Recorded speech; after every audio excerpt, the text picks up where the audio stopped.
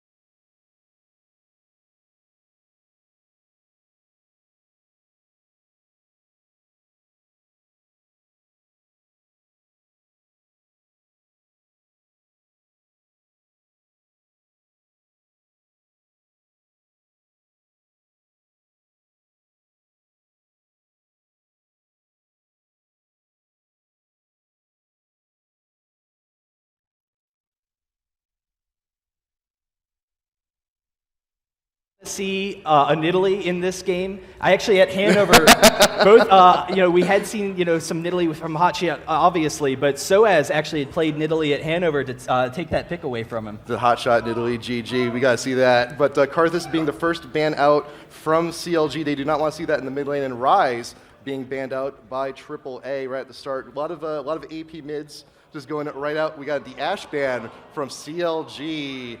Ooh. Yeah, Ashe has just been, really making a new appearance. Her ultimate is just fantastic for initiation. It's one of the strongest ultimates in the game. I'm kind of curious whether or not CLG, there it is. I was about to say if they're going to ban Kennen, because sOAZ, definitely well known for his Kennen.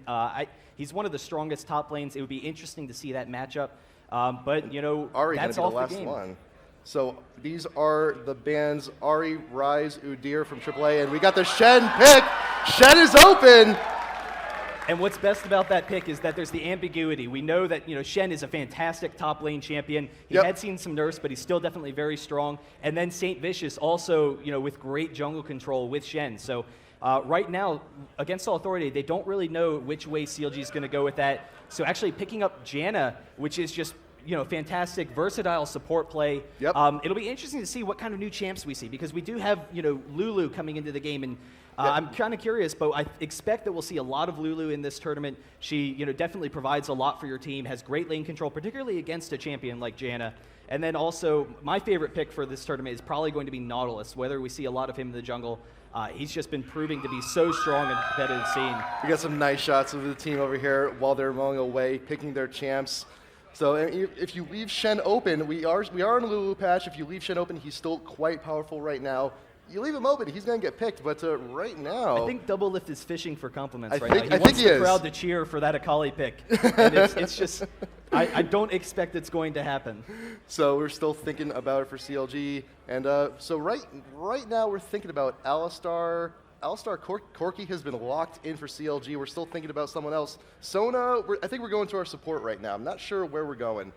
But yeah, I mean, the benefit of Sona is that she does give you that mobility as a team.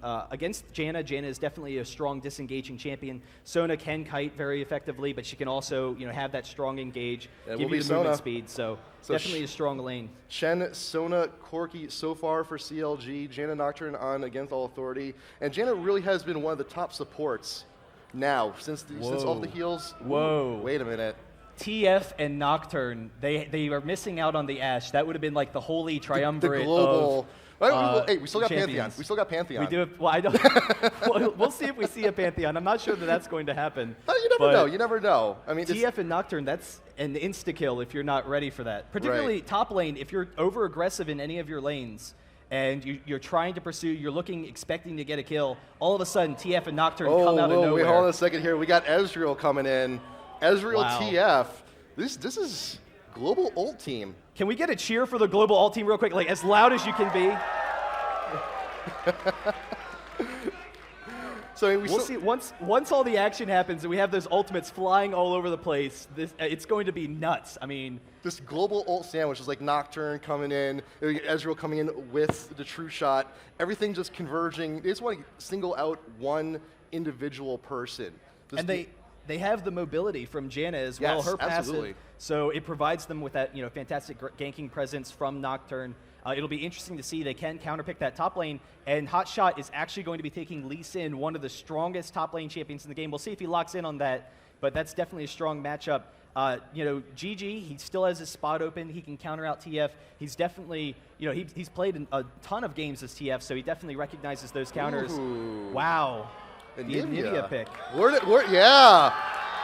Learning a little bit from the EU side of things. I'm liking that. So Anivia, Lee Sin going to be the last two for CLG. AAA, if we get a Pantheon pick, that'd be hilarious to me. I'd love that. Just all converging on one area. But we'll see. We still have a few options open. Nidalee. There we go. Possible.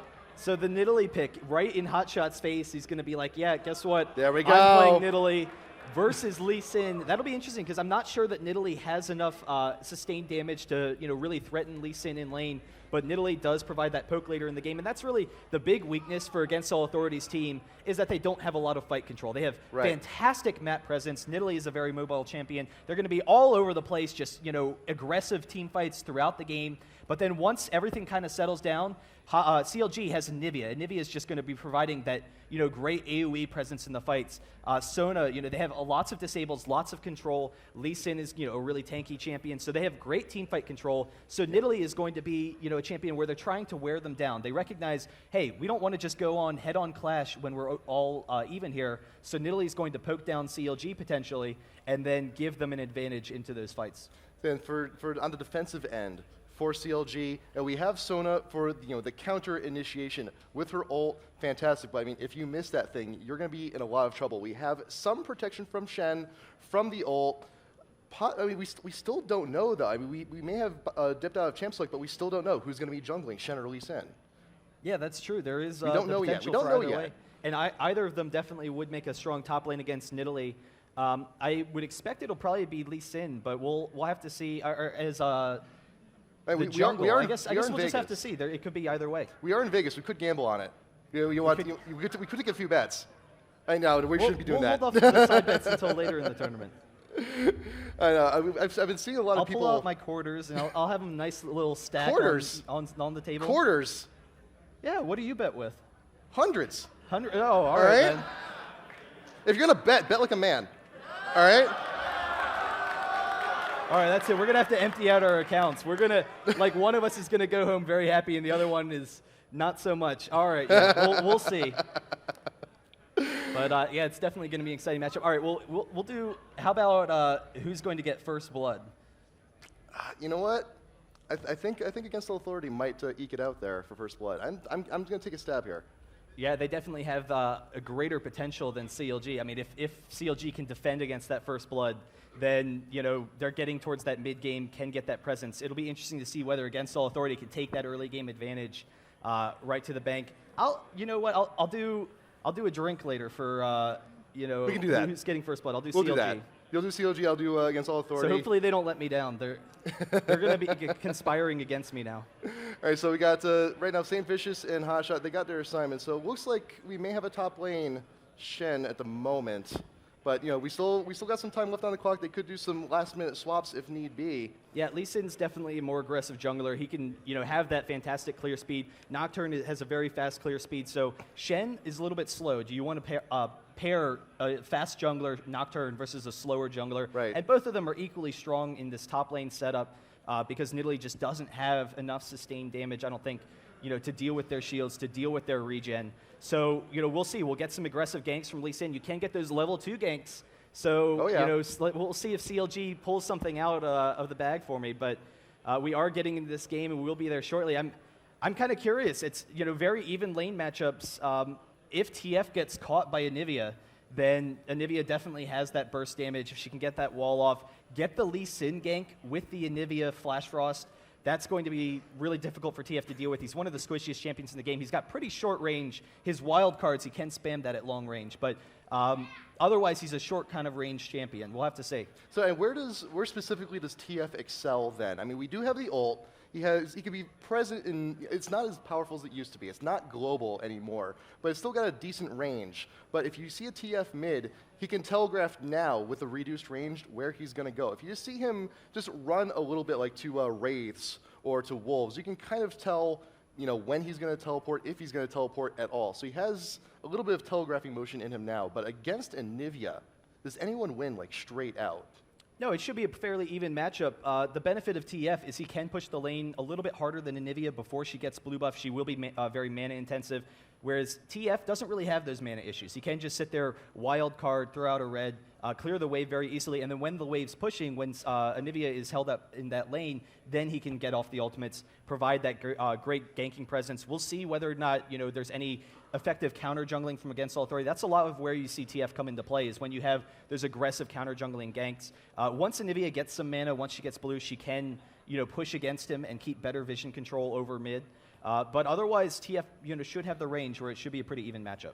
You know, not to mention, we do have Nidalee top lane also as well. It's a very common tactic when you know a team plays a champion very well. It's like, you know what?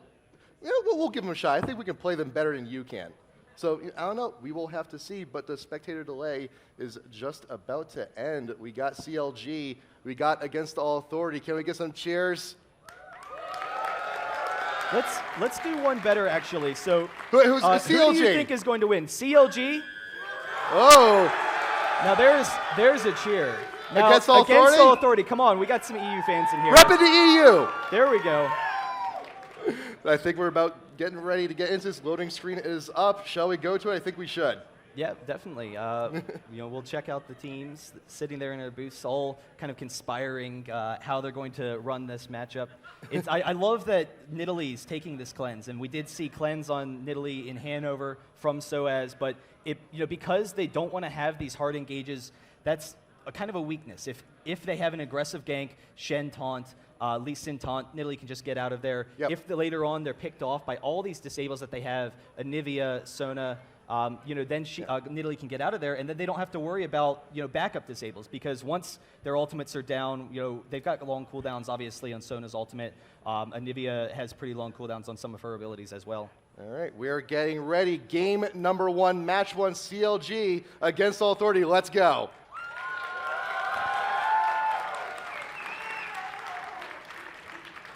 We got our teams. We got CLG on blue. We got Against All Authority on purple side. We're getting ready. Game is about to finish loading up, and look at the intensity in their faces. And we are in. Yeah, and it's pretty exciting. Both junglers are taking exhaust, so no flash jungling here. It's going to be a lot of aggression. It will provide them some greater counter jungling presence. They will be very strong in those 1v1 matchups. We do have Buccaneer TF right now, so I actually hadn't seen that skin before, but that's definitely exciting. Hey, if you're at a fancy casino, you gotta have a fancy matching outfit. And you know what? We are in a good place right now. Hot shot now going on up. Hey, RedBaron Corky, there we go. Hey, yeah. Someone's shouting it out. We got it. But right, CLG getting up into the tri-bush. sOAZ is alone. We don't know. I'm not sure if we can see him. Yeah, and no CLG vision on that. But here comes CLG. Oh, the flash frost. sOAZ will get out just in time, but they know CLG is in the neighborhood. Yeah, and really this is going to provide them some presence over their blue. They wanted to see if maybe they would come in after the red. Against All Authority definitely recognizes that early advantage, so they're playing pretty defensively, sitting up here. They did, Nidalee did see the Flash Frost coming in, so they know they're pursuing the red here, and they're actually, CLG is coming in to try and steal this red buff. Against All Authority probably won't pursue it. They'll probably just get that blue for Nocturne and continue jungling. They want to secure the blue, but what they could do, potentially, just go right into CLG's jungle, take the red, be none the wiser. A steal for a steal, you might as well.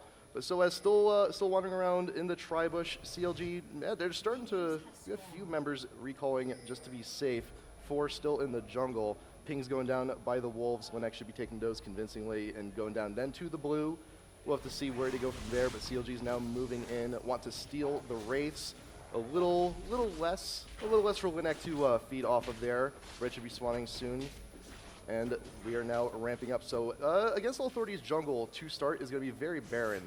So a lot of the action jungle-wise for the first few minutes should be going on CLG's side. And now we see MoMa, we see Bigfatlp in the mid. It should be interesting to see where Nocturne's going to be going with his path, because like you said, he could pursue a bottom infiltration, but I don't know. Against All Authority knows that they're going to excel once they have some of these ultimates up, so it might be kind of risky for him to come in. He can steal these wraiths pretty easily, so he can do that. But not a lot of these lanes will be very easy for him to gank. We actually see Corky down here going to trade a little bit with Janna while Sona is away, so that gives them a little bit of an advantage there. A few quick pot shots right there in the bush, and Linak now stealing the red. Going for that red very aggressively, knows Lee Sin is going to be going over for the blue. I'm kind of surprised. A lot of times you'll see a pro ward the entrance to the jungle when you're trying to go for that aggressive counter jungle, so you know that that's not an issue. So we got some mutual steals on the buffs, but both of our junglers now have both buffs, red and blue. They have the mana regen, they have the slow, they have the DOT, and MoMa and Bigfatlp. MoMa's taking a few hits, but everything's still going swimmingly for the moment. nRated and Yellow trying to do what they can against Doublelift and Chauster. Doublelift looking fine in that Baron Corky skin, if I must say so myself. Oh, we have the Flash Frost from Bigfat onto MoMa, so getting a little early advantage there in that lane. MoMa half health already 3 minutes in. Quite a severe disadvantage early on.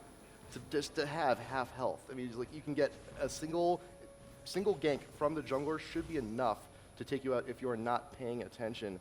But burning those health pots while you can. Mostly, I suspect, though, we'll probably have free farm lanes through most of this time. Yeah, we should. There is some burst potential, but a lot of it's going to be dependent on whether or not junglers can get in there. We will see, some harass going on, but for the most part, it's going to be waiting around till everyone gets level 6. Then we'll see some really aggressive ganks from Against All Authority, and see how CLG responds. Whether we have good vision to, try and catch Against All Authority when they're out of position. Yeah, the big thing here is level 6. Once Against All Authority hits level 6, they all get their ults, they all become global. They all become that much more mobile. Everyone from CLG, once that 6 comes around, they need to be a little more cautious, a little bit more wary of what they're doing. And it's interesting, Against All Authority, they do have, not only do they have that aggressive ganking team, but they definitely have some, strong pokes as the game progresses. It'll be interesting to see whether they can stall CLG underneath the tower. We do have the range from, going TF and everyone. in, he's hovering around the mid. He's got both buffs. MoMa is around the corner, but the Wraiths, Linak is nearby. Saintvicious is going in, the wall coming up, and the fireball misses, stun misses. Yeah, Failed so attempt. not able to get in there. It will be very difficult to gank any of these lanes. We do have the skill shot ganks. But Nocturne seeing if, Lee Sin's going to come back in. Nothing's going to happen there, so he's just going to continue jungling. CV goes down, we know he's there, but sOAZ up top with hot shot, exchanging blows, trying to muscle the other person out of lane.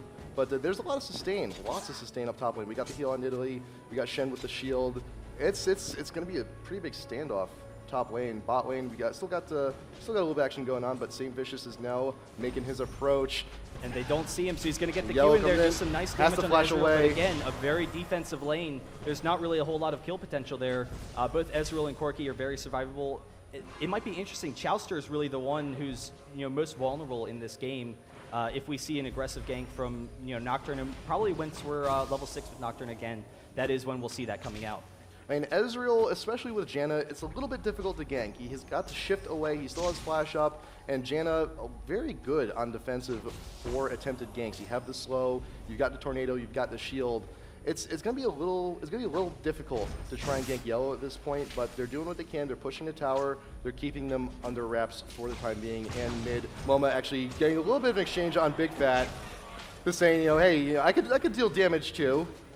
Yeah, but again, just not enough damage currently. Bigfatlp does have that egg, so there's not really a lot of potential there. But Saintvicious trying to get some damage off, not going to be able to hit MoMa. Can't hit those fireballs early on, but we'll see if that improves later on. And so we do see top lane, is a very even matchup. Actually, Nidalee has a huge advantage in this lane so far. We do have, Shen will catch up a little bit on the CS now because Nidalee is pushing very aggressively, but still, doing a pretty good job farming there. Still mostly even lanes throughout. Let's see, Ezreal, Corki has a slight advantage in that lane, so pretty good job from CLG so far. Against All Authority as well. None of them getting that first blood yet for that magical drink that we talked about later. Now, if you look at mid, if you take a look at MoMa and if you take a look at Bigfatlp, look at the mana difference. MoMa is still quite a bit up, and he also has the blue card. He's a little bit more sustainable when it comes to mana. So sooner, actually, Bigfatlp is thinking about going back, but we may not see it for just maybe another minute or two. Wanted to see if we can't get a little bit more gold while we're at it. We are being pushed to tower. It will be interesting. Nocturne is actually heading over towards his own blue. He knows that Lee Sin took his blue at around the 2-minute 30 mark. So there it is. It will be up. Nocturne's is up now. They can get that and then actually go over to CLG's blue when it spawns in about a minute. And if they can steal that blue with their great map presence currently, not allow Anivia to get it, then TF can just start pushing that mid lane right into the tower. Anivia will run out of mana extremely quickly, trying to keep up with TF's push. And they could use that for a great early advantage. So 7.5 minutes, and it's a little bit passive, but also look at the gold. There's been no kills, but right now Against All Authority is about 1,000 gold up, just on farm alone. Yeah, and it's primarily because we see a slight CS advantage in some of these lanes. Shen, exchanging a little bit. Nocturne isn't going to come down. I guess, they definitely don't want to get in these tight quarters against Anivia, and then it'll provide easier skill shots from Lee Sin. So Anivia is able to pick up that blue. That will give some great lane control in that mid lane. So if you look at AAA right now, Ezreal's just about there, but everyone's slowly, almost everyone is 6. Almost all their global ults are up, so we should be seeing it very soon within the next minute or so. those ults in action to see if we can't start picking off people from CLG. Bigfatlp now also in the river. Wards going down from both teams. Both rivers are pretty well covered at the moment. They want to make sure they have all their bases covered.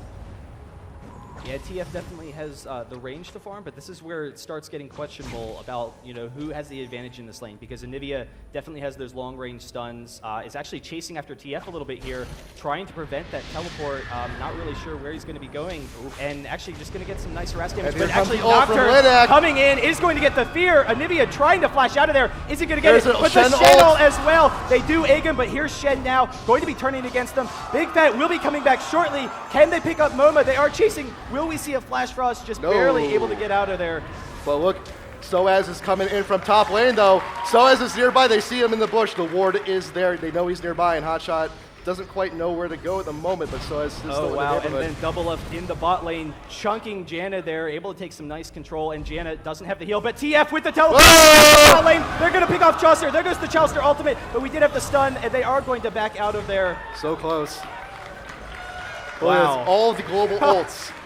And now we're starting to see that aggression from Against All Authorities team. They hit 6. They hit 6. They got the ults. They might as well use them. All of them are down at the moment, varying cooldowns. But you know, Ezreal's should be coming back up first. Looks like TF actually has the longest cooldown of all of them. But then oh boy, we got Dragon here from CLG. Linak is in the neighborhood. He put the ward down. He knows they're doing it. Yellow, nRated. They're trying to poke in. The wall for Big Fat comes in. Yellow has to shift away. CLG, they want to finish this Dragon. They want to make sure they can get the first one. It's kind of resetting, but they still got it in the pit. Oh, the slice from Linak! Oh! It's actually coming in, gets the stun. Saintvicious is caught. MoMa's coming up the stun. Linak! That's a Drake. I told you, man. We're both just sitting here. It's been a fantastic game so far. Actually, sOAZ and Big Fat getting caught out in the jungle. sOAZ, the wall goes down, but will sOAZ be able to pursue? We got a spear. Will it land? No, Chauster's right in the way. Yes. Taking the bullet. And Anivia's egg is down currently, so there is that potential for that death. Intense play, man. We got the Dragon Steel and the First Blood. Against All Authority is in a good spot right now early on. And we are seeing, you know, TF starting to push that mid lane. He's actually coming up, going to start taking these wraiths maybe, or he's going up top to, you know, take some of that farm. Nidalee should be there shortly, so he can just kill another wave, deny Anivia some of that mid experience. And CLG, I don't know, they did lose the Dragon, they did lose the ganks, but otherwise they've been doing a pretty good job of, you know, thwarting the efforts here. But we actually see Shen is up top, and we do have red buff still on Nocturne. It is about half full, so he will have it up, and Shen is going to try and get out of there. There's the fear, but he's going to be safe escaping in that lane. But some nice damage from Big Fat on MoMa in mid. Big Fat still trying to keep TF at bay. Top lane right now, sOAZ looks like he's about to go free farm mode, but HotShot drifting down from top lane, going down mid on MoMa. Taunt misses. Trey's tanking all the turret shots. The wall goes down. Ignite is down on MoMa, but you know, not going to do a whole lot there. But I think they're just going to go ahead, be content with just pushing the lane while they can. But sOAZ top lane free farming. Chauster and Doublelift now pushing bot lane. But yeah, sOAZ is going unguarded top lane, and that turret, top turret, is half health already. Yeah, Nidalee definitely has that pushing potential. That is, you know, what we see from a lot of their team. They have really strong pushing lanes. Shen isn't the best at counter pushing, so you know we'll have to see. Lee Sin trying to get some nice damage in here, stop this lane from pushing, and we'll be able to stall it out there for a little bit. See, that's the biggest thing with Shen top lane. If he teleports away, if he wanders away, that is your cue to just shove top as much as you can, keep that aggression going, and it's just free farm time. And Shen may be teleporting to bot lane way far away. It's going to be a while until he comes back up, but until then, it's just free XP, free gold, free anything you want. Now, sOAZ still being pushed, but HotShot is back with the Saintvicious here in top lane. Going to be pushing back a little bit. And it looks like MoMa is now going to be going for blue once again. CV going down from CLG. They know he's in the neighborhood, but I'm not sure if they're going to be doing a whole lot about it. Yeah, it's going to be really tough for them to invade, particularly, you know, with the map presence that Against All Authority has. So TF will be able to keep control of those blues. We will see CLG's blue is going to be up in the next minute, so that'll be up as well. And Shen, you know, getting a nice little exchange here, but Nidalee can, of course, just heal and be fine here. And so both the mids will be able to take their blues in preparation for, you know, these mid fights happening. Yellow used his ult bot lane just to clear the minion wave, just to push so they have some room, they have some time to go back and shop. Janna getting some more wards. What's Ezreal getting? I think we're looking for Bloodthirster here soon, in the near future. For Ezreal, yeah, that's definitely a pretty strong item. They did, reduce the lifesteal that you're going to have, but the fact that it keeps its stacks a little bit more easily now, it definitely makes it a little bit stronger for a character like Ezreal, who's going to be using it for those physical abilities. Yep. It used to be Bloodthirster. If you died, you lost all your stacks, but now it's only half. So and you have a little bit of trade-off with the lifesteal and the stacks, but it's still overall fantastic item. Wonderful on Ezreal. You also have to consider that actually we see TF and Nocturne coming up here. There's the Nocturne ultimate, and TF is going to be coming in as well. See, Hotshot is going to break the fear, trying to get out of here. Will actually be very close. He doesn't have his ghost up.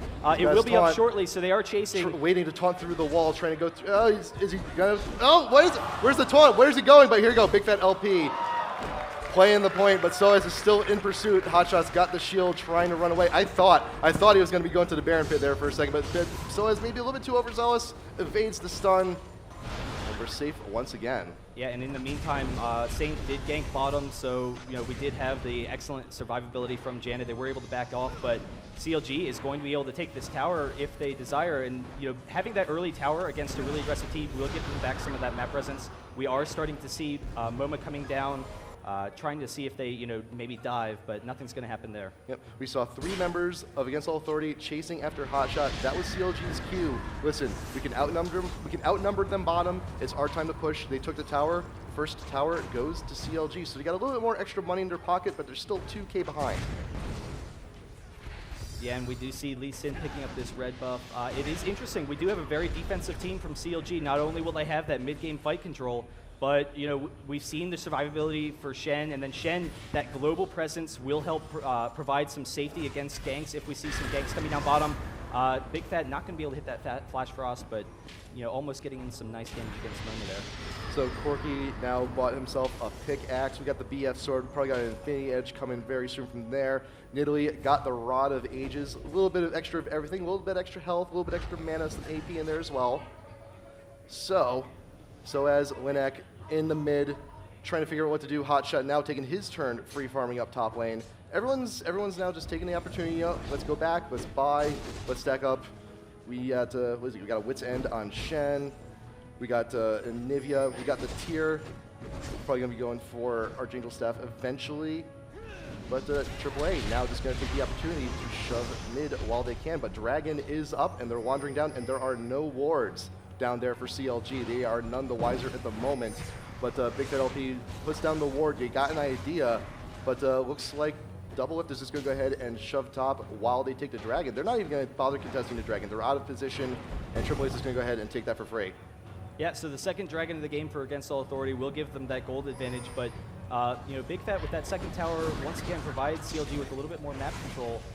One of the interesting item choices that I've seen so far is that we have Merc Treads for Ezreal, and it's an all-around strong item, but it's interesting because Ezreal, his role as a DPS, you can play him as poke, obviously, is his big strength, but he's also, a lot of times as team fights progress, you want to become more of an auto-attack champion, use your passive, but because they have such a strong poke team, they know they don't want to be engaged on, so they have the defensive items. Ezreal kind of maybe trying to bait out Saintvicious a little bit, being extremely aggressive in that mid lane. I can understand the Merc Treads. I mean, we have the Sona ult, we've got the Anivia stun, just a little bit of insurance. In the event I happen to get caught, I want to make sure I have a few, little extra frames, so that extra half a second may be enough for me to get away. He's got the flash, he's got the shift. And they know that, those fights it's not their forte anyway, so why try and become an auto-attack fighter? We will see CLG, pressuring this mid lane, Hotshot getting some damage against MoMa. Doesn't have, the presence there to chase him down, prevent that TF ult, so, we'll see. I don't expect that we'll see an engage from Against All Authority. They really need to get some nice poke harass look out. At sOAZ, though. sOAZ is in the river bush. We may try to make something happen here in mid once CLG starts pushing, just laying in wait, waiting for the engage. We do have Nocturne coming around. We may see the ult in just a moment. Spear coming in. CLG knows Nidalee is in the neighborhood. And Nocturne's waiting. Linak is waiting for his moment. Ult is up, and here it comes. Doublelift trying to Valkyrie away. Gets focused down. Right here, sOAZ getting kicked right in front of the tower, but Linak is trying to get the damage he can on Bigfatlp, barely dead, but Dejana ult clears everyone away. Just a little insurance. They couldn't get that kill they needed. Yeah, and there it goes. CLG just has a very defensive team. You know, they're able to defend against that aggressive, you know, presence. Wow, that spear from Nidalee starting to get some damage. We have some damage going off in the hot shot as well. So against All Authority is going to be able to take that mid tower, and that's definitely, you know, probably the most important one. But we actually have Saintvicious coming on to sOAZ. They are going to be able to get out of there with TF, with Janna. But now they do have control of CLG's blue. We'll see whether or not they can take this. At the very least, it'll be very difficult for Anivia to get it. But CLG pressuring him out. CV from CLG going down by their blue. They know what was going on. And AAA is still hanging around a little bit, but there is a ward in that bush. They do know they're around. And everyone's just very content going back to mid. HotShot just going back to top lane. He does not have his ult though, so if he decides to go top, he will not be able to get down in time just as quickly. But AAA, they really got what they needed in that last team fight. They didn't get the kill, but they got a tower. But Linak actually being caught out a little bit by CLG. Yeah, and so CLG is actually going to be in great position. Should be able to steal this pretty easily. There it goes, Saint smiting it. So keeping that off of TF, that's definitely going to provide them some great presence as the game progresses. So right now, CLG now trying to reassemble, going back up in the mid. AAA has to defend the mid tower now. Wall goes down. sOAZ getting a little bit caught out. Quite a bit of damage. True shot coming down, but Doublelift. The tides are being turned on. He has the Valkyrie away. So close. Every single time. They just cannot get what they need. HotShot going to try and, you know, block for him. These last two team fights, like they almost had Anivia, they almost had Corki, but they're just barely getting away. But sOAZ not content with that, going around the enemy jungle to see if we can't catch anyone out of position. Looks like Yellow's just going to go down to bot lane, free farm a little bit, possibly take the tower. Everyone's now post-team fight, just scattering a little bit, going back to town, getting your health back up, possibly some items. You got Ezreal has the Bloodthirster right now, so he's got that. Corki does not quite have the sOAZ top getting some nice damage off of the hot shot. That is some good damage. That's some nice damage. But look at that top tower, very low.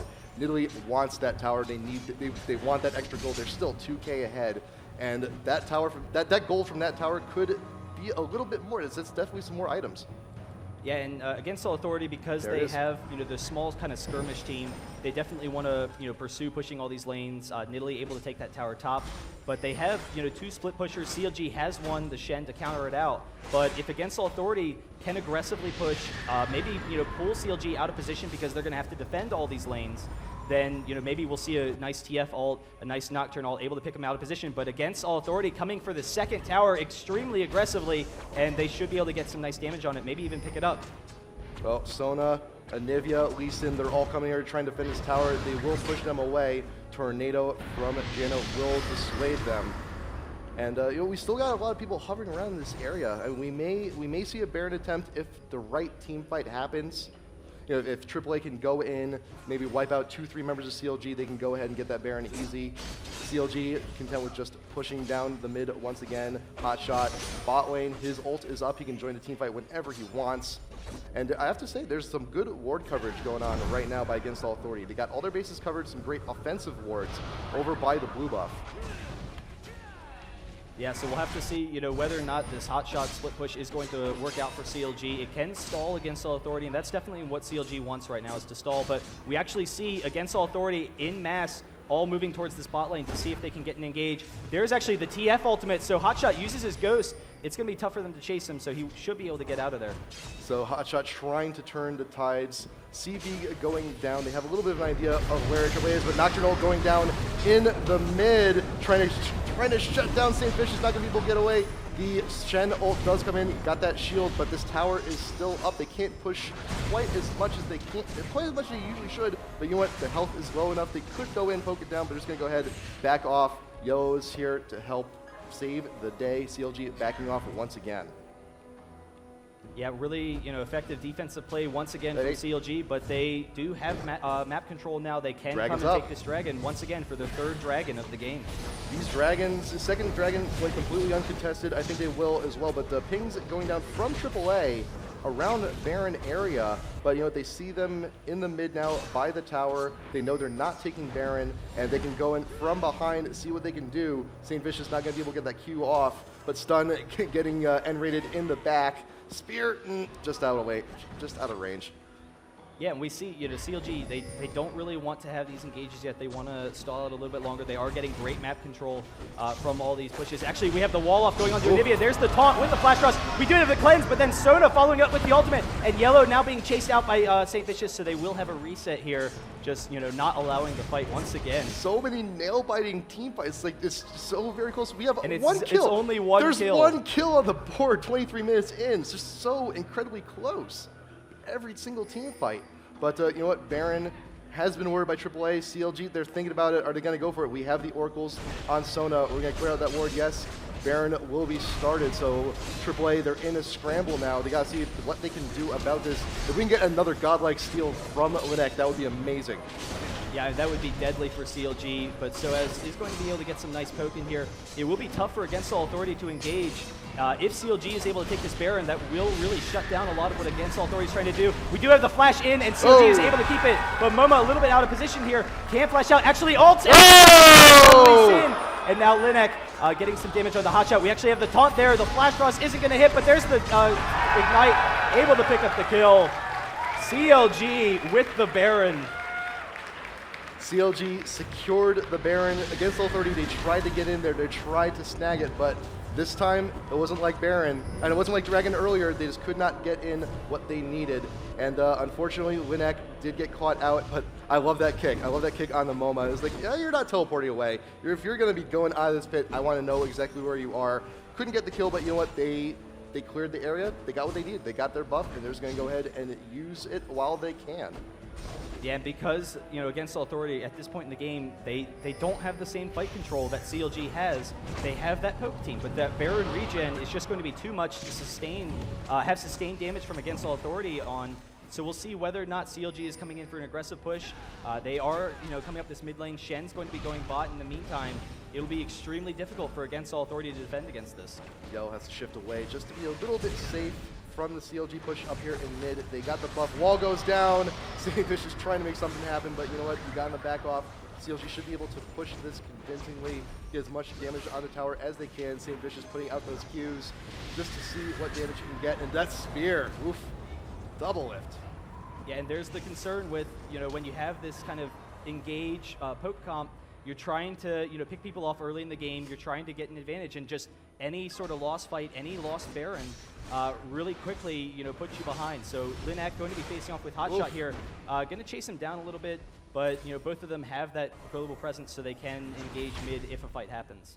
Ezreal ult is also a fantastic tool if you really want to clear a minion wave quick. In this case, you have the enemy team, they have Baron buff, they want to get their push, but that ult just pretty much clears out the entire wave. They have to wait for the next one, kill a little bit of time, but that ult is going to be down for quite a while. We got another like minute on that before it's back up. Yeah, and Linak actually getting low on mana, running this lane against Hotshot. We are seeing that TF has, you know, great presence, being able to clear those creep waves, but CLG is going to be able to come in here, just slowly wear down this tower. Against All Authority doing a pretty good job stalling out this push, though. Yep. And if you have the Baron buff, like the best you can do against a team that has Baron is just try and stall. They're doing a very good job. Baron buff is pretty much halfway done, more so than that. nRated getting stunned once again just from that max distance from Bigfatlp, but they're just waiting for waves, trying to push. But right now, Nocturne actually being caught out a little bit. Hotshot not going to be doing a whole bunch of that, but the tower in mid, second tier is about to go down, get the damage they need. That will fall. What will CLG do next? They have about 25% of the Baron buff duration left.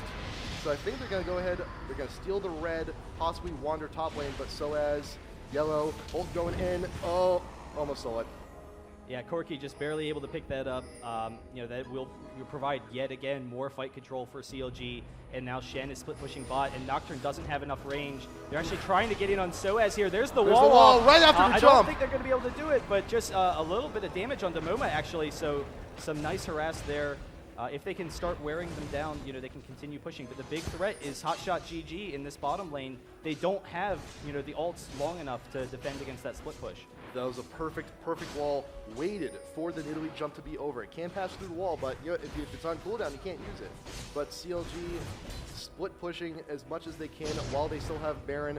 Hotshot gonna be taunting away from Yellow, but Baron is just about to expire. So now we're a little bit back even power-wise, so we'll have to see what CLG can do with this aggressive positioning. Wow. Doublelift being chunked out once again by that spear. Jeez. Yeah, I'm really excited to see what's wow, Whoa. another spear from sOAZ. If we got one more of those, one more money spear, that'd be amazing. I was love about that. to say, it'll be interesting to see what Against All Authority can try and pull off to, you know, get themselves back in this game. They do have that long-range harass now with the Baron down, but a ton of damage from Nidalee, able to chunk Doublelift there. As I think Nidalee should be a priority target right now for CLG because she's pretty much the only thing keeping them from doing these split pushes. You just throw one spear. If it hits anyone squishy, they have to reconsider their push. You have to think about backing off possibly and move into another lane or capturing another objective. But Dragon should be coming up anytime soon. We got the CV there. There it is. CLG knows where they are, but Baron buff is now down.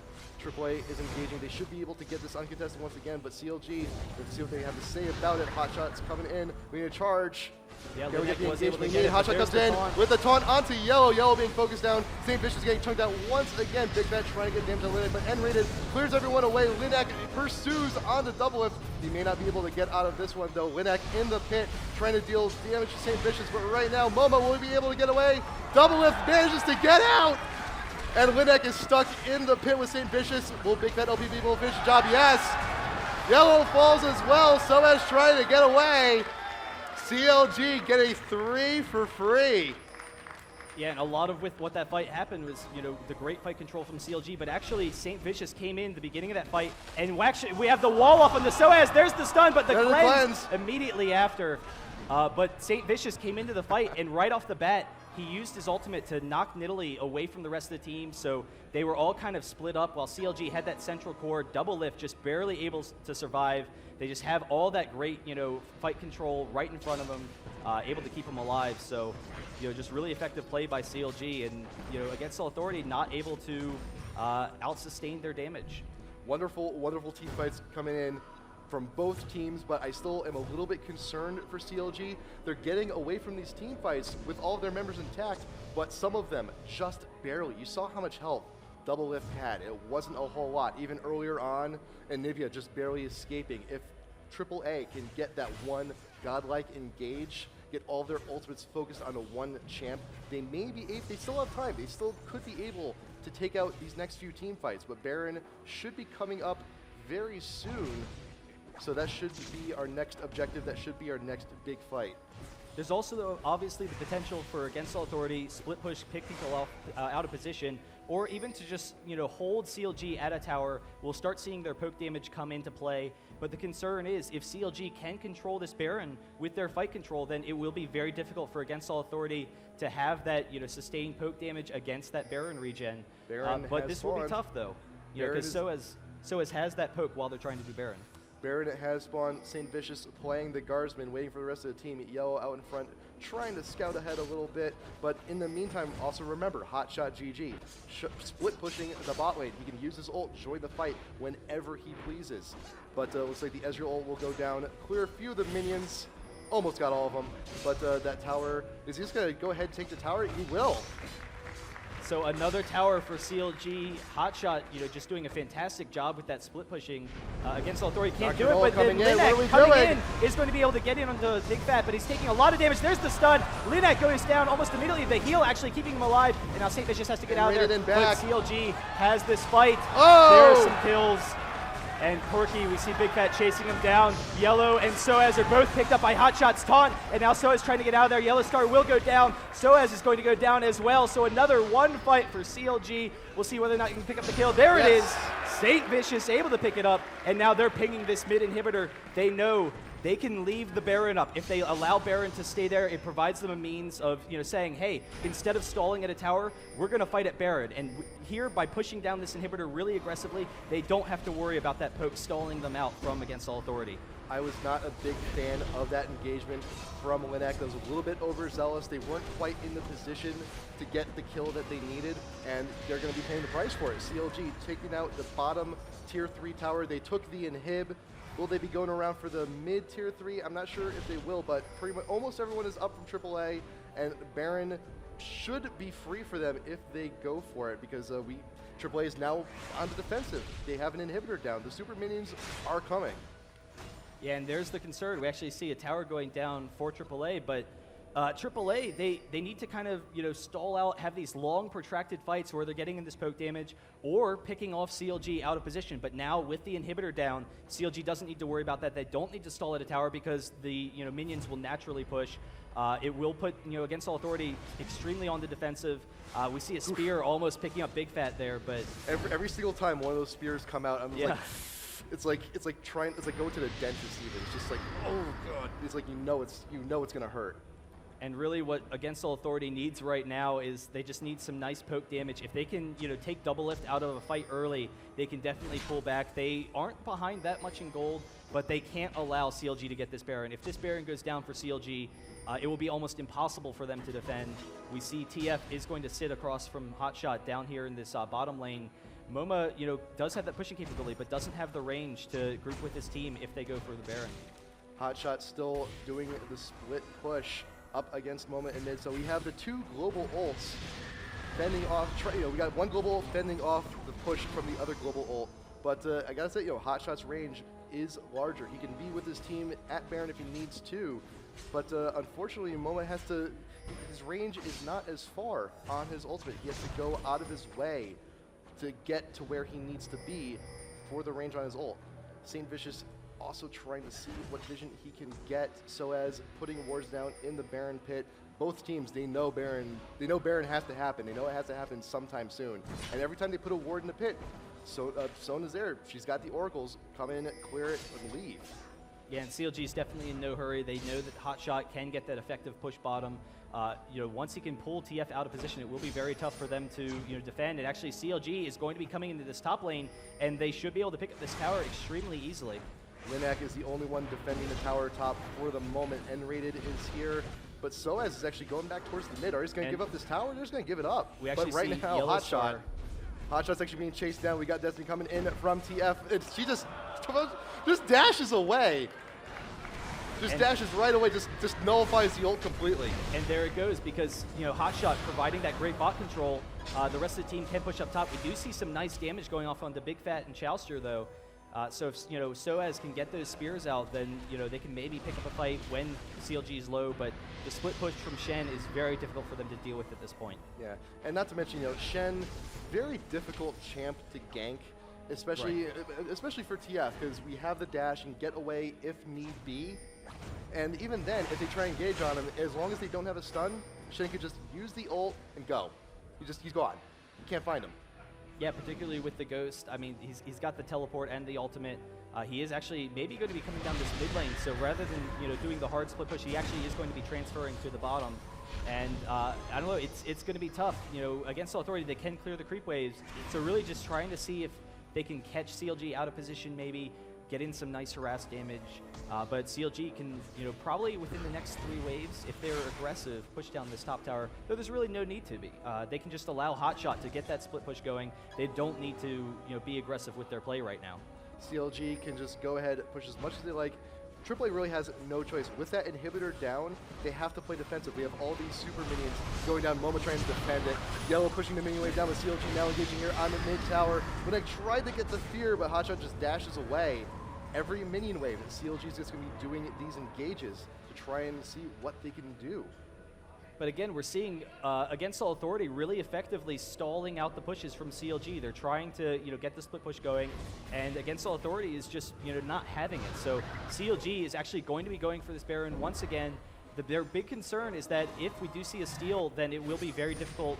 It will give Against All Authority an opportunity to get back into this game. So that's kind of why they're avoiding Baron right now. They know they don't need it. They know they can just split push, end the game that way.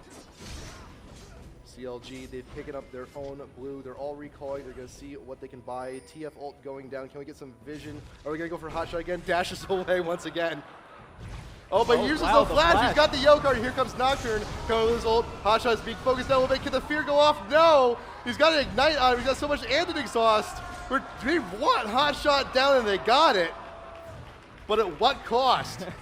Well, no cost. There's no cost. Oh no! Look at That's all the the ults point. down. We got Nocturne ult down. We got TF Right. ult down. Baron is up, and they know CLG wants it.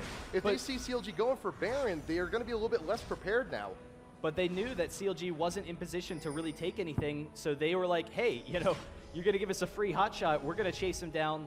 Really effective play by Against All Authority, but actually they're all backing off. I thought they were going to stick around to defend, so they are actually giving them, like you said, the free Baron here. Linak going to come in and try and see if he can contest it. Maybe stall them a little bit, down.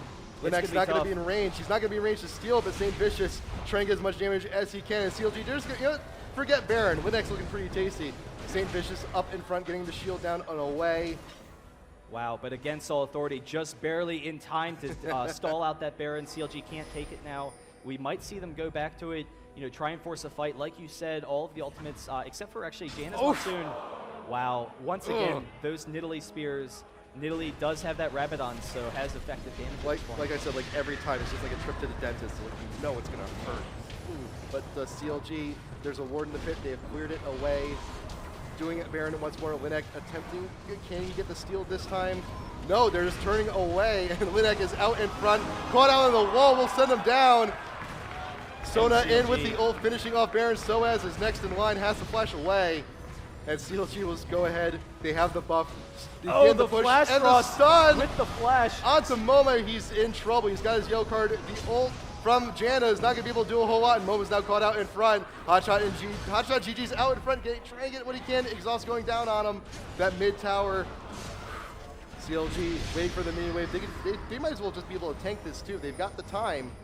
MoMa's not going to be up for another 50 seconds. This could very well be game.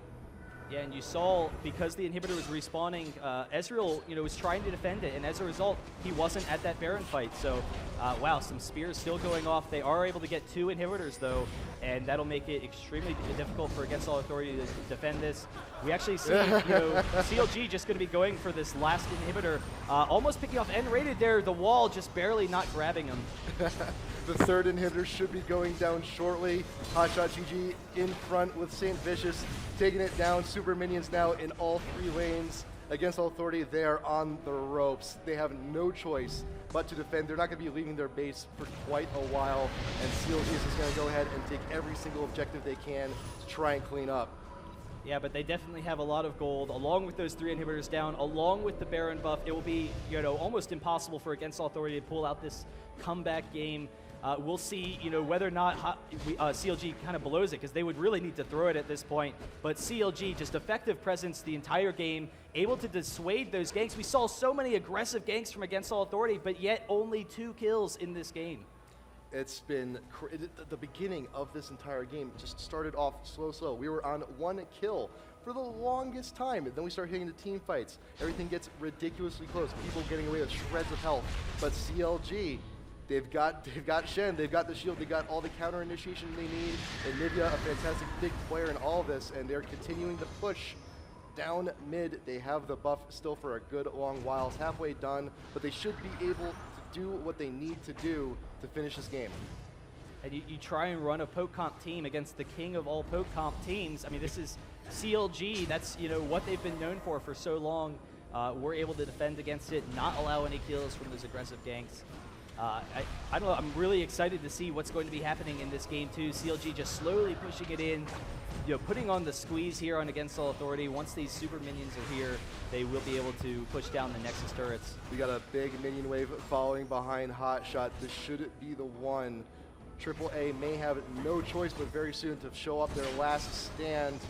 CLG pushing down all of the minions, trying to make way, and we got the wall coming up on the Linak. No stun, he's going down on anybody. This HotShot is in front. We got the ult from Yellow. The tower, 1 tower for the Nexus is down. CLG's backing off just a little bit, just so they can guarantee they can get the 2nd tower. But AAA, they're still here. They're still defending. No one has died yet. They still have a little bit of a chance. The next minion wave coming in. AAA, I don't know.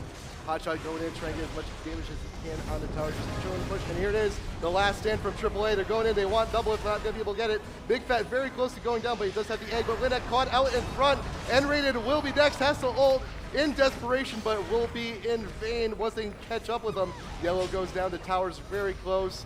Doublelift actually getting caught out a little bit, but still doesn't die. The Nexus is exposed. They will be firing down. GG! So CLG able to take game one in almost dominant fashion as the game progressed, but it was an extremely close game. The entire matchup against All Authority just barely not able to pick up those kills early. If Against All Authority had taken those early advantages, then, you know, who knows where this game could have gone. They did get the first 3 dragons. We saw that Linak steal that very first dragon with CLG, and it looked like, you know, maybe that would be enough to push Against All Authority back into, you know, position, push them into that early advantage. But CLG just able to stall off Shen, the perfect counter to that comp. They could deal with the fact that, you know, we have all these global ultimates. Shen just split pushing, provides them with that great disengage. Sona, we saw the Sona ultimates. He has that counter initiation, able to get CLG out of there for the win. Not to mention the Anivia walls. Yeah. So many good walls throughout that entire match, just grabbing people out of position where they, and just placing them right into the grasp of CLG's deathly hands, getting everything they needed. But I gotta say, fantastic team fights, wonderful team fights to start off the weekend. People just barely getting away in shreds. Yeah. It's wild. We have an 8-2 game, or 13-2 at the end, but it was intense the entire way. The whole crowd going wild. And, you know, like you said, with that Anivia wall, TF is short range. Ezreal is short range. They have that poke. They have that long range poke. But if they're trying to get in there, trying to pick up kills with that TF stun, it's going to be extremely difficult for them. They get right into that, you know, death ball kind of area for CLG. I'm kind of curious. We've seen a lot of versatility from Against All Authority on the EU scene, though. They run any number of comps, so they can, you know, definitely pull back to anything. We'll see what they do in game number 2, trying to prevent going into the losers bracket early. But you know what? Game 1 is fantastic, but these are best of 3s. So you know what? We're just gonna go ahead, take a break for a minute. Going into game number 2, CLG Against All Authority. We will be right back. This is IPL4.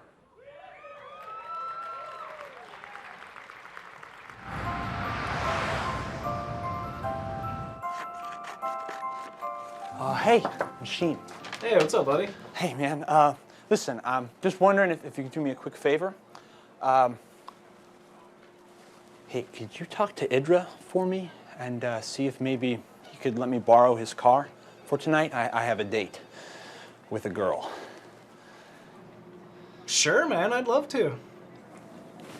You would? Yeah. That's great. Hey, man, you're the best. Oh, Machine, come on. You, oh, yeah. Machine. Hey, what's up, buddy? How you doing? Listen, I've been working here for quite a while now, and I was wondering, could you help me get a raise? Sure, man. I'll see a Wait. Are you the cheese guy? Do I look like the cheese guy? Point taken. Sure, man. I don't see a problem with it. Thanks, man. You're the best. Hey, Tony. Hey, Machine, you know, CES is right around the corner and, you know, in control. He's trying to get me to bring out some new ideas, and I got so many, you know, but the one that's taking the cake right now, check it. It's a red color HyperX. But it's always been blue. Yeah, but Machine, it's in control. Oh. Don't worry, bro. I got this one. Red it is.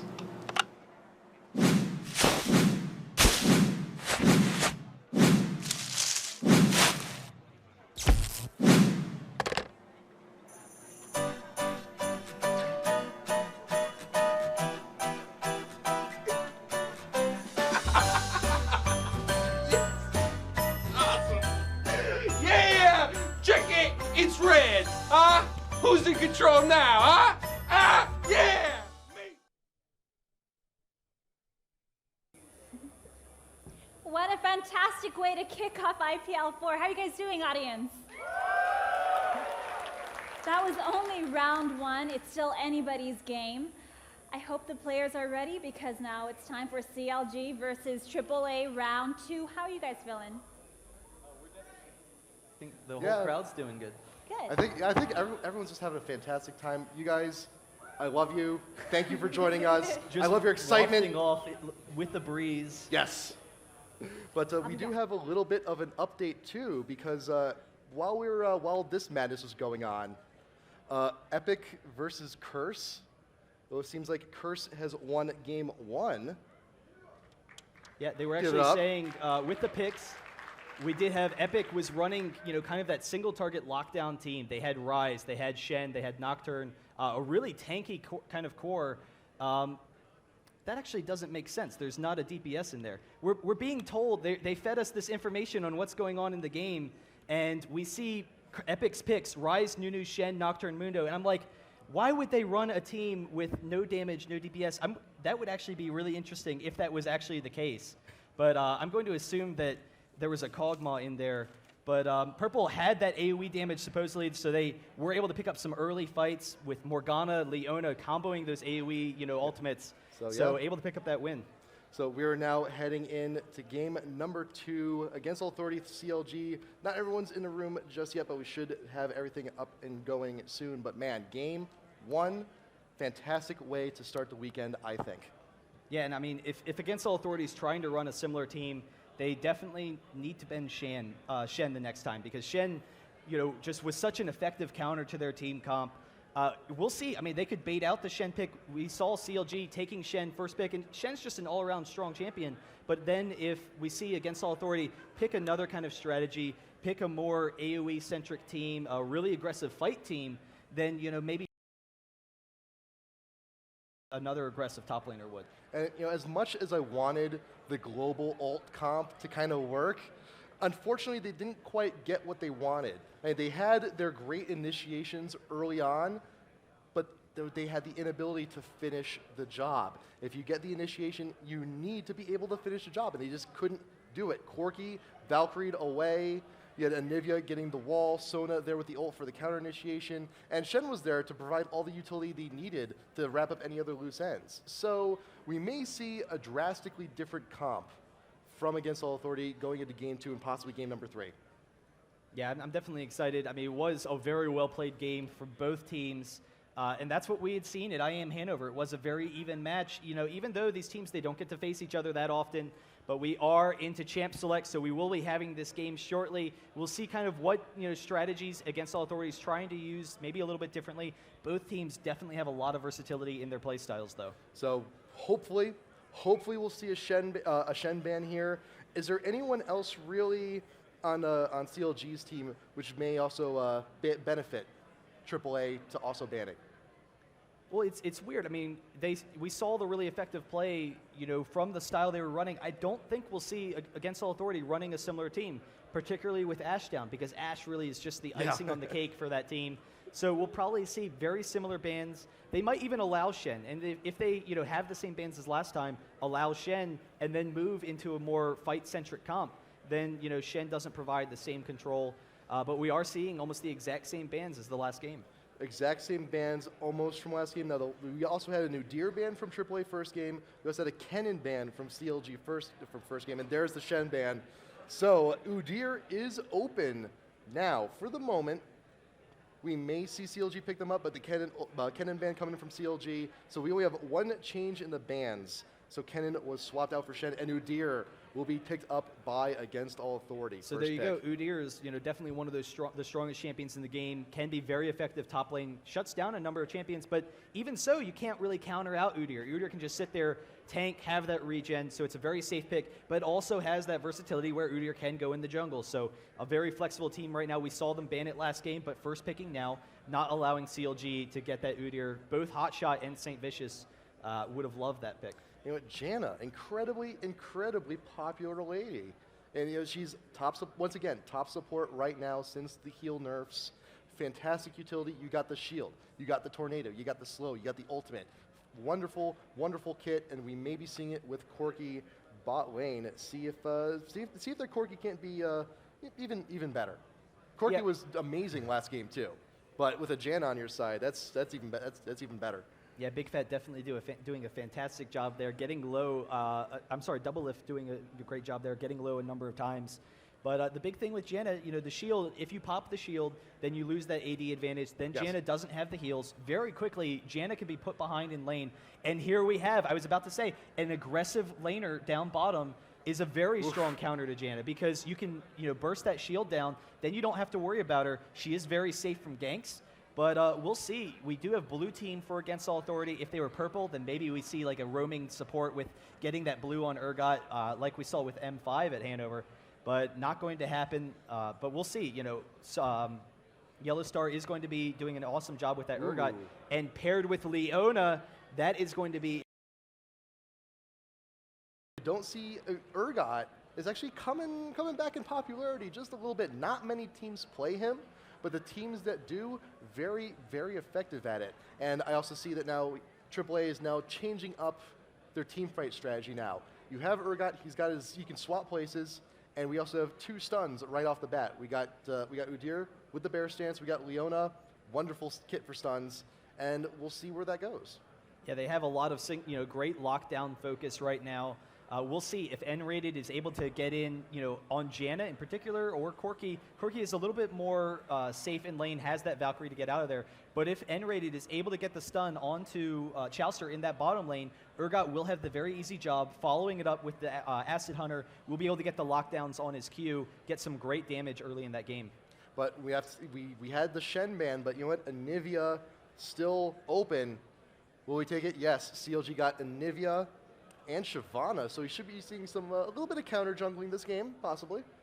It's a safe bet. It's a safe bet. Yeah, and one of the big things that's interesting with Anivia, we already once again have a short range team with Against All Authority. Urgot's very short range.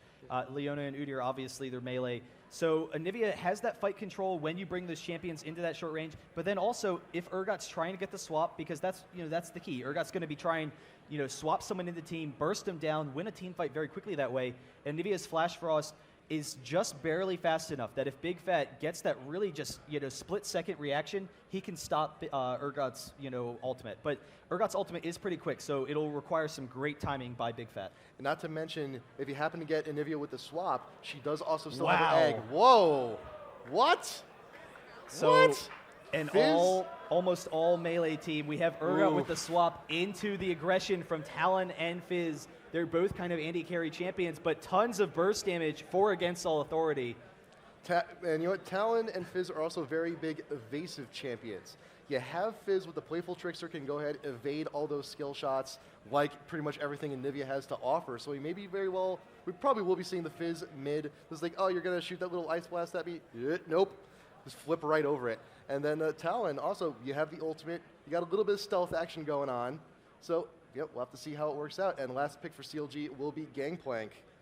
Another thing to consider is a lot of champions mid, they have great burst damage, but don't have the sustained damage to take down Anivia. She has that egg. Fizz is not one of them. So Fizz has the burst, but then can couple it with that sustained damage. Very easily can pick up kills on Big Fat. If Big Fat's not careful, he is going to want to save those stuns. Very carefully watch out for Fizz to be having those jukes to avoid that. And then Hotshot going to be taking Gangplank top, so that ranged harass is going to be very effective against Talon. Maybe put him behind a little bit early, though at the same time, he takes the teleport for the map control. We saw it last game.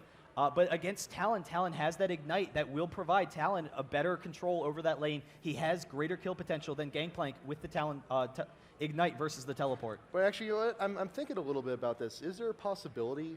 And you just entertain me a little bit on this.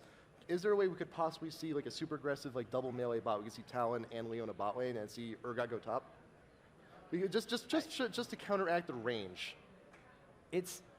I don't know. You want me to tease you, and it's not going to happen. There's no potential. It's exciting. I mean, we have seen a lot of ranged champions going top. There is a lot of burst potential with Talon and Leona. The only issue is Talon is very weak in those early levels, and then Corki and Janna have just such great harass. They would just dominate the lane in the early levels. There would be no chance for Talon and Leona to be matched up against them. They really need to get to that kill potential point. They need to get a couple of levels, and Doublelift and Chauster just wouldn't let that happen. So we will see Urgot and Leona bottom. The heal, helps out with Urgot because they know They're going to want to be aggressive with fights. They don't have a heal with Leona, so they will have that presence there. All right, so let's figure out a little bit the reasoning, a little bit more about the reasoning behind the Talon pick.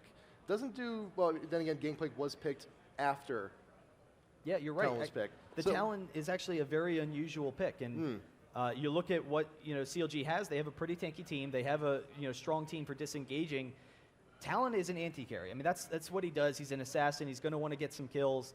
If they can take down either Corki or Anivia with all of their burst potential, if we have Urgot and oh well, that's interesting. So we will be back in the game shortly, but if we have Urgot, able to swap someone out, and then Fizz and Talon couple their burst damage, they can just assassinate anyone really quickly, and be able to pick up those kills. So we'll have to see, how it works out for him. Talon, if he can't get going, if he can't get the farm that he wants in lane, it's definitely going to be, difficult for him in that in this game. So to review once again, the picks and bans. Against All Authority has banned out Ryze, Ahri, and this time Shen. CLG has decided to take out Karthus, Ashe, and Kennen. CLG has also decided to pick Janna, Corki, Anivia, Shyvana, and Gangplank. Against All Authority this time we're running Udyr, Leona, Urgot, Fizz, and Talon. So we're going to see if we can't get this game going shortly here. A little bit of difficulty, but we'll a little bit of difficulty. If we could actually, Nick is somewhere around here, could message me that password. We actually are locked out of the game here for a second, but we will be back in the game shortly. But we got a lot of wonderful, wonderful staff here. They've been working on this entire stage, this entire setup for the past few days. I love these runestones, man. These runestones are the coolest things. I love these things. We had them in our office. We had them all set up and glowing, very ominous, going to work every day. It was wonderful. So we will see if we can't get back into this game shortly. Have a little bit of trouble. We should be doing just fine, though. And once again, we do want to give a big shout out to all of our sponsors: AMD, Astros, Kingston, Twitch TV, Gunner, and Playhem. We appreciate everything you guys do and supporting us and supporting esports. Give you a big, big thank you. So we'll see if we can't get this game underway. No, I need the account. So right now, yeah. So while we're getting all of this underway, try and get this fixed, we will be going to a quick commercial. So we shall be right back in a moment.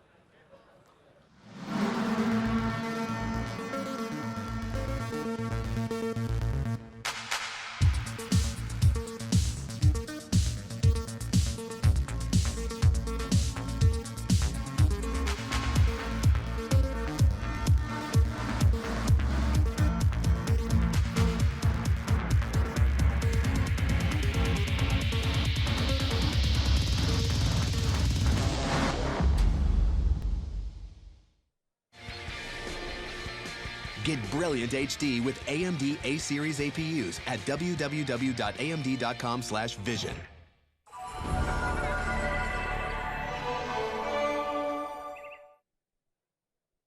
This special presentation of IPL is brought to you by Astro Gaming. Check out the latest award-winning gaming gear at astrogaming.com and follow @AstroGaming on Twitter.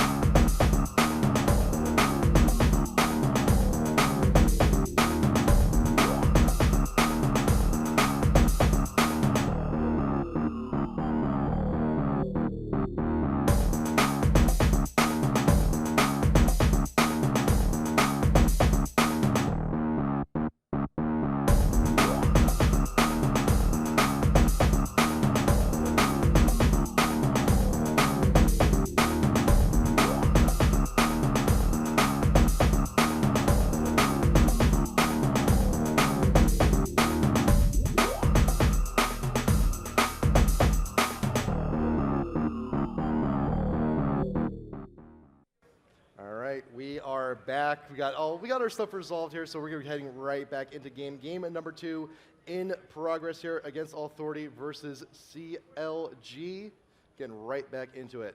Wow, so actually, the king of awkwardness here, thank you very much, but we actually see Talon going mid against Bigfat, so, you know, he will have that silence against Anivia. He provides that great control in that mid lane.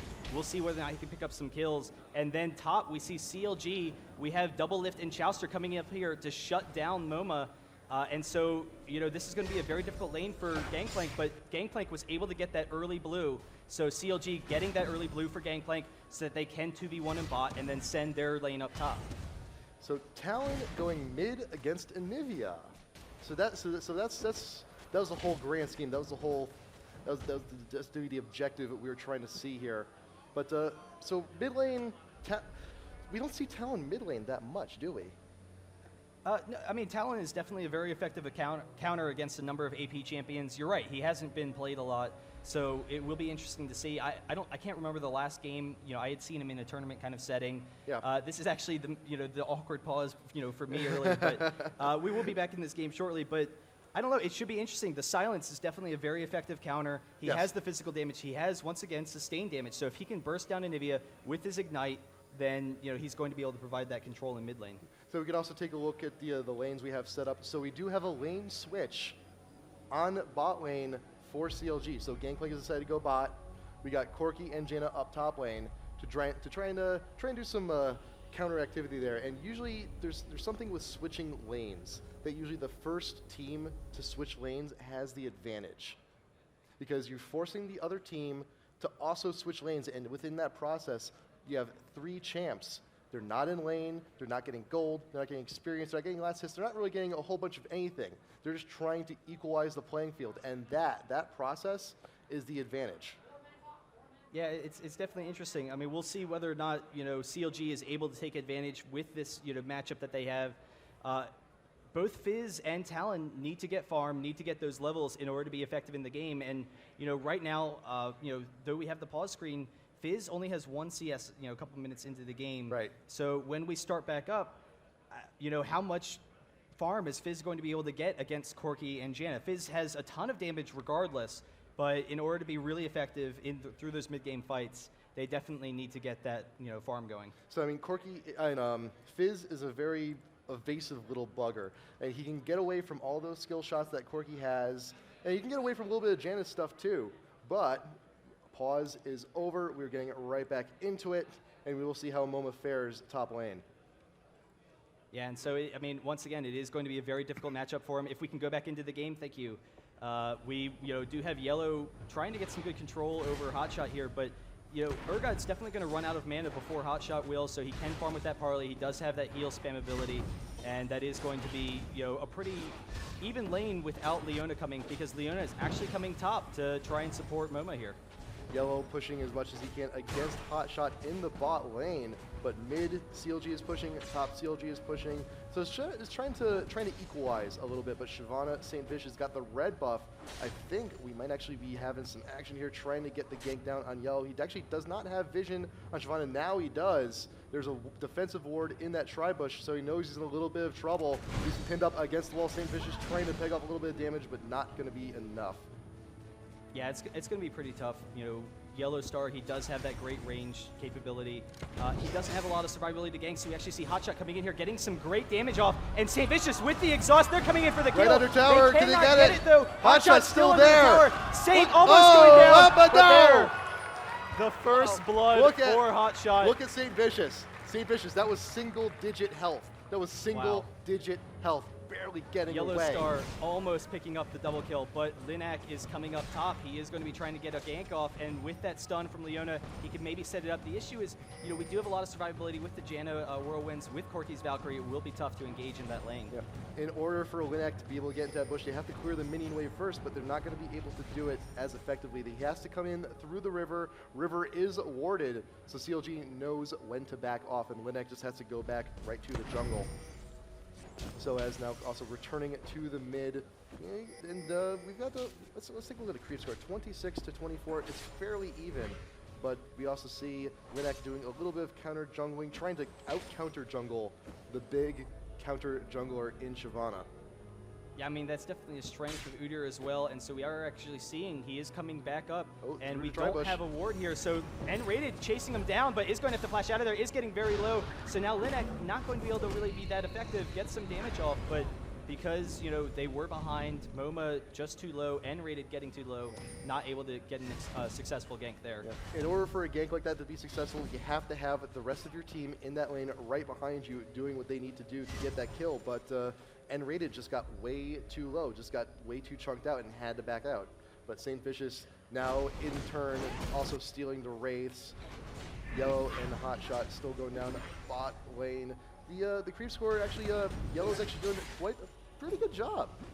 Pretty good for himself right now. But Saintvicious coming up from behind sOAZ. He's pushing out a little bit too far. Gonna take a little bit of damage there. Yeah, it's going to be pretty tough to gank Talon. I mean, if Anivia is able to get the stun, then, you know, they will have that presence. But with the invisibility, coupled with the fact that, you know, Shyvana isn't the most aggressive, you know, ganker, it'll be tough. They would really need vision, and Talon can be very defensive in that lane, particularly with Anivia there. But we'll have to see. You know, Anivia is definitely going to want to be safe. Anivia tends to push the lane, which will make her very vulnerable to that Talon. He doesn't really want to tower dive Anivia. But we'll have to see how that works out for them. Yeah, just for a moment, we had 3 champs in mid lane. sOAZ was actually being pinged out. I think they wanted to try and get something happening in mid lane, but you know, he's 6 now. He's got his ult. He can stealth away. He can get away rather easily if need be. So it's going to be even more difficult to gank at this point. Yeah, and we see Urgot, you know, has some great control down bot, but again, Gangplank's just too tanky. With that blue buff early, he can just farm, and so Linak, I'm not sure if he's going to keep this blue. He might just hold it for himself to try and speed up his farm. It would be really nice to get on sOAZ, so he is actually going to stall off and hold it for him, so sOAZ will be able to pick it off. It will give him that span ability. Actually, Linak, sorry, I thought he was stopping for a second, but Linak is just going to keep it for himself, and that's, I mean, it does give him, you know, a much faster clear. He can spam and, you know, give them that jungle presence that they really need. Phoenix, Udyr. And Udyr, I mean, if you're an Udyr and you change your skills quite often, that blue buff does so much for your mana and your regen. Keeps you in the fight longer. What's his turtle stance? His turtle stance actually up there. But so, Dragon actually going down here. A really aggressive, just before 8-minute Dragon for CLG. We do have a Vamp Scepter on Saintvicious, coupled that with Janna. They can take it pretty effectively. And knowing that, you know, we have the 2 top from Against All Authority, they don't really have the best control. So a really aggressive Dragon from CLG, able to pick that up. And that's again, and if you notice too, they did a little bit of a partial switch. Doublelift stayed top. Chauster started roaming a little bit. So when we got vision, 2 champs top lane, he was like, you know what, we can outnumber them at Dragon right now, and they slipped in and took it. But Doublelift has to Valkyrie out to get away. But then again, you know, while they did take Dragon, Doublelift is definitely vulnerable for a little while, but we got the reinforcements coming in, Chauster and Saintvicious on the way. But Hotshot actually took quite a big chunk as well. Yeah, and now that we see, you know, some of these champions hitting 6, we definitely have a lot more presence in this game from Against All Authority. Once again, they have great burst, but Doublelift actually getting some great harass on the MoMa, backing off just perfect timing as nRated was trying to come in with the stun. So, you know, they will back off there, but great control so far from CLG for an early advantage. Solid play. 9 minutes in, we got the Dragon, and that is the difference in this game right now. CLG 1K in gold ahead. And we still got a little bit of lane switch action here. So Chauster's rejoined Doublelift in the top. Hotshot gonna be returning to bot lane to face off against Yellow. And right now sOAZ trying to get the Wraiths, but will be caught out by Saintvicious, but Linak is not too far behind. Gets the bear stance, stun on Saintvicious, has to Dragon away to escape. Knew it was in a bit of a hairy situation, had to get out of there. Yeah, they did have the pink ward there, so, you know, they could have a little bit more control. They wanted that control over their jungle, but it would have been interesting if we saw a fight, whether or not sOAZ, you know, wouldn't have realized it, but the pink ward actually dying right at the beginning of that fight. So, you know, nothing's going to happen. But I don't know, we'll see whether or not we see some aggression from some of these champions. Talon kind of sitting back, wants to just get some levels until he knows he can just burst down Anivia. When it happens, when he knows he's safe, he'll be able to jump in for the kill. Hotshot's actually been quite hugging his tower quite a bit so far this game. It's just being pushed relentlessly by both Linak and Yellow. It's just, you know, Urgot's getting in with the harass he needs. And I think, you know, you have all that tracking. That's a lot of damage you could do from quite a far distance away. Yeah, I mean, he definitely has that lane sustainability. It is a very effective matchup for Hotshot, and then as the game progresses, they have a great fight control. The raised morale from Gangplank will provide them with a lot of fight control, but there actually is YellowStar with the ultimate. Can sOAZ get in range? He will get in there, but I don't think they have enough damage, so there's the Ignite going off. We have Yellow going to be able to egg Anivia, but they don't really have the follow-up, so Saintvicious able to dissuade them for a little bit. They're going to get some nice damage on the Big Bat here, but then sOAZ is going to be very close to going down. If Anivia turns in, can we get the this last stun piece of underneath the damage tower. YellowStar very close to going off, but we actually do see CLG just retreating. The Ignite going down on Yellow, just everyone barely being able to get away. But I think sOAZ maybe a little bit overzealous here. I think it would be in his best interest to back off a little bit. They're still a little bit outnumbered in mid.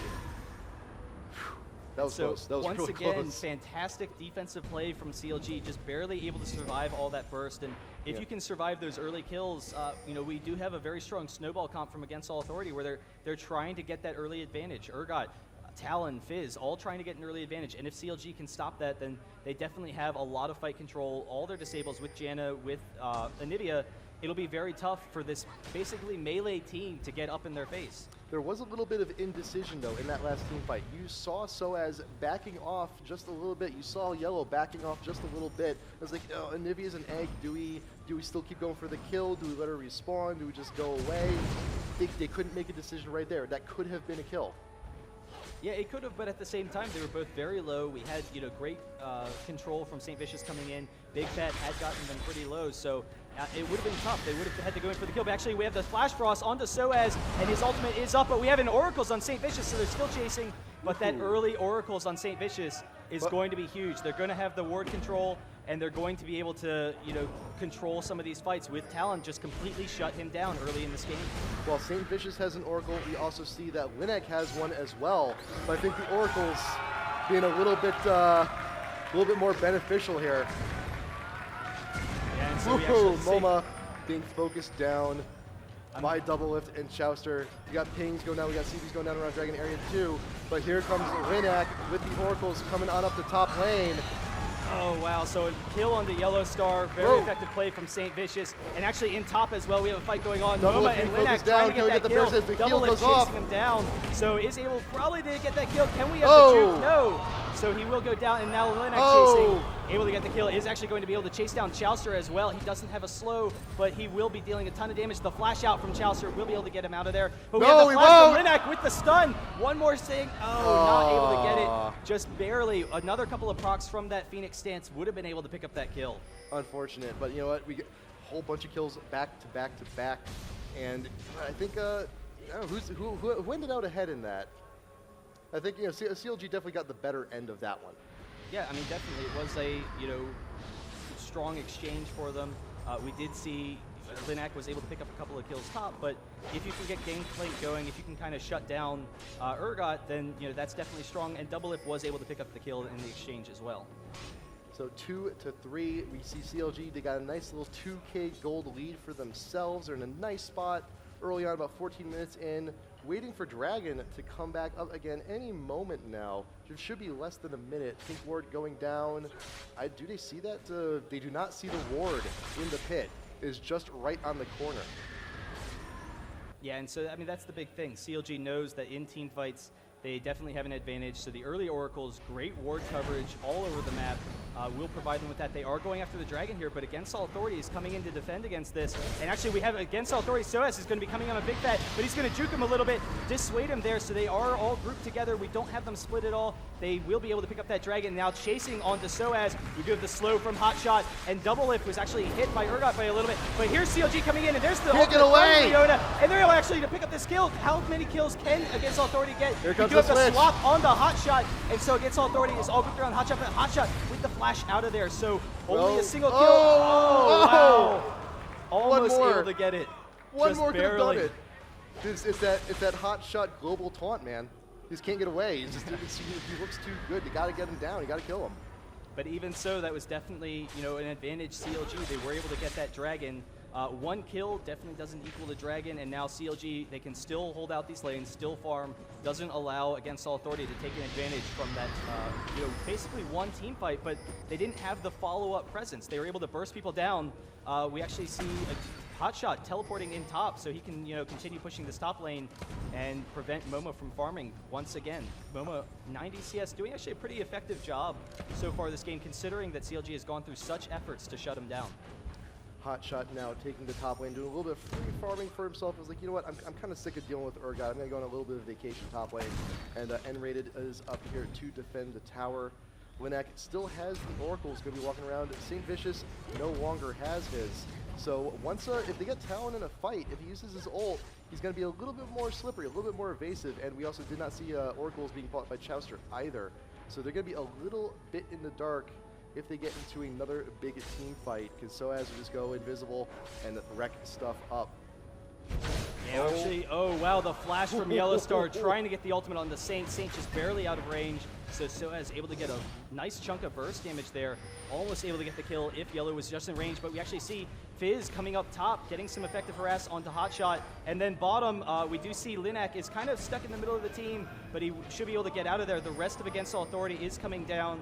We'll see whether or not they can group up on him, get this engaged. There it is, Linak with the red. He will get the stun onto Doublelift. Doublelift will be able to Valkyrie out of here, but the whole team is here, and Urgot still has his ultimate, so they'll be able to get this kill onto Doublelift for sure, and then probably ult one in. There's the Talon, but now Bigfat and Saint are here as well. Talon throwing off his ultimate almost immediately, loses the invis. Linak sitting there in the middle of that pool is going to take some damage, but no fight happening after Doublelift goes down, so another kill for Against All Authority. It was like Saintvicious just took Dragon Form just to get away. It was like he just takes Dragon Form, just completely misses everyone. It's like, I just want to get back to tower, but AAA actually diving a little bit, ult from Gangplank actually going down on bot tower to get them a little bit further away. And in mid, wow. nRated trying to get away from Bigfat. Yeah, Bigfat actually able to force out the flash from nRated. He was waiting until his cooldowns were up again, so nRated was like, dang, I got to get out of here. But HotShot continuing his push top, has a 3-level advantage over MoMa because he did have that solo lane.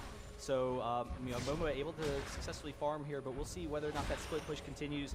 HotShot's teleport is down for another 3 minutes, but actually Doublelift coming on to Linak. He doesn't have the slow, but there is the ultimate, and he does get the proc from the fade. Oh! So with the ultimate, can he get him? Give me their turtle! One more! Give He's me their not able turtle! to do it!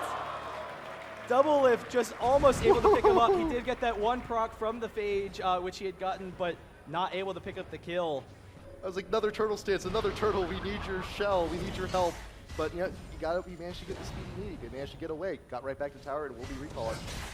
Picking himself. What did he buy for himself? We got a null magic mantle. We got a recurve bow. So we're gonna be going to that wit's end very soon once he gets that money. Yeah, it's kind of interesting. I was just thinking about it. Corki, he is going for that Triforce build, which it used to be extremely popular on Corki, but really, I don't know, has kind of fallen off. You tend to want to get more damage, but because they know they already have a lot of fight control, they don't need, just that constant stream of damage that you would get from, Black Cleavers, I'm a Cutie Pie's favorite build, or Infinity Edge, or any of those other items. They need burst, and so the burst will allow them to take down these assassins a little bit more effectively. We do see Bigfat is taking that blue buff, so once again, the blue buff control will allow him to clear his ways, but YellowStar, and there's the ultimate followed up by MoMa, so they're going to have some nice damage. How much damage can they do? Janna is here to defend against it, but there's the Janna ultimate blowing MoMa back into the tower, so he's going to take a lot of damage. He's very close to going down. Another Flash Frost would be able to do it. There's the Ignite, not able to pick up the kill. That was incredibly close.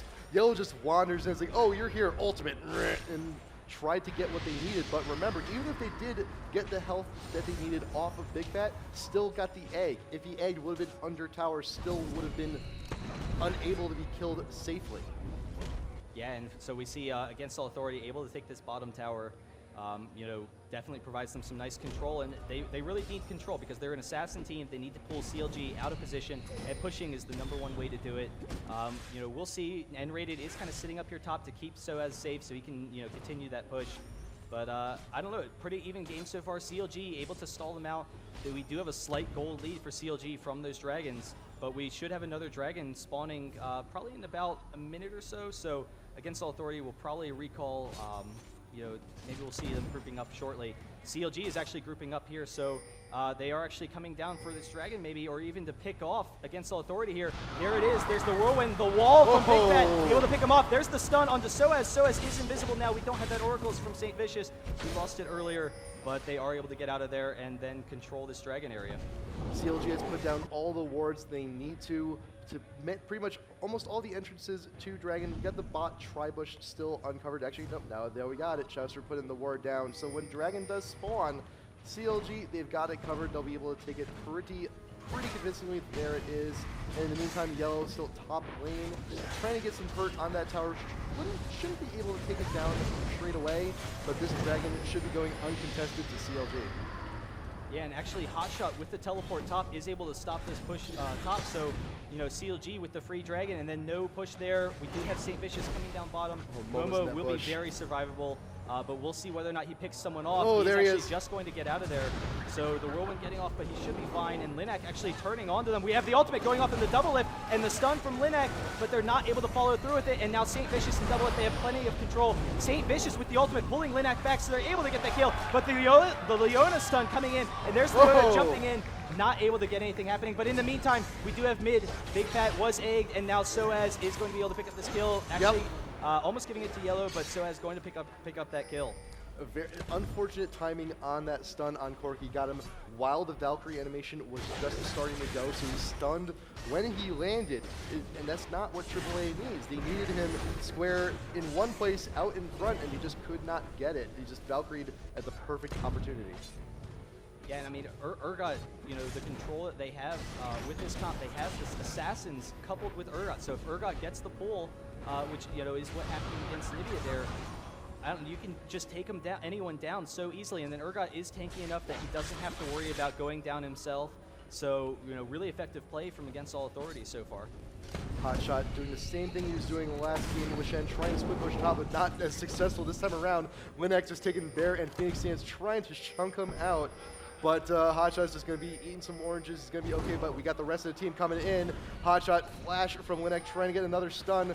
Can we get the rest of the team? No, we got the Gangplank ult in a Tribush. sOAZ trying to get away, but Hotshot still now trying to turn the tides on Linak. Turtle Stance walking away.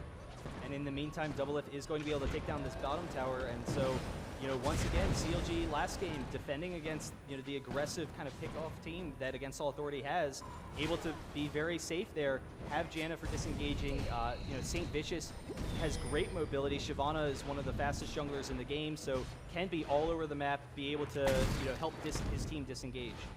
So we do have sOAZ here in this top push.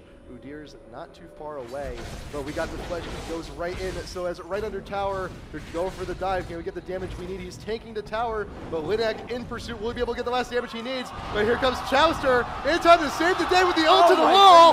Shot will be able to get away. Wow. Wow. Fantastic ult.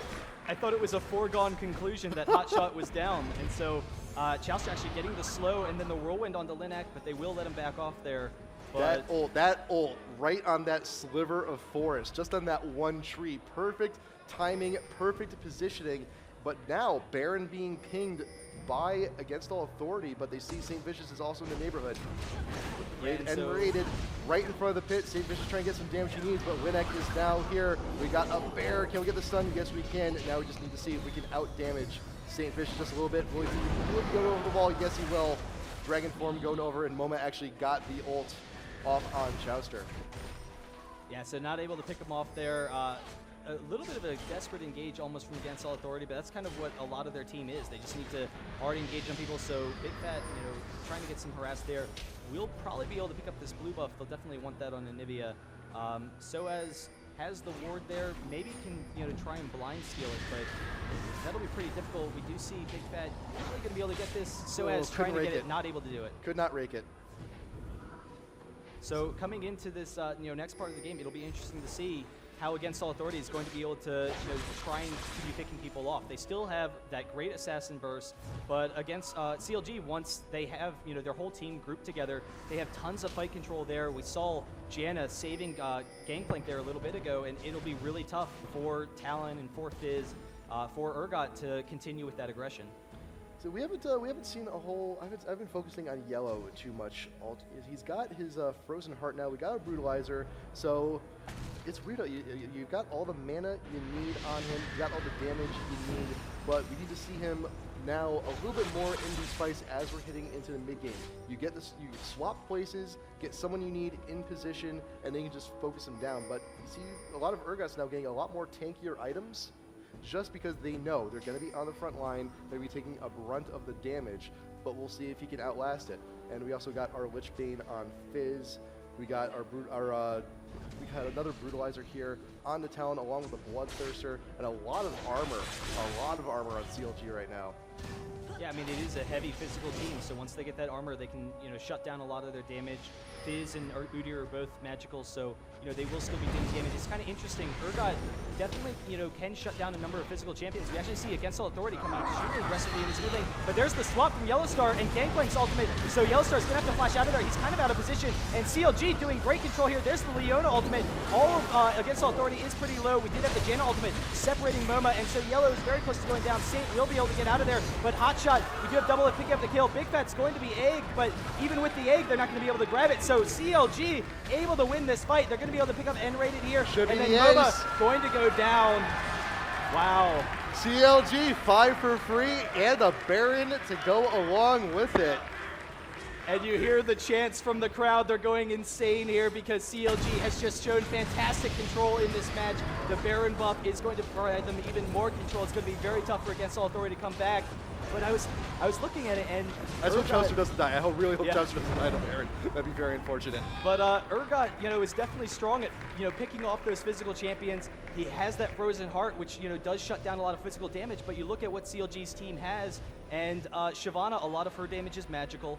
Anivia has heavy magic damage. Corki has a significant amount of magic damage. They have a nice mix with Gangplank and Corki.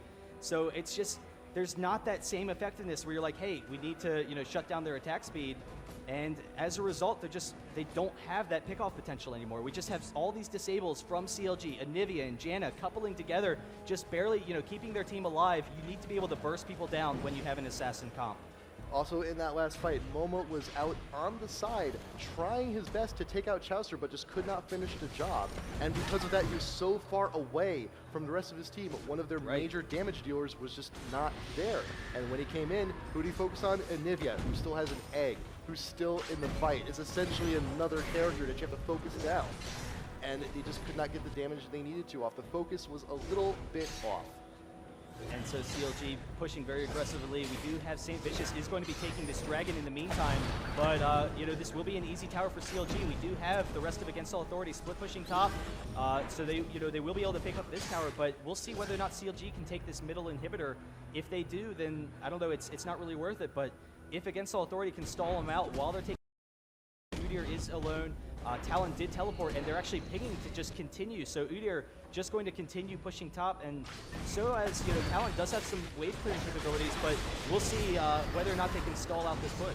CLG making the push out in mid Against All Authority. They're trying to defend one man down, waiting to see if Linak can actually take out top turret, but the swap was canceled. Canceled swap from Janna. Oh my god, and CLG will be able to take down this tower. CLG's going to be able to get this, but we actually did have the flash cross, and then Shyvana, Saintvicious coming back with that Dragon Ultimate onto nRated. They are going to back off. There's the wall, and the sOAZ forces the flash, so otherwise he would have gone down. There is an inhibitor, but Linak trying to do what he can to push down this top tower. Won't be able to pick up this tower in time as long as CLG can get back. So, once again, another advantage for CLG. They have the great fight control. They're actually going down bottom. They're not going back. They're ignoring Linak. They're letting Linak do his thing up top, and he's taking a little fair amount of damage, waiting for the minions to go. Gangplank going down, trying to clear the minion wave, but Linak will he be able to do this? He still has turtle stance. Can he get the last hits he needs? Yes, he can. And CLG continuing to push tower for tower. But still, Against All Authority outnumbered. Oh, wow, but there's the wall off from Anivia and the burst down onto YellowStar. We do have them chasing after Talon here. Gangplank with the flash in. Hotshot not able to pick off sOAZ, so we do have another tower going down. They will be able to pick up the second inhibitor. The flash in from sOAZ just narrowly avoiding that flash cross, but the Oracles will pick him up from Janna. And so now another kill. CLG going to be able to take this inhibitor. Linak not actually going to finish the inhibitor of his still- own. Now he's going back. He knows that CLG is going to be pushing onto this Nexus, and they are probably going to be able to take this game right now. I don't know that Against All Authority can stop it, and the wall off once again, picking off nRated. Linak going to come in, flashes into Chauster, but they won't be able to do it, and CLG is going to be able to take game number 2, winning this series 2-0 against All Authority. Congratulations to CLG. Focusing the Nexus, GG! 2-0. Wow, so just fantastic play all around, and CLG Against All Authority running these fantastic, aggressive strategies, these assassin comps. Game number 1, they had that aggressive team. Game number 2, we saw all those assassins, but they weren't able to do it. CLG, the defensive play, able to pick up that win as the game progressed. There are your winners, CLG. Wow, and you know what? It's, as much as I want to give a shout out, for the attempt for the back door, but it just didn't quite work out. It just didn't work out for him. Stayed a little bit too long. They needed him there to defend the tower. Just could not do it. Just could not do it out. Yeah, and the great jungling control from Shyvana is definitely a big part of that. Shyvana definitely has that mobility, so couple that with the movement speed from Janna, they can move all around the map, try and stall off when Against All Authorities trying to pick up these kills, and then the aggressive dragon, an 8-minute dragon from CLG.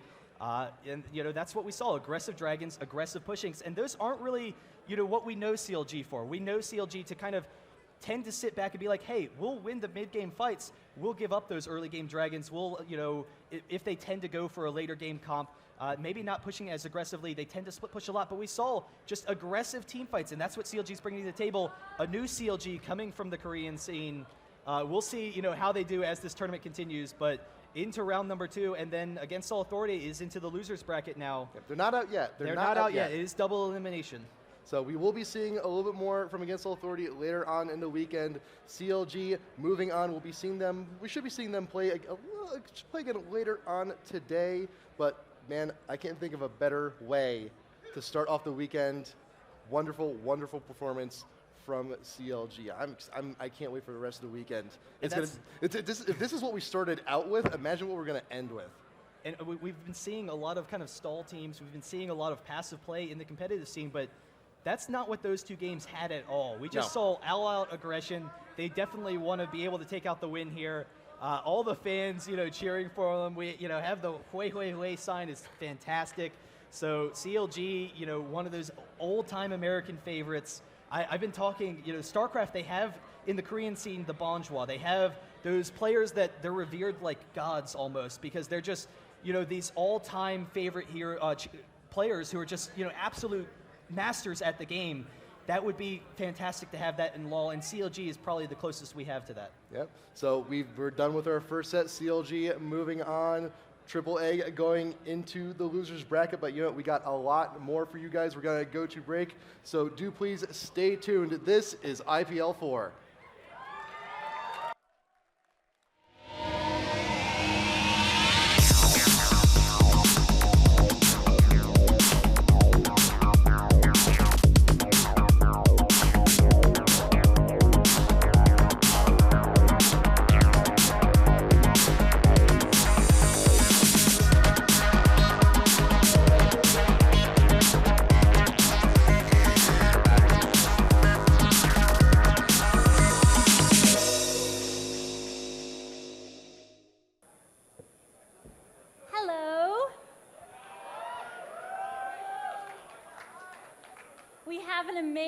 Live audience here today. Yeah. So, did you guys like the matches? Yeah. Congratulations, CLG, to going. I hope you guys get food or something. If I were you, I would get cookies. Okay, so coming up next, we're going to go to the interview couch where Rivington is going to be interviewing. Yes, there is a couch somewhere around here. Rivington's going to interview HotshotGG. So, Rivington, wherever you are, I toss it to you. All right, we are going to take it away here in our absolutely, totally covert, secret area. Nobody can see us right now. We're actually underground, 300 levels, except for the crowd right here in front of us.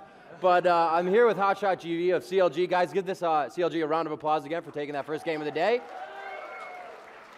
playing quite well for themselves. So coming into the first team comp, what was going through your guys' head? You saw a global opponents. What were you guys thinking? So actually, we knew what kind of happened. We had the Karthus ban since IEM. We know MoMa liked to play Karthus, so we had that ban down, and then we were actually surprised that they didn't ban Shen, and it's probably because I didn't do that well at IEM. So they were like, oh, this guy Shen's not that good, and then they just gave me Shen, and that was pretty not So good. have you actually been working on your Shen since then? Do you kind of feel that there was a little bit of true part to that? Yeah, I actually worked on my Shen since IEM because I didn't build properly and I didn't have the right runes, so it's gotten a lot better. Coming out with your guys' team comp for that game, why the Anivia? We don't see her very often. Did you feel like that was going to be able to segregate the fight enough if the global alts were going to be able to give them an upper hand? Well, actually, Gigi's a really good Anivia, and he's been playing it for a long time. And one of his walls, I remember, he zoned 4 people, and he just completely swung the team fight. Anivia's just a really strong hero, and Gigi's really good, so it's an easy choice for us. Right on. One of CLG's big things is to kind of not necessarily disregard Dragon in the early parts of the game, but it's not something you guys are ready to throw a team fight for. It's not something you have to get at so aggressively. So with TF on that first pick for their team and 3 Dragons, did you guys feel you were falling behind at all in the global gold situation? We fell behind in global gold, but as long as Shen can 1v1 split push and the 4 people that are pushing themselves don't get caught and die for free, it's really, really hard to beat Shen. All right, what were you guys thinking with the Fizz pick on the second matchup and also the meta switch up with the lanes? Well, Fizz is really, really, really, really, really bad in a 2v1 situation. So when they sent Leona top, we were like, okay, we'll just keep these lanes. Urgot does pretty good versus GP. It's about even. And then, top was about even too. But we knew we had the global advantage. We had the team comp advantage. They had 2 assassins. We just pulled it late, and they couldn't do anything. Right on. What did you guys really want to see, obviously, besides the win in that second game when you saw their team comp? What was your strategy to take the win? Because you did actually go for more Dragons within that game, in the second game. Well, we just had an advantage due to positioning on the map. I had teleport, which means that I can kind of put more pressure on Urgot, and then we can force more Dragons. And we had power clear junglers, and we had good roaming by Chauster, so we all did pretty good just to secure those Dragons. All right, so you guys actually playing pretty well coming out in the beginning there. AAA also coming all the way over internationally, so a little bit of jet lag there. But the other teams in this tournament, now MONOMANIC in here, you guys know much about them. How are you feeling about the rest of the competition? The competition is kind of tough. DIGNITAS is well accomplished, and they're a really good team, and TSM is looking pretty good, so those are the teams to look out for. Curse is pretty strong too, and so those are my picks for this tournament. And I know obviously everybody on their best behavior. We are in Vegas, but you guys, what are you guys doing at night to just mill about, get through the nights, talk about the strats, you go have a few beers? What have you guys been doing in Vegas? Okay, so nights where we don't have games, we do whatever we want, but we've learned since kind of New York that partying before a match is not a good thing. So. Right on. So as this weekend goes on, you guys have a lot more matches to go. Do we have any tricks up the sleeve? Obviously, we always ask this, and we're not going to get an answer, but we want to know, we sometimes hear, oh, we're going to get these champions nerfed, or we're going to use a composition that nobody's ever seen before. Does CLG have any of that? Maybe a little bit. The thing is, a lot of people haven't seen us play other than just our overseas matches. And our overseas matches, we kind of pick champions where we didn't have to use skill shots that much. And so our picks really differed than what we normally would pick. So I think people will be a little bit thrown off because they haven't seen us in a while. All right, yeah, definitely. And speaking of that, being in Korea for a few months or a few weeks as well, how did that work out for you guys? Did anything really come from that you guys hold true now, and your game was plateaued and you really took it to the next level?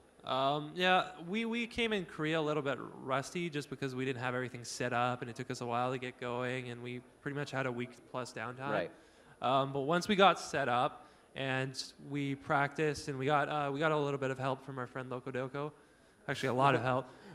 So it was good, yeah. Awesome. So with that, was it a different experience? Did you guys just right off the bat say like, hey, the metas aren't different, but their play style is different. They're a lot aggressive here. Their timings in the game are a little bit better. Did they show you guys anything that we really haven't seen in the North American scene or the European scene? I think they're just really, really, really aggressive. Like, they are super aggressive. They don't take consideration of jungle unless they have like all the lanes completely like pinned down. So they like a lot of lane dominance and presence. So after all this, after the tournament, I heard CLG has a few more moving plans. What do you guys have in mind? Well, we're heading back to Korea right after this, and then we might have a gaming house in California. Oh, all right, fair enough. Well, we'll have to see if that happens. A lot of things going on in California. It's a big gaming scene area, that West Coast. A lot of League of Legends goes on there too, that Riot Games. Those guys, they know what they're doing. But we're going to have more matches for you coming up just after this. We got these all for you, everybody live at home and everybody joining us here. Give yourselves a round of applause. Thanks for being here, guys. We'll be right back after this.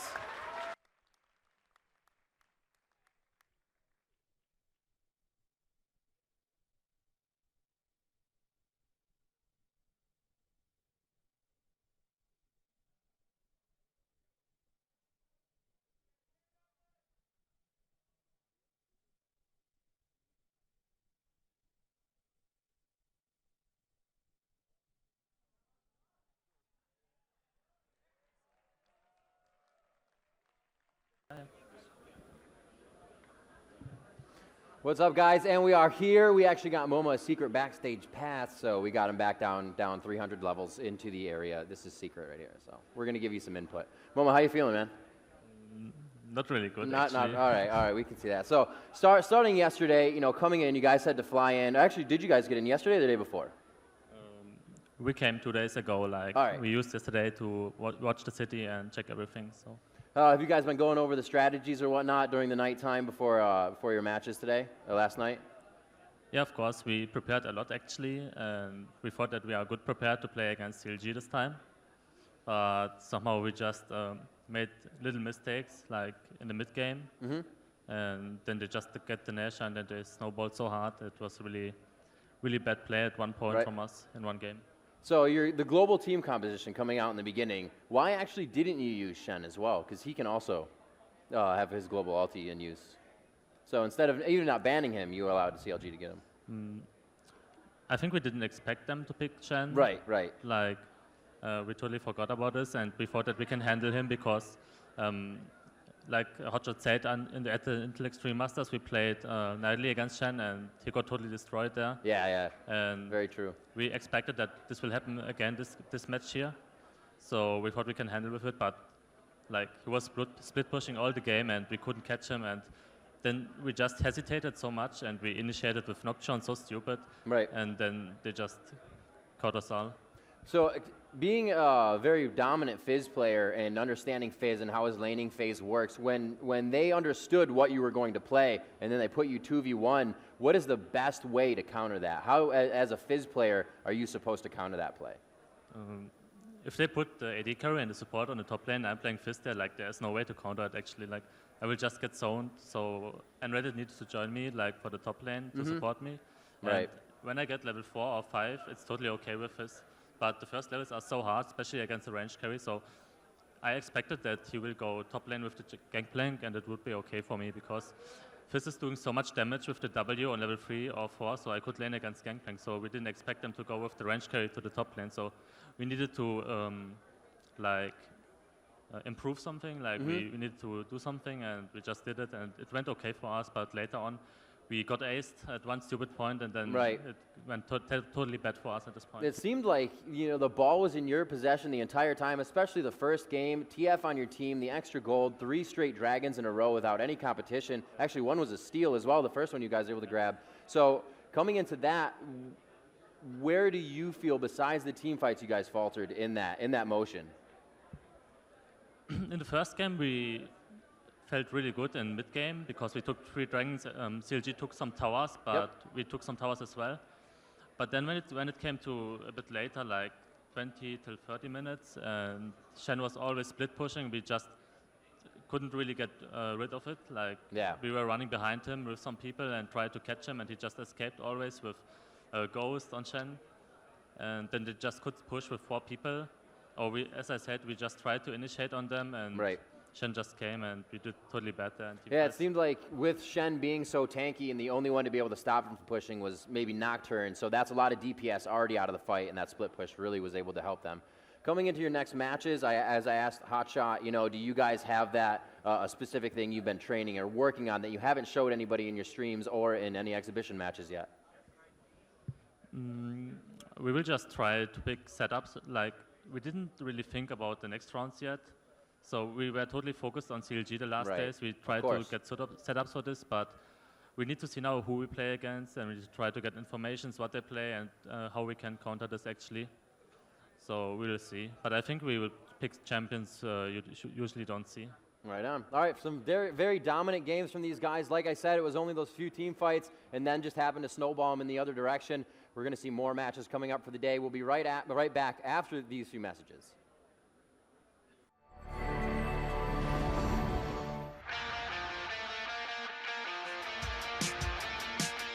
The new AMD A-Series APUs give you discrete level graphics and multi-core CPU power, all on one chip.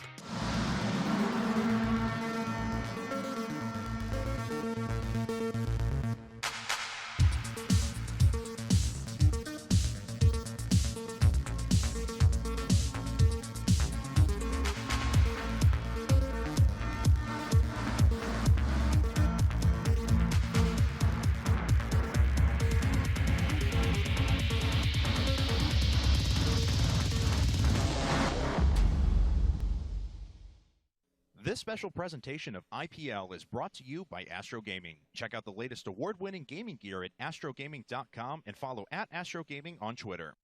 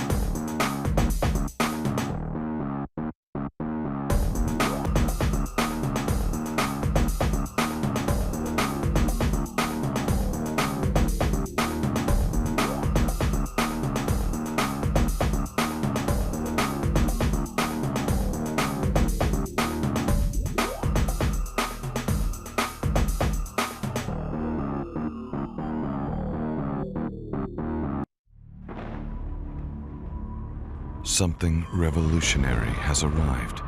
The new standard in graphics from AMD is here, redefining virtually everything that came before. Higher frequencies, more memory, better frame rates, superior resolution than our previous generation. And the world's first 28nm GPU.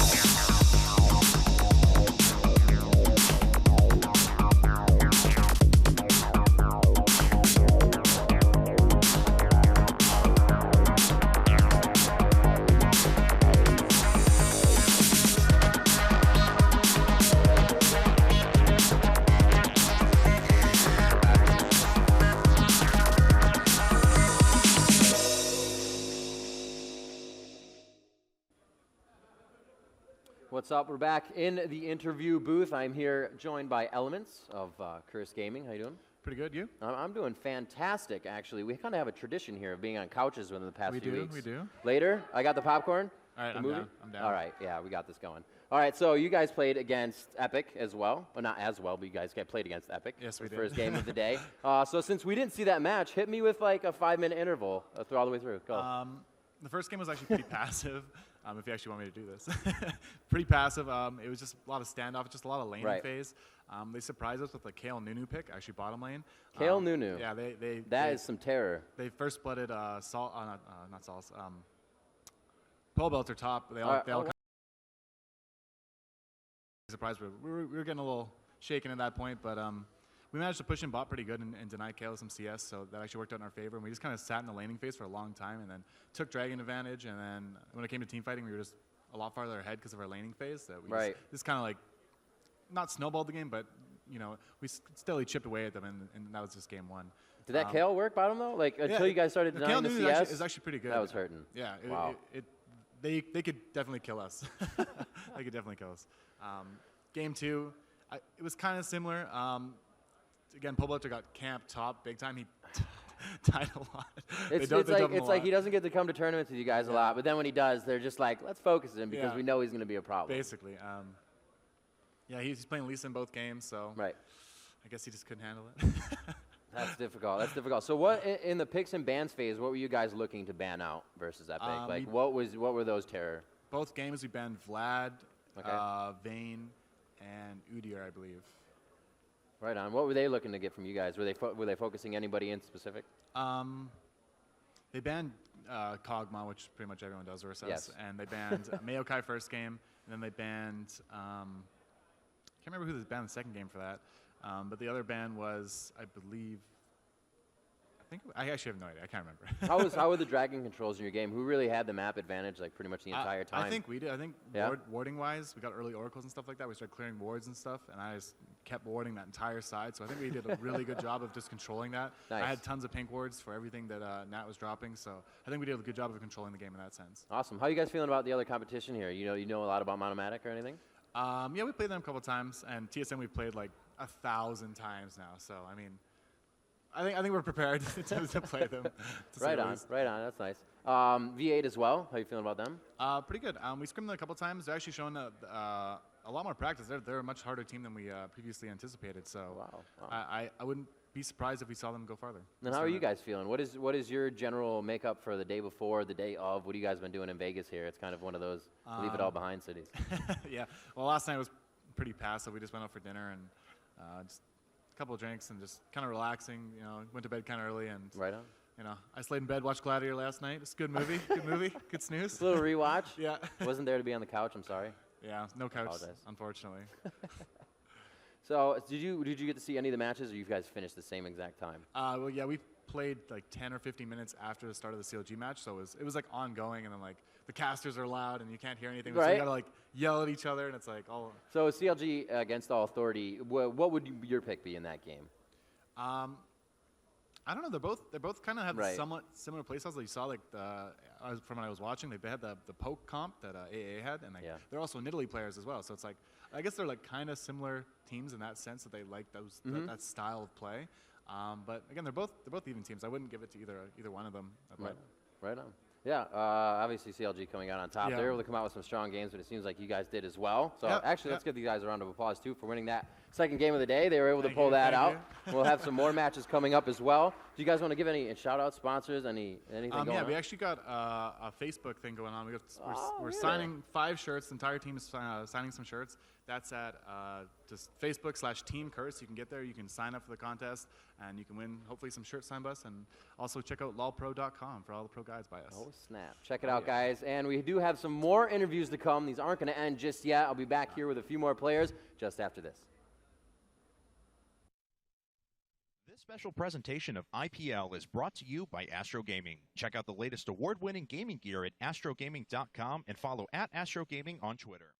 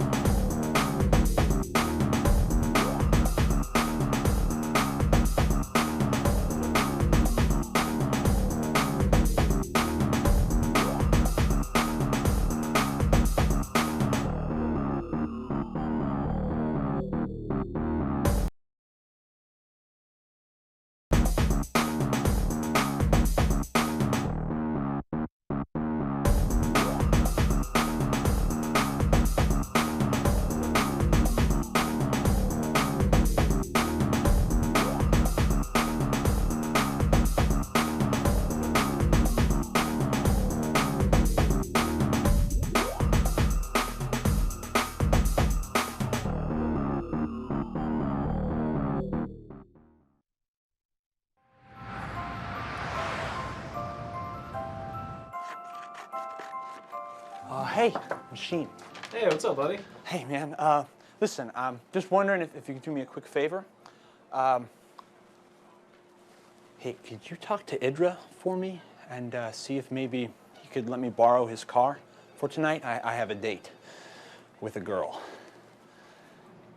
Sure, man. I'd love to. You would? Yeah. That's great. Hey, man, you're the best. Oh, Machine, come on. You. Oh, yeah.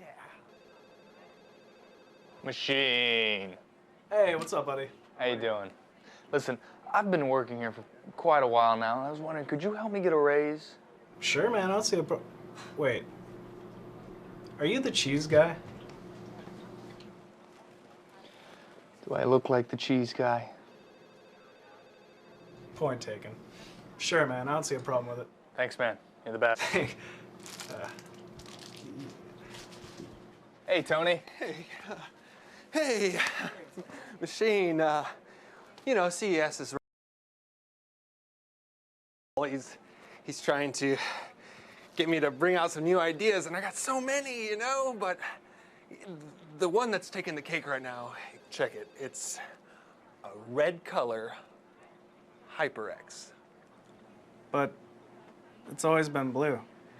Yeah, but Machine, it's in control. Oh. Don't worry, bro. I got this one. Red it is.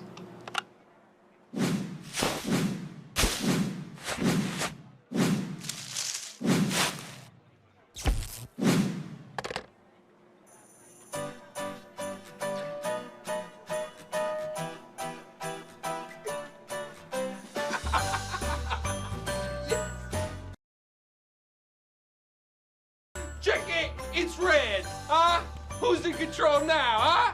Ah, yeah!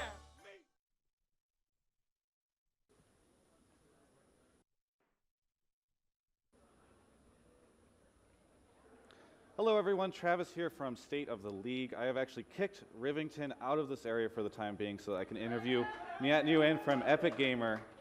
Nyat, we actually just missed those games, but of course we had Rivington interviewing Elements here talking about them. I kind of want to get the Epic Gamer perspective on how those games went down. Can you tell me about what Game 1 was like? Game 1 was a really passive game. We got first blood on Pobelter top. I don't think they were expecting us to invade. We invaded, we took their red, and then I stayed top as support and ganked with our jungler, and we got first blood. Then I went down bottom to try to help that out. I think kind of an iffy jungle gank or a counter jungle on our part made it 1-1. And then we had a really close dragon fight. I think we went 3 for 3 in that fight. We ran back to the dragon fight, and then we lost that next dragon fight, and they kind of snowballed from there in the first game. So what were picks like that game? Picks that game, I think we were running Shen top, we were running Rise middle, we were running Nunu kill bottom, and then our jungler was, I don't remember what our jungler was. It's okay, yeah, I know, it was first game. So, and then what was, so bot lane, how did that go down in terms of you versus them? After coming from top lane, we're at a disadvantage because our bottom lane is doing a 1 versus 2 for a little bit. Yeah. So it's kind of just a passive farm from there. We always had the kill potential because we're new kill. I know Elements and, well, at least Elements doesn't run magic resist on his blues. So we wanted to abuse that fact and try to pick off an easy kill, but every time we try to engage, they just run away. They wouldn't try to exchange damage at all. So they kind of neutralized that threat by just not fighting us. All right, and can I actually find out what the bans were like if you remember from Game 1? Huh? The bans from Game 1, do you remember those? The bans? First game we banned Maokai, Alistar, and Kog'Maw. All right. And then they banned Vladimir, Vayne, and Udyr, I think? Yeah. So Game 2, how did that go down?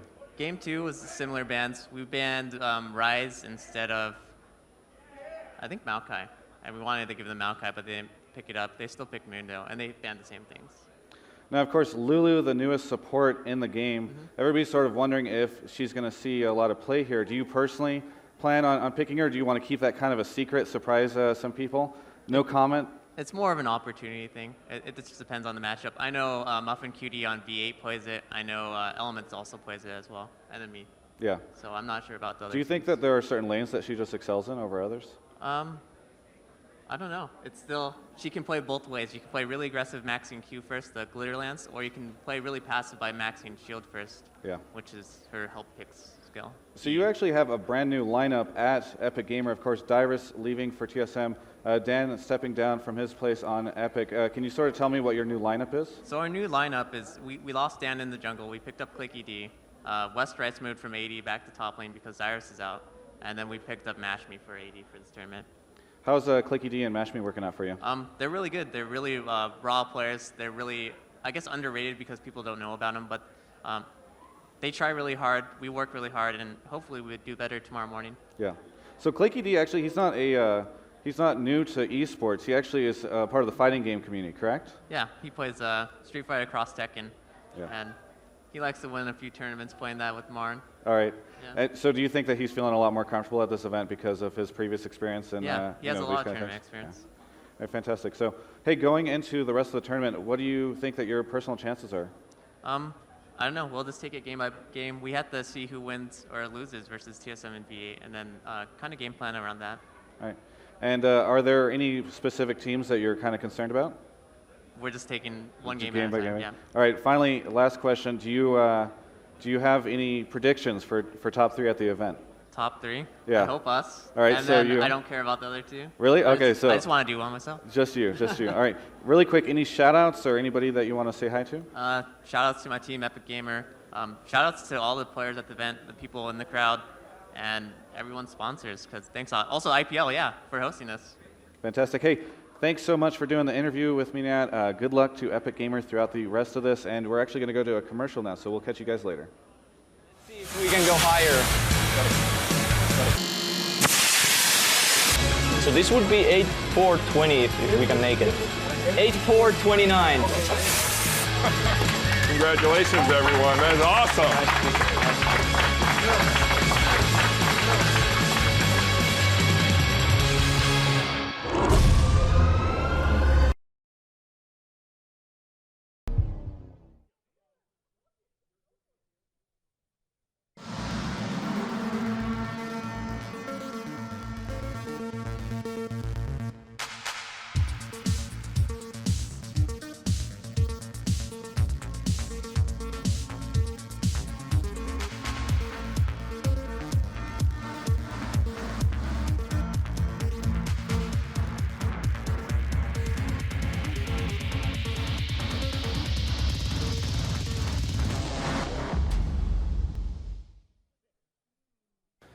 Hello, everyone. Welcome back.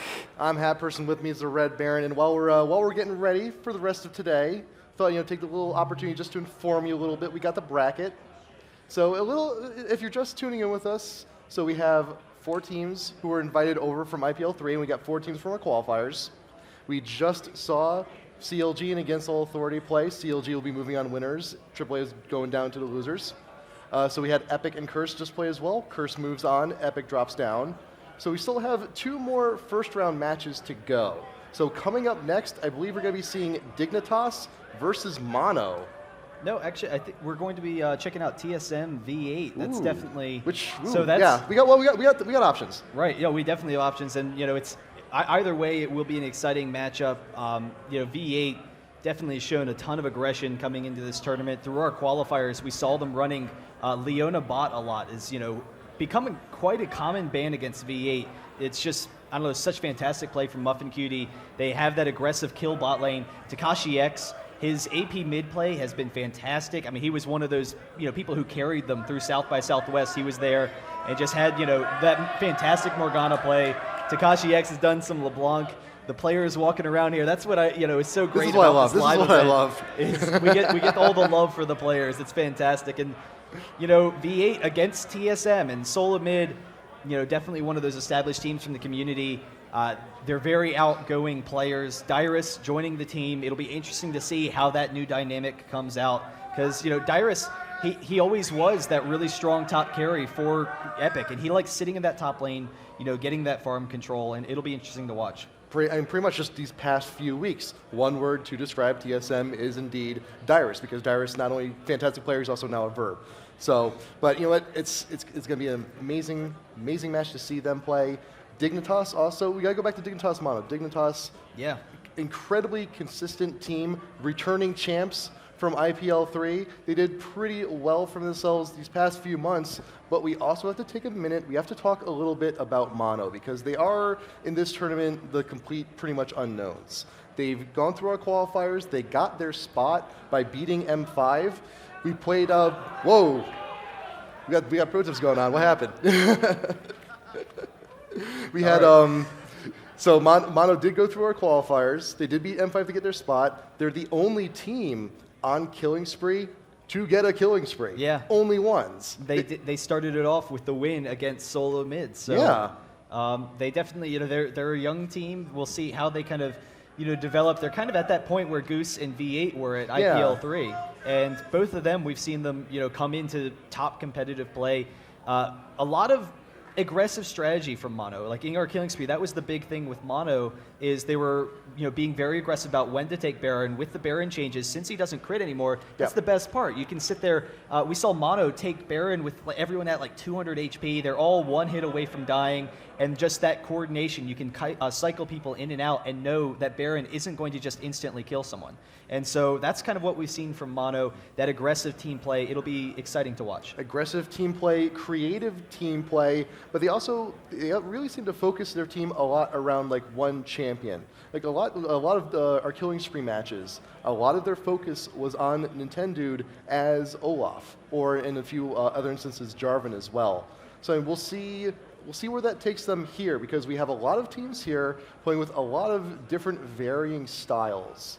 So we just saw CLG continuing taking what they've learned from Korea, bringing it over here. We've seen our EU team against All Authority bring a little bit of what they're known for. And they had the wonderful comp game one. I really wish it worked out for them. It would have been amazing to see like the global ult comp work, but fortunately it didn't work out. But they still have another chance in our lower bracket, and we will see how that goes. But I don't know. We've seen a lot of people online, like I've seen threads on Reddit. Everyone's like, oh, what's your top three? What's your top three? And I know we have a little bit thing going in on our office. Yeah. We got a little pool going. Who's going to be our top three? What's your top three? Well, I'm kind of wondering whether or not I should just go out and say it, or if I should just give the nice political answer. I think you should just go ahead and say it. Asked some rioters earlier, and hey, who do you think is going to win? The answer was, well, the best team, of course. But our top three, I definitely, Dignitas is coming in as a serious favorite. They just had such great consistent play. And Dignitas as a team has great coordination. They, have such great cohesion. They don't have, some of the inner tension that you see in some of the other teams. And Dignitas getting their practice schedule on, theory crafting the game, that's where Dignitas came into the scene. This past fall, they were, always extremely aggressive about what kind of new comps they could run. And they were really the first team to start counterpicking people in lanes, trying to get those kind of advantages. I mean, we saw them play champs like Scar playing Katarina, and that was never seen before Dignitas. They, brought out some of these unusual supports. They were one of the first teams to run Galio as a support. Gangplank was, the really big one. Obviously, he's kind of fallen off, but we're starting to see a lot more aggressive supports now. So that'll be interesting to watch. I definitely think that, Curse, they haven't had that big tournament breakthrough that they've been looking for, so I have Curse up there as well, because they've been showing a lot of great play against Epic just this game. Nijaki with Vygar in game number 2. I think he ended the game like 7-1 or something like that. And Vygar he has so many roles in so many different teams, but if you get him against a squishy team, you get those short-range teams, Vygar can pick people off, give you that advantage. And Curse, they've been really aggressive with some new supports. We've seen Yorick support from Elements. We've seen, a lot of people have been playing new support. So that'll always be interesting to see. So I have them, and then I actually have TSM as my number 3, but I'm like up for grabs with TSM, CLG, and Against All Authority. Honestly, anyone here can take anyone, and anyone can win this thing. It's definitely going to be exciting as the tournament progresses. I still definitely have Dignitas in my top 3 as well. I think universally, if you ask most people, Dignitas will always be in their top 3. It's like pretty much like the number 2 and number 3 spot, which are up for contention. I'm a little bit torn between Curse and Against All Authority. We've seen Curse, especially recently, throw out a lot of creative stuff recently. We had our third place match with them and Mono. They had kind of like a semi-roaming YellowStar, taking a little bit of a hint from a M5 as it would be. But they're coming out with a lot of creative comps, a lot of creative picks in various positions. I'd like to see them go the distance. Against All Authority, they have the EU factor with them. They've got that training. They have the experience from all the way back into Season 1. I'd love to see them go far, but I also have a little bit of a wild card spot. Like, I'd love to see V8 in top 3. I would. Because to be fair, like teams like V8 and Mono, the odds are a little bit stacked against them. Like especially for Mono, because Dignitas, CLG, Against All Authority, they're kind of lumped in with that side of the bracket. So they're a little bit of the underdogs. But I'd love to see V8 go to distance, and I'd love to see V8 and Against All Authority in a match somewhere, so we can have a rematch of our qualifier finals. Well, I'm actually not positive, but I think the loser of TSM versus V8 will go down to the losers bracket. Let me actually take a look at the bracket. Let's double check that. Yeah. I'm not sure where the actual round is, but I'm pretty sure that actually the loser, we have the TSM versus V8 match coming up. That's going to be an exciting match. Phreak and Rivington will be casting that. But I believe the loser of that match will be playing Against All Authority in round 1 of the losers, and that will be, who's first out of the tournament. And so, it's definitely going to be exciting to watch. Solo Mid, they've always been so outgoing in the community. They have, with their team house, they've been doing, aggressively the blogs. They have the guides on solomid.net. Which is just, obviously one of those big guide sources. And so it'll be interesting to see, who wins that matchup. But then regardless, the losers bracket round 1 is going to be one of the most exciting matches of the tournament just because of the high level of play that we have coming from these teams. So we should be going through the majority of the winners bracket today. Tomorrow, I believe, should be the majority of the losers bracket, and everything culminating on Sunday. Losers finals, losers finals, winners finals, grand finals should all be wrapped up in one nice little package at the end of the weekend. But regardless of that, we have a bunch of fantastic matches. We got 8 fantastic teams.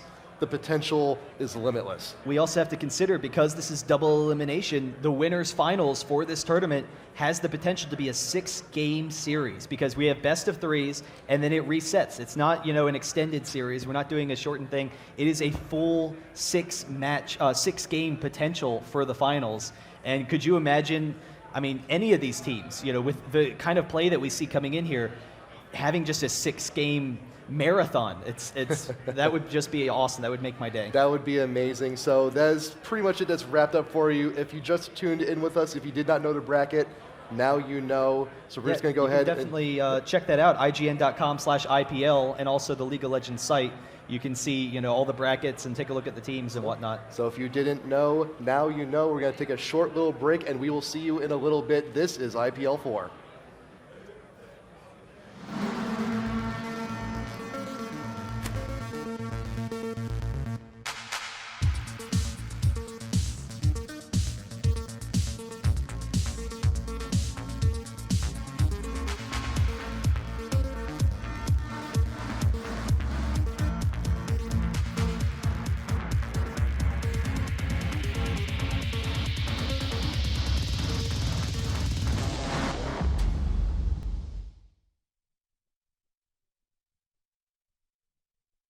Doublelift, there we go. Ooh, just a few technical issues. Okay, now I'm here with Doublelift.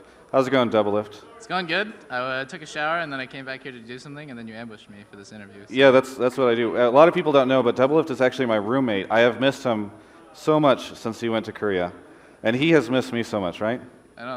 Don't speak for me, Travis. All right, fair enough. So how's Korea going for you?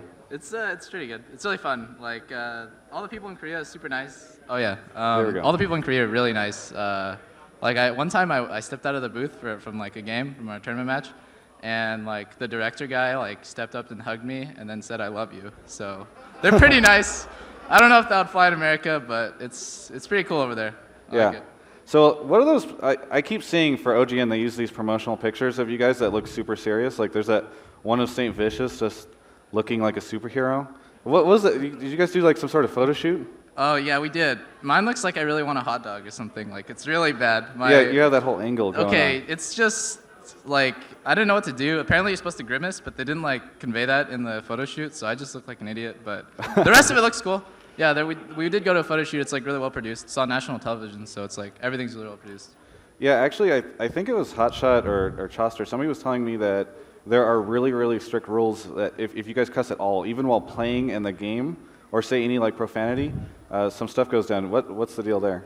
Yeah, that's like harder than playing the matches actually. Like when we play, we all cuss normally and say bad words. So that's the same thing. Like we had really, really hard times not cussing. I think we did drop like a couple bad words, but they didn't catch it on the mics. Yeah. So like it's because it's on national television. Yeah. And in any Korean national television, if you cuss or say any bad word, it's like $50,000 fine or something crazy like that. So if we cuss, we lose a ban on the next game. So if we cuss 3 times, the next game we don't have any bans. So it's like really important that we don't do anything bad.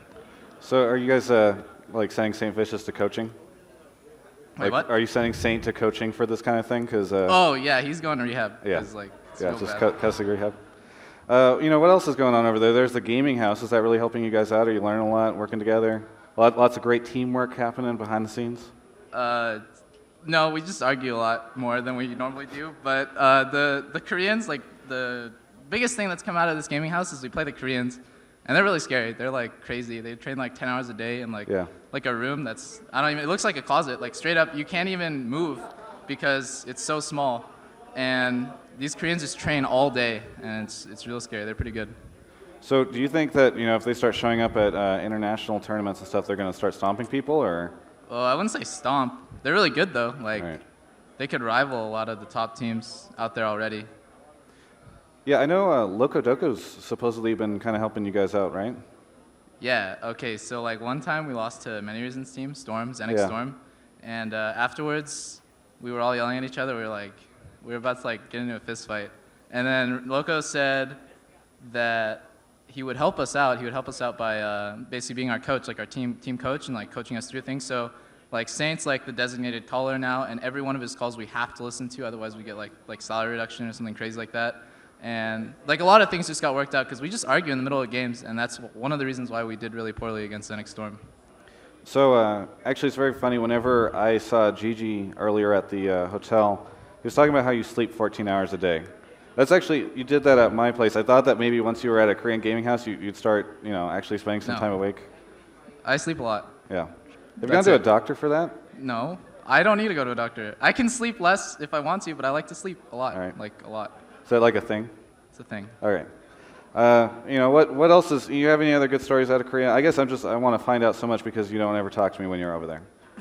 It hurts. It hurts. I message you on Skype and just no response. It's because, all right, what was the question again? Oh yeah, more things going on. Ooh. We lost fast food. It's really bad. Like we go to McDonald's like every day, so. You told me when you went over there, you were like, yeah, there's a gym right near our house. Okay, that's not true. We thought there was, then there wasn't. So we're really bad right now. Like physically, we're all just like terrible. But oh well, Korea's cool. Yeah. You have like a crazy landlord, right? Because I saw him in one of your vlogs. He just popped in. Oh, he's an attorney and a doctor at the same time. So like, and then okay, so like he went to med school, and then when he's doing his residency to be a doctor, so that's when you like basically like prepare to be a doctor and like work at a hospital. He went to law school at night, and then after he went to law school, I think he just dropped both of those and became a businessman. So he didn't even use both of his degrees. Like I don't even know what he's doing, but he's pretty crazy. Besides landlording your house. Yeah, that's one of his businessy things. So you know, kind of on a personal note, I know you spend a lot of time with Chauster now, sitting around him all the time. You know, you kind of have like areas divvied up. So is he kind of replacing my spot in your heart? Is that why you haven't been talking to me on Skype? Well, I don't know if he can fill something that never existed, but like Chauster, we're bros now, yeah? Wow. No, I'm just kidding, Travis, you're the best. Not really. All right, you know what, I'm just going to wrap this up. Because at this point, the tears are going to mess up, you know. Dirty secret about esports, we have a little bit of makeup on for the camera, and if the tears start coming, it's just going to mess everything up.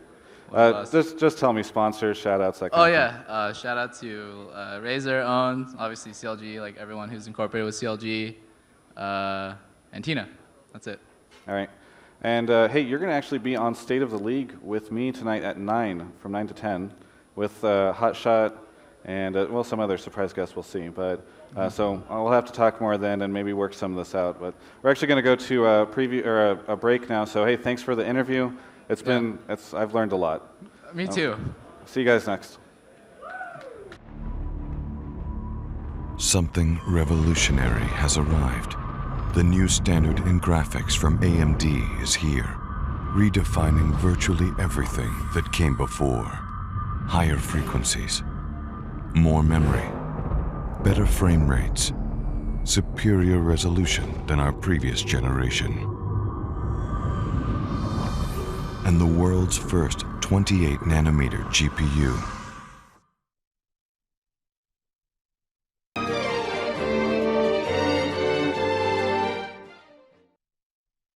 Hello everyone, I am here with HatPerson, just cast those last 2 games, and HatPerson, is that K-pop, it's just so touching. You can't go wrong. We have so much of it. We got to spread the K-pop love a little bit, just a little bit. You know, maybe I'm just emotional from that Doublelift interview, but it just really hits me every time I see those things. Oh, the Doublelift interview, that was a little bit of a tearjerker. Yeah, a little bit. It's rough. I'm still recovering. But let's actually talk about games and League of Legends rather than my personal life. Those first couple of games you cast them pretty crazy. It's just so these really close fights. Nothing would end up happening at the end of it, and it's sort of building up to these really big moments. What was that like for you casting? I mean, game one, there were so many really near misses, so many chances of getting away with just barely slivers of health. Yeah. But then you have the one, the one big team fight. Yeah. Where you just go ahead, CLG just took that advantage all the way to the end. Yeah. But game two, that Nocturne ult with everyone out of position, I was just not a big fan of that. Everyone was so far away. They really had nothing to gain from that engagement, and it cost them. It cost them the game. Yeah, I think that's kind of how this stuff goes. Whenever you just have these really long, these poking back and forth, and then all of a sudden, all it takes is one really big fight, and that can finish the match. I mean, that's the big thing too. You have a lot of teams who are very anxious. We haven't fought in 15 minutes. I just want to fight. It's no, you need to have that patience. You need to wait for the right moment. Yeah. Objectives. If you're just itching for a team fight, just don't. You have your objectives. You have Dragon, you have Baron, you have buffs. Try something else. There's no need to fight at this level of play for the sake of fighting. Yeah. So coming up, we have V8 versus TSM. I know Phreak and Rivington are also going to be casting that, so you'll get to sit in the audience this time and sort of kick back and just enjoy the games. I'll just sit there. I'll just be still, and then I'll just go invisible. I'll be fine. It'll be good. So do you have any predictions for those matches? V8 or TSM? I'm really V8's my big underdog. One of my big underdog picks. V8 and Mono, I really want to see them do well. I'm kind of expecting 2-1 in favor of TSM, though. Yeah. I think that this is going to be a big match for both teams because V8, obviously, this is their first time on camera in a while at one of these big events. It's been a bit for them. And then, of course, TSM having to show, that maybe bringing Dyrus in is going to really work out for them. And, of course, they also have, I believe, a new coach or manager working with them as well. So they kind of want to show these really solid results. And I think that this first game is going to be pretty big for them. Yeah, not to mention we saw V8 at IPL3, and since then they've had some pretty big roster changes, and I think it was in whole for the better. And this is really a new team we're seeing. Not to mention we had the South by Southwest show matches. Wonderful stuff from them. So it's going to be close. It's going to be really close. Yeah. Yeah, before we go, I just have to ask you the hat. So what about it? So is this your hat person? Is it just a rotating thing for you, and it's just wherever you are, you have a hat that's the theme of the location? It's one of the biggest things in chat. One of the biggest questions we get is this hat person. Why you wear hat? So now I wear hat. Now I have Timo hat. Did you make that, or is it an Etsy thing? What it is on the way here, we had a little layover in Vandal City. We had some extra time. That's right. We had a little, there's a little farmer's market thing going on. There's one little yordle. It's I really like your hat. I will trade you a large mushroom pizza for it. And he went for it like a sucker. But I got it. But we're good. So is Bandle City like a layover from San Francisco Yeah, it's like to Vegas? San Francisco, Bandle City, here. I gotcha. Yeah, I know that they have a pretty big airport there. So It's pretty well. It's big to them. yeah. It's tiny to us. Well, thanks a ton for the interview. I'm really looking forward to this next match. I'm sure everyone else is. So I believe we're actually going to go to a break, and we'll actually see you guys with that match coming up soon.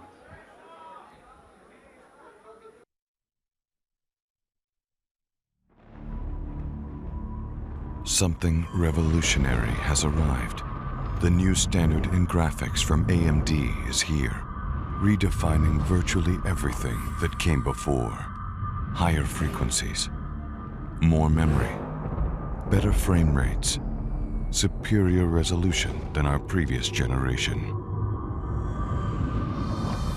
And the world's first 28nm GPU. Get brilliant HD with AMD A-Series APUs at www.amd.com/vision.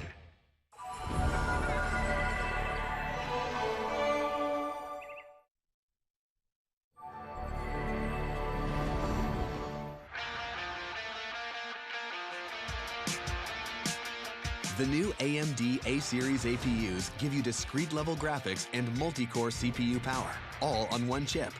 This special presentation of IPL is brought to you by Astro Gaming. Check out the latest award-winning gaming gear at astrogaming.com and follow @AstroGaming on Twitter.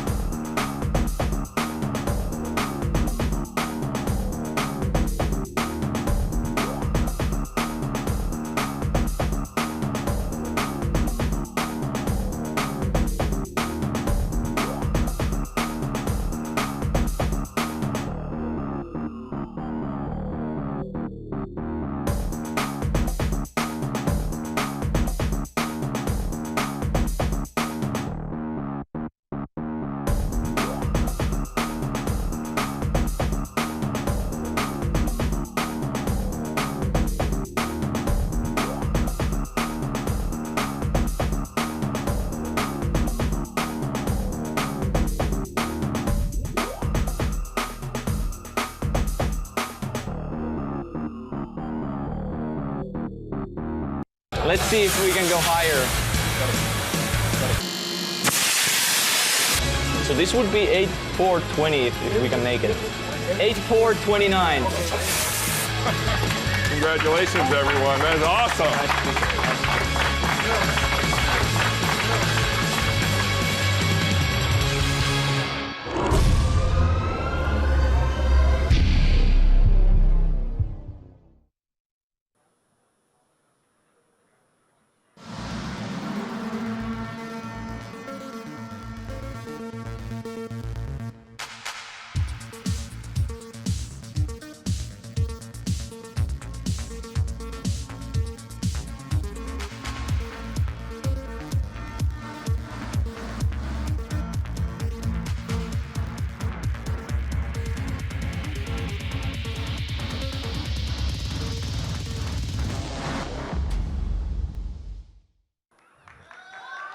Hello again.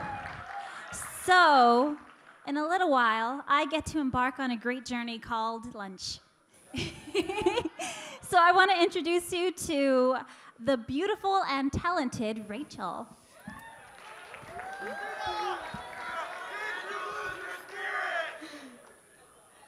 What? I heard. Did I? Did you lose your spirit? I don't think so. Is that? Oh, they want you to say Riven quotes. They want you to sing and dance up here. Okay, I will do it for you guys, but you have to tell me. You have to tell me what to say. My spirit is not lost. That's right. She does say that. They know. Okay, let's see. My spirit is not lost.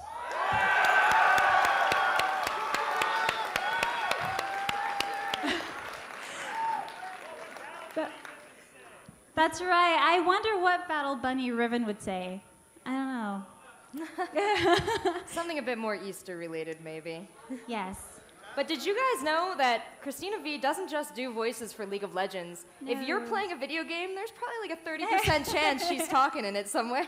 Maybe somewhere. I did Blaze Blue, Dynasty Warriors. I was in Tekken Blood Vengeance and Skullgirls, which is coming out pretty soon. Well, and now you're here on the stage at IPL, and it's been really great having you. I've been so excited to meet you, and you've been such a delight. I hope you guys have enjoyed your time up here with Cristina. Thank you guys so much. Feel free, if you want to follow me on Twitter, it's at Cristina V. Like on Facebook, Cristina V Artist. And don't make the mistake I made. It's CRISTINAVEE. These guys over here, these players are so ready to go. They've just been chatting up a storm, and they've been theorizing what's going to happen between TSM and V8. Did you watch the games this morning? Yes, I did. How's everybody looking? It was amazing. CLG was really dominating there. Oh yeah, that's pretty standard, right? I don't know if you guys can hear on stream, but we have a pretty active crowd in here. This is completely full. This is blowing me away. There are people standing up in the back. I'm usually from the StarCraft side of things, and they've kind of called me traitor for coming over here to League of Legends, but frankly, this seems to be the bigger boat, yeah? League of Legends fans have shown up in huge numbers to this event, and I am so impressed. This speaks volumes for the growth of esports. And even online, there is a huge viewership right now. I think the peak I saw was 103,000 live viewers. We can do better than that, absolutely. Yeah. Well, thank you so much, Cristina. Thank you. I'm going to let you get off the stage here. Goodbye, do a little everybody. spiel to these guys. I'll see you later. Give her a big round of applause, guys. She's absolutely gorgeous, and she's a gamer, and she's so sweet. I love her. Now you're stuck with me, and I'm terribly sorry. But you're also stuck with these guys who, how cute do they look in these matching shirts? Did you take a look at this yet? I've known Rivington for a long time, and I've had a great time getting to know David as well. And Rivington has been an esports caster for over 10 years. He comes from, where do you come from, Counter-Strike? Was that your first game? He comes from Counter-Strike. He's been casting for WCG, casting all around the world. And I'm really happy to see him doing well at Riot here. This guy, guys, I don't need to tell you, League of Legends is so huge. You guys are really famous. It's been really great seeing you finally get what you deserve. Yeah? You guys keep yelling for him. Stop it. All right, their heads are huge. Enough. And I'm not sure if you guys are familiar with me. My name is Rachel. Online, I'm Seltzer, please. You can follow me on Twitter. I do interviews for StarCraft. You may have seen my interviews from WCG. I know you think it's hilarious. Congratulations. Claps to you. But now I'm here on the stage. And thank you, IPL, for having me back, for having faith in me over in StarCraft to come over here and do League of Legends for you guys. Thank you to our amazing sponsors, AMD, Kingston HyperX, Gunner, Playhem, and Twitch TV, which you are watching this on right now. So this is all possible because of you guys. And also, if you're watching on Twitch TV, you can switch over to twitch.tv/LIVE. Oh, no, excuse me, it's IPL/LIVEU. And you can watch Lonnie wandering around the event on live view. What's that, you guys? Oh, they're talking to you, Rivington. They're so, into you guys. This is so weird. I'm going to get off the stage soon. Don't worry. Do we have Lonnie? Yeah. Here we go. I'm going to get off the stage and send the Live U crew to... Oh, this is not the Live U crew. This is the next match. You guys have been waiting. Here we go. We have Team Solo Mid and Team V8. Shake hands.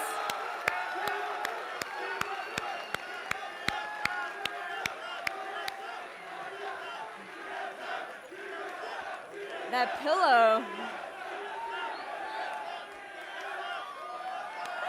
You guys are excited. I know you guys at home are waiting to watch these games. I'm going to hand it over to Rivington and Phreak. Thank you. Thank you so much, Rachel. And we have some intense games going on. Welcome to IPL4 here in Las Vegas at the Cosmopolitan. Beautiful Las Vegas is going to be our home all weekend long, and I'm so happy everybody here could join us. We do indeed have a packed room, as well as that 130-plus viewing online as well, nomming down some popcorn or whatever they have before this TSM versus V8 game, Phreak. What do we have coming up? So we've got actually, the exceptionally well-known TSM. I don't know if you guys heard at home, but everyone here pretty much was chanting. I saw a couple TSM OP signs. Seems to be kind of the home crowd favorite. Solo Mid's been around for a very, very long time. They placed in the Season 1 championship. People are actually just yelling as I mentioned their name. Like that's that's the kind of association here. Earlier during the match when they walked in, there was a huge cheer, and I'm like, is Baron being taken? Oh, TSM's here. There's a TSM OP sign right there again, so I like that. And oh my God, man! Yeah, okay. V8 though, a slightly lesser known team. We saw them in New York at Comic-Con. They unfortunately, I think, lost every game because everyone just banned Karthus, and they didn't go so well. So they have a new solo mid. They have Takashi X now in this lineup. Actually, it's kind of cool because Trieskimo and Takashi were or still are roommates in college. They've known each other for a very long time. I actually lived with me for a couple months as well. And the crowd's more just cheering for the signs and all that. But I mean, both these teams have exceptionally good players. And actually, in talking with V8 before, oh man, everyone here just super, super excited for everyone here. And, I'm excited for these games too. These are going to be absolutely awesome games. And we do have a few things coming out to bring a little backstory to these teams, things that have happened. TSM has had a few switches, and we've also seen V8 have some switches as well, even since Comic-Con. It's been a long time, but these teams are still remolding themselves. Yeah, and so the one that he's alluding to is Dyrus now joining solo mid. Okay. I think I know how to manipulate this crowd now. If I want you guys to cheer, I'll just mention a random player name. All right, I'm gonna test this. Chaox.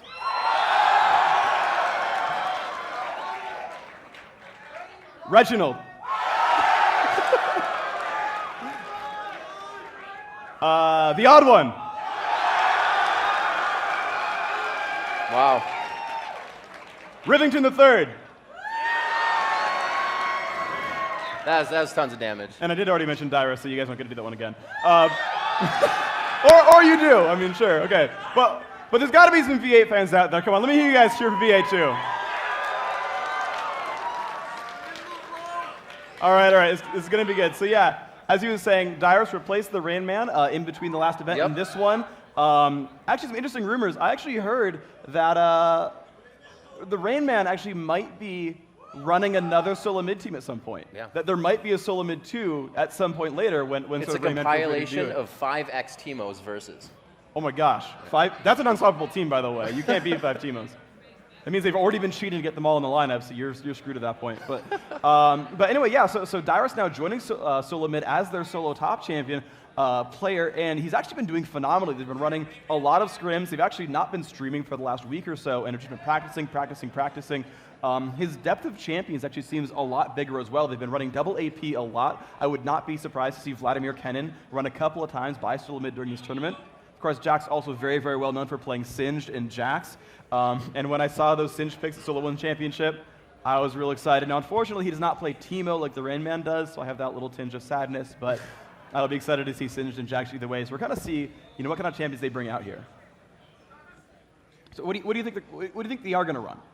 For TSM, I believe they're going to try to give Dyrus a GP and go again for the manaless jungle because they've been working that a lot. We also saw it in the game before CLG versus AAA, or against Authority rather, that they ran that Shiv and they were able to give Gangplank blue bottom, and not even the mid blue. Is to win that lane that's going to be tankier. Mid's going to be great. It's going to have it's going to be nice to have a fed AP carry, but if in the late game that fed AP carry can still be shut down. But if you have a GP that's going Atmogs, has a lot of health, that's going to be a lot more sustainable for your entire team in a fight. So they could go for that early blue down bottom, or it would be top as they switched up the meta last game. Sure. But yeah, they could definitely run that. Reginald, obviously a very aggressive player, so they're going to be looking out to ban out his Cassiopeia, any of his other champions that can really just shut down the mid. And he is also one of those blue-dependent AP champions, so we'll see if they actually need that. So we'll have to see. There's a little back and forth there. Yeah, absolutely. He does know Kenin. I mean, he's been running him quite a lot, and so that's the one energy mid that he really knows. But yeah, he runs a lot of these mana-intensive junglers. We've seen him run Cyan against SK back in Kiev.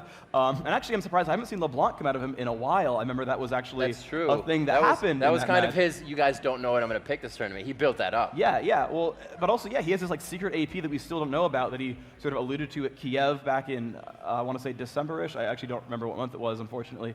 But yeah, yeah, there's been a lot of these tournaments, and yeah, Reginald says he has these secret champions lined up. V8 have been very quiet, and they know we know. I think we know finally how to pick against solo mid. We know how to beat these guys. Actually, Eski told me that top lane. He's like, top lane's about counterpick. So me and Dyrus, we're gonna have a really close match here. So tell you what, if I get to counterpick Dyrus, just watch top lane, because I'm gonna kill him over and over. He'll be really excited. Just watch top lane. But if Dyrus gets to counterpick me, just ignore it, man. I'm just gonna go and just let me go. I don't want the shame. So we'll see if that ends up being the case. If that lane specifically gets to be really sort of snowballing. Indeed we will, and we'll discuss that a little bit more, but we have a little special thing from Lonnie here on our live view team. Let's bring Lonnie up on stage. Hi guys, my name is Lonnie and I'm going to be the host of the live view stream. Woo! So what we do, we walk around. Yeah, you guys are so great. We walk around, we get to talk to people, so we have a lot of free stuff to give away. So if you see me walking around, yeah, that's what I want to hear. You guys can get some free t-shirts like this.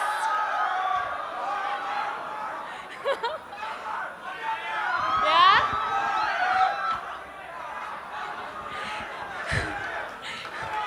Okay, this is the last one. I want to hear sections be really loud. Over there.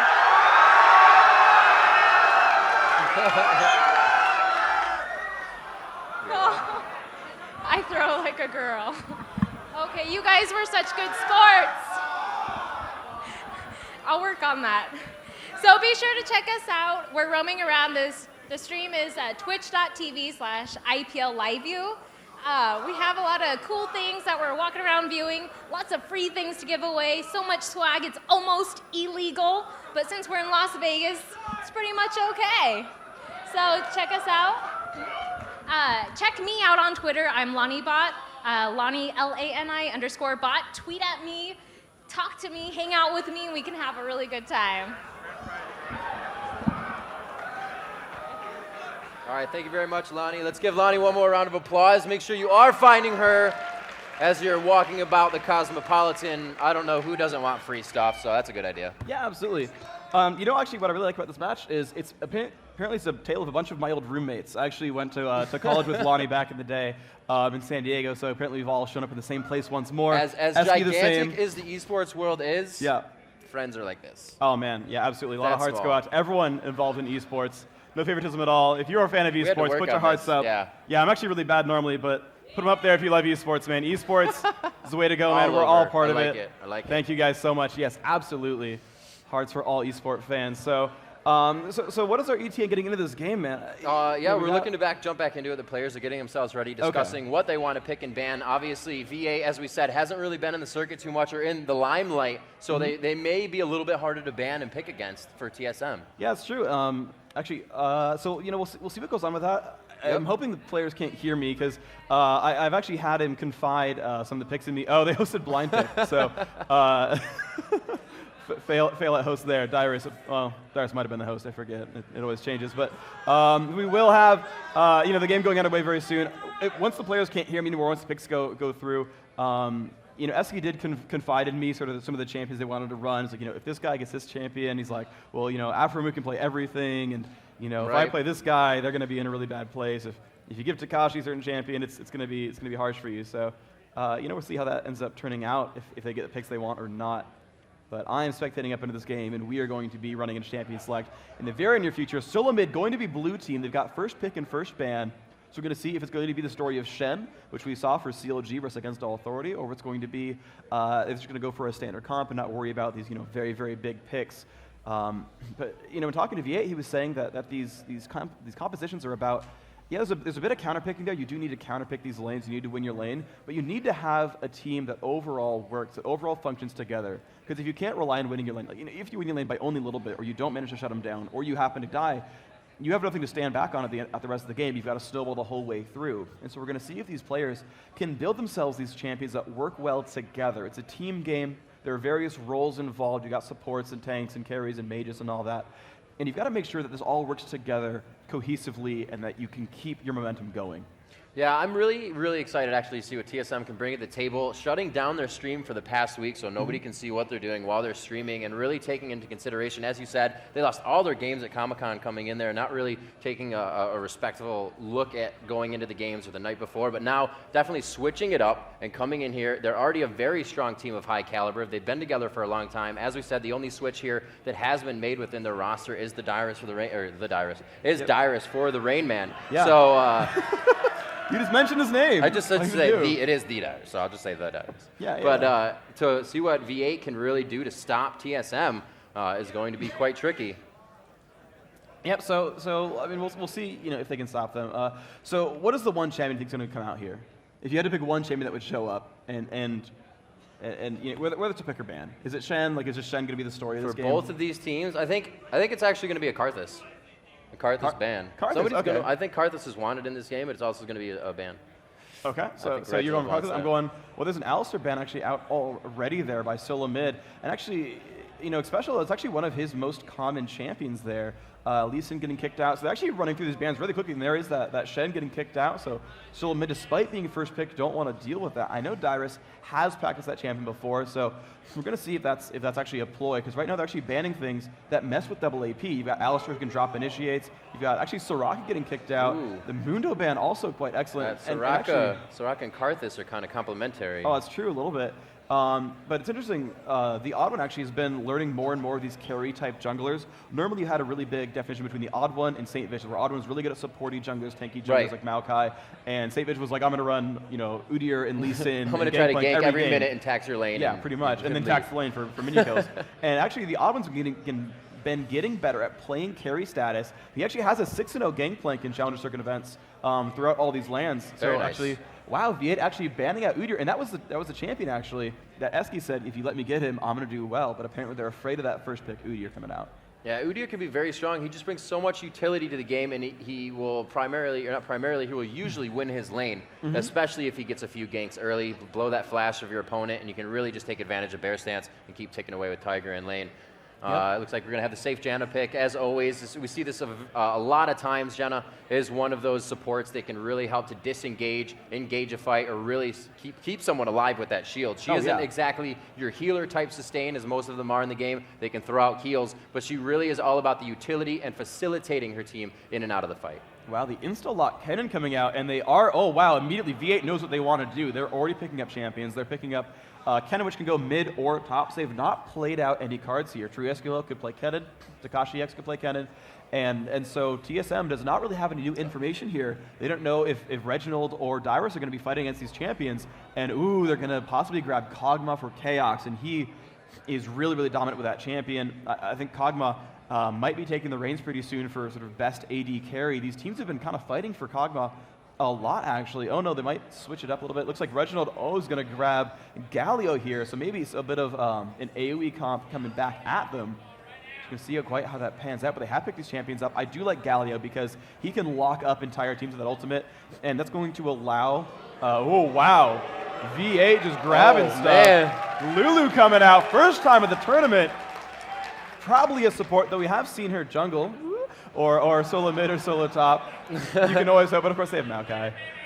So do you play Lulu as a jungler? I have. I actually did a spotlight about it, and you run like an entire attack speed book, and it actually goes really fast. It's actually pretty good. So don't take my word for it. I made a video with one clip of me killing a guy. It must be true. Triforce Rush, right? Yeah, you get it pretty quickly. I mean, you need the wits end. Oh yes. Dyrus. That top loft. So they've mostly locked in their whole lineups. Now they've Masia coming out from the crowd. I like it. You guys are, by the way, guys, you are really, really awesome in this crowd. Please keep up the noise. You guys are phenomenal. I love you. Thank you very much. These are the kind of crowds that I want to see at every esports event, every tournament. And there is Vladimir. So double AP coming out for V8. Likely to be Tree Eskimo solo top. And then Takashi X in the mid. Of course, they could swap, no problem. But yes, an AoE comp here. And I like this because they've got Tristana is super safe. You can use Lulu to lock people up, and she has some AoE as well. You've got a jungle Maokai. You can really keep everyone kind of locked together as well. I do really like this lineup for V8. What do you kind of see from solo mid here? Solo mid has an awesome team that just grabs onto you and sticks. The entire team, like I said, Janet can pop up if she wants to even start that. They also have a Galio. That Resolute Smite is such a big slow, and if he's running red armor or red magic resist and blue magic resist with some mana regen, you can just sit there and spam Resolute Smite and lane all day. And there's no champion that can take that. That becomes such a bursty spell, especially if you go to rush it. The Kog'Maw on Chaox, I was talking about that with him in Hanover when we were having dinner, and I was like, you know, do you go this? You push your E first, so you can force that flash out of lane if you have a jungler that comes down fast from red. And he's like, I never really thought about that. It's usually the W for early objectives, so we can get dragon quick. You know, with Kog'Maw having that W, doing percent damage, he likes to go for that. Dyrus going for that top loft. True damage is just something that is nobody can deal with. There's no way to mitigate it. Really the only way to stop it is to out level that person, so it doesn't do it's doing the same amount of damage, but you just have the HP to take that damage. Well, so it's difficult to beat an Olaf in lane. Yeah, especially after 6. But if you have that stun early, Riven does a good job at it. Anybody that can stay quite far away, it does a good job. Yeah, and I think the one thing that'll help him there is actually by putting Vladimir up there, he naturally gains quite a bit of health there. He will become more and more tanky. And there was a chance there for Vladimir just to outscale out Olaf and you know, push the lanes down, force him to last hit under turret. He can do a lot of stuff to actually force this game to go into his favor. So, you know, I do think Vladimir is a pretty good choice for that. They, of course, picked that last pick, Vladimir, to say, okay, you've grabbed Olaf. Yes, we think this will work here. Yes, we think we're going to go for this. But you still got you know, that Galio Kog'Maw combo where you're just going to lock everyone up and then Kog'Maw's going to start just dishing out damage. And that's going to be really, really scary for V8 to deal with. And you know, I'm trying to think about the lineup. They don't have really good ways to dive at that Kog'Maw. Normally, like if you have an Olaf can just run at Kog'Maw and he's immune to Janna ults, etc., etc. Right. But they don't have that. They actually have the Janna to keep people away from Kog. So, you know, they can rely on Chaox to win this game, and as long as Reginald and Dyrus get durable and can just kind of hold that front line, they're pretty much going to be good to go. So, you know, I think there's a really good chance here for this TSM lineup, just because they have Superhero Kog'Maw, and Superhero Kog'Maw is a good way to play the game. Yeah. He really does a lot of damage. Tons of damage. Yeah. I mean, we'll see. Depends on the items. You know, it starts out doing, you know, kilograms, you know, maybe a couple of pounds, and then as it sort of builds, tons of damage. So what do you think for this V8 team as they've kind of revamped a little bit? Like you said, Takashi now in middle, Tree Eskimo on the team as well. Used to be a rider, one of us, but now we can compete in tournaments again, as we can't. It's probably a good thing because I'm not that good. But what are you thinking? I would just pick team every game. So yeah, you know, like I said, V8 has a good standard sort of old school AoE comp. They've got, you know, lockdown on a lot of people. They have actually really good ganks and initiates too. I'm gonna like seeing Maokai Kennen sort of come together to do this battle, because you're gonna have Maokai just gank in there, use that dash move, kind of get in, lock up a guy, and Kennen can stun as well. So you've got a lot of damage coming out with about 4 seconds of lockdown, and that could be enough to pick up these kills. Now the TheOddOne on Shyvana going to be, you know, really you know, high speed, high damage, you know, really fast jungle clear, can give away mana all the time. Solo mid on the screen, so there's the cheering. It's just all it takes for these guys to get all excited. And of course, you guys at home, if you're cheering for either team, if you yell loud enough, we will hear you here at the Cosmopolitan in Las Vegas. So yell as loud as you can at home. Got you covered. I got bad ears. But yeah, you know, it's just a good old school AoE comp. Aphromoo could definitely scale throughout this late game, as Tristana has this innately long range. And so one thing that they can do is that Kog'Maw as a champion is sort of reliant on his W, on that Bioarcane Barrage, to give him that bonus range, to give him that bonus damage. Once that ends, because you only have it up for about half the time, then it goes on cooldown, you can sort of make him start that, you know, push a fight in, he presses W, back up, okay, it's down, go in.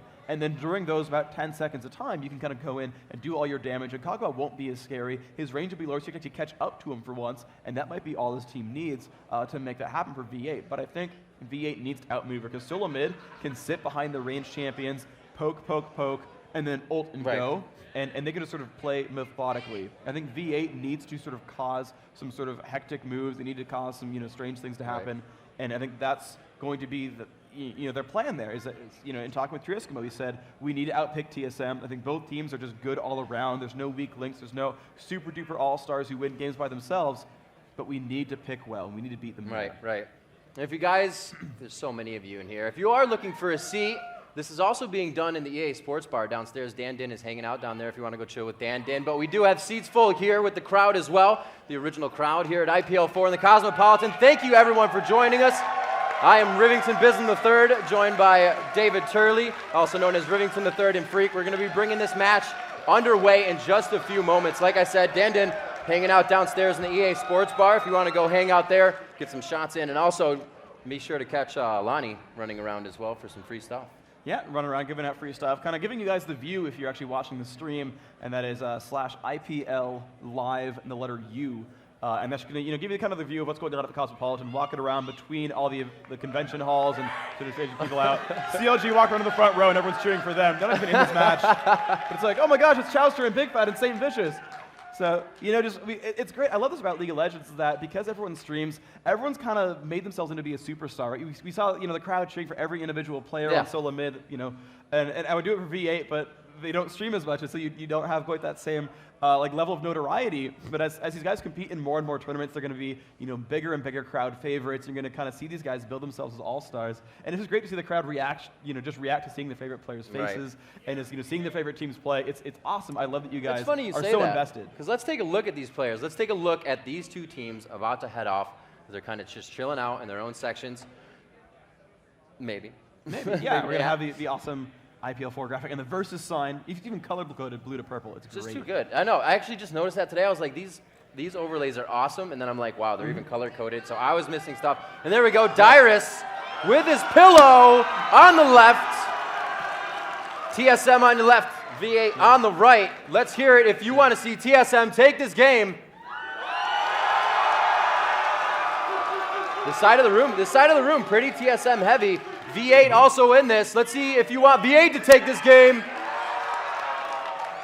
All right. And for those who don't know the faces, V8 from closest to farthest away is Aframu, Tree Eskimo. It's unstoppable as you can see him facing off there. Then Takashi X in the very back is Muffin. Yep. It's actually interesting. V8 is the only team I've seen not sit their AD carry support next to each other. They're actually on opposite ends of the sides of the table. And normally they're always next to each other because they're playing together. And the solo mid's always in mid too for some reason.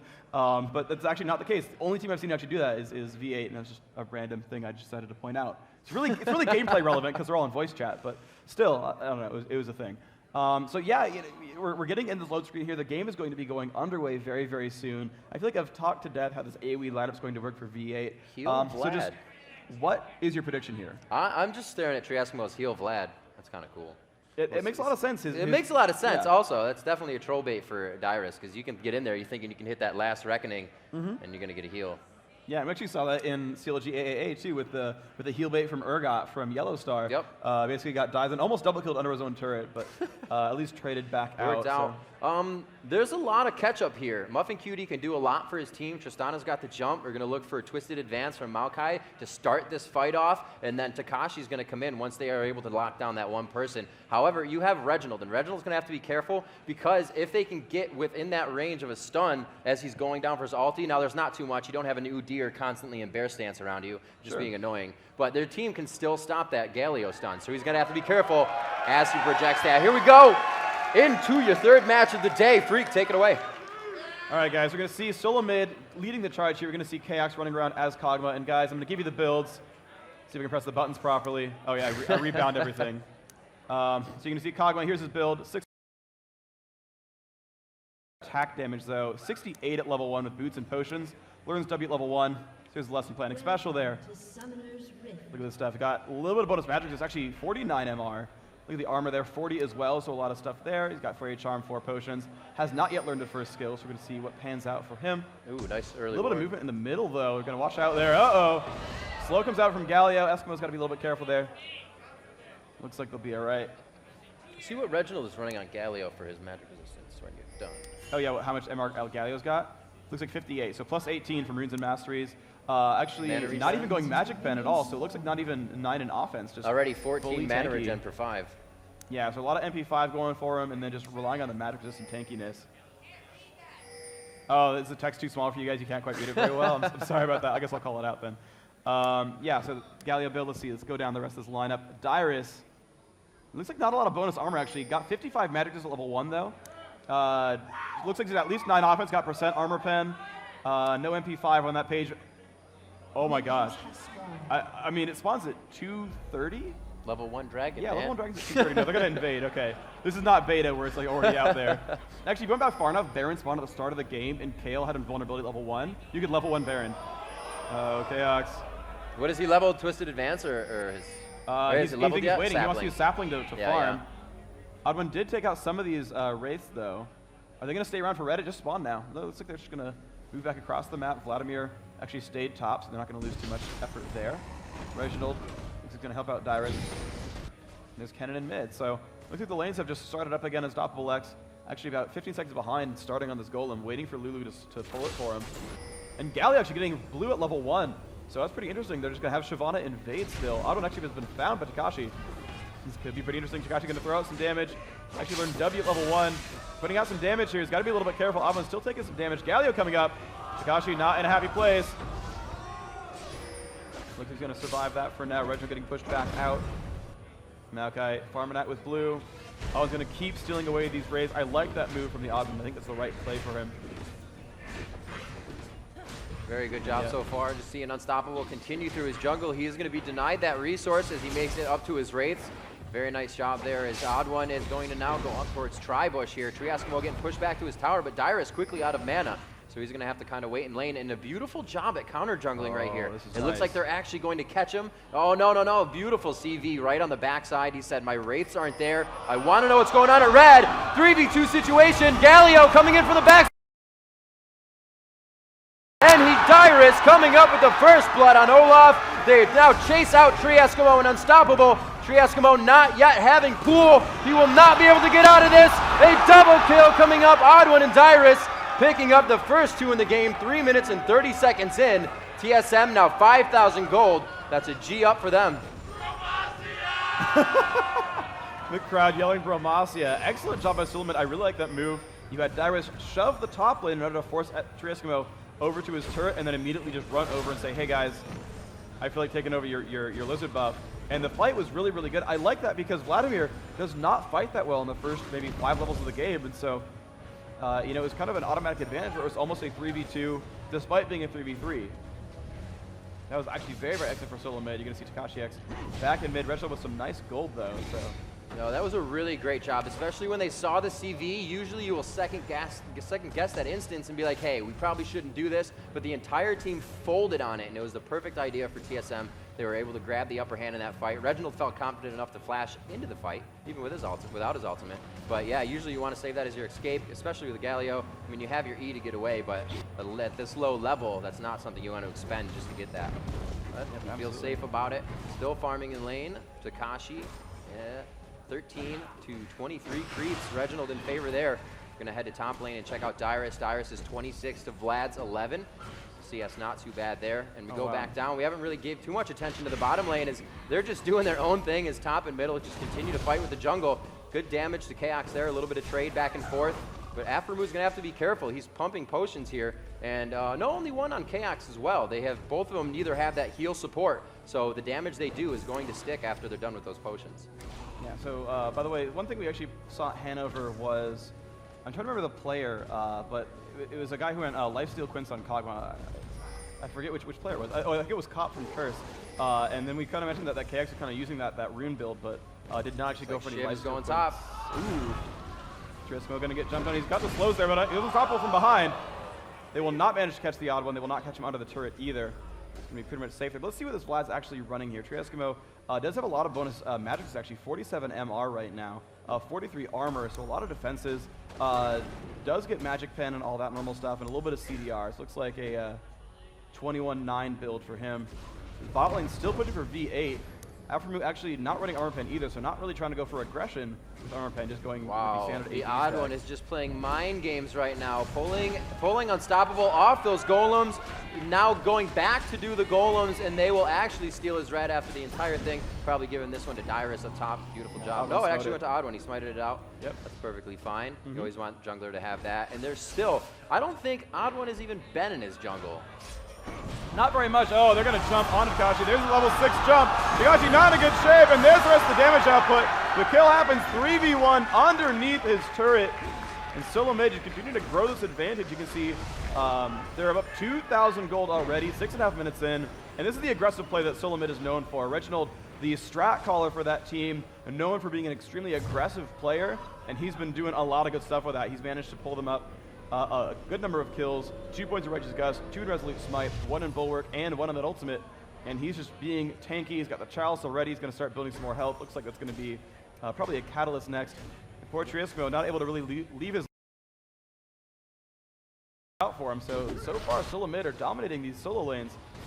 We look at the bottom here for V8, and they're actually 39 CS on Kog'Maw and 50 on Trist. So V8 are winning this bottom lane. And we talked earlier about how solo mid was kind of going to be superhero Kog'Maw, but right now it might be superhero Tristana, and that is possible. These guys can skill throughout this game and turn this around. All right, so as a jungler, Phreak, Maokai can be countered quite easily. At this point, the OddOne is continuously going to beat down on that door. What is his best bet to do right now? Is it wards? Is it to go for GP? I think it's just jump up onto Aphromoo and do a little bit of damage there. Xpecial went up there, tossed some slows out, scared them all off, of course, not level 6 yet on the Siobhan. Actually getting out-leveled by Maokai just because she's spending so much time harassing, but going for the blue, the clairvoyant spots that Maokai's coming over, Reginald coming to help as well, and there's like all of solo mid right here getting ready for this. Look at the vision. They do see Unstoppable X coming in. And here's the fight, gonna jump in out of the OddOne. Unstoppable at half health already. There's a cannon. The ult goes off. Unstoppable still very low. OddOne Xpecial all low as well. And Aphromoo gets 1 kill. Now jumping back up. Here's the rest of the fight. Unstoppable not going to go down. Reginald down. And very, very low with the OddOne as well. Reginald not in a good place. Level 7, taking a little bit of pain.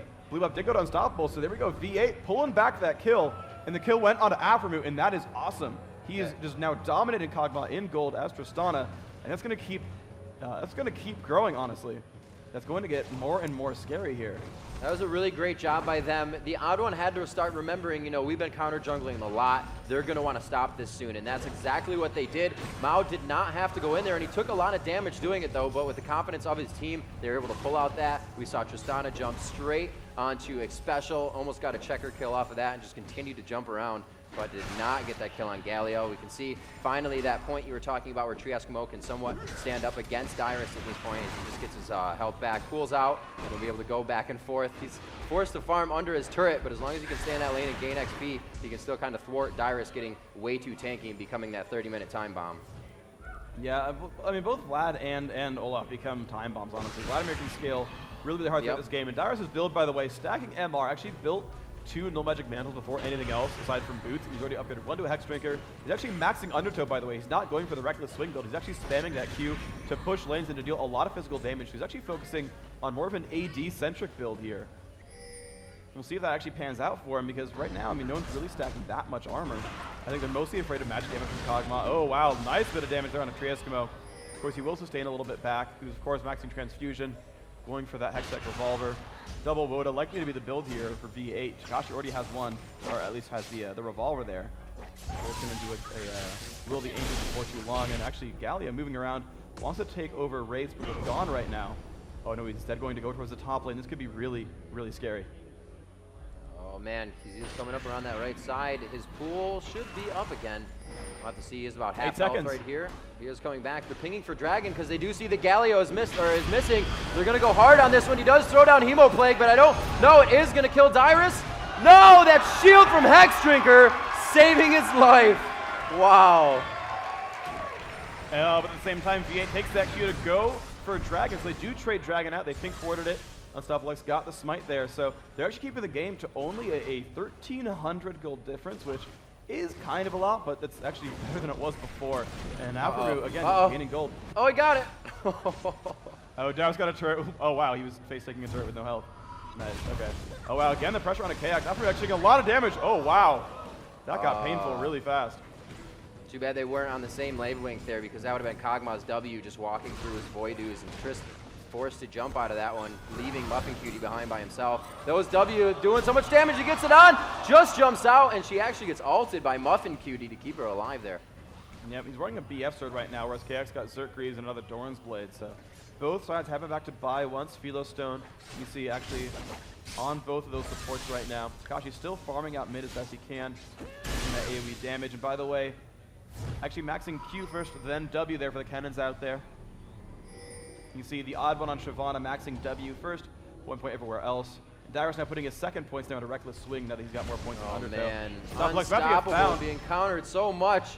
Backed out of his jungle once again. Triesco going to come to help here, but they have got the ward down. They pulled it out of the bush, so not even the sapling. No, the sapling sees him, but then they say, this is a bad idea. And it looks like they are going to both back away. Oh, he smote it. Unstoppable's got it. Nice job there. Did give the smote, and he got it. Yeah, that was really, really good there. Takashi managed to get back down. So Team Solamid have invaded for buffs twice in the last 4 minutes, and both times they've actually not managed to take the buffs away. And one time they actually gave away a kill. So V8 have kind of stabilized this game. They lost a bunch of kills early, but since the rest of that, they've done a really good job of trading kills for dragons or getting their own buffs regardless. They've not been able to invade, but that's kind of the case with Maokai. He's not an aggressive jungler. Right. You're not going to have that same kind of opportunity, but they're managing to react to those opportunities that Solamid have created and survive them.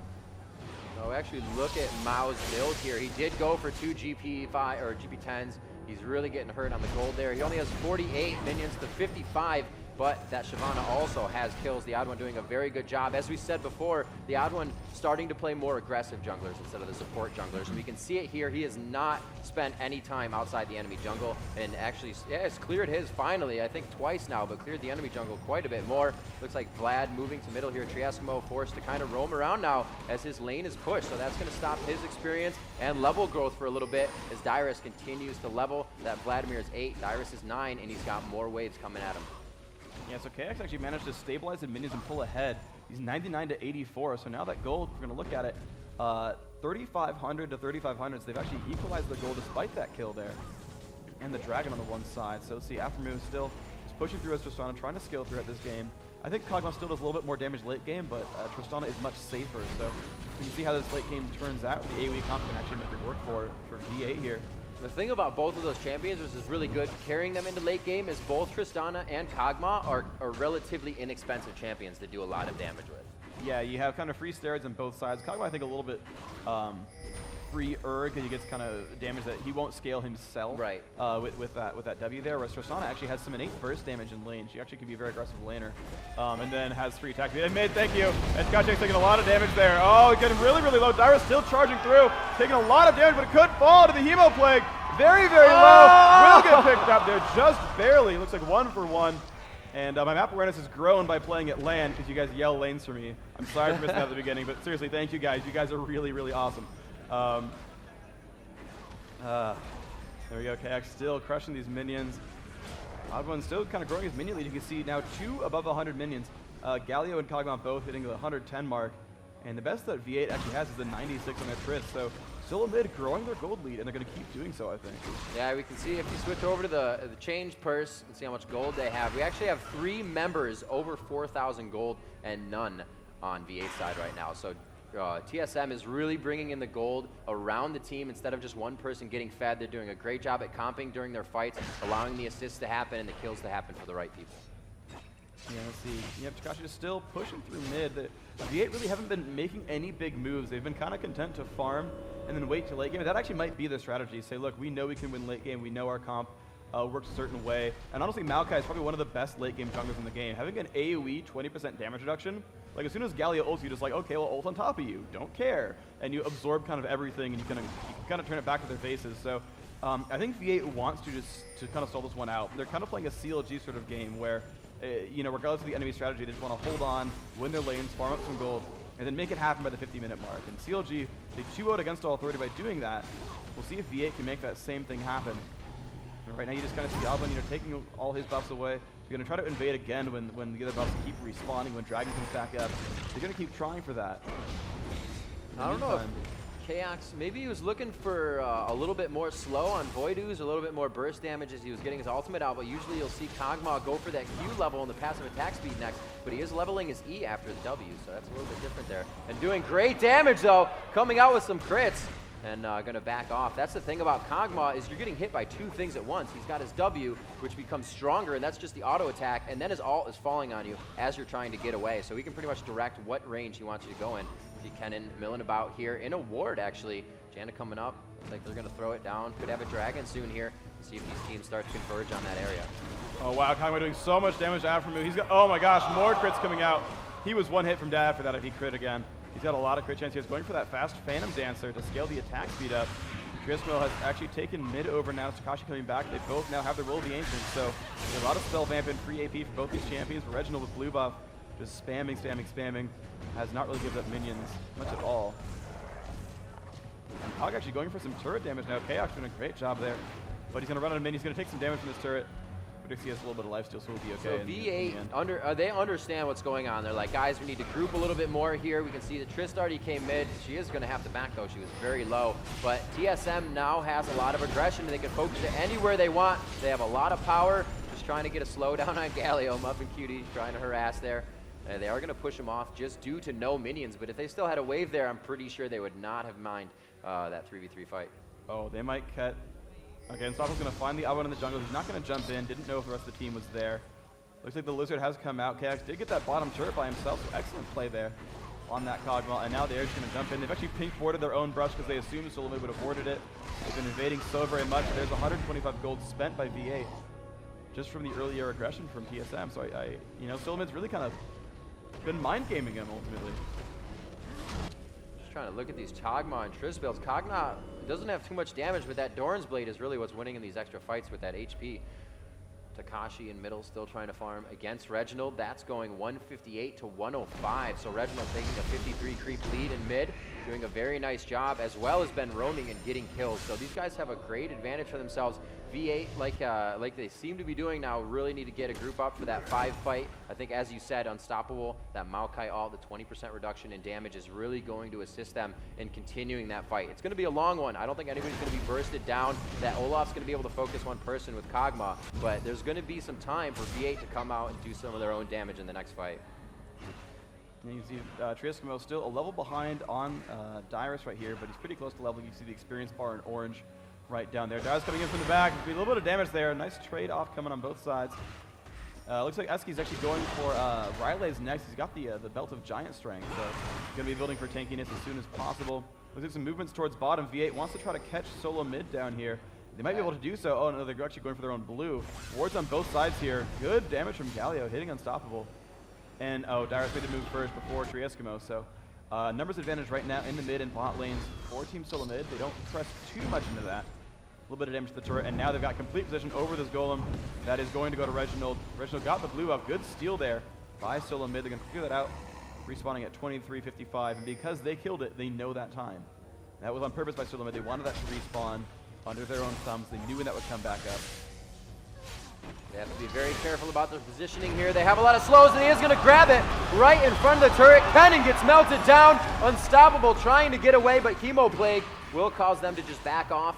That Vladimir ultimate will get cast on you, and the more damage he does, it's going to hurt even more. So if he can continuously do damage whenever you get that Vladimir ult on, he's pretty much going to take you out. That's why everybody wanted to get out of there. They didn't want to get Tides of Blood either. There's going to be a lot of damage coming in from Trist. See what they can do in this mid. Takashi did go down in that fight. He was quickly focused. Wasn't able to get the W off onto Galio's ultimate as he was stuck in it himself. And that mid turret almost going down by the weight of Dyrus as he's coming down on it pretty hard after that last fight we saw in the bottom right half of the jungle. OddOne pushing bottom. It's kind of just pushing every lane right now. TSM with full dominance of the map. Good wards, however, by V8. They're continuously staying in that mindset. They can still win this game. It's all about one good Baron fight and then another roll on that one to get a few fights in your favor. We'll have to see if they can produce that. Kennen in mid, take a little bit of poke damage, and they're going to lose this second turret. So a couple of more build callouts. Xpecial actually maxing Howling Gale instead of Zephyr. Of course, maxed Eye of the Storm first. Chaox still, in fact, putting all his second points into Void Ooze. Reginald actually splitting points between Bulwark and Righteous Gust, but of course has maxed Resolute Smite. OddOne actually maxing Twin Bite. Okay, I was gonna say Twin Fang. That's something else. That's Cassiopeia, yeah. But Burnout first, and then there's the points into Twin Bite. Dyrus again has maxed out Reckless Swing second, so leaving Vicious Strikes at 1. Over in Muffin Cutie, he's actually maxing out Glitter Lance, then Help Picks, 1 point in Whimsy. Unstoppable X actually was maxing Sapling first. Now the OddOne actually maxes Arcane Smash first, but he's actually doing that one second and Sapling right away. Takashi Q and W there. And just leaving that charge at 1. Triescamo, of course, going for E second. And everyone maxes Transfusion. And then finally onto Aftermoon. 2 points in Rocket Jump, 1 explosive shot, then maxing Rapid Fire, then back to Rocket Jump. So those are the builds. And of course, you can see the items at the very bottom of the screen. And I think we got everyone at that point. So how to play like pros? Listen in, look at the bottom. Looks like nobody wearing buffs around the map right now. Galio does have a blue, and it looks like theirs may be up. So Reginald, I believe, could have stolen that the last time they were there. It looks like the jungler has been denied on V8 side, so they're not bringing any buffs to this next fight. Good shield onto Galio as he took a little bit there from Lulu. Muffin Cutie still always trying to harass, even though he's absolutely adorable and turns people into cupcakes. Absolutely. All right. They do have that Oracle, so they have, after the CV runs out, they have the advantage of that area, but they are going to choose not to do it. It looks like Reginald's blue may be wearing off soon, as it just did, and he's going to grab that new one. Okay, so let's see. Actually, one thing that's interesting is Muffin did not grab Flash. He actually went Exhaust Clairvoyance, and then it still has not actually died though. So despite having no super hardcore natural escapes and all that, and not running an escape summoner either, just bringing the extra utility with Exhaust, and it's actually going fine for her. So that's actually pretty much props to Muffin for surviving all that. Has 2 gold, pretends out. That's helping bridge the gold gap a little bit, but it's still 6,500 gold the difference here. Solamid have been growing a lead for themselves. Looks like they're congregating down by the dragon area, even though it just went down. But it looks like as they're ward clearing, they kind of want to counter that. It doesn't seem like they're going to be able to do too much. So now that little annoyance of having your wards taken out every time you place them down, and with the vision that TSM has right now, we're going to see a lot of those wards as soon as they go down. So it's going to be hard for V8 to keep vision on this. It's a good thing they grab CV. It's going to be very big for them. Chaox grabbing red as well, and that's a really good position by Solamid. They all went into the jungle. You can see them all sitting in the brush, waiting around, zoning out V8. They've been sweeping these wards very, very well by the TheOddOne, and so they got that free red buff. I think they're going to use this to start. I mean, maybe they'll just keep playing the map control game and sort of slowly building an advantage, or they might push in and do some really good pressure. There's Dragon, and they are going to start milling about towards that area. We see 5 members of V8 just above that bush. That ward is there for them, but they don't have any more vision as they head towards Dragon. They do have Kog'Maw's W. And no, they did go Wriggles on Shyvana, so she's going to be able to proc that as well. The Galio out flash into Kennen. Kennen gets pushed into the fight there, and we're going to have to see if Takashi going down by Ignite, and he does. Olaf axe out of the side, takes him down. Tree Eskimo the focus. Dyrus with a double kill in the fight. Can he stay alive? That Hex Trigger keeping him alive. Triple kill, and he finally goes down by the hands of Tristana. Very good job as these guys continue the fight and continue to push them out. 4 for 1 there. 5 for 2. And they're going to go for the full ace. 5 for 2, actually, as Janet did fall, and Dyrus fell after getting a triple kill. Yeah, after we finally cleaned up that fight at the very end right there, went is now 3-1 overall. He's getting some nice gold, but of course Solamid just really skilling up this game. Now 10,000 gold in the lead, and they're really getting themselves into a nice place here. Chaox pushing down. Let's see if they're actually going to... No, he's not going to give Chaox the blue buff, even though Reginald had one already. Just wants to refresh that timer there. And wow, Chaox is going to be a very, very scary Kog'Maw. Almost 1,900 gold waiting in the bank. Entering that in some items possibly. Will he sell Adorns? Will he just wait? Looks like he's going to actually just wait. So that's actually interesting. A lot of these players will not sell Adorns to buy bigger items because they can just wait and combine later. It's kind of a choice thing that you can kind of get that 230 gold in that slot, but then you lose that Doran's Blade forever, and you might want to keep it out for that 10 damage, that 100 life later on in the game. So yeah, right. You gotta when you make leave the fight and you have 50 health, you're like, yeah. Good thing I kept that. Yeah, good thing I kept the Doran's Blade. Like sometimes it matters. So I don't know. It's always interesting to me. Unstoppable putting a sapling down on Baron. Ward control is there. And there we go. V8 putting a ward down for real this time. But look at Solomon's ward control. Look how much map vision they have. They have like everything coming out of the river. Like they have 3 wards on the same screen. That's how much map control they have. They just really want to know what's going on. V8. Oh, they don't see very much. That got swept out. They saw Shyvana kill their ward. That's pretty much all they got though. So, I mean, you know, I do like the players of V8. They're not. You guys are cheering for TSM, obviously. Seriously, that's so much bias. Like, you realize that, right? But like, I'm getting caught up in it almost. I'm like, well, I guess I'll cheer for Solomid because you guys want it. Like, I'm being like shy. I'm getting like peer pressured into cheering for him now. But you know, I want to see V8 pull it out. If they can't win this game, I do want to see him pull it to a game 3 at the very least. You see Takashi X kind of running back away from Olaf, being very manly. Honestly, he's got a lot of health, 27,500 health. He's moving it back towards mid Unstoppable X, clearing out these minions pretty quickly. One guy left. Focus by TSM up towards Baron. It looks like they're trying to waste these CVs. Chaox just hanging out, really doesn't have anything to do. I don't know, maybe he's cutting his nails. We got Tree Eskimo trying to farm the golem. So right now, V8 is struck for resources. They are really just trying to get more creeps. They're trying to do what they can. As soon as those waves get pushed in and they kill those maybe 1 or 2 waves they're going to stack up, they have to wait the entire time again. And if TSM decides to just freeze these lanes and let them push in their favor, there's going to be no creeps for V8 to farm. TSM is going to be able to just push down mid lane. Now, something that they should do is, I don't know, they're trying to force a Baron or something. They're not really attacking until they have the right engagement. Pushing mid would be pushing an already pushed lane, and it might be hard to fight without Baron. So top or bottom, bottom's pushed pretty well right now, so they could be going for that. But there is Baron, so that would be a bad idea.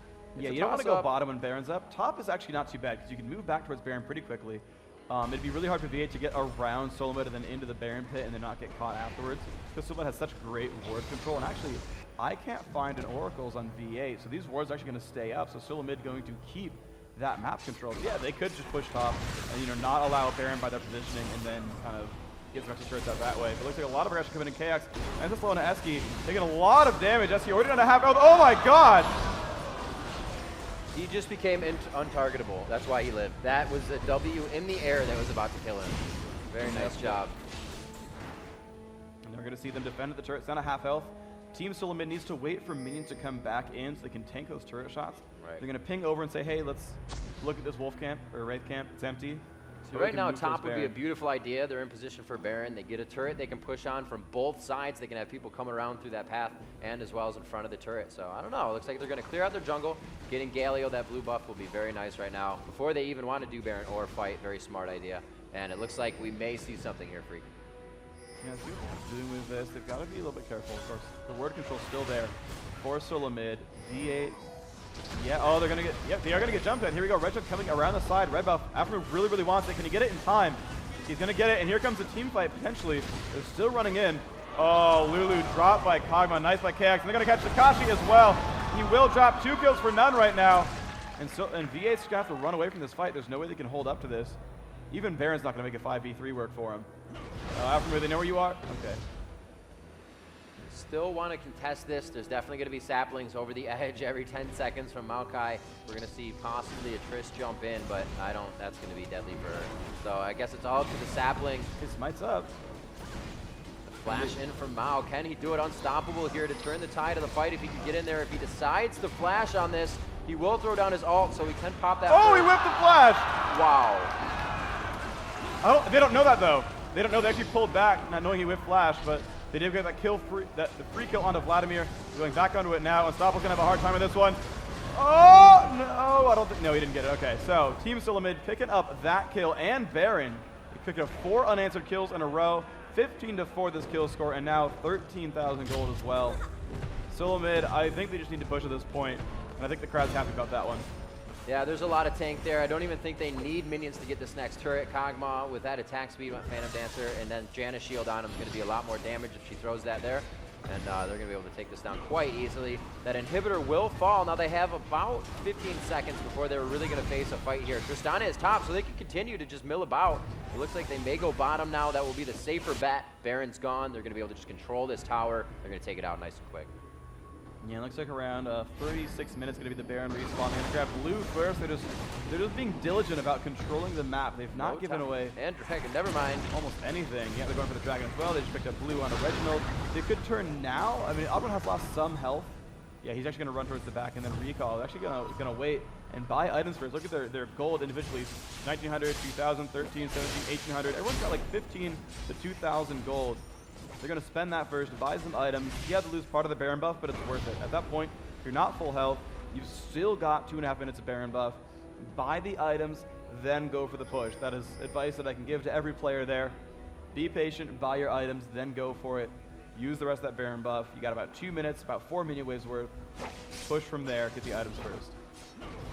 These guys are playing really smart right now. TSM really has not engaged in a fight that they wouldn't have the upper hand in. You know, Reginald has always been the first one in there, being the aggressor, as we said before. He just likes to get in the face of everybody, make you make a mistake, and then really work off of that advantage. And all their fights have really been with their vision in the jungle. That's 2 things that are giving you an advantage. And VA still doesn't have the Oracle on their team, kind of lacking in money. So it's not really the best thing to buy. You are dying, so it might be a waste of money, but you really have to weigh those odds right now. If the vision of just one bush fight is going to turn the game for you and give you a 5v4 and allow you to win the fight and then take Baron, it's something you have to consider. Yeah, absolutely. So here we go. Solomid still pushing through this bot lane. Dyrus and Chaox, very, very big damage threats here. Reginald now going up to the front. It's pretty tanky. Only 90 armor, so he will take damage from turrets, but gets a shield there from Janna. Xpecial with a lot of cooldown reduction, up to 36 CDR actually right now. That's a nice amount of cooldown. We're going to go in up again. Short a little bit, doing some damage. Chaox looks like he's going to preserve his W. You can see Bio Arcane Barrage not yet activated. Doesn't want to have that be down and then get caught by V8. So they're playing very, very patiently, which I think is absolutely the right call here for Solomid. Tristana is going to be really big in this next fight. Hopefully he can stay on the outside. She has about 150 more range than Kog'Maw right now, but he does have that artillery that he can just throw down from any range. Let's see, they now take the bottom inhibitor. They are now in control of the outside of V8's base. V8 considering here just to guard the top, but then they can walk through the bottom or middle. So this becomes really tough for them. TSM is going to be able to control the map here. Yep, they're going to go for the back door, actually. V8 is here to defend, but between Bulwark and Jonas Shield, Dyrus is a very, very tanky man. 128 armor without Bulwark on, so going to give him a lot more there. You can see Galley level 18, every ability maxed. Bulwark going to give, I think it's 90 armor and magic resist for 4 seconds whenever it's on. V8 still kind of holding back here. They're going to go in, and they're going to start, and V8 has to defend here. This has to be like their one chance to fight, I think. With all 3 inhibs down, I don't think they can hold up much of anything here. Gafford trying to get around the side. Reginald kind of sitting up, kind of facing off Takashi. Wants to actually taunt him every fight. He's still not getting a whole lot done. Ed's going to take a lot of damage here. Here comes the initiation. Takashi in the middle. There comes Reginald and Maokai. Everyone is dealing as much damage as possible. Oh, he blocks the ultimate. Nice job by Lulu there. Damage output coming everywhere. Chaox going to drop down. Muffin not in great shape. Looks like Galio's still alive. Zalba getting pushed back as well. And looks like V8 only losing 1, but not getting a kill. Still in mid there. Fairmouth is gone, but they still have minions there. They can keep pushing 5v4. They can still make this happen. That was a great job by Takashi. Actually, Reginald throwing down the Galio ult was stopped instantly, and they were really able to stop a lot of damage that was coming in from there. Kog'Maw with the flash, almost getting the kill on to Takashi. It looks like they're going to try to force this one out here. They are being aggressive. They want to keep the Nexus from being exposed, and there it is. It looks like the damage will be done. Dyrus is going to stay right on that Nexus with TheOddOne, and they will be taking the first game here, the 3rd game of the day. We still have another match coming up after this, but an amazing just TSM playing a game we haven't seen yet. That was kind of just like an M5 jungle right off the bat. I think absolutely. And, you know, Moscow 5 definitely have kind of instructed the rest of the League of Legends world how to play this game properly. And it's Solomid playing aggressively over and over. They've stolen a lot of buffs. They've done a lot of good things with that. And that was kind of the gameplay that got them this win, is they played very aggressively. And that suits their play style so well. Again, aggressive Reginald. I mean, he's a strat caller, he's a solo mid. He initiated all those fights. He picked an initiating champion. He was the one initiator on that team. I never saw Shyvana lead in with ult. I never saw Olaf really lead in with much of anything. There's no like flash backwards ults from John. I shouldn't have flash, so there's that. But you know, it was always, you know, Reginald goes in, says, guys, we're gonna go. I'm gonna flash taunt, get this guy, and they would kill Takashi X. He went 0-6 that game. I mean, the guy is very, very good. But he went 0-6, constantly just got owned by Galio ults, by flash taunts, just by damage output. Dyrus did a great job top lane as well. You know, he pushed up to the turret. They're like, guys, your strategy is that we will, you know, open with their wraiths. You know, Olaf, you're going to push top. You know, just AoE farm that first couple mini waves, and then come with me to wraiths. Right? We know where Maokai's going to start. He's going to go wolves, then blue, then wraiths, then red. We're going to catch him at red, or we're going to get red first. That's our game plan. Let's make this work. You know, they had rehearsed that first 3 to 4 minutes of that game. They knew what they were doing. They had Galio come up. I mean, he's another AoE farmer, right? Between Olaf. And Galio with Reginald and Dyrus, they were AoE pushing, push, show up at Wraith, show up at Lizard, make that happen. The bot lane was a little bit scary for a while. They neglected it for a bit. It was okay. They managed to equalize. They came back out. Chaox went 6-0 on that Kog'Maw. Solo mid really kind of put on a clinic there, I think. Their execution was very clean. They played well overall. They had a couple of deaths that could have maybe, you know, avoided as well. V8, I know they're good enough to turn this one around. I believe they're going to get first pick, first ban next game. Maybe that means they're going to pick the champions they want. Maybe they didn't really want to bring out the AoE comp. Actually, Triesco alluded to me something saying, you know, we have the strategy that we want to bring out. We think it'll beat anything out there. It fits the meta. There's standard champions, but when you see it, you'll know it's special. It's really, really good. Just wait and see. It's awesome if they can get it out. And this is the do or die time for them. They need to try to get these champions out. Right, and you know, something else we saw in this game that we haven't seen a lot in any of your games you've been playing lately as well is both teams had CV. It's not something we see taken a lot. Usually it's an aggressive spell or a defensive exhaust for the heal or for the support, but both teams had CV in that game, and it was used quite a bit and actually right on top of each other. It's when TSM started their fights on that red in the jungle. They were able to get a lot of kills because of that, just putting it right outside. Maokai would be doing it, so they put it right outside near Tribush. You get that cut of red that it's being done. You can see the guy in the bush. and they were able to take it out multiple times. Reginald, with the, as you said, making great calls, being able to make the pings, and it seemed like with that Galio to the composition of V8 is what really threw them off to initiating in the fight. It seemed like a lot of them were like, yeah, let's do this. Kennan's got all, and then some of them said no. So the Galio out grabbed those two, and TSM would always come out on top with those two and finish off the rest. But we'll have to see. The team was great from Solo Mid. Yeah. I do like the team comp. You know, I was looking at it back and forth and was like, okay, yeah, oh, okay.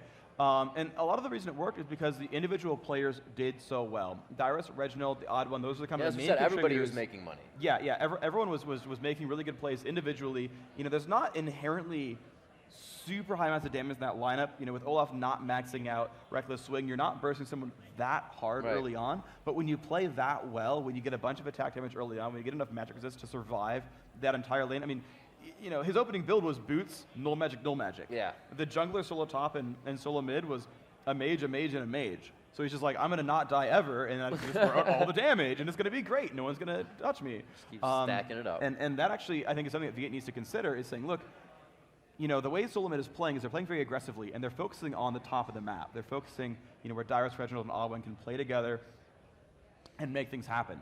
And they've got to kind of consider, maybe we need different damage types. Maybe we need guys who are good early game. Maokai, he kind of kept up in minions, but he was kind of abused in the jungle. Yeah. If it weren't for good smites and taking these buffs back, he got abused, he got invaded on. They kept taking from him and taking from his team. Counter-jungling Maokai is huge. He does not come back from it very easily.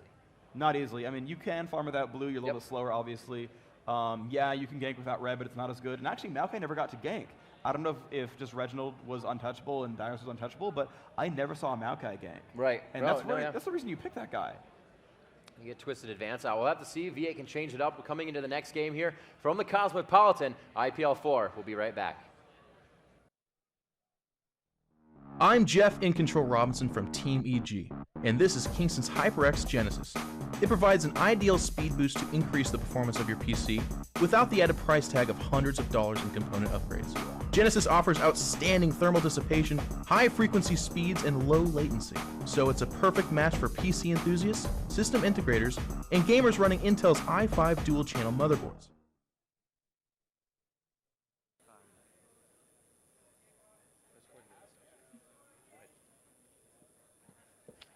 Hello, everybody. Welcome back. We're one game into the TSM versus V8 match.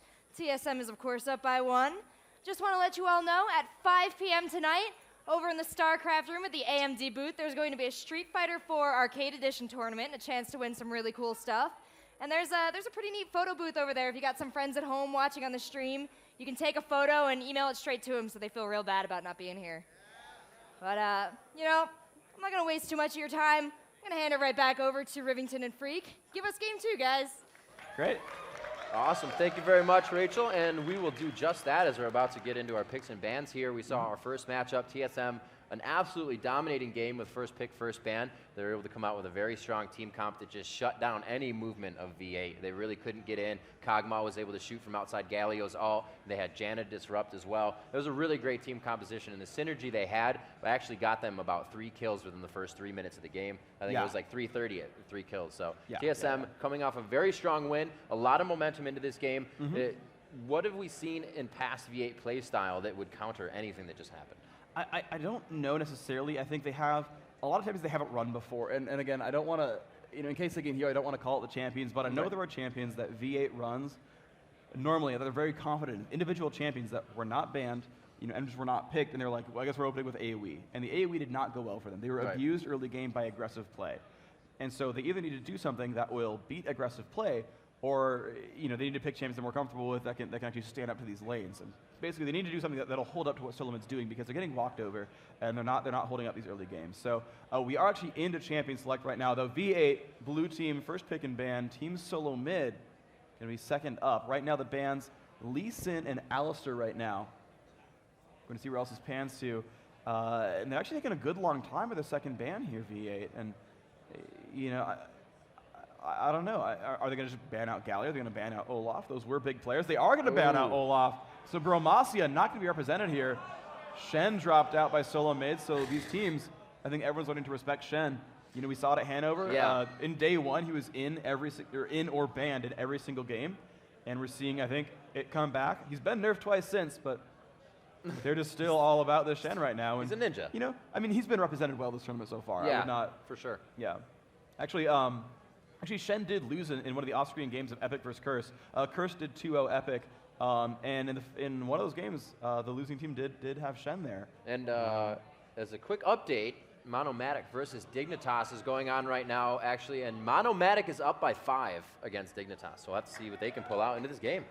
Nice. We have have a couple of cheers in the background. Picks and or the next game, their game. Picks and bans. We do have Muffin Cutie picking up a Mundo, and there's Kog'Maw Janna again. Very detrimental, scary lane. Real terror coming from Kog'Maw Janna. Double slow, shield with more AD and a pop up that's going to keep you in Void Ooze. So that lane very scary. I really like Janna Cog, and another option there, of course, is Nunu Kog'Maw as well. Those are the two comps I see most often. They're again going to grab the loot. Ooh. Ooh. All these are good picks. I'm okay with all of these. Yay. You're still giving me good things. All right. Leona. Ooh, if this is Leona Graves, I like this. I think this is actually really, really good. This is one of the best ways to shut down Janna Kog'Maw. Since that nerf on the shield where the AD goes away when the shield breaks, Janna is not the best lane babysitter anymore. And so you got aggressive lane like Leona. Yeah, I mean, this is good from V8. I think they can win this bottom lane. That's great. Before when they had the Lulu Tristana, which is less aggressive than this, they were up in minions early on. And so I think they can turn this one into a really good place. Now, the Mundo pick as well, actually, I was actually watching Triescamo play a scrim against Monomaniac before, and he was actually playing solo top Mundo. So it actually might not even be the jungle. This could be a complete juke and grab him early, say, hey guys, you know our jungler, you know what's going on. Surprise, new jungler! So the OddOne actually grabbing out Nocturne here. I like this. There's still a lot of other options here, but they've got a lot of long-range bombardment now. They can Nocturne ult into any fight. They've got Kog'Maw. They might grab Kennen, and again, Kennen can also go to either lane. So it could be Kennen versus Mundo top, could be Kennen mid, and they're going to have Takashi X counter pick here. But there are a number of options still available because Mundo could also still be in the jungle. So everything is still kind of open right now. But Reginald will be last picking, and he'll have the chance to counter whatever is in mid. As you said before, I'm going to reiterate, I enjoy this Graves and Leona lane. As you said, Leona's passive, proccing, it's already going to bust through Janna's shield if she tries to shield somebody, so you're kind of getting more damage there. And then you can just go in, Graves is going to get tankier and tankier as he is shooting with his passive, and that lane is going to be hard to stop for them. That's going to be an Xpecial focus lane for sure. They're just not going to worry about Chaox.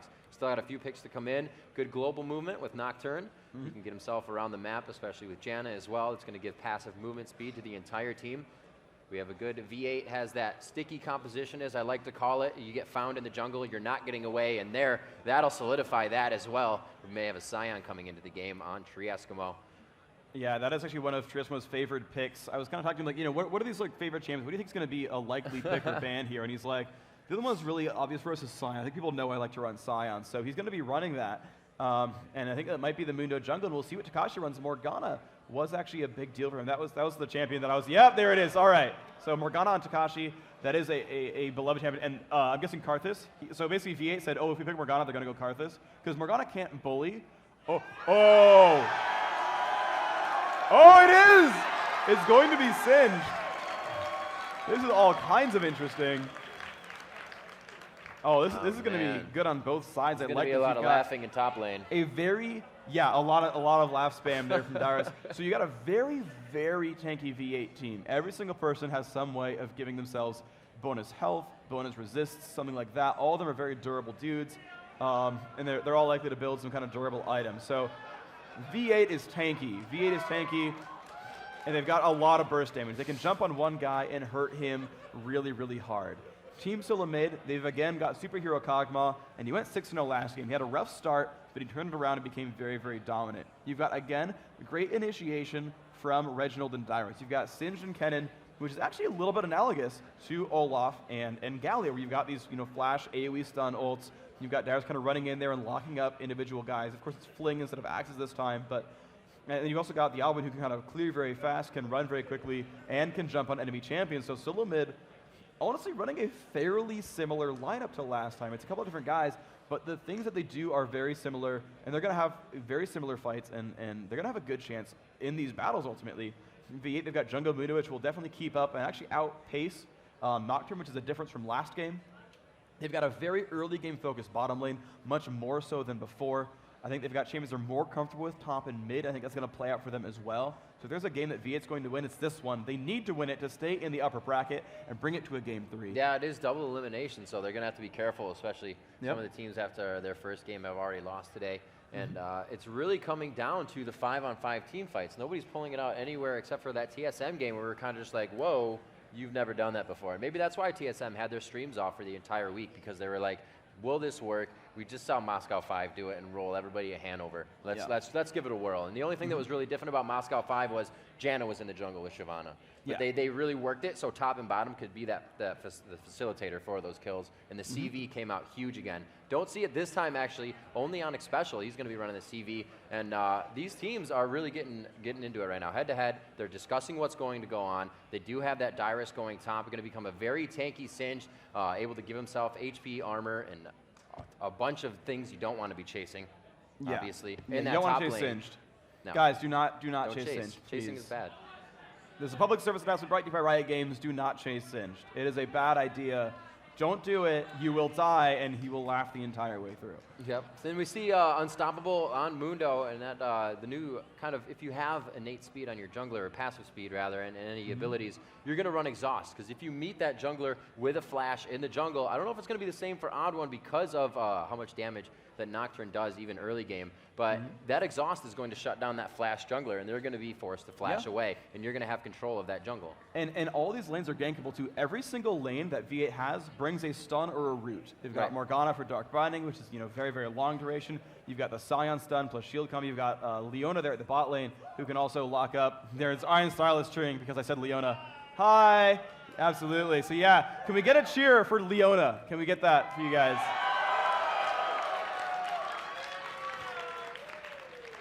Even though it's not in this game, can you guys cheer for Teemo too, please? Could that?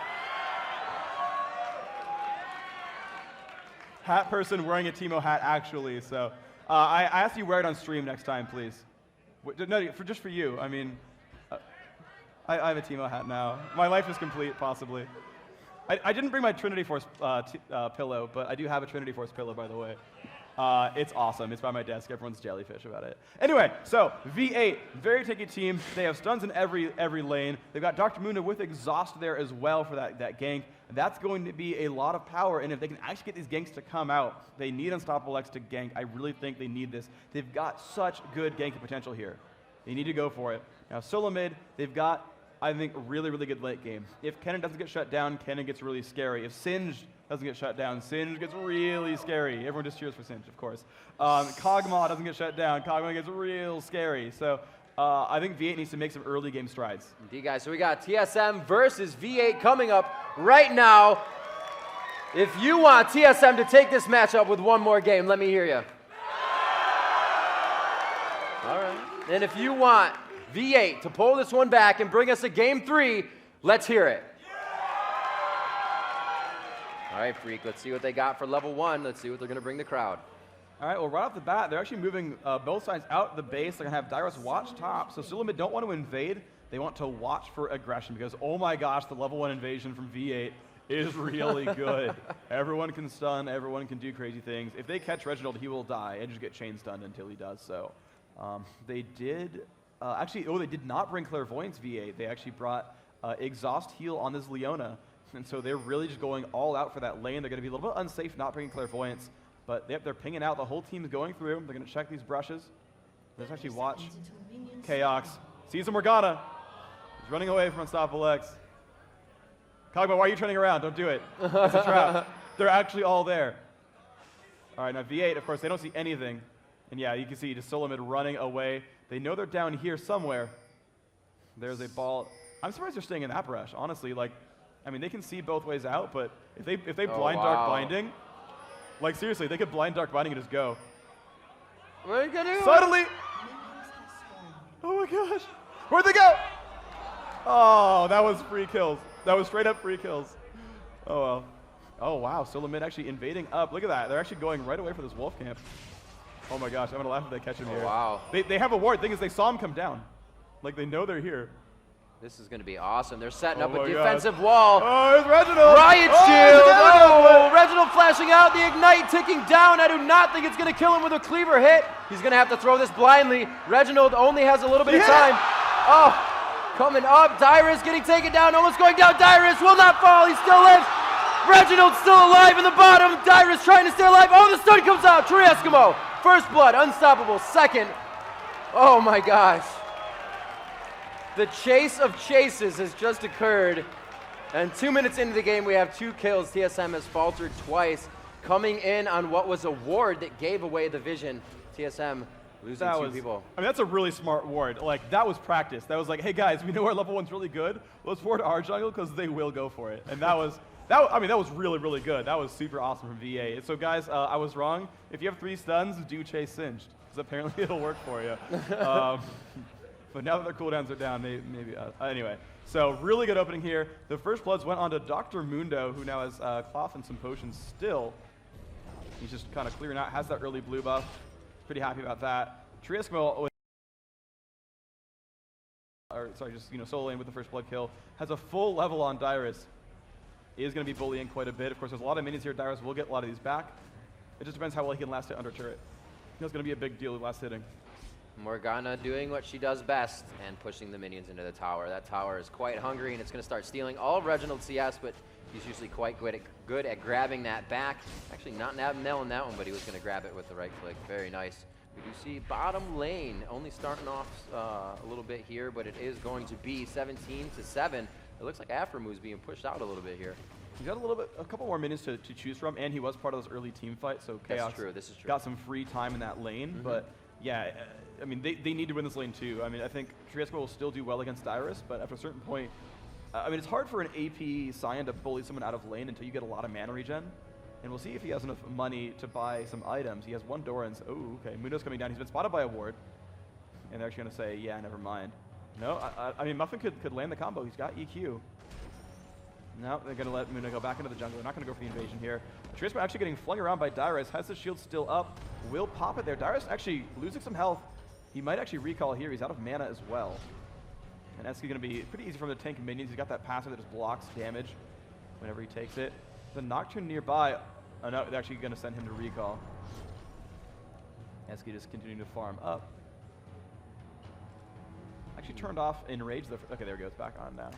But let's see what they are up to. Muffin and Aframu still pushing around the bottom lane. Chaox, you're going to see the minion kills 27-22. So Chaox actually doing a great job there. Outlast hitting in this lane so far. Muffin throwing down a ward at Dragon. Not that that will be done for at least a few minutes, but they are going to get vision on that. It will help from the ganks coming in. So both bottom is warded. You won't see too much action there. Really, recently, seeing League of Legends matches between the professionals, it's a lot of focus for the jungler in mid and top. Mid and top are always assisting each other, and the jungler can just hop back and forth there. They are going to find him. Dyrus a little too far out of range. It looks like he got a little overzealous on that one. Does he put down the slow in the right spot? There is not enough, and they are going to be able to take him out. But the odd one finds himself in an odd position here, and he is going to have to shield. An odd position, Riv. Thank you for that. Oh, man. His shield's still down, so Eski could do some burst here. He actually did stun the odd one a little bit up, but they've got 2 kills now on a Dyrus, and you know, I don't know if it's a solo mid-tournament curse, but their solo top is feeding again. I'm just saying. I know you guys love Dyrus, but I'm serious. Everyone was like, oh, they dropped the Rayman, they'll win now. And I'm just saying, Dyrus is 0-2. That's all I'm saying. So, he's a good player, don't get me wrong. All right, anyway, Aframu, Muffin Cutie still pushing out on these minions, though. Chaox still, he's TSM winning this bot lane right now. They're doing amazingly there. They're keeping the gold, 1,300 away. Top lane, thank you. Triesmo getting jumped on by OddOne. The haste buff is gone, so he will be able to run away. Has a lot of money, can buy again. 700 gold, that's going to be nice for him. He's going to use that. I don't know if he should stay in the lane. He's got Mundo here to control for him. Okay, yeah.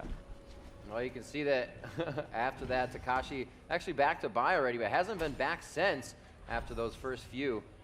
He actually only got an assist off that, so he did go to purchase, but he's been winning his lane pretty handily right now. 41, actually to 41, so nobody's winning that lane. He was just getting the push down, not really considered winning it, just being more aggressive than anything. And you'll see Reginald backing up to grab his Wraiths. That's going to keep him in that CS game and allow him to get a little bit more money and possibly farm over Takashi coming late if he does not start going for Wraiths as well. Oh, and Takashi is first to 6, so, well, I guess they're both 6 now, but Takashi at 6 can bully Reginald around. I think she has more damage than he does. That ult combo into Tormented Soil and the root as well. Dark Binding, I mean, she can bully Reginald, just Black Shield and go for it. Yeah, there's the Black Shield. Doesn't want to take any damage there. We'll put the puddle down. I think he's trying to play my game with Reggie. Coming in right below. Looks like he's just going to farm, maybe? No, he got CV, or I don't know. I think they knew Morgana could turn around for that. So I would go for Chits. Ooh, good juke there by Reginald. Takashi getting a little bit more free damage. I think in this next wave, Takashi could push and would turn this around for a kill. I think she could actually make Reginald at least burn Flash and go from there. Reginald choosing to almost back, sees that Wraiths are gone. He's gonna hide off in the corner and try and hook Reginald as he comes down here. Takashi playing the blind spot right now. That fog of war is covering him, so Reginald may walk into this, but he can see Reginald not really pushing the lane that fast, so he's gonna go back. Yeah, I don't think he'll go for any turret pressure here. Yeah, and Takashi loses out on the 3 melee minions for that Gambit. Doesn't get anything out of it, unfortunately, but does have the ability to AoE farm once more. Actually, the lane will push towards his side, so if Reginald wants to last hit, he's got to use basically Qs, or he's got to get into a scary place. You can see now that Takashi is going to kind of walk up in front, try to zone out Reginald. Not really going to do too much, though, unfortunately. So. Oh, great job there, Reginald, or Dyrus rather, helping out the OddOne so he can get back and get into the jungle faster. He does have red buff, so all that time that he wastes going back, he decides to use that as well. He says, I may not, no, he actually just got red buff, so he's still going to try to use it here. On to Tree Eskimo. Tree Eskimo with a good ward is going to keep himself alive, and he's going to notice that. The OddOne's now going to start creeping, though. Yeah, but he doesn't see him come in, so they don't know. I mean, Dyrus kind of running into that brush. Doesn't make a lot of sense, but whatever. Yeah, I think he wants to get a fling there onto Tree Eskimo, make him burn the stun, and then come in there, fling him in, and just go for the damage output. They've got the red buff, they've got slows. They could kill Eski here. I think he knows something up, though. He's playing super, super far back. Without ward coverage, he just knows to be safe. Switching that out. OddOne saying, no, Tree Eskimo had a ward. I'm going to go back, as well as Dyrus. Needs some mana. Again, Reginald farming up those Wraiths, continuing to get himself, and he has taken the lead in Wraiths by almost 4 until Morgana just took those ones in middle, so those are keeping him up. Well, they're going to push for blue, possibly. Yep, they are going to look at this blue. You see Mundo coming around the bottom side, and they're going to actually get a ward in there, but Mundo is going to do the same thing OddOne just did top, possibly. Going to start heading into these bushes, see if they can get a good push on. Oh, he's going around. They don't know. Oh, no, they've pinged. They know he's there. They've backed off the turret. There's the CV. They know Takashi's there. Blue buff might go to OddOne. Yeah, because they don't care. Reginald's an energy user, so they're okay here. Yep. They just pink warded, though. They're going to remove the wards. So they could... Oh, nice. That's really smart by Xpecial. He's now warded outside of that pink ward range. You can see that V8 cannot clear that ward out, so they can see if bot lane comes to go for Dragon. However, mid and jungle can go over, and they can kind of just duo it. And it actually might not be the worst idea in the world. They could tank it for long enough to kill it. Dyrus was looking to push past the turret, but it looks like he's not going to be able to do that. Tree Eskimo coming back to lane, going to try to get some damage done on him here. He's going to actually run with him, and that's a very smart tactic. Usually you'll try to hit the person and chase them, but if you can take a few more steps and get beside them, you're going to get more hits off than you would have if you're trying to chase them. So it's a smart play there by him, even though he didn't continue the fight. Now Takashi trying to, I don't know if he's trying to bait Kennen into roaming up top or what, but I think Takashi needs to make some movements. This is kind of one of the things that Morgana can do. She can push a wave out, and then she can immediately turn around, and then she can use that momentum to just like gank a lane. She's got no minutes to worry about, can just push in and you know, just kind of control the map that way. And Takashi's not been doing that too much. Now running back towards top. This lane is pretty much equalized here. She could just go for the Wraiths again anyway. I think she's like trying to find OddOne. Might have seen him actually. No, just all the way going top. And actually, Sin's just so far up, they could get this kill. Eski could definitely go for a stun here. 1 second till it's up. There's the Dark Binding. Almost lands, but they're going to die for it. There's the ult on for Morgana. Exhaust is on, though. It's going to be a little bit scary. Eski's got to be careful. Ignite. Eski will get out, and that will be a kill picked up. Their third kill on a Dyrus, but solo mid. They got a full minion wave worth of kills, and they're going to go for some turret pressure as well. Unstoppable actually took a lot of damage here. And they're going to go in for the ult from Kennen as well. Unstoppable not in a good place right now. Trying to get away. OddOne fears him, but I believe he popped his ult as well, so he's going to be okay. Regen's up a lot of health, and he's going to be fine here. Just getting updates from the other games. It looks like MM has been able to take out Dignitas in their matches. 2 straight. 2 up, really? Indeed. Wow. The first blood on Mundo in one of these games was in 3 minutes. They've really come out strong for MONOMANIC. Can't wait to see them in the tournament. We do have a 12-minute dragon going down here by V8. If that goes down, it's going to spawn in another 6 minutes, so we'll probably have an 18-minute dragon. Wow, there we go, V8. Actually, Unstoppable taking a lot of damage here from the dragon. We'll go for the smite. There we go, picks it up. Only 100 health left on him. He's going to be a little bit hurt here, but he'll survive it. Looks like it's going to be okay here. Sins, though, still top lane. Dyrus, level 8, has Merc Treads, going for a Catalyst next. Look at the minion counts here. We've got 87 on Scion and Morgana both versus, well, only 59 and, 95, though, on Kennen. So Triasco is winning this top lane against Dyrus, but the mid lane, Reginald, pretty equal against Takashi X. So we're going to see if they can spin these out farther. Afremu as well, pretty equivalent here. 94 to 110, Chaox. You know, this pick was supposed to be an aggressive bot lane, but they've not been able to shut down solo mid at all. So Chaox, I think, is going to be the reason that solo mid wins if they can win this game. It's going to be on Chaox's back. We do see a little bit of movement here from Unstoppable. They don't have wards down bottom. He throws down a pink, but they do have vision. No, they're just actually choosing to back off. So mentally, they just screwed up Unstoppable pretty good. He's not going to gank. He's going to go ahead, get back into his jungle. He is doing quite well for himself. He has the GP on, GP10, and a little bit of cooldown from the Kindle gem is going to help him get more cleavers off. As he moves through the jungle, he just has Wraiths and Wolves to do. We'll probably see him back into a lane for a gank. The TheOddOne also not wearing any of his buffs, but he does have red, so we'll see his lane presence in just a few minutes. Looks like Dyrus still taking damage, not really able to do anything in this damage trade. So all you do is singe the top at this time is farm, and that's what he's going to do. Yep, going to go for that quite a lot. Looks like a little bit of waiting around in the bottom lane. Leona has her ultimate. She could jump onto this cannon. Takashi just creeping in. Creep. They don't know she's there. Their wards are all gone. They've warded onto the TheOddOne as well. They know he's there. You can go for the Dark Binding. He won't shield it in time. They don't follow up though. But now shield's down if they fight in the next 20 seconds. Afremu solo at the bottom lane is probably okay though. Actually, no. Chaox doing a good job freezing the lane, so he's actually not getting any minions out of this right now. There's a good ward actually placed out by TSM. They do know that they're in the jungle, so they tried to do this last time, but we're taken out. Looks like they won't try to oppose it on this one. They're going to give that to Takashi. Oh, they're teleporting to a ward. Buff is coming down to the bottom lane. They're going to jump onto Chaox. The slow goes off on Xpecial. They will jump in on this. Does have some spells. Oh, a nice ult. They get the kill anyway. Afremu gets 300 gold out of that one. Chaox with a very good flash to get away, but they did pick that one up.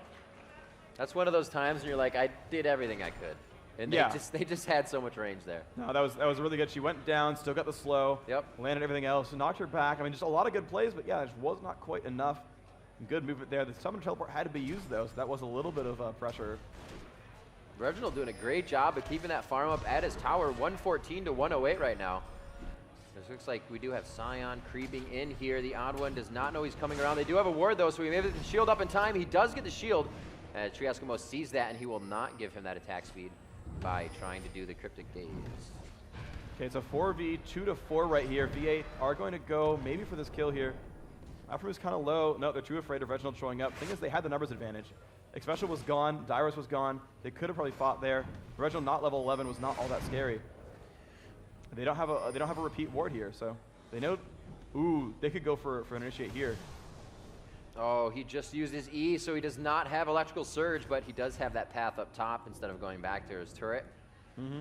Yeah, he got away pretty smartly. Actually, a stun there on a Chaox. Some good damage there from Muffin. Actually, some good damage from Chaox as well. And there's the ult from Nocturne. Muffin, the exhaust comes down, but they're going to have to keep running. The heal is not going to be enough. Muffin QT will go down. First kill on the board for Team Solo Main. That's going to go to the TheOddOne here. 81 minions and a kill now. He's actually pretty rich. 3,600 gold is not bad at all. Afremu not in a good place right now. Does not want to fight this 1v2. Chaox thankfully is low on mana. Otherwise, this would be a lot more painful. He will get out of this. Has some decent items. Again, Chaox going for the Zeal after 2 Doran's Blades. So that is going to be the build again. Relying on attack speed, relying on Bioarc and Barrage. Reginald now jumping in onto Takashi. This could be actually very, very painful. 11 to 12. Takashi has cooldowns. Will not land them. Triasco and Dyrus just completely negating each other's farm up top. One will run by, the other one explode the lane, and it just resets every time. These two not even really attacking each other. It's the kind of same amount of health, but they regen as well at the same time. So they're kind of just playing footsies up top. Looks like we're going to see Reginald going down, throw a ward down in middle, keeping himself safe. he did just see a gank come from that angle. So he can kind of play safer down towards the bottom, but no, he can escape from there as well. Yeah, you can see Eski going around. So that ward was pretty great. Yep, ward was absolutely awesome. Let's see, Muffin. Yeah, they're not finding anyone to kill. Oh, they've already pinged. They know do they Takashi's have the down wave there. to do this? Takashi being very aggressive as he goes for Tribush, and they're going to again go for the Morgalt shutdown as that minion wave hits the tower. Oh my gosh, they don't know that they're all. Oh my gosh, now they do. Oh dear. Oh, that was a very good toggle, but they're going to go for it anyway. The ult goes down the slow onto Chaox. Chaox might get dropped here. The stun should land. And oh my gosh, the burst damage. They pick up one. Now Muffin getting hurt a little bit. They've got to be careful. Chaox could blow up Muffin. They do get that kill. They managed to trade that off. And that was just enough CC coming from Solo mid to make that happen. I saw a slight tear in Iron Stylus's eye just now. Dyrus just Jane farming top lane. Up to 113 minions, actually equalizing pretty close. Actually picked up a heart of gold because the farm was so difficult a while ago. It's going to be a nice grab middle as well. I believe they were able to grab that dragon, so this is going to be a little bit extra money for them. It is 23,000 gold to 21,000. Dyrus in a tanky position now. He does have his GP items, and it looks like he is going for the Rod, maybe? Maybe Banshees, probably Rod. Yeah, Phreak's in good shape because he has an Infinity Edge already, though. And actually, he's maxing Smoke Bomb. He's actually maxing Smoke Bomb second and actually leaving 1 point in Quick Draw. That's surprising. What's great Smoke is for is actually helping your jungler come out of the jungle and your lane not seeing it. Yeah, I mean, it's burst damage, which I understand. It's a lot of cool things, but I have not seen that before, so we'll see how that pans out. Dyrus just dodging a cleaver there. Solo mid all kind of ready for that. See actually that V8 can only see OddOne, but they kind of know where they are.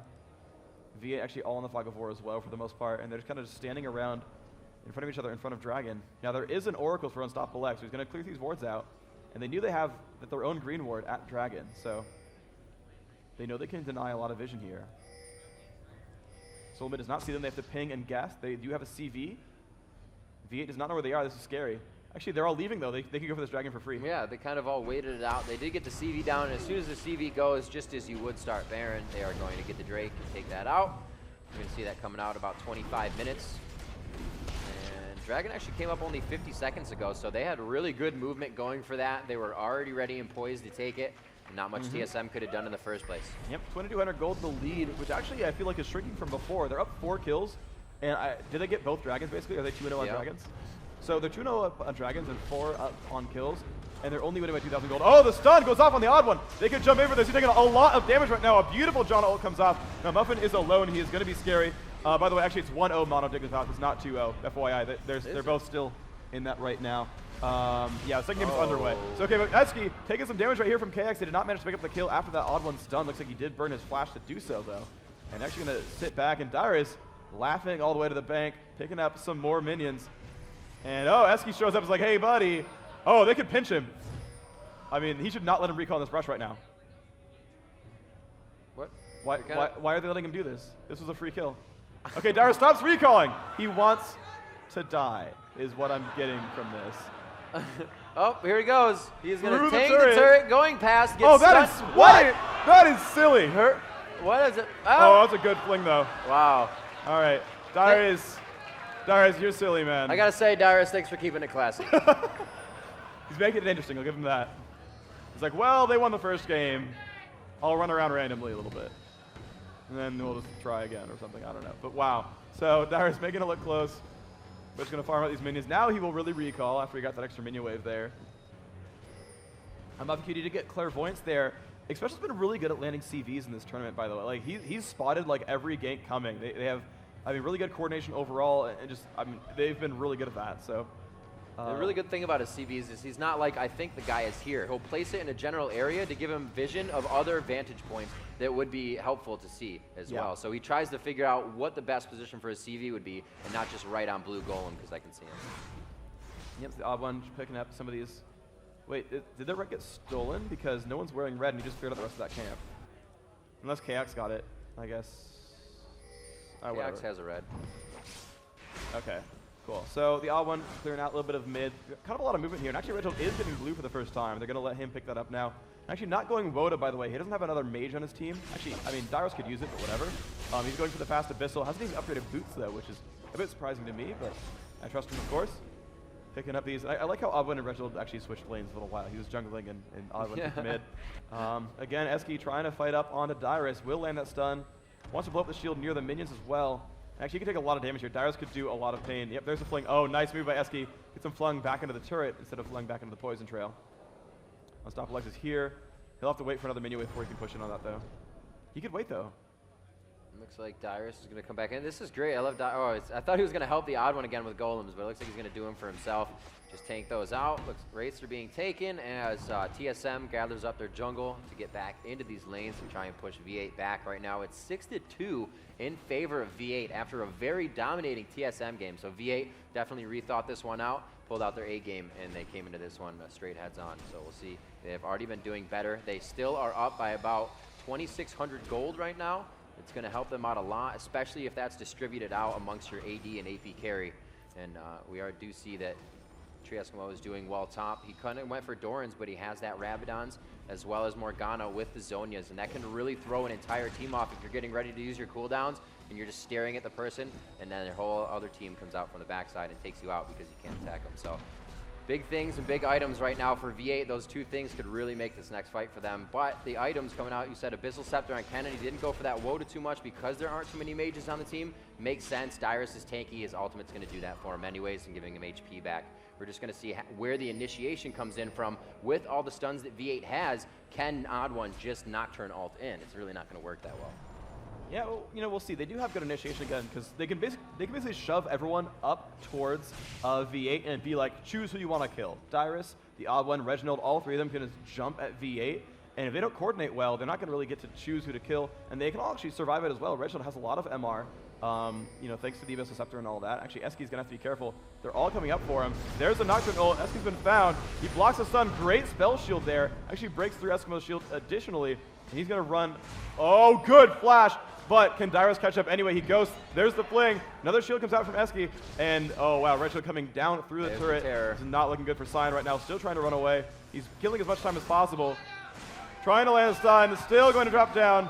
Nice try though. But they're going to push down one turret. Morgana's up to another one. Nocturne picking up the credit for that one. Xpecial nice getting caught out. And then they land the root. They're going to get the rest of the damage. Yes! Afro picks that one up. So they traded kills, but they won a turret for it. Or they might trade turrets. Dyrus might pick this one up. But V8 looks like they're firing on all cylinders. And they're going to jump up on a Reginald. And here comes Takashi as well. The ult is on. Reggie's not going to look happy about this one. Oh, and Muffin picks up that kill. They're going to keep going onto this turret. 8-3. They're up 5,000 gold now. They've managed to grow that lead once more. And I think Dragon is soonish. They're a completely different team from last game. V8 pulling out all the stops here and doing very well. Have already pushed that bottom lane down to the inhibitor turret. Middle are also back to their second defensive line. And they have only lost 2 turrets in the entire game. They have control over Dragon as it comes up and the timing as we're about to see it here, 25 minutes. Yeah, they're a couple seconds early, but I guess. So I was right, Dragon soon. Okay. They're still winning around though. Looks like Solomid's not going to try. You can see they're all way up here. And there we go. And they have no vision. They will get another Dragon. Looks like 31, about 5 seconds to be the respawn there. So V8, this is, I think they're third now in a row. They've been doing a very, very good job of constantly controlling Dragons. They've gotten themselves a lot of gold this way. They've actually gone up on turrets. They've gone up on kills. By every valuable metric, they're winning, except for having a Kog'Maw. That is the one thing they don't have in their favor. So, I mean, Solomid can play that card all the way to the bank, and we'll see if that's going to be it for him, or if V8 can keep this gank pressure going on. They're doing really good at roaming around the map and causing kills. If they can keep that happening, then they're going to be in good shape here. Yeah, if Chaox can keep himself from being focused too much, that's the great thing about Kog'Maw, is he just keeps scaling into the game because of his abilities. He has passive attack speed, and his W is always going to rip on the tanks. You're always going to be able to do a little bit of significant damage. Sometimes as the AD carry late game, you'll shoot some people, and you'll be like, I can't even shoot him anymore. That's not somebody I can focus until my entire team can. But Kog'Maw kind of has that decision. If one of their tanks engages, you can waste a few spells on him because you're going to do damage. And that's really what Phreak was talking about with having that Kog'Maw on the team. Yeah, Kog'Maw can shred almost anyone who comes at him. You need a lot of assassins to make your way through on to something like Kog'Maw, and that's not going to be the case here. So they're going to rely on beating through the rest of this team. And the fortunate thing for Solomid is Dyrus is not doing so well. Like he's got a Catalyst. He's now going for a Rylaze, but he doesn't have tons of health or armor MR. I mean, they could burn through him. He will get all the way out. SQ will not go for that initiation. If he had Flash, They can actually go for like a flash stun on Chaox, but the whole rest of the team is not close enough. But, I mean, there's opportunities here for a lot of burst damage. Looks like Eski going to go with his cage pick. He's going to go for, looks like Deathfire Grasp next. So now that he's got the Rabbit and Death Cap, he wants to go full burst mode and pick up some kills. It's really quite late in the game for not seeing an Oracles yet. Both teams have quite good vision. Oh, they're going to initiate it on V8. They've got a Shirley's out. Takashi going to... Oh, Dark Binding just missing there.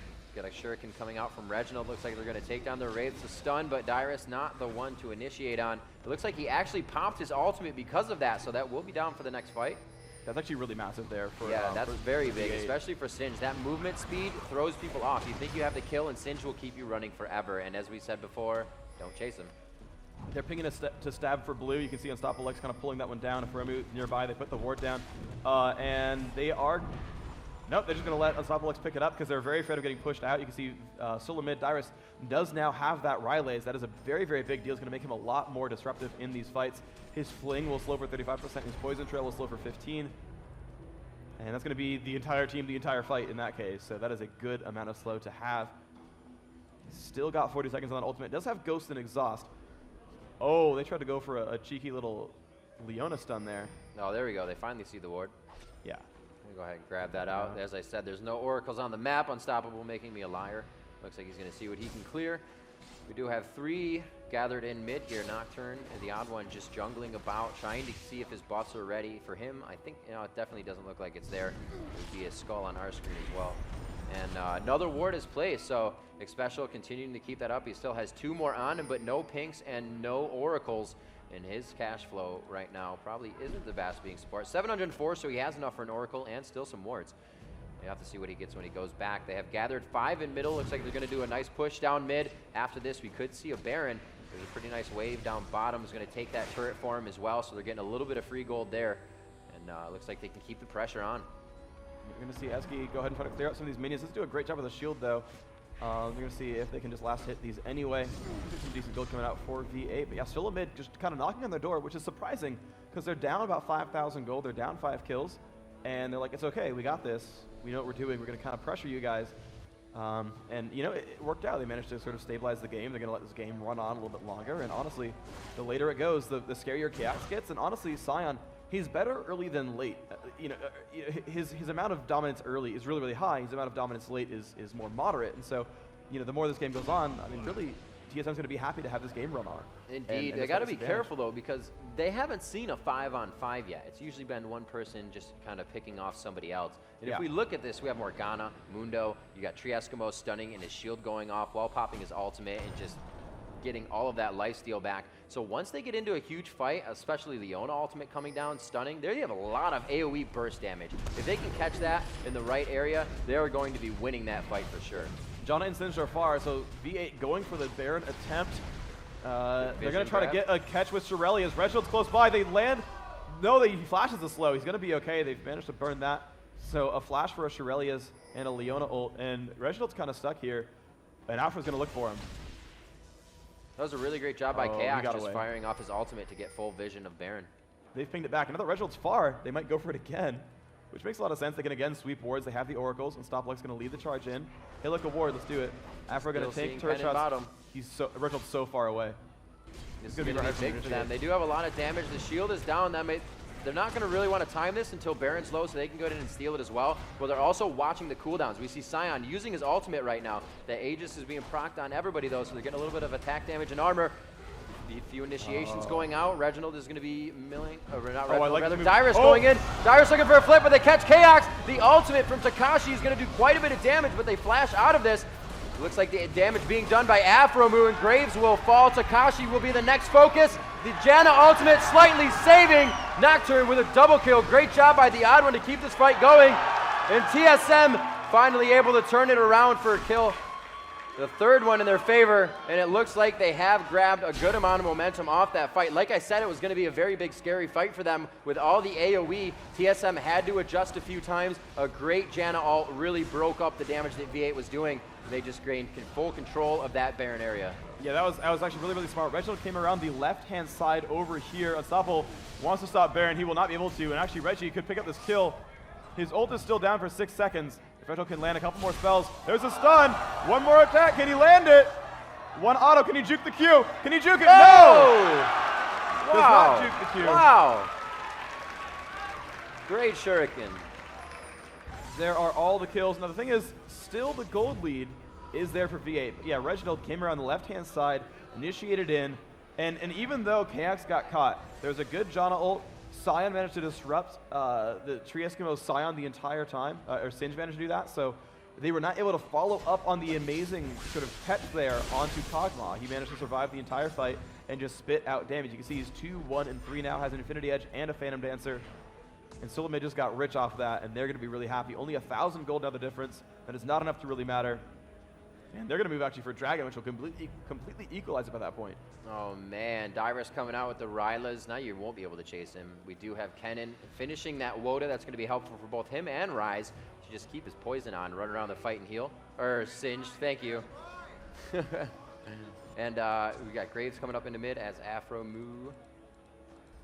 Yep. So he was building. He does have his Infinity Ed finished. It looks like, what is he building next? Maybe he got that sword early. Oh, for, is that Graves you're talking about? Yes. Last Whisper. Last Whisper is going to be the pickup there at that point. It's kind of the third DPS item you get after Eye Edge Phantom Dancer.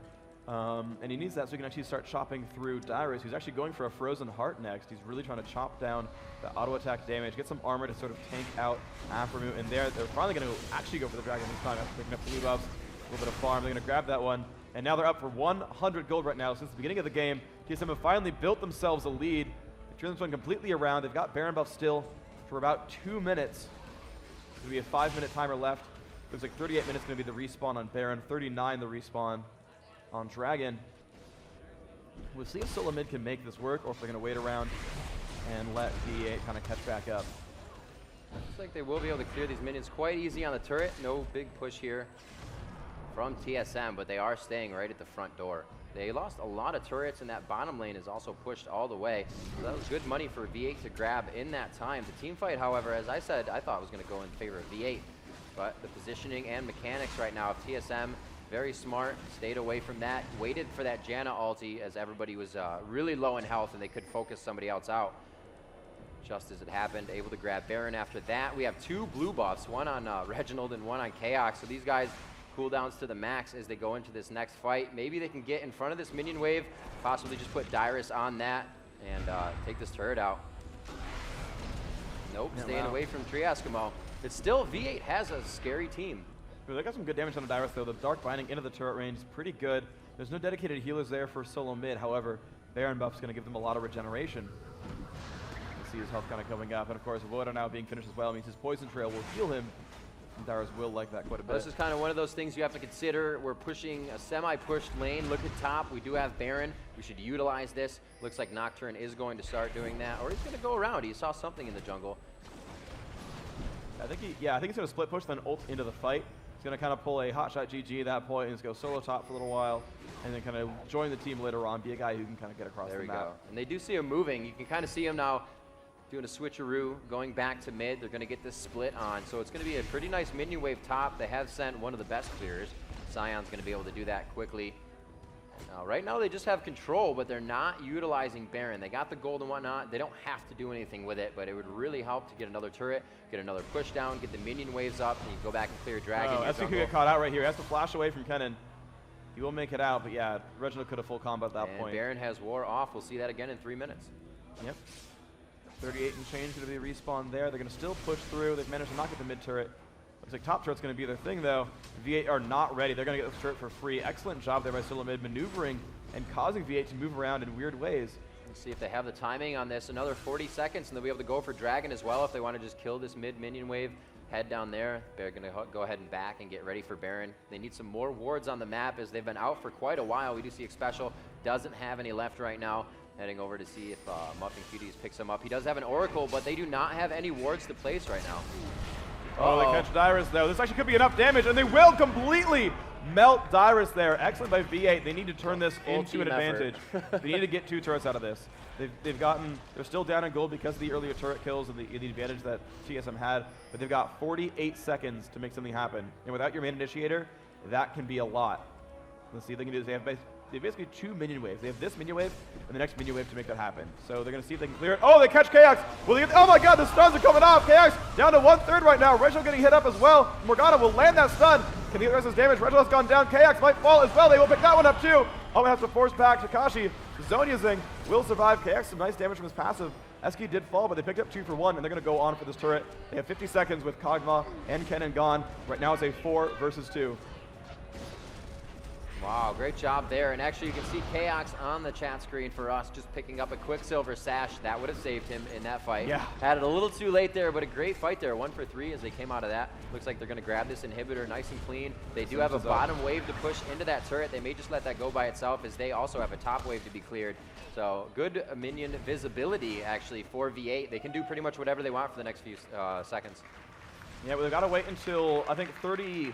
Actually, they're a minute too early for Baron, unfortunately. That would be a good time as well. Is be like, hey, Right. we got a 4v2, rush Baron. But that's not going to be the case here. They put down the smoke bomb as well, trying to keep them away.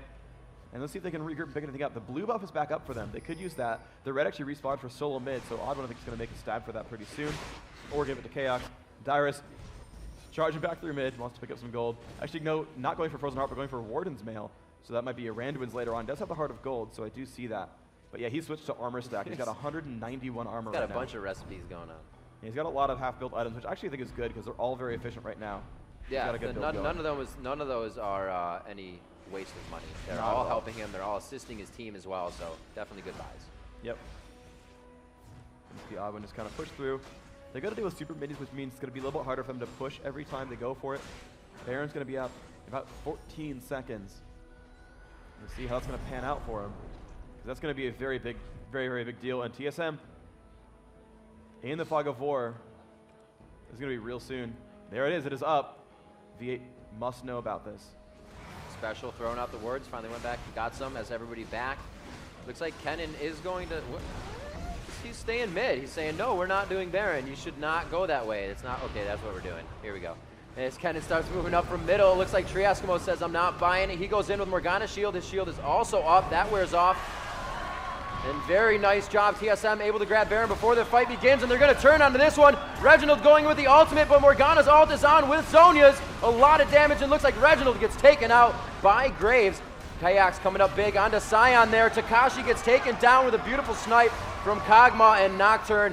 Muffin is forced out of the fight. Leona goes down as it's just back and forth right now. Afromu, the last one alive, the Hellsteel to keep him up, and he does go down. One-on-one, Mundo versus Chaox. And ladies and gentlemen, Chaox, the last man standing. Wow, and didn't even have to use his his Quicksilver Sash the entire time. And that is positioning, guys. When you are the biggest damage source on your team, you do not have flash or heal up, and you still survive the entire time. You know your positioning was spot on. That was great. Guys at home, pull the VOD up once this is all done. If you want to learn AD carry, watch that one. Chaox cleaning up that team fight. He was the only reason that Solomon won there. It was a good initiation for Reginald. They ultimately did win 5 for 4. That was good. They got Baron first and they kind of cleaned up the rest afterwards. So the whole team is, of course, to blame for doing well. They all did a really good job. Reginald initiated, stunned a bunch of guys. The initiations on both sides. Morgana went in there, used her ult, used Zonya, survived till everyone got stunned. But ultimately, I mean, Chaox going superhero mode. That was really what CSM needed, was superhero Kog'Maw, and that's what's happening here.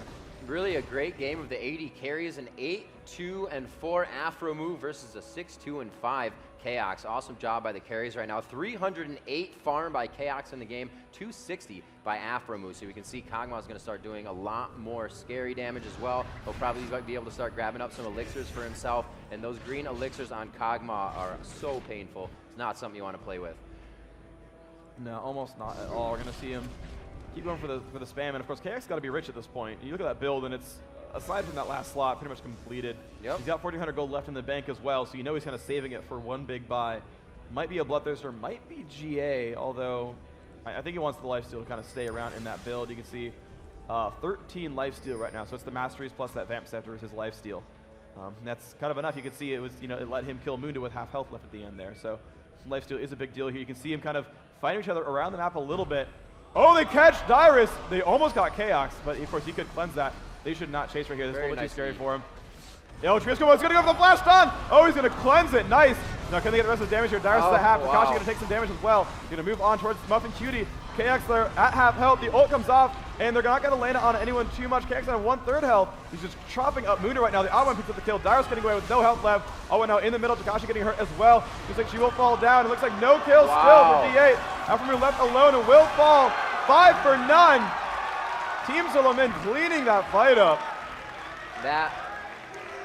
It just seemed like V8 said, let's do this. No, let's do this. We did have a flash in from Trieskimo. He popped his Zonias before anything happened in the fight, and he definitely tried to get that Kennen out. Kennen, however, I believe he also has that Quicksilver. No, he did not. No, he doesn't. Oh, his Zonias actually went off. So there's about 3 Zonias right now within the game, and really in favor of TSM there as V8 used his, or Trieskimo used his out of turn. They were able to get the ultimate off on that one. Everybody focusing the right person at the right time, and it looks like TSM is able to take this one 2-0. Excellent job by Solomon. Going to move on to that winner bracket semifinal. They're guaranteed to be at least in the top 6 teams in the tournament right now, and they are looking good. Hopefully we can get some updates on the other matches of this tournament, but awesome job by Solomon, turning that one around from a 6-kill deficit, a lot of gold down. That was awesome by them.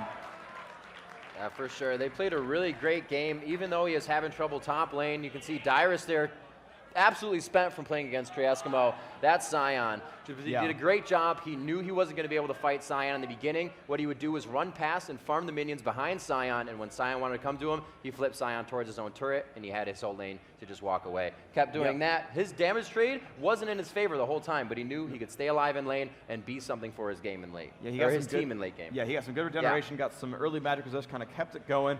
Got ganked a lot. He opened up 0-3, but it didn't matter. After that 3rd death, you know, he died 2 more times, but he got 14 assists for his team. He got really tanky. Frozen Heart was completed there. Got the Riley's Crystal Scepter as well. Had the Randwin's Omens part of that build. Got the early Catalyst and kept it. That Heart of Gold still chilling in his inventory. And of course, the Merc Treads an early buy. And did manage to be a big, big force for his team. Dyrus definitely helped initiate those fights. Definitely caused a lot of good stuff going on there. Chaox just throwing out damage. 8-2-8. Infinity Edge, Last Whisper, and Phantom Dancer all in that build. Just throwing out damage output. 8-3-4 on Alphamoon on Graves as well. Did, you know, actually almost the exact same build. Zerk Greaves, Infinity Edge, Phantom Dancer, Last Whisper, Vamp Scepter.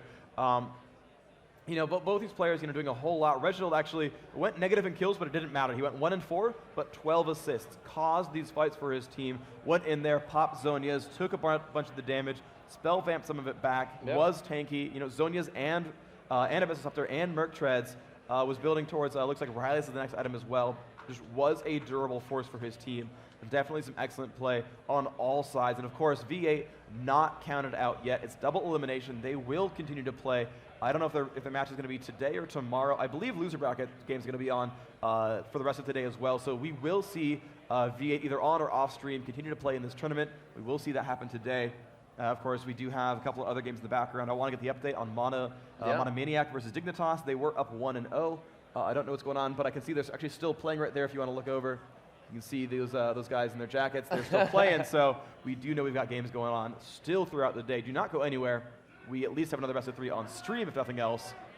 Just got more League of Legends going on, man. Indeed. We'll see you right after this.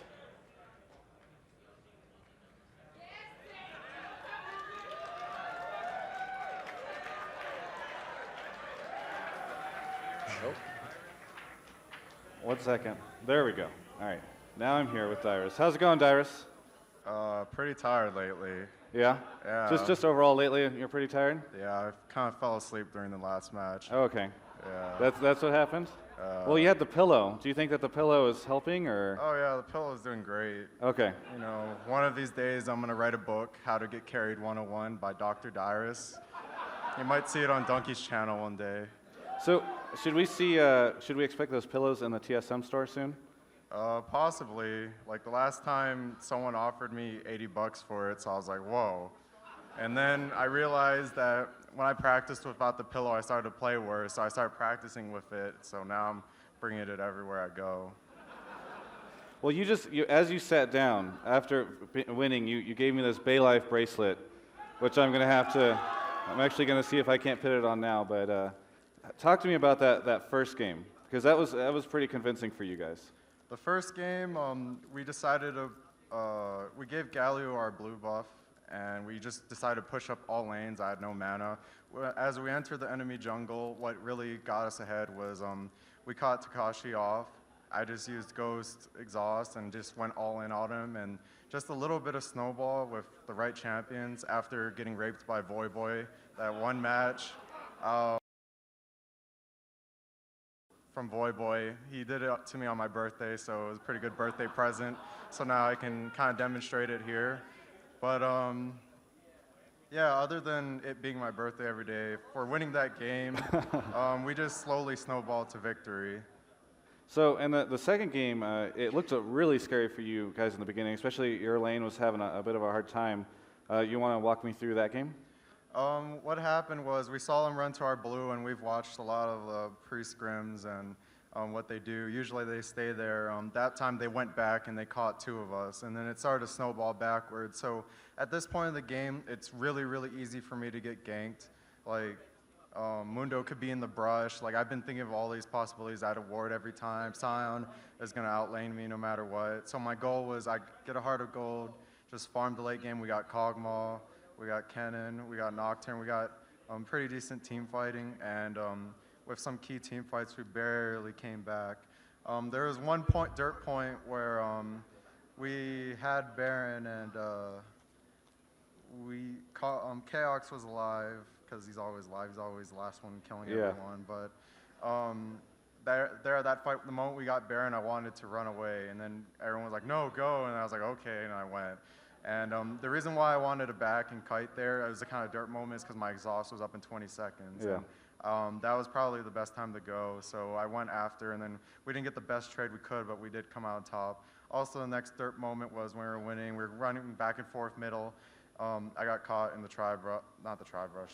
the Wraith Brush on the bottom left side. And that was really crucial because that could have just meant where the game could have turned around, because after that we got caught the second tower too, so I was looking really, really bad. But they didn't buy, and we took advantage of it, and actually I just said that in the wrong order, but you know what I mean. We do. Hey, this is actually your first event with TSM, being on TSM. How does it feel to be, with a different team now? Obviously you live with these guys, so it's not, no big deal hanging out with them at the event, but how's it like to play with them at a live event? It's not too much different because when we won WCG, I played with Reginald at Xpecial. I was already used to them. I have roomed with Chaox. I talk with Chaox about strategies every day. TheOddOne, me and him are just bros, worried about him dying and everything and all that. Gotta take care of him and give him some love, make sure he eats some fruits. Some oranges, get him to play Gangplank a little bit. Yeah. But recently our new coach, team manager, not the maid or the bitch, I don't know why I keep saying that. He's our savior pretty much. He's been cooking us healthy food every day. His name's Jonas. Really cool guy. Definitely made the biggest difference to our house yet in terms of just eating healthy and keeping stuff clean and all that. What did you ask me? Don't even worry about it at this point. We're good. Actually, just tell me. Do you have? There's a ton of people that are watching right here in the audience. I know that there's so many more on stream. Big fans of you. Of course, the moment Phreak mentioned your name on stage, you get huge applause. So, what do you have to say to all these people that support you? Thank you, everyone. Mostly, I'd like to start out with my long shout-outs. Actually, I'll just make it short. Yeah, that would be good, because we are on a time frame here. To all of the haters on the forums and Reddit, it's really motivated me. I understand that, I can't please everyone, and I've been a jackass in solo queue, and I raged at Probably before. I raged at some people at these events. I used to hate COG at one point, but we're all really cool. There's no big fight between anyone. Like, when we're all at events, we're all cool, so try not to fight each other, fans over fans. We're all cool. I'd like to thank all of my closest fans, Palo Bear, my #1 fan, and everyone who's just supporting me through Tumblr, Twitter, and all that. Fantastic, and just big applause from the crowd. How about your sponsors? You got any sponsors you want to give a shout out to? You can ask Reginald about that. All right, that's fine. I just joined the team, so I don't know shit. No, okay. I gotcha.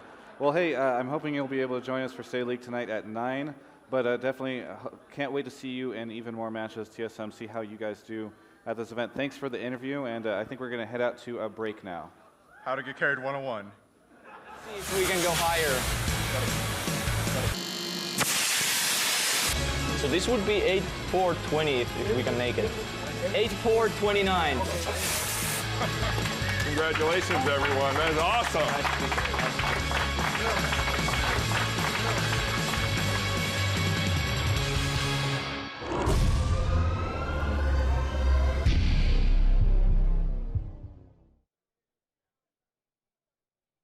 All right, guys, and we are back, and guess what? We are jumping into Dignitas versus MONOMANIC, second game, and I hear there's been a bit of a comeback here, Phreak. Yeah, so the game opened up. So first of all, MONOMANIAC won the first game, so it's 1-0 in the series right now. Dignitas, and in the second game, they actually built, I think, like a 14 to 5 kill lead. Dignitas has brought that back to 11-5 and got a recent Baron. Right now, they're up 2,000 gold, 44 to 42,000. And guys, by the way, without looking, what solo top is Voyboy playing? It's Lulu. We're playing solo top Lulu. So we saw not long ago Lee Sim was kind of the guy. Now it's all the way up to Lulu when he got, looks like a lot of cheering going out. Like solo mid are actually throwing away a bunch of shirts and stuff. So those Bay Life crowd loving bands. them. Yeah, absolutely. So we have, jumping into the middle of this game too. And Dignitas were kind of the favorite coming into this tournament. They're the first seed. They came off a second place at Hanover, losing only to Moscow 5, which is pretty impressive. So right now though, MONOMANIAC really playing quite well. Going to see DA just kind of pulling back. They're still kind of sieging pretty well. Voyboy going AP, Lulu doing a lot of damage. Paradox down to half health actually. Oh, so much damage. I actually watch Guardsman Bob play this all the time. It's so good. People don't expect Lulu to come up and do that much damage, and then they get slowed, and then they take it again, and they think they can fight you. And just before you die, you throw on your ultimate, and you pretty much kill everybody. She's ridiculous as an AD. Yeah, so it's going to do some good things here. We're going to see Voyboy actually grab the blue buff here, do as much damage as possible. Scara, they're going for basically double mage here. And got it, there we go, picks up the kill. Voyboy has blue buff. You can see Mono just kind of pushing through, cutting off these monsters. And they're kind of at a standstill now. They had the early advantage and they kind of turned it around, and now, with Baron now respawned, this is a very big fight coming into here. I'm going to see if they can do anything. PewDiePie on Cogmo, which doesn't mean a whole lot for Lick. Oh wow, Voyboy took a lot of pain right there. Still down to half health. Shields himself. Still got to be a little bit afraid right now. Looks like they are going to somewhat back out. There's both vision from both teams here. Actually, just vision for MONOMANIC right now as they're moving through their own jungle. Great job. Oracles for both supports. We are 35 minutes into this match, as we said. Both teams have accrued up to 45,000 gold. So they are almost full item builds. I don't think anybody is 6 slot yet, though. Quite close is Rise. Yes, he's actually in this game. I can say it this time. And we are going to see PewDiePie pushing mid here, just trying to get the farm on, continuing to do that. If you're an AD carry and you're not farming, you're not doing your job. Also, last hitting champions is a good thing. Yeah, helps a little bit. See Zion trying to clear those out with his blades, as they are going to get this attack down. He's going to use that W to get a little bit more range, but he's going to be forced to back off. A pretty good minion clearing team by MONOMANIC. And they're just going to mill about here. Baron is up, but there's a lot of vision on it, so both teams are really just looking for that false initiation here, or somebody to falter. Yeah, Voyboy's kind of baiting out some initiates too by hasting and shielding himself and then kind of pulling back out. So they're really good at wave clearing. A lot of AP on Lulu's letting them kind of just crush out minion waves and then turn around and poke back. And because you've got a lot of AP, this shield is worth almost 500 health right here. And then the giant, the wild growth, 800 health. So they've got a lot of burst health out of nowhere that kind of prevent death. That is going to be a very big deal. They, again, see the enemy team through that ward there. Mono's still kind of looking for, like, they want to push. They're going to clear that ward out for themselves. Dignitas going to try to bait this. Clairvoyance is down right now. Voyboy could catch Paradoxical, almost in range for that Q. Nice artillery, trying to figure out where everybody is. Get a little vision down. Nice job by Locust. Wow, they can burst heal anyone. They've got Locust there as well on this Soraka. And actually, it's actually a very favorite support for him. He actually says he really likes playing Soraka right now. He actually says that Soraka Cog specifically is actually an amazingly good lane. And so he's actually really happy they're running that right now, and actually says John is overrated. So we'll see if Locust can convert that into anything. You know, one thing that Soraka is really good for, and something where your team may not be ready for, is you think you found Soraka, but that's the bait. supports are good at doing that. Janna's also good at doing that as well for her disruption of the initiation or shield. But Soraka's 100+ armor she throws on herself can take so many cooldowns, and that's really what can throw a team off guard. So, you know, one of my favorite supports. I can see why he likes her. Looks like 921-0 the build on this Aurelia, judging by the cooldown reduction and the various armor penetrations here.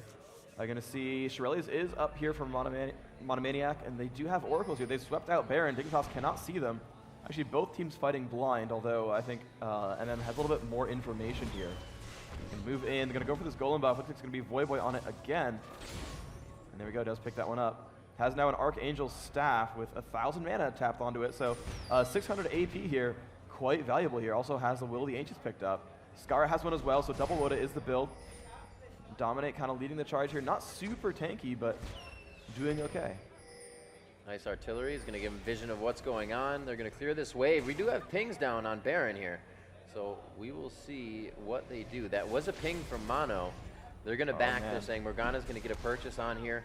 Needs to get another item. Good push by Dignitas as they don't have vision that they left mid. They were actually leaving mid when there weren't any creeps there. So right now Dignitas is doing this blindly, not knowing that they're completely surrounded, but there's not much damage on the turret. They're about to get pinched here. It looks like Nintendo coming in from the backside. Nice standard by Jarvan to jump in. He does take a little bit too much damage though. It looks like not tanky enough on the Mono side, and it does not look like Dignitas is taking any damage. They're able to find two there. Great job by Cutie Pie as he's taking him out with Kog'Maw. We have seen a lot of that play this weekend.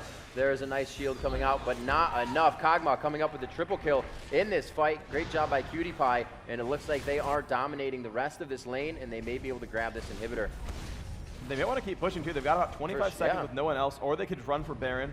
They can't backdoor bottom, so yeah, they're pinging the inhibitor, the base turrets. Void Boy taking a little bit of turret damage, but going to turn this one back around. They've still got 15 seconds without a Jarvan. Wow, they're going to go to the second turret as well. This could be Dignitas bringing it back to 1-1. And they're going on to the Nexus now, and I think this is going to be the case. Yeah, Dignitas 1-1 against Mono. We're going to have Game 3 coming up. Do not go anywhere.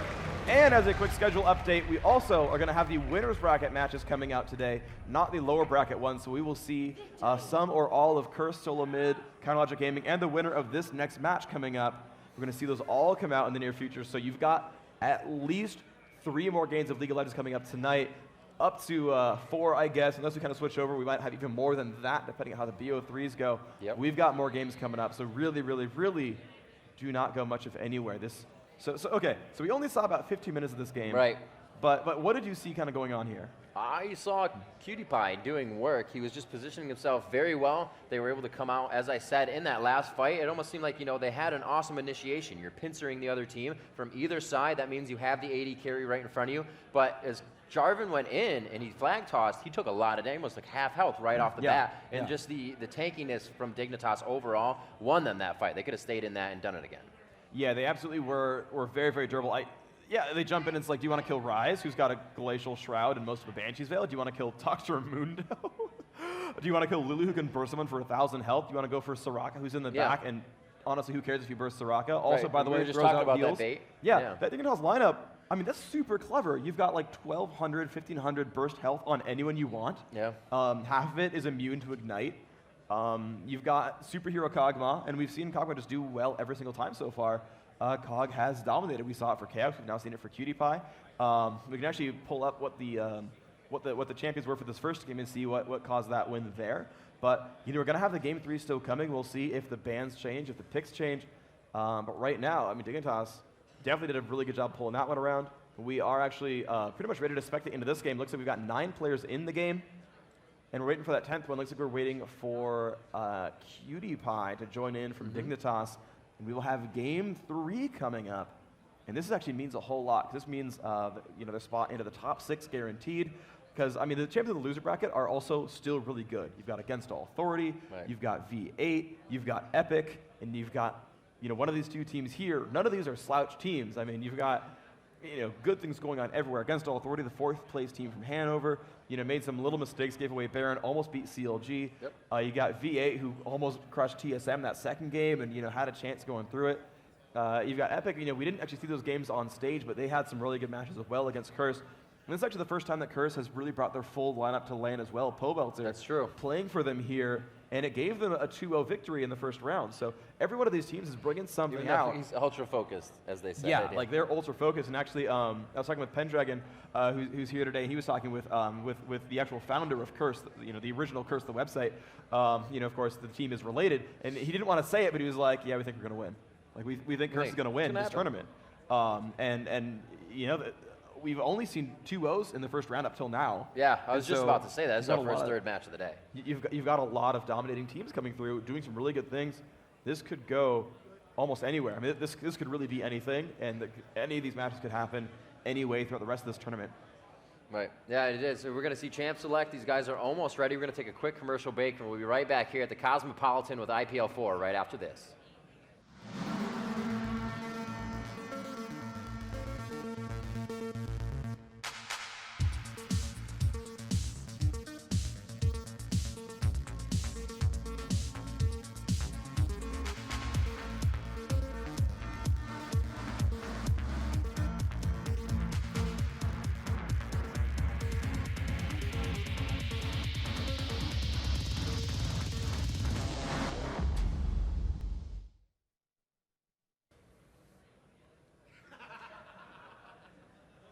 No, I'm just kidding. So guys, we're here back, if you can speak English as well. But we're back here at the Cosmopolitan. We didn't move. We didn't have the time to pick up 500 people and move them to another room, unfortunately. But that's all right, because this is the home of IPL, and we're going to bring it to you. So the IPL4 going on right now, we have MM versus Dignitas. They're going head-to-head. Our first best of 3 of the day that has gone to a third match. We have heard that they were amazing ones. Obviously, if that happened, they're off stream, so they were off stream and we didn't see them. But we're going to bring you the final match here as we come into this. And so are the players actually ready to go? I mean, are they? They should jump into Champions League. They should jump into Champions League. We should be ready to go into this game, but actually let me pull up. I got the docs right here for how the games went, and let me find my first game. Lee Sin, Morgana Cog, Jana Olaf was actually coming out there for MONOMANIAC, and actually that won them the game. So Kogma actually won. I think Kogma's undefeated in this tournament so far then, if Mono did win game 1 of that champion. But we are into Champions Select. Karthus Udyr, the ban's out so far.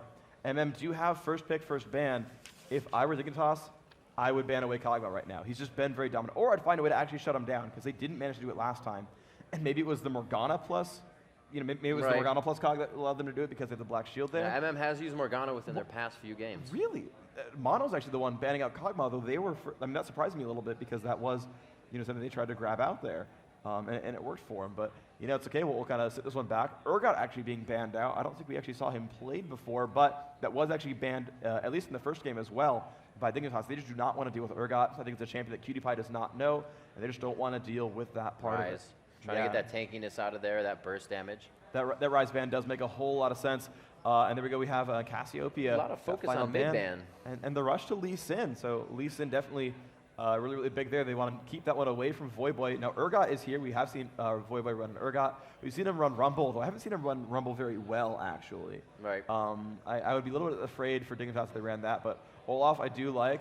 He's definitely played well with him before. We've seen Olaf on Dyrus as well. That first game against, a V8, he crushed really, really well there with Olaf. So I think it's a really good pick here. Yeah, Olaf is one of those champions that you really have to figure out who you're going to counter with top, because it's you against him. Usually you can get help from a jungler, but Olaf is always going to do true damage. It's not like you're like, I'm going to rune this way to stop that. You can't. So you definitely need help from your jungler, or it's just you and him, and he is going to take you out almost every time unless you do constant damage. Shyvana's good against him because of her W. If you can get an E and then a W, it burns a little bit with a magic and armor resist coming off of him, so it hurts a little more. Even though he gets a lot more swing when he gets lower in that passive attack speed, you can still pretty much twin bite him out of there. So that's a definite pick for them. It's not banned out, and that's one lane. We do see Jana and another Fizz. Fizz second time in the tournament here. No, they're going to switch. We'll see what they pick. But that Corki as well for Skara, going to QtPie, one of his favorite and main ADs, if you will, and the Ezreal next and a few others. I think they'll pick up Soraka here. Yeah. Oh, no. For Tarek. So they're actually choosing Mundo over Shyvana here. You just talked about her a little while ago, but they're favoring Mundo now in this. And no, they're actually going to go for Tarek here. So they're going for a very, very aggressive lane. And again, it seems like these guys, and we saw it again with V8, they want to pick aggressive lanes to fight against Jana. And this might be why they grab Graves here, is that they might be very afraid of how aggressive that lane could be. Ezreal, very, very safe, very long range, can run away. Graves, very tanky, the Grip Master. And actually is good against aggression as well. He can kind of burst you back, and he can still dash around. Additionally, looks like Dignitas will have last pick on solo mid on their mage champion, so they're going to have Mono pick blindly their mid, and this could be a little bit scary here. Indeed, we'll have to see what Nintendo chooses. We do have that Graves pick. It's going to be very nice with Janna, that extra defense as well. I'm a cutie pie. Still left to choose. What are they looking for? That AP mid. So last AP mid counter, that'll be pretty nice. And we also have AP mid being chosen as Morgana again. I believe that will be almost the third game in a row. No, it was Rise, obviously, last game, but they did use it first game. Now in the third game, MM choosing Morgana. Yeah, so Mono really liking more. Did they run her in game 2? We just saw it. Rise. No, that was Dignitas with Rise. You are correct. It was... No, yeah. No, it was Morgana. Yeah, so they've run Morg pretty much all day, and here we go. The oh, it's AP Soraka. I'm not kidding. It's AP Soraka. Indeed. Oh my, yes. Wow. Okay. And so I was talking to Locust about that, and he was like, yeah, we actually might run AP Soraka. She's that good. So I like this Dignitas lineup. They ran AP Lux top. They're running AP Soraka mid. This is awesome. I love the Dignitas lineup. They do fun things. It's going to be pretty intense here, and I believe we are going to do something real quick. We're going to pull Rachel up on stage here. Seltzer, can we have you please? Let's give her a round of applause. Thanks, Bosfon. Guys, I'm just up here to let you know that at 5 o'clock tonight, there's going to be a Street Fighter 4 Arcade Edition tournament over at the AMD booth in the StarCraft section. There's a photo booth over there where you can take a photo, email it directly to your friends, make them all jealous that they're not here with you. And if you can't find seats in here, we have overflow at the EA Sports Bar downstairs. Have you guys seen this? This is incredible. This is a sports bar, a day bar, if you will, where they are broadcasting all our games. It's by EA Sports. It's geared towards gamers, so go down there, get some drinks. If you have your coupon from your ticket purchase, you get a free drink. Buy one, get one free. And that's all I had to say, so back to you kids. Fair enough. Thanks, Bosfon. All right, Rachel heading out, and we're going to get back into this match quite soon. We do have them in champ select, so they're going to roll down those, and they already know which guys they want. We did see those picks and bans going in. Like you said, they went with Amundo over Shyvana. He's being taken quite a bit lately, and he has a factor in the team fight to really just start messing everything up. You think it's going the way you want, he pops his ultimate, disappears for a second, and comes back with more than half health. So he's definitely somebody to be reckoned with, causes a lot of disruption in the fight, and that's something that a lot of teams only can really mitigate if you're a complete team in that fight. You got to figure out how to get away from that guy that's causing the disruption and really how to shut him down. And Mundo isn't someone you want to focus, so that gives you a little extra something to work against, is that you can't exactly go after him, you just have to run. Okay, so they're just kind of rushing through their picks and bans. They're going to be back in the game very, very soon, and these lineups are going to be really, really impressive. So you've got, Morgana supporting this Graves. Graves is going to be very, very hard to kill. You've got Morgana and Janna both shielding that guy. They've also grabbed Lee Sin for their top lane, so Graves has another shield to have on his side, and their jungler, I'm spacing on who that was. Because who's their top lane and who's their jungler? They have Lee Sin and what? I can't remember now. I think they're going to pick him in like 2 seconds and I'll remember. We'll Riven, that's right, Riven. So they've got shields on pretty much every champion in this game. And actually, unless they're swapping, I think Riven's going to be their jungler and Lee Sin's going to be their solo top. Now, they did go through a tournament draft, so they could swap, and maybe they're doing that in order to juke out Dignitas. But yeah, they've got AP mid, Skara on Soraka. You've got Voiba on that Olaf is the name, and he's been really, really strong. Olaf's done very well in this tournament so far. You've got a Corki plus Tarek lane at the bottom. That's very, very scary. I think that'll scare even Graves, who's naturally a little bit tanky. He's bringing Summoner Heal as well. They do have a Janna there for shields, but they could still burst through that and do some really good damage. There is a lot of potential here for Dignitas to kind of take a lot of kills. They've got a lot of pressure kind of everywhere. Yeah, it's going to be really big for him. Skara pick in middle, I can't wait to see it. And I love this Olaf play we're seeing. Dyrus started playing Olaf top, and then I was talking to Westrice on League, and he's like, dude, this damage. And then I looked at his match history, and it was like defeat.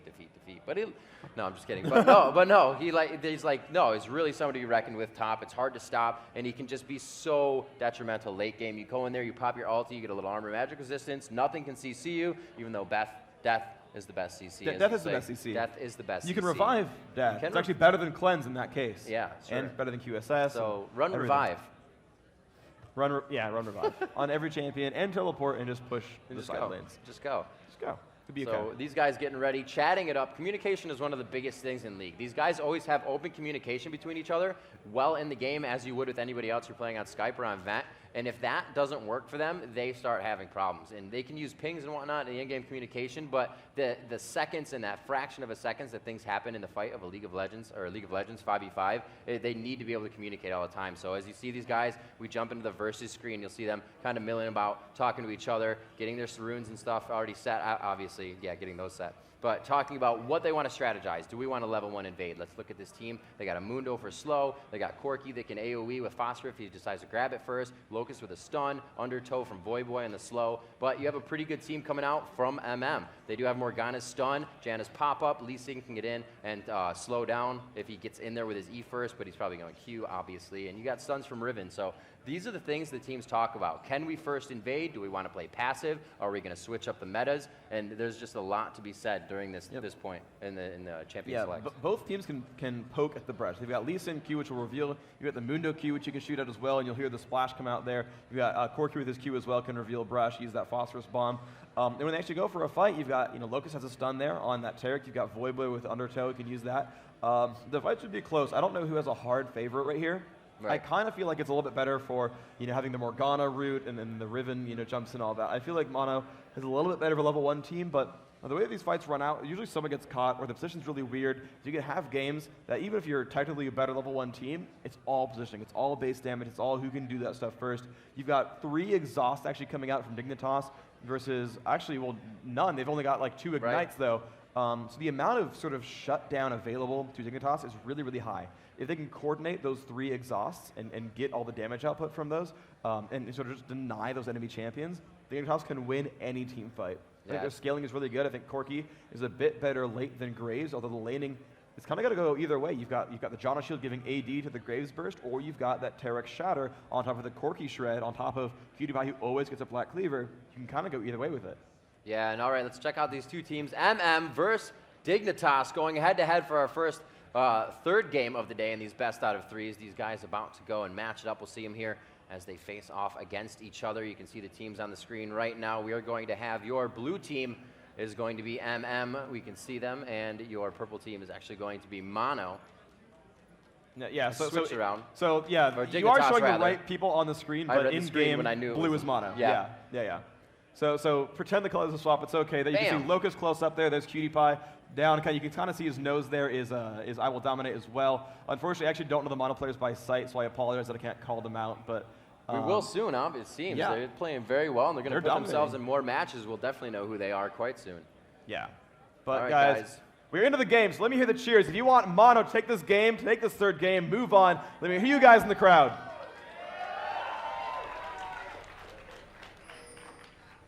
And if you want Dignitas, take this one home to complete this comeback and move on to the winner bracket semis. Let me hear you for Dignitas.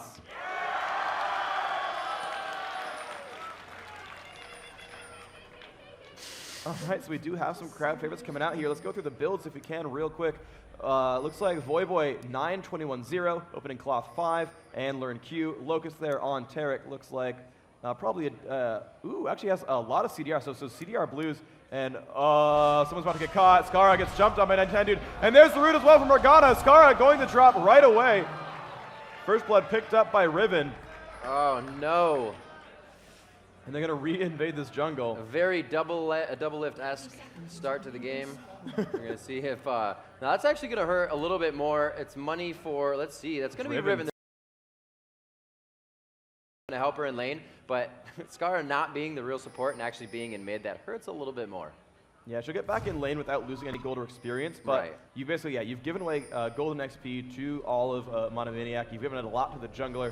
The jungler is really going to scale off gold quite well. He could buy a free Oracles right now if she wanted to, or kind of transition into a Wriggles or getting boots or whatever. They are going to dive in for blue. They could take Wolves as well.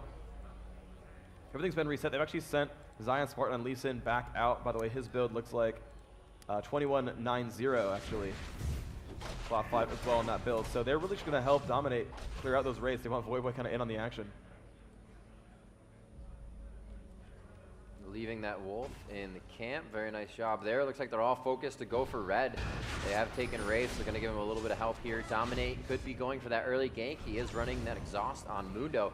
Riven running Flash as well. So we've talked about that entry into the jungle. If the junglers meet and you have exhaust, you're pretty much going to win that matchup or force your opponent to make that Flash.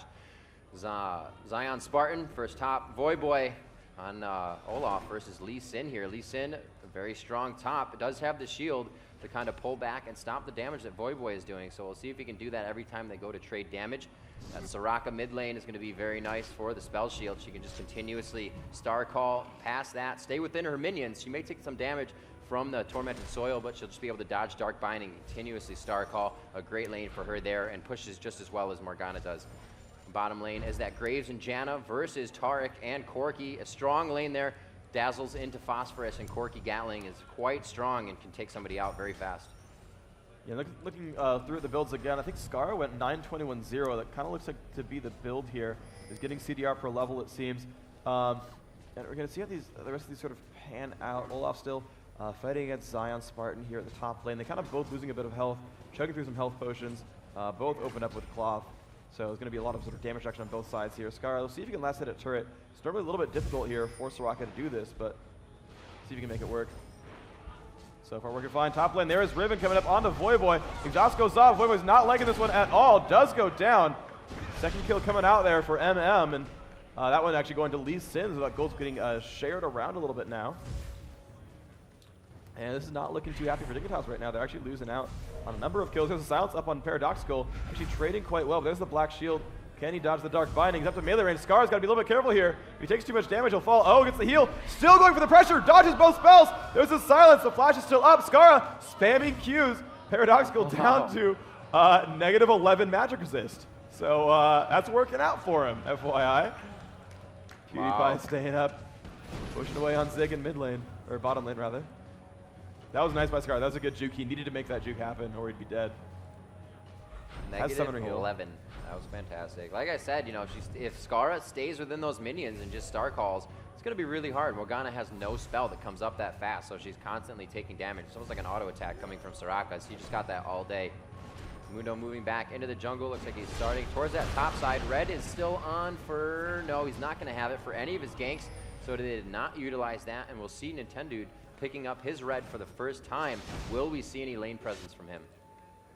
Well, we might see lane presence from Dominate, though. He's actually running up towards the top. The lane is pushing a little bit, so we could get some damage here. Nice pressure there from Zion Spartan, pushing Void by around, down to the Q again, and now his spells are down. This could be really, really good for Dignitas. They're going to just pressure in really, really hard. Dominate has exhaust up. Zion Spartan dodging back to a minion. There's a W. Where's the exhaust? Where's the cleaver? They're not going for it. Zion's going to get out. Bottom lane looks like no deaths happening just yet. PewDiePie 31 minions and 35 on Graves, so Zig doing very, very well, making that lane work for him. Coming back in there, just using that W, actually maxing it first, by the way. Maxing Safeguard for the laning presence. Iron Will giving him lifesteal and all of that. Voyboy loving just to use Reckless Swing. And he's actually maxing Reckless Swing first, so that is actually the build difference here. And here comes Nintendo once more. Voyboy not going to like this one. Going to try to run away. I don't know if he can, though. Riven is really, really fast. Oh, but here comes Paradoxical, and here comes Dominate. That's going to be scary. Voyboy will drop down. Another kill picked up here. Soraka left the farm in mid. Will push these minions to the turret. But now 3-0 the kill score. This is looking great for MM. Very nice job there. You can see Soraka actually going down. She's going to negate that big Wraith, take about 50 gold to herself. Very nice. So 35 at this point, so the levels. And we will see. And she's going to go bottom. It's going to be a Soraka gank. All that CC Skara bring into this fight. We'll see if he can get a kill with it. Looks like he's going to come around the backside of him. They will be focusing on Graves here. The AD carry now Silence. Won't be able to flash out of this. His Silence wears off, and it looks like he hasn't taken quite enough damage to go down. Oh, a stale banana +2 to damage, allowing the Ignite to tick off for a kill. Nice job right there. Oh, Nintendo showing up. Oh my gosh, sorry guys. Picked up Voyboy at the top lane. Already level 6 is a part of that. Has Wind Slash up still, actually. They're going to keep pressuring through. 4-1 the kill score. 1,500 gold as well. And they're actually going to get a turret for this if they want. They're going to move instead and go for the golems here. Might still fall to minions down to 100 health. Soraka actually going to lose some gold to the turret. Maxing out the star call. Yep, focusing Mundo. He just got back to lane. Dominate going down, and he will get taken out. He just got back and said, hey, I see him doing golems. I think I'll throw a cleaver and not run away. It did not work out for him. Dominate's got to be really careful now as his lane, or that for the jungle is being focused. And it looks like Spartan and both sorry, finding him. Nintendo have full control over that, and at 7 minutes into the game, you don't want to see people farming past that second turret. You don't want to see guys regularly in your jungle. That means you have to spend money on wards. You're going to have to spend money on oracles or a vision ward, and you're wasting money in early game that needs to be put towards damage or sustainability, and that's what they're not allowing them to do right now. Yep, absolutely true. Here you're going to see Zig kind of keeping up with his minions right here. He's doing a good job last hitting. PewDiePie has a lot to choose from. Trying to get this wave to push back towards his side. Loco's going to camp brush. In the meantime, Muno getting his own red. Looks like that won't be stolen here. Voyboy trying to catch up to this game. 28 minions. His lane opponent actually only at 23. So Lee Sin has been spending all his time trying to zone out Voyboy. And aside from the whole having kills thing, Voyboy would have more gold. We're going to see a dragon here. This will go down at just about 8, so we're going to see a 14 dragon. And we'll be looking for that at 14 minutes. You'll see a lot of the top lane start to move. The bottom lane will try to really push the lane and do as much damage as they can, not allowing a full 5v5 dragon fight. A little bit of focus here on Scarra. Now, to point out, top lane went down very early, so we're going to see a lot of roaming from Scion Spartan. He's going to be able to come down, aggress on mid like that, push Soraka back, and then go back to his lane, do whatever he wants. See him milling about the jungle, just trying to clear what he can. Totally free right now. You need to be able to have lockdown on everyone on the map, or they're going to start being really scary. Yeah, they have almost no map vision, so you can see that Voyboy, despite having really nothing to be afraid of, he could probably duel Zion Spartan and to run away. Freeze the lane. Yeah, he's going to freeze the lane there, and there's no turret to defend him, so this could be really, really good. Again, Scar's going to jump in on the Paradoxical, but gets caught there. There's the burst damage coming out. This could be bad for Scar. The stun will happen. He's going to cast another heal. Has Summoner Heal still. Will he bait that out? He's still alive. He's going to go for it. He baits Summoner Heal, but he's out of mana. He can't do anything else. No. Oh, Paradoxical going to survive that nerf. Man, that lack Too bad of you mana. can't give yourself mana anymore. Yeah, he's going to need some more Doran's Wings to make that one work. It's going to be the goal here, I'm pretty sure. Scarra, no, going for early Hextech Revolver here. So Spellvamp going to be the goal here for Soraka. Going to use that Q to get himself back up. Does need mana once he can get blue. Dominate, unfortunately, wearing that, though, so he's kind of preventing Scarra from having infinite mana right now. We see Nintendo again entering the jungle, just hanging out. He says, you know what, I feel more comfortable over here. I don't even want mine. It's actually gone. He has Wraiths and Golems to do, but he's still hiding, waiting for those to come up. Sees Mundo, gets that final attack on, but will not get the burst and the stun. Actually thrown off the ulti just to do it. He really doesn't have to worry about it. He doesn't see a fight coming up anytime soon, and they're really strong that he wouldn't need to use his ultimate. So he's really, like I said, these guys are freely doing what they want right now. Yeah, and it's doing a lot of good things for them. So you can see Voyboy move around. He's got that Reckless Swing up to level 3 right now. He's halfway to level 7, which will be rank 4 of that ability.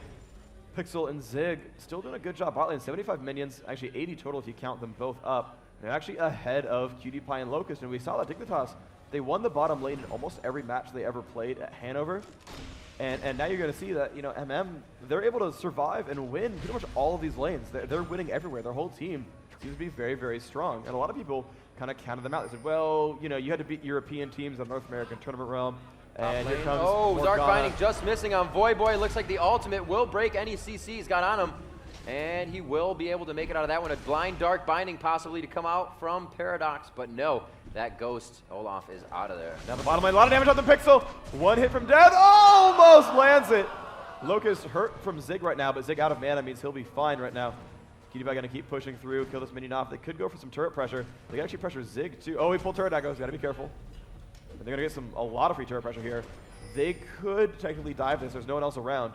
Locust has some mana. He could cast a stun He does and the have shadow. heal up, and that Dazzle's going to come first. So yeah, they're going to back off on this one. That would have been perfect for him to heal out. He probably would have taken too much damage from Gatling and Phosphorus, and he would have died, but he would have gotten a kill on Tarek. Uh-oh. All right, never mind. They're backing out. Yeah, ward back. They did start to retreat from that. Looks like they're just going to farm in mid. Scarra trying to freeze his lane as much as possible. Turret taking that creep that he couldn't get. Soraka not the best farmer, but he's doing a really great job for having to pretty much stand in Tormented Soil and Star Call all of these creeps down, because he's kept it 89 to 82 in the creep score. And against Morgana, that's pretty great if you're Soraka. Yeah, so he's doing a very good job of laning well, and Scar's always been very, very good at laning, landing skill shots, and just farming. Of course, Soraka not really skill shot champion, but been very, very good at farming. You know, normally plays a lot of Karthus in there as well. And instead, the strategy is going to be relying on Soraka here. And we're going to see if that's going to work out. Of course, Paradoxical now already has needlessly large rod, a lot of AP on him. Gonna see a lot of spam coming out from Skara. Still really wants to get through that. Actually is able to get through the Black Shield. Look at the damage output actually. Down to 7 MR. Skara still spamming. Now down to half health. Just inside of a minion wave. So as soon as he can actually get blue for himself, he'll be scary. So PewDiePie keeping up with Locust there at the bot lane. Lisa getting actually to solo right now. Olaf kind of went into the jungle for a little while. Level 7 to level 9. So Zion Spartan very far ahead of Voyboy. Yeah, he also has 1675 sitting and waiting in his pocket for him to go back home and buy at the store. Let's look at the little overall gold here. 18,000 to 13,000 gold. That is pretty much distributed around the team. Your highest gold makers right now are Morgana, Lee Sin, and Nintendude for those kills early game. So those are the 3 that you want getting farmed anyways. So doing exactly what they need. Beautiful Vision Ward onto Dragon, as that's going to be up quite soon. And they have full vision on that now as well.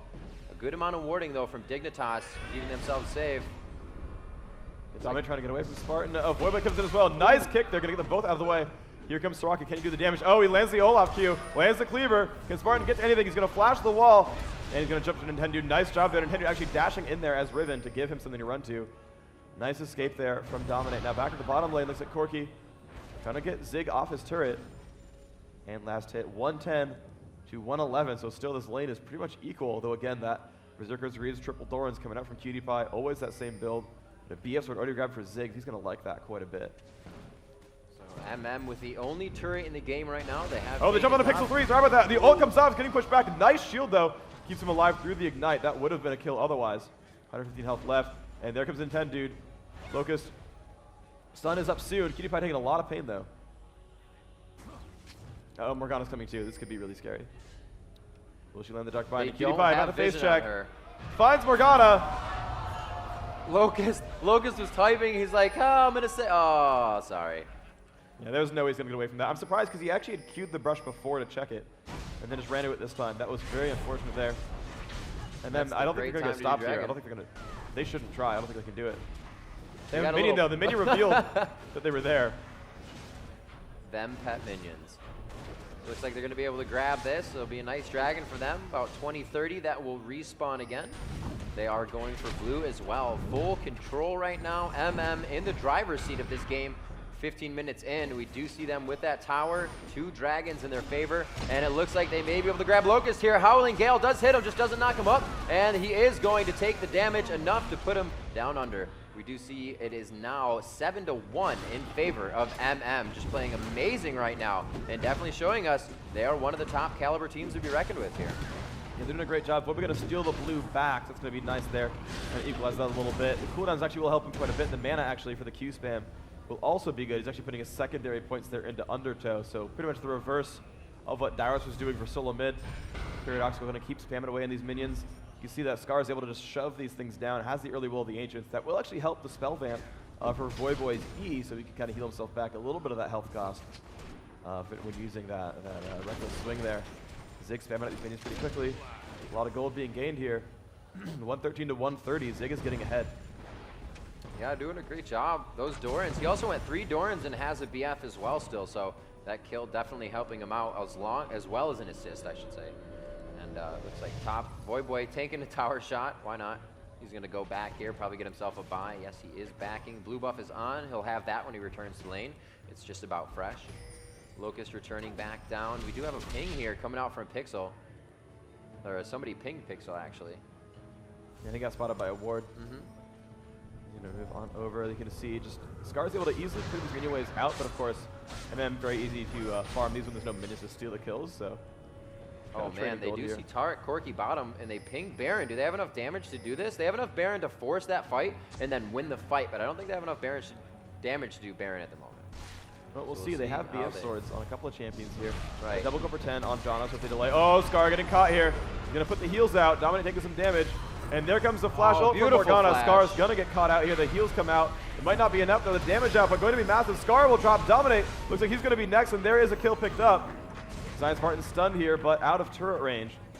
MM looking amazing this game. Up now 8,000 gold. 60 minutes. This is one of the sort of least close early games. Now, of course, last time in game 2, they were down a similar score and turned it around, so you never know. This could always just turn back around for Dignitas' favor. Oh, that's taken him quite a while. Olaf coming up. He will have time to get there. Quite a bit of damage being done. It's now half health after about 20 or 15 seconds. They could have, no, they're not even gonna go for it. They have it. That Tormented Soil gonna go down. They're gonna be able to take out Baron. That'll be very nice for them. Quite early, 17 minutes. They're gonna use that gold. I don't think they'll get too many pushes out of this, but then again, they have been able to take out top and bottom turret, so both of those lanes are now free roaming, and they could do a lot of damage with this Baron. Yeah, 24-13 gonna be that Baron respawn. I don't think it's likely the game will end before then, so we will see that come back into play. But with 9,000 gold, they do want to push out here pretty hard. And we'll see if Dignitas can do anything to stop this, or if they've snowballed too far ahead. They've already got a death cap here onto this Morgana. They're going to be pretty close to an Infinity Edge there on that Graves. If you look at his gold, he's at 1,000 right now, and already has that pickaxe. So I think it's only about 1,000 or 1,200 gold to combine the Infinity Edge from there. So he's really close to that mark. He's going to grab red buff possibly as well. He's got the Force of Baron buff already. Yeah, and that looks amazing right now. They really do look good right now. Voyboy running some quite tanky runes because he went Shirelia's buy for his first one. That's going to give him a little bit of HP, but overall, that's not really going to help him mid-game. Riven's going to be very tanky. That fight's going to go in his favor. This Morgana's very strong right now. As you said, they had a needlessly large rod really early in the game, especially with 2 Dorans, now into Rabadons in 18 minutes. That's very powerful for her, especially since she can just ult in. Paradox has been using his Black Shield like perfectly in every fight to dodge whatever he needs to. That last one on Mundo and Taric was very nice, or Taric and Olaf rather. And we'll have to see if they can just continue to do it again. They're really throwing Dignitas off of their game right now, 9-1 as we reach our almost 20-minute mark. And MM showing no signs of giving this one up. Yeah, we'll see what ends up happening here. Skara going for the points into heal now second.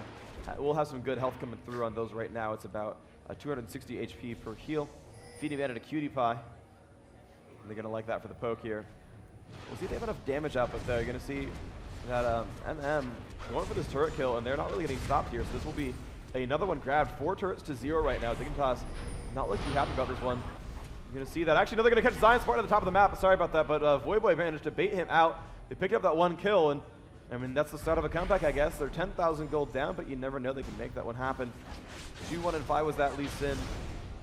But they're going to keep going for turrets. This is really good by MM. They're going to just keep pushing this outer advantage here. They said, we're more powerful than you, especially with Baron buff. We're going to use that to accrue a gigantic gold advantage. And we're going to go from there. They've done that. They've picked up now 5 turret kills to 0. They've gotten, I think, every dragon.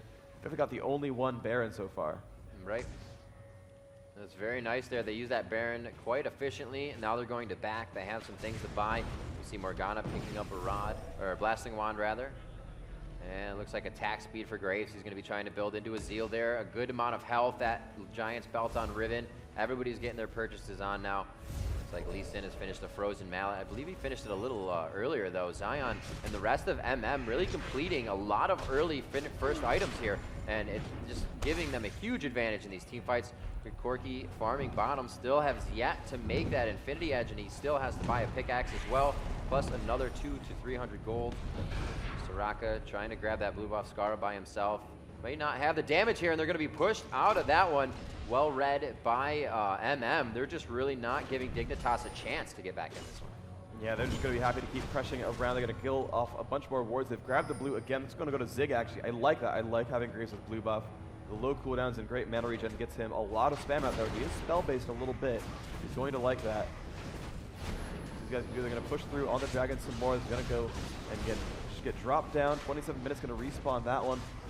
So we're not too far away from Baron expiring.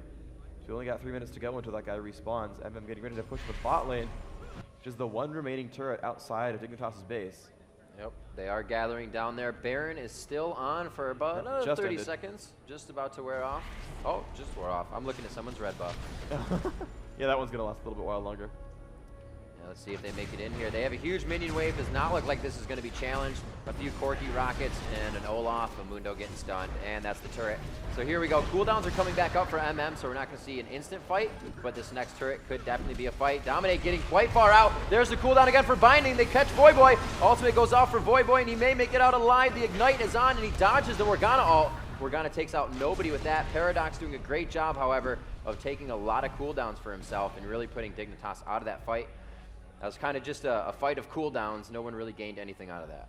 Yeah, they managed to burn through some good number of them, though. They burst heals out from Scar, managed to keep everyone else alive, though, which was pretty massive because the amount of burst that came out from MM was quite massive, I'm going to be honest. There was a lot of damage coming out there from them. Would you say it was tons of damage? Yeah, it was pretty much tons of damage. They managed to do a whole heck of a lot. Paradoxical getting really beefy, though. He's got... And actually, I like this build from Morgana. So most Morgs I see go Merc Treads and they rush zone. It's actually some pressure coming in here. PewDiePie doing a lot of damage here. Zion Spartan not in a happy place. PewDiePie getting jumped on by Zion anyway. Can he do enough damage? Soraka's there. Zion getting low. Silence as well. They pick up that kill. Dominate will fall though. So they traded 1 for 1 right now. Morgana and Janna both very, very low. We're going to see that Voyboy nearby. Pops Ghost. Will he go for Paradoxical? The true damage is nice, but not quite enough damage just yet. Steering away. Picks up by Graves. Corky's close by. Nintendo chasing down on a Locust. Can they do the pressure? Locust taking some damage. Got a nice bit of armor though. Oh, Paradoxical almost gone. Pixel goes down. PewDiePie gonna go pick up one. Can he get the other? He's very, very low. One more attack. There's Ribbon in the back. Scar goes down. Picks up one. Trades. Locust now left alone against Nintendo. Nintendo should get that one pretty much for free. There's the swipes in. Yes, picks that one up. But they traded pretty closely. It's 14-5. 14,000 gold to lead. They might go and get this turret, but Mundo is back. He's going to ult. Really wants to push away Nintendo. Could do so, yes. Smites away, pushes them back, but we'll keep this turret alive. Okay. Does a great job there. PewDiePie almost getting that kill. The Siege Minion turned on him, and then the next wave actually would have killed him, so he was forced to turn around from killing Janna. Quite unfortunate because that rocket did hit, and that was actually his big rocket from his passive of 3, so unfortunate that that was not the last one to hit and be the killer. We see everybody back up on the map now. It looks like Mundo going to be going for his red. Dominate is going to be able to hopefully use that in this next fight. Really, they're pushed back to their towers, so this will not be used for a gank. It's going to have to be a pretty big pincer if they're going to want to come out for a fight here. All right.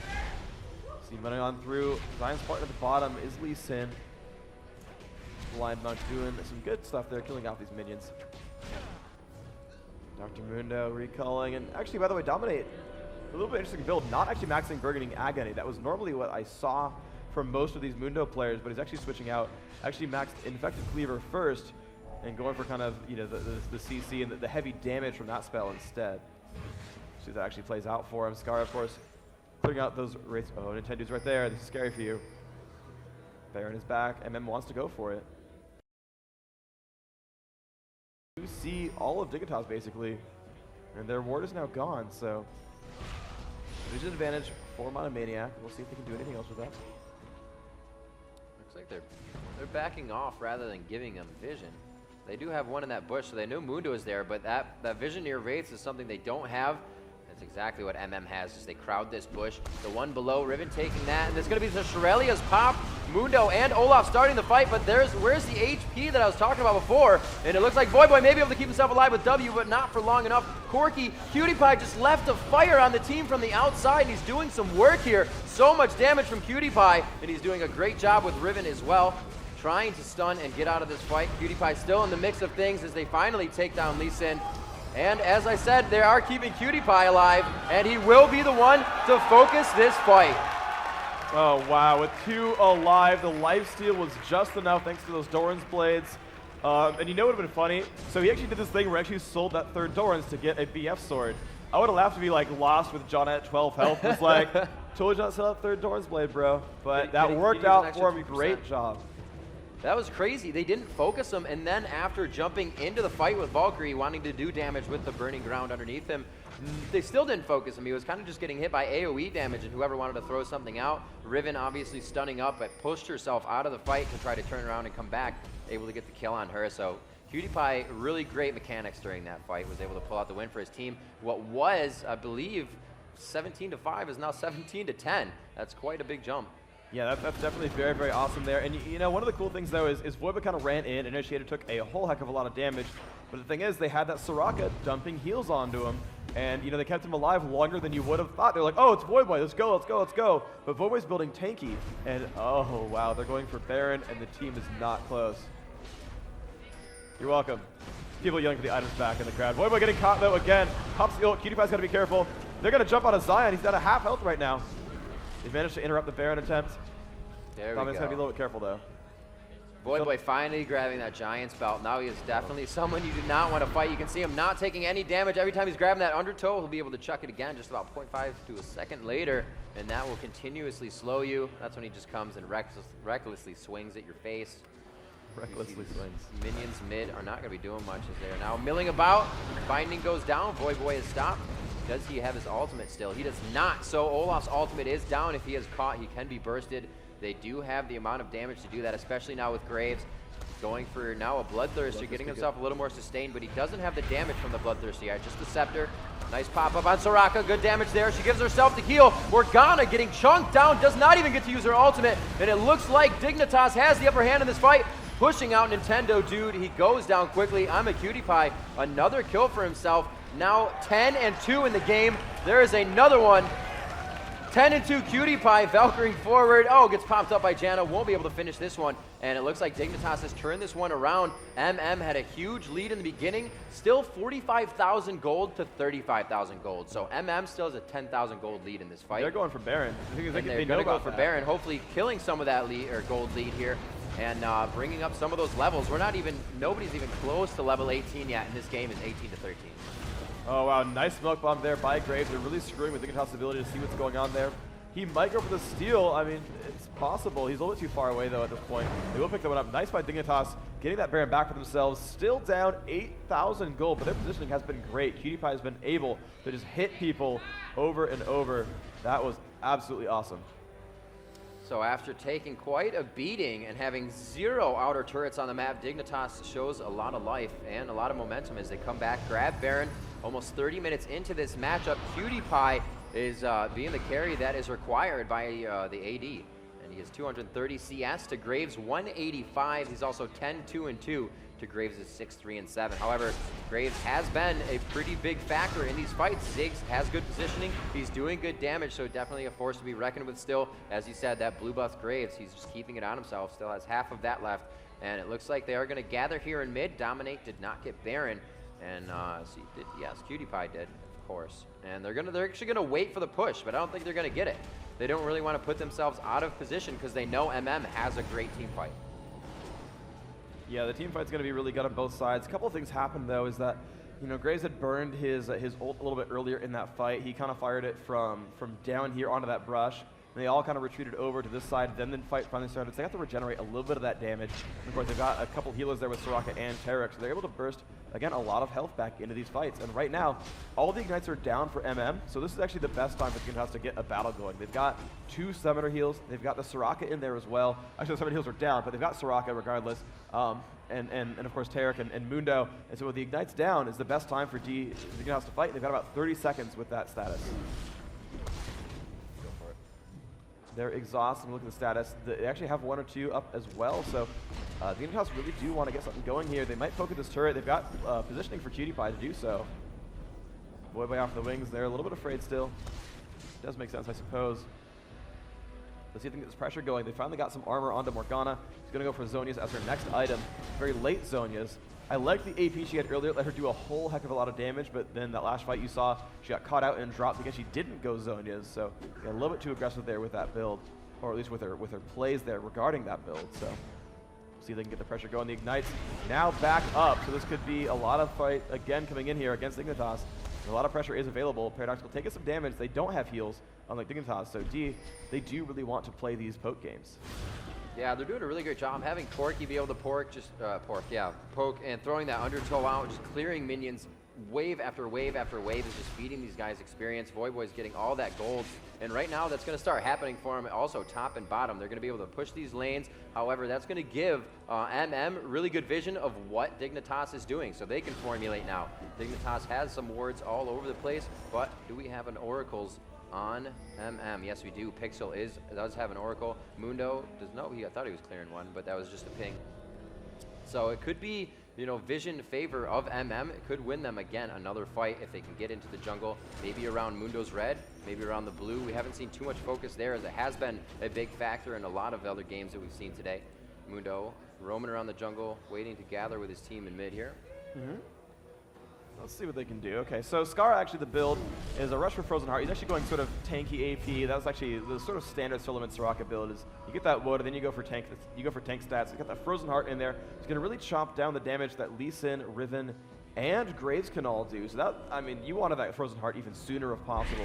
But that is an amazingly good build here. I would expect a Randuin's to come out at some point from Dominate. I think it's a really, really important pickup here. He has the Heart of Gold. I really hope he goes for Randuin's for Dignitas' sake. To pick that item up here.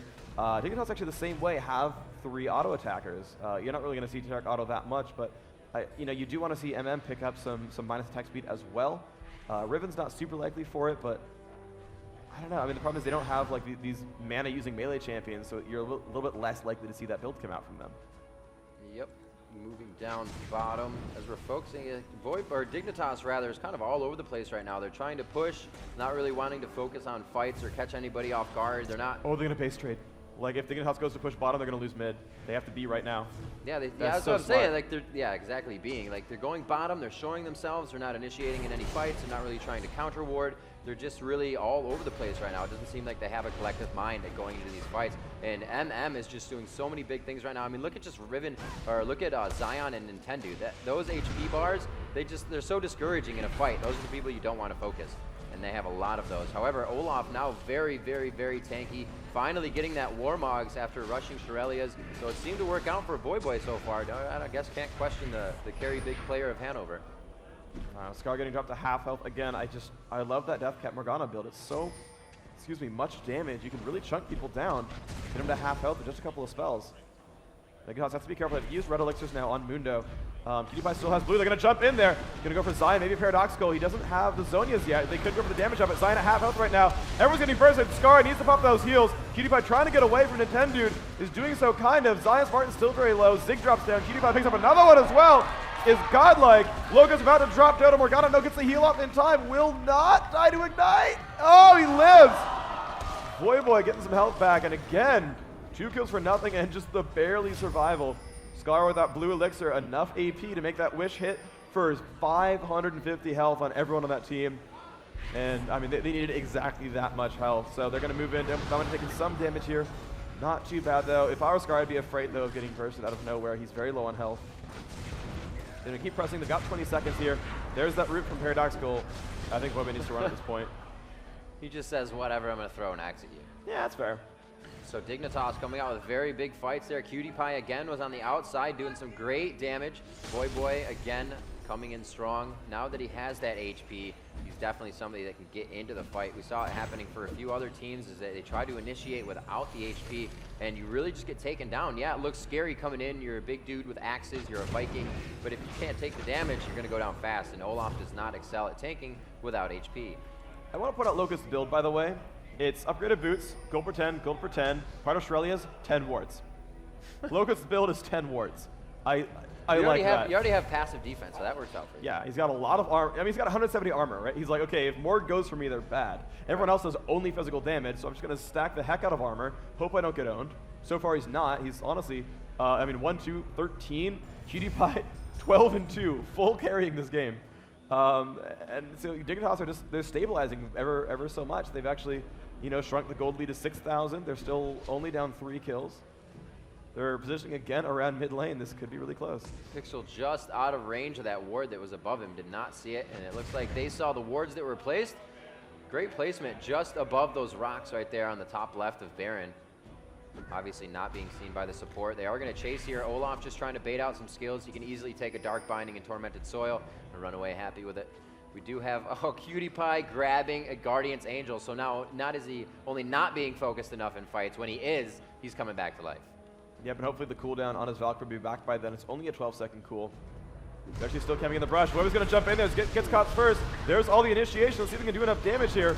Morgana's in the middle. Actually has Zonias now. It's going to make it very, very difficult to pick her up. Scar's going to drop first, it seems. Can he get the heals off? Oh, he burst heals enough. Zion Spartan's still there getting baited, and they might get 1 kill. There's Dominant picking up 1. PewDiePie still alive, but low on health. They're going to pick up maybe Nintendo. They picked up 2 so far. Will they get the 3rd? She's trying to run away. There's the stun. There's the... Oh, my gosh. They've picked up 3 here. Boy drops to Morgana, though. They picked 1 back up. That's a lot of assists on that kill. Dignitas, they really want this now. They're going to move in onto this turret, dominate off on the side. They know Morgana must recall, which means they're going to get inhib out of this. 4 versus 2 right now, and it's only range champ, it's only magic damage. They have another minion wave coming in. They can decide to do this. And Morgana and Janna right. will not be able to stop them if they continue to go for it. Mundo goes with the ultimate, and I believe he just threw his on as he started taking that. And no, looks like they're going to get some good damage down onto this. There goes the first turret. Can they expose that Nexus? They have 17 seconds, 10 at the most for Graves and Lee Sin. They are going to focus without paying attention. Can Janna put up a Howling Gale that stops that damage? I don't think it's going to be enough, and it looks like Dignitas will be able to come back and finish it out.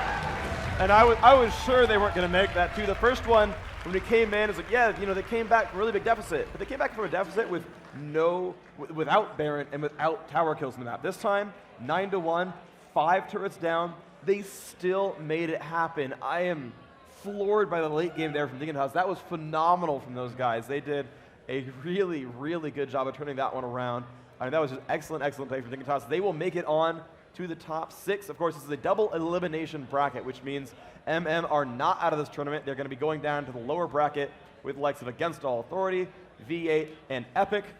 And the upper bracket, we've got Curse, CLG, Team Solo Mid, and now Dignitas here. We've got a lot more things coming on. And actually, I'm trying to remember, with the exclusion of Curse, it's the entire original, the top 4 from what's it called, from IPL3. So you got first seed Dignitas fighting 4th seed Solo Mid. You've got second seed, well, the one who beat the second seed is Curse, going to be fighting against CLG. So those are going to be the games that are up next, is Curse, CLG, and TSM Dignitas. Down at the lower bracket, we've got the other 4 teams. I don't have the math in front of me right now.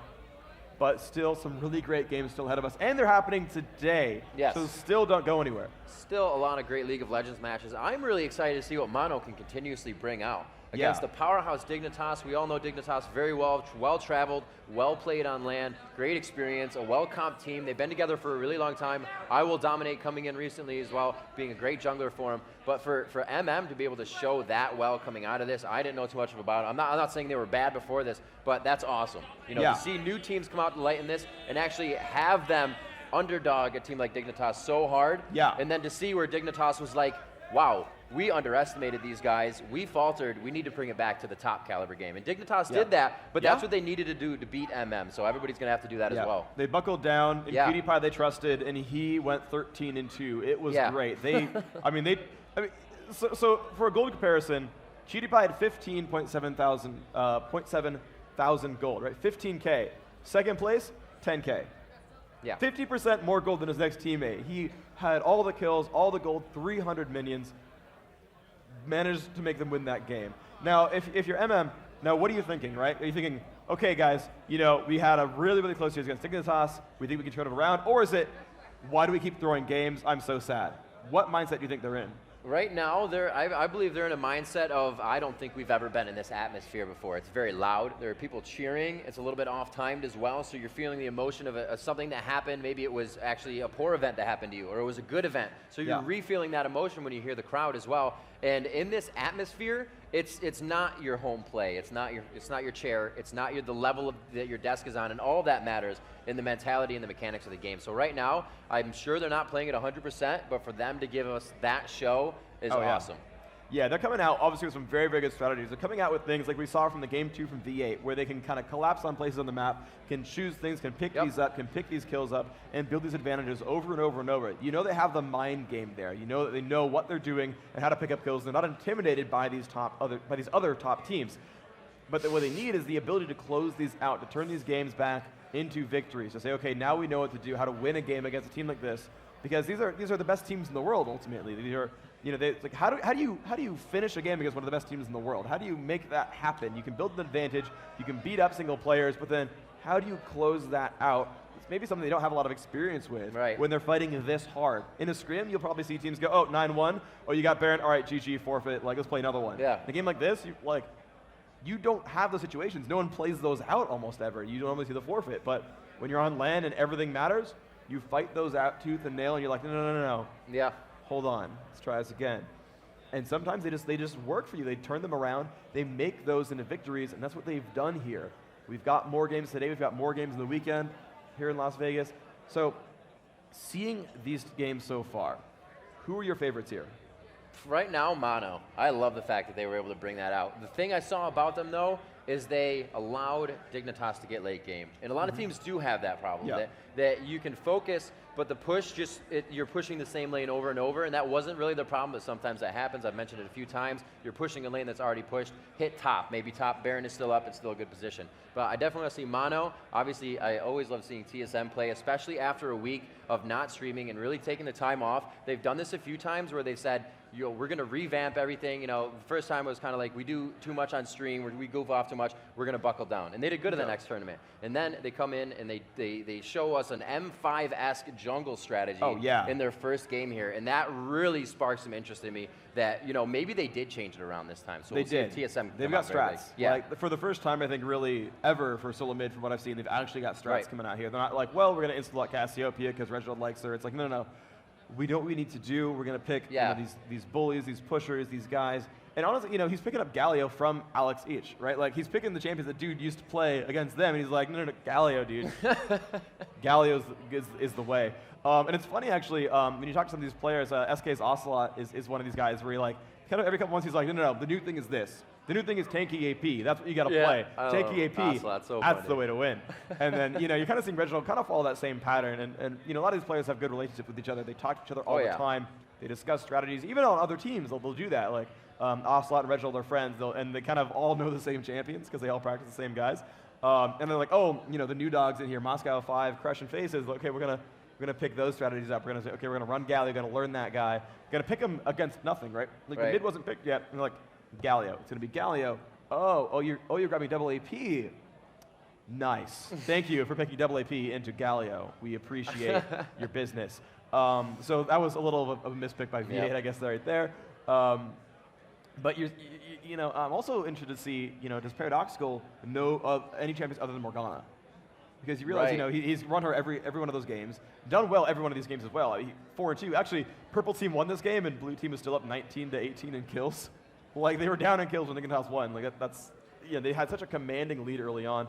So, we're going to see if the roster is deep enough, if they know enough roles. But you're right, they put on a great show, that the other teams took notes well enough. I mean, I think they can definitely go through in the lower bracket. I think they have what it takes to beat a lot of these other teams. But to be fair, this is a team that just before, in the rest of the IPL3 online qualifiers, they got, I think, 2-0'd or maybe 2-1 by Curse in that third place qualifier decider match. Now, maybe Curse is the untouchable team and MM is the second best team in the world, or I guess third place now that we have Dignitas here. Maybe that's what it's going to shape out to be. Right. Maybe that's where that's all going to move towards. But I mean, there's a lot up in the air that there's no really guarantees here. You've seen one round of matches. All these teams are world class.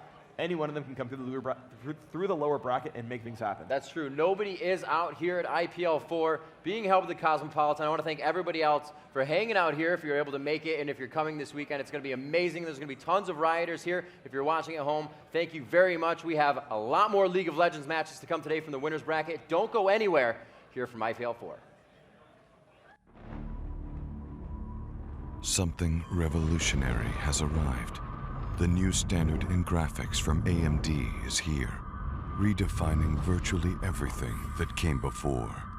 Higher frequencies, more memory, better frame rates, superior resolution than our previous generation. And the world's first 28-nanometer GPU. Hello everyone, I am TheRedBaron. I have the pleasure here to have Voyboy with me after that incredible win. This is at IPL4, the Cosmopolitan, home of the IPL. Thank you, Voyboy, for joining us. It's a pleasure. No problem. So now, starting right off the bat with that game number 3, Dignitas has always kind of been known for your innovation. You've kind of come up with those just insane comps that people wouldn't think of. You became unkillable at some point in time. Do you want to talk about that?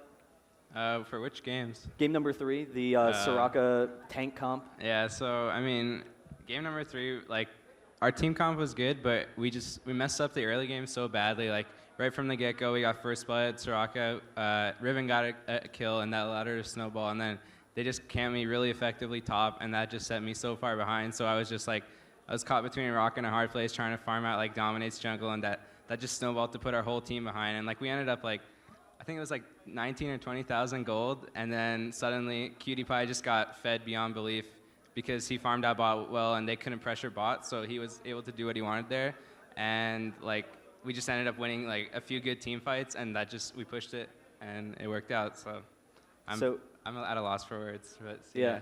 Actually, the game before that, I had the pleasure of being able to watch it backstage, and the game started off, you were playing Lulu top versus Aurelia, and actually at one point in time you had a 2-level advantage. You were kind of shutting down Aurelia in lane. Is that just a really strong matchup, or do you like Lulu just as a general character in the game? I mean, that's a pretty strong matchup, but we had a team comp in mind. Like, Lulu just lets Cogmouth move around so easily and get kited, and like Aurelia, after the nerfs, I don't know, it's kind of hard for her to hold her own versus Lulu. So I mean, she's strong, but it was a good pick there.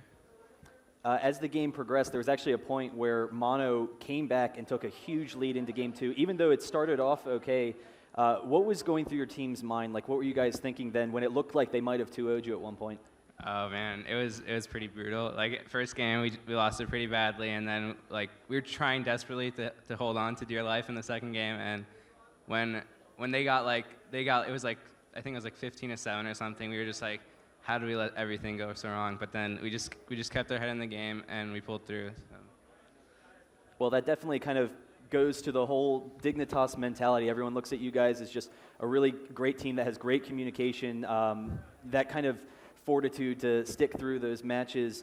Is there something about your practice style or the mentalities of the game that, you know, help bring you guys so close together as a team and allow you those kind of comebacks? I just think we're all good friends. We all trust each other. Like, if something goes wrong, we don't go ballistic on someone. We just keep playing our game, and I think that goes so far in a team game like that. So I think that's very important. So Dignitas as a team, you have been on the scene for a while, but really just breaking out this past fall and then just having a whirlwind of just tournament success. How has that success been as a player, and, you know, the kind of fame, I guess, that comes along with that? I mean, I think it's pretty incredible. Like, just walking here, just in the hotel lobby or something, people recognize you. Like, never in a million years would I've imagined that something like that could happen from playing video games. So I mean, I think it's a great experience, and I'm really happy to be a part of it. Is there any like particular poster you want someone to just be running around, Boy, have my children or something? I don't know about that, but that'd be pretty funny. Okay. So what are your kind of thoughts with League of Legends and how it's continuing as a competitive game, and your thoughts on Dignitas coming into the future? I mean, League of Legends, it's event after event showing that it's probably one of the top esports right now. Riot is funding it so well, and I think if events continue like this, it's just going to keep growing. The fan base is going to be huge, and there's so many players around the world. Like, Taiwan has like 5% of their population playing or something, and that's mind-blowing. I mean, as a team, we're just going to keep practicing, keep playing our best, showing up, doing well at events, and hopefully we can make something happen. Now, you're still in high school, correct? Yeah. What's your life kind of outside of League of Legends, and your kind of, you know, thoughts on that? I mean, trying to manage playing competitively with having to go to school like 8 hours a day and then coming home with like hours of homework. I mean, it's tough, but we make it work. I'm like the limiting reactant for our team's practice schedules, because like they all have like time, and it's like, boy, why can't you practice today? I'm like, I'm sorry guys, but we work things out. So. Awesome. Well, do you have any other thoughts for your fans out there watching? Thanks for supporting us. Thank you to our sponsors, Intel, Alienware, Razer, Yama, and Scan. So, yep. Awesome. Thank you guys for tuning in. This has been Voyboy. Dignitas just winning that game against Mono at IPL4. Thanks for tuning in. We're actually going to cut to commercial now, and we'll be back shortly.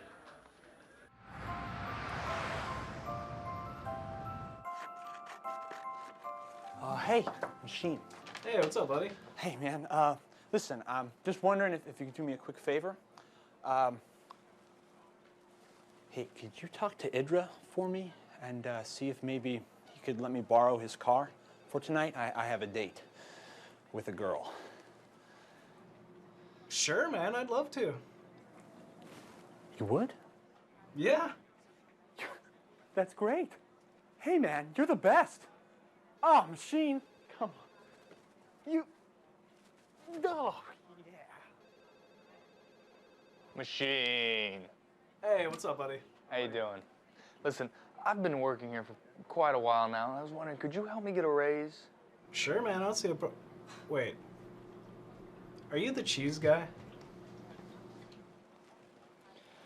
Do I look like the cheese guy? Point taken. Sure, man. I don't see a problem with it. Thanks, man. You're the best. Hey, Tony. Hey, Machine, you know, CES is right around the corner and, you know, in control. He's trying to get me to bring out some new ideas, and I got so many, you know, but the one that's taking the cake right now, check it. It's a red color HyperX. But it's always been blue. Yeah, but Machine, it's in control. Oh. Don't worry, bro. I got this one. Red it is.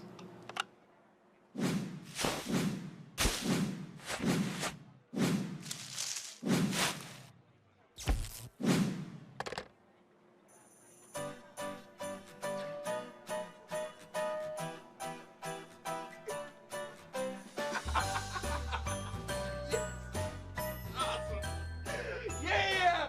Check it! It's red! Huh? Who's in control now, huh? Ah! Yeah! Me!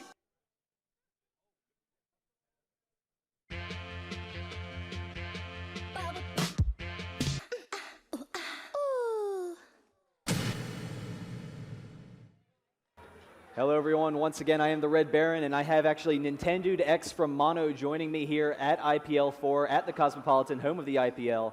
And Nintendude, thank you for joining us. Yeah, absolutely. I was kind of surprised. Watching the matches, game number 2, it really looked like there was a point where you're going to take it. And then game number 3 as well. Both of those matches, you had the huge early advantage. What are your kind of thoughts on the games kind of pulling away with Dignitas' late game? Yeah, obviously we're not too happy about it, but we identified the points that happened. We tried to, so we'll know that heading forward. But the second game, it was really kind of a silly initiate. Third game, kind of silly initiate, stuff we can't do. No, we really took it to them early. I think all 3 games. You only saw, I guess, half the second one, but no, all 3 games we took it to them early, and it really paid off the first game. And it was looking that way the second and third, but we just couldn't seal the deal.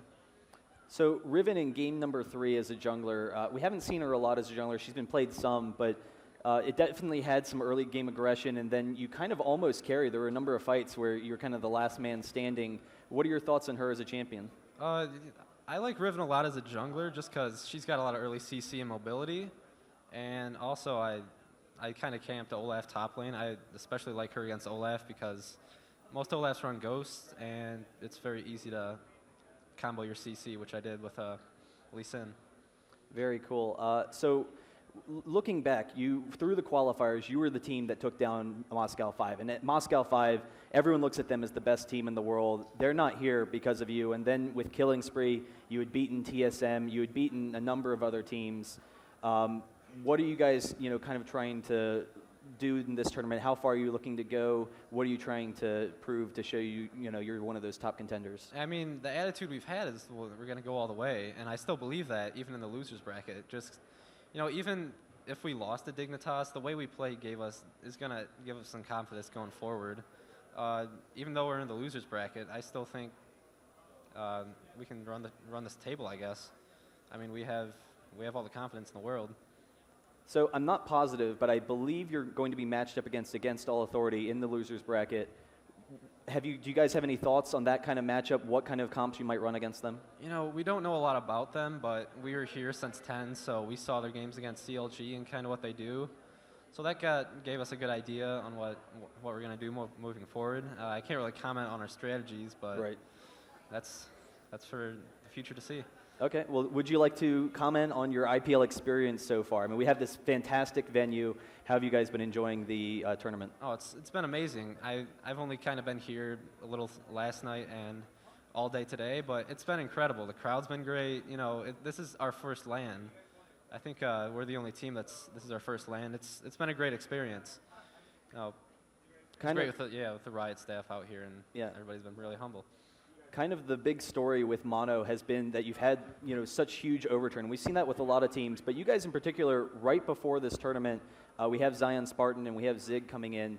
How have you guys been practicing as a team and kind of meshing as a team, even with such a short time period for practice? we didn't have a lot of time for practice, and even with that short time, I don't think we did a very good job of practicing. So, it's it's a pleasant surprise to see how we played today. But moving forward, Zion and Zig are excellent additions. Zion really filled the shoes top lane really well. He played great all 3 games, and Zig's been consistent. They're just great pickups, I guess. Yeah. So lastly, you as a team, you're all very young. You're really the youngest team in the tournament, youngest competitive team probably in all of League of Legends. How do you balance that kind of life, because you're all in high school, with practicing for League of Legends? Yeah, we are all in high school, and I think that's part of the reason we don't get that much time to practice. But definitely, the times we practice is usually on the weekends, and as a high school, I can cut into your social life. So it's tough, but we make it work. We really do. All right, well, thank you, everyone. Thanks for joining us, Nintendude. It's been a pleasure. We will be back shortly after this commercial break. This special presentation of IPL is brought to you by Astro Gaming. Check out the latest award-winning gaming gear at astrogaming.com and follow @AstroGaming on Twitter. Get brilliant HD with AMD A-Series APUs at www.amd.com/vision.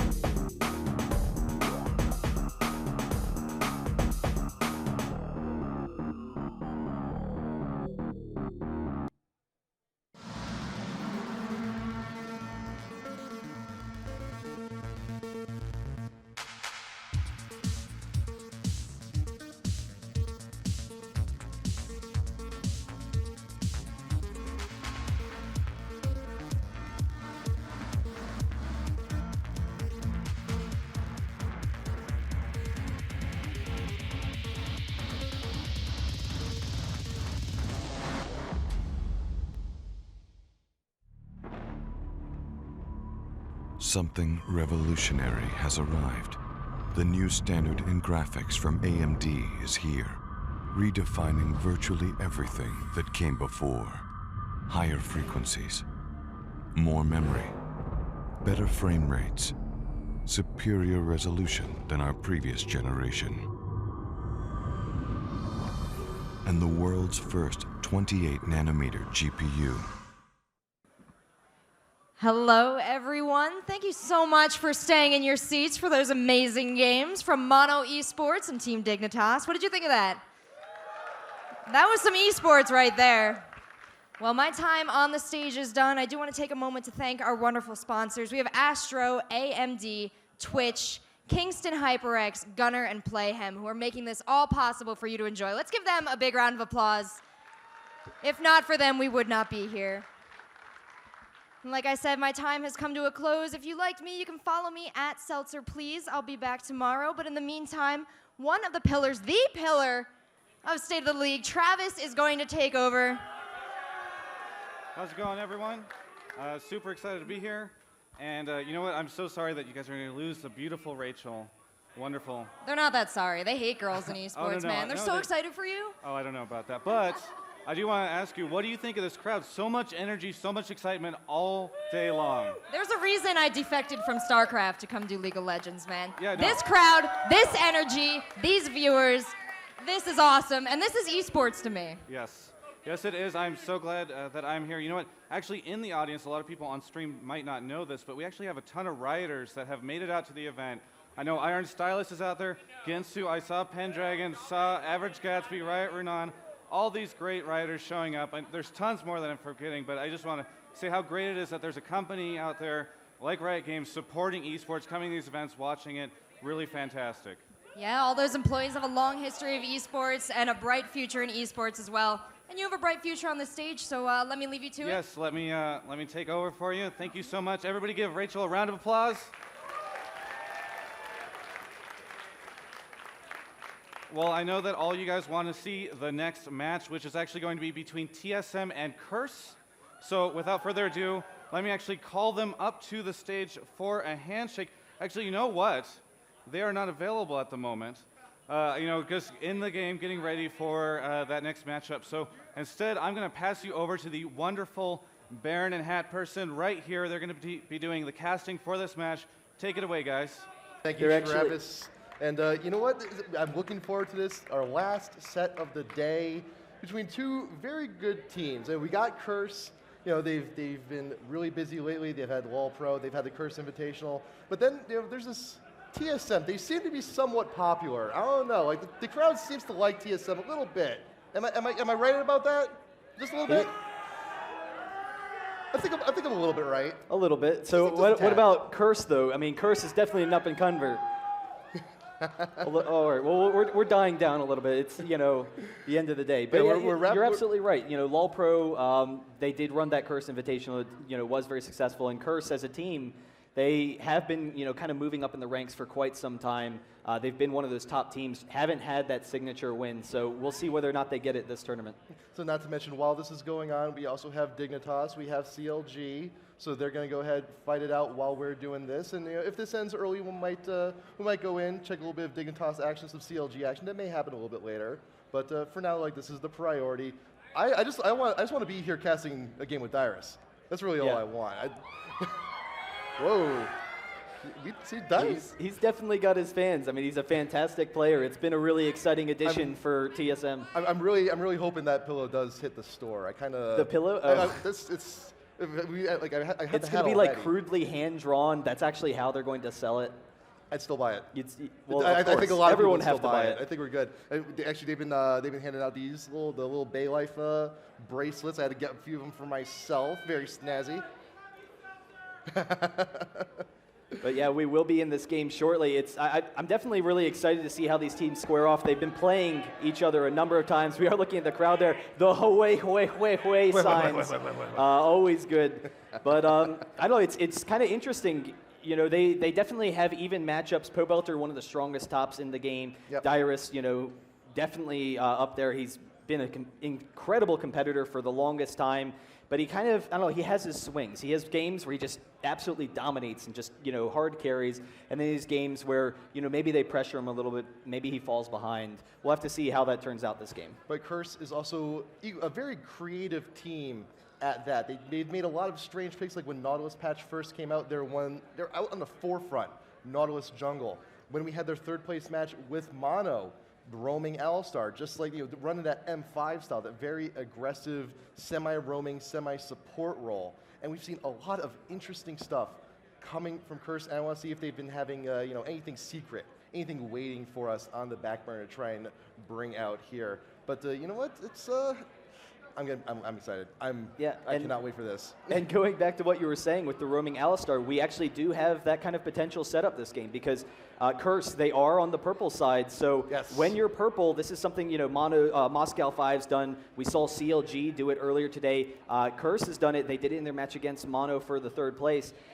It's actually when you're purple side, you can send a 2v1 top. You send your AD and support top, then you send someone like Gangplank bottom who, when you give them that blue buff, can just sustain fantastically in that lane and, then have that 2v1 matchup and use that to your advantage, have the roaming support. So there is always that potential. And then, of course, Nijaki is very well known for his Vygar play. He also plays a fantastic AP Cog, just great lane control. And I don't know, it'll be interesting to see. Vygar really is a strong champion in a number of matchups. He's got the AoE stun. If you have if you're going against a melee team where you can just catch the entire team with the stuns, then that's always great. If you have a short range team, you have those squishy kind of carries like TF, Ahri. Vygar can act as a fantastic counter. So having the ability to play such a high skill cap champion just opens up more versatility. And like you said, the experimentation that we've seen from Curse. We've seen Yorick on Elements just absolutely crushing bottom lane. He's a stifling kind of support with that fantastic harass that he has. We've seen a lot of Vygar from Curse killing spree. Our qualifiers, we've seen it quite a bit. I would love to see it again. Actually, while the Mono Dignitas match is going on, I was actually talking a little bit with some of the guys in the audience. Like, you know what, you've got the Teemo hat. Maybe you should do a Vygar hat next time. I'm like, you know what? I might consider that. I might just do that. Just as long as it's the Baron Vigar hat. That's the #1 Vigar skin. I always, never mind, I won't go into it. We've already had the RedBaron Corky. If we can get the Baron Vigar, that'd be nice. I'd like that. So we're still waiting for everyone to get into the room. But once again, we have to big shout out to all of our sponsors: AMD, Twitch, Astros, thank you, Gunners, thank you, Kingston, Playhem, love you guys so much.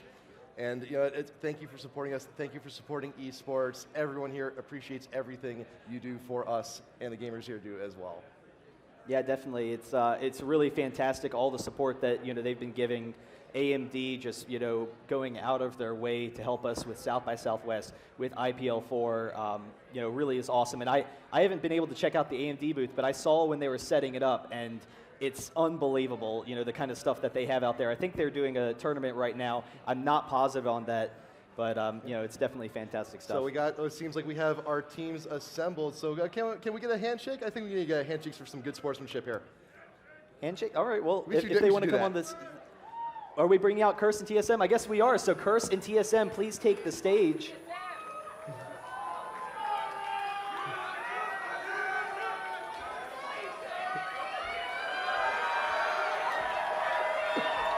The pillow.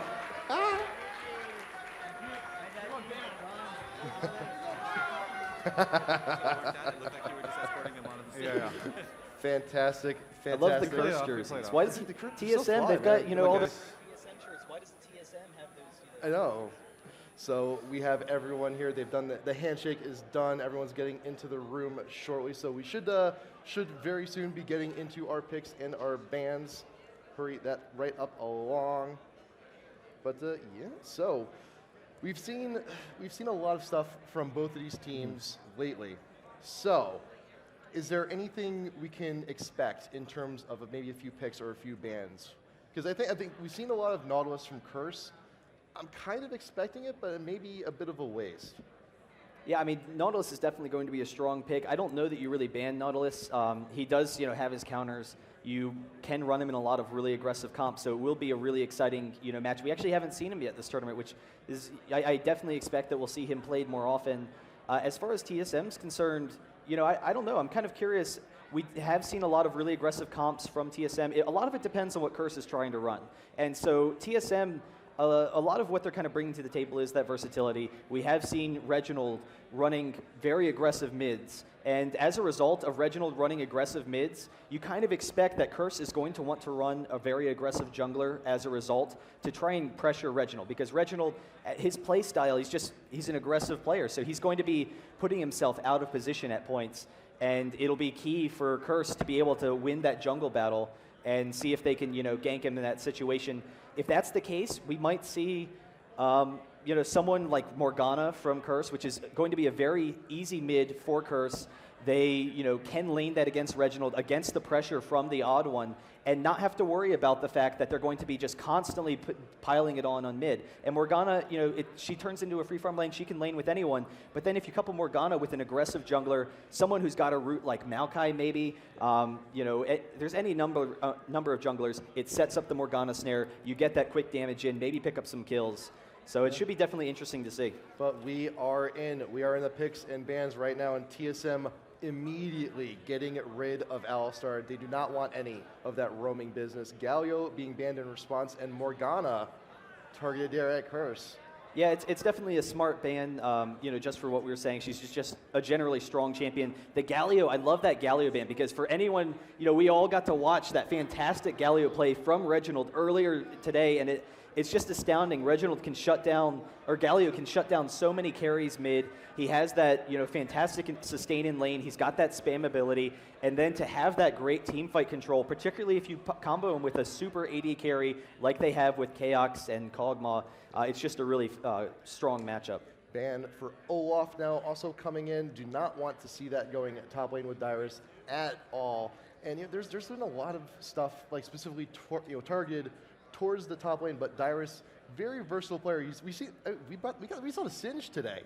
I would love to see the Singed again here, tournament play. I would love to see that. And Shen, last ban for TSM, also do not want to be dealing with that global ult, the taunt, everything that comes with that kit.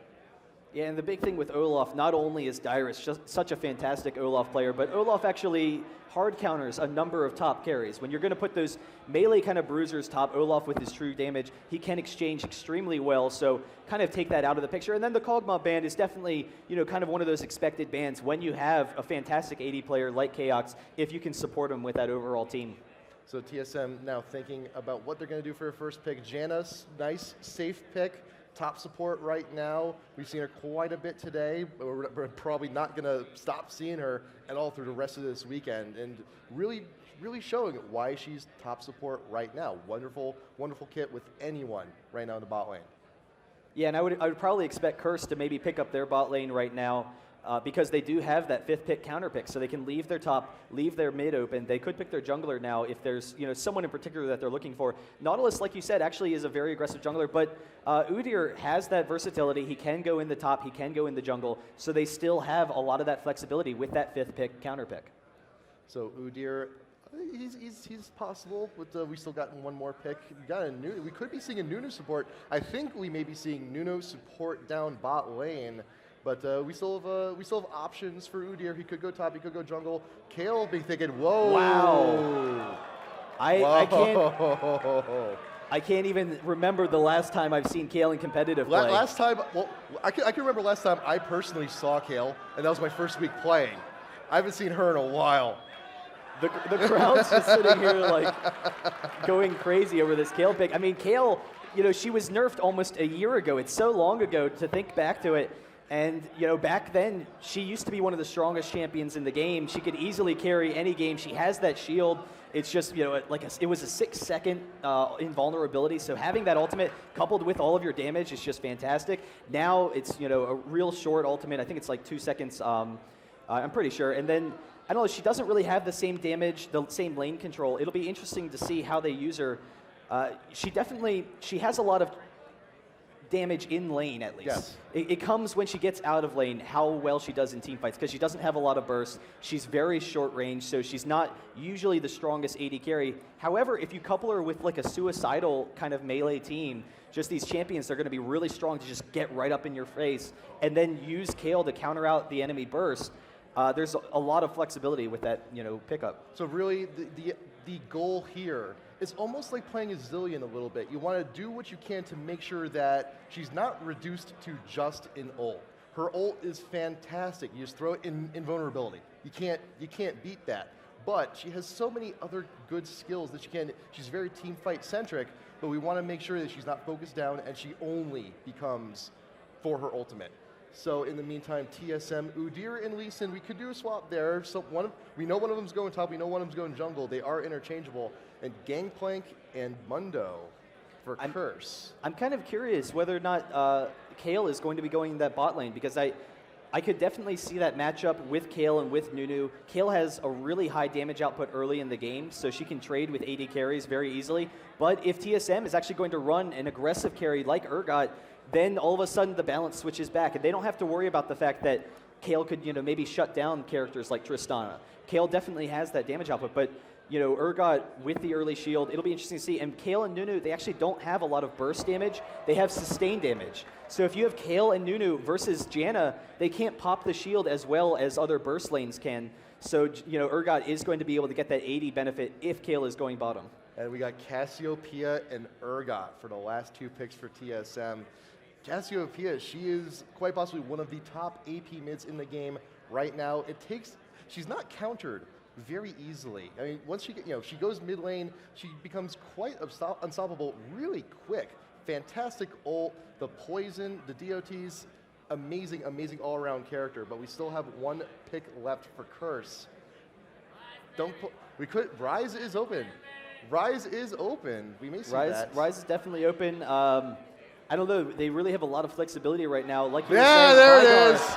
So there it is. Vygar, I mean, it really is fantastic watching Nijaki play Vygar. And the big thing with Cassiopeia is Cassiopeia has all that fantastic AoE damage. They have Mundo, Nunu, Gangplank Kayle is also short range. So they have a very short range team before they switch over to Vigar. If they were to run Ryze, they would still have a very short range team. Cassiopeia does very well against those kind of close range teams. She provides great dragon control, which they already have with an aggressive jungler like Udyr. So the question is, how effective can Cassiopeia hold back Vigar? Because early in the game, Vigar definitely is one of the weaker laners. He has mana issues. You kind of have to make the decision, hey, do I want to farm or do I want to be exchanging damage? Whereas Cassiopeia, she outranges him early. She can sit there and just spam, dot. If she can hit him, she can get him low.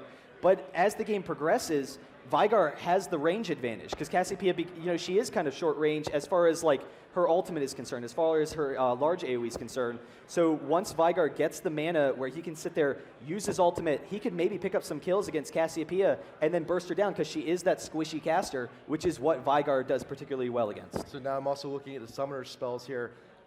Kayle, Nunu, bottom, possibly? Yeah, I'm pretty sure it's Kayle. Yeah, it is Kayle. I don't Nunu think bottom. I've ever seen that. I can't recall ever seeing that.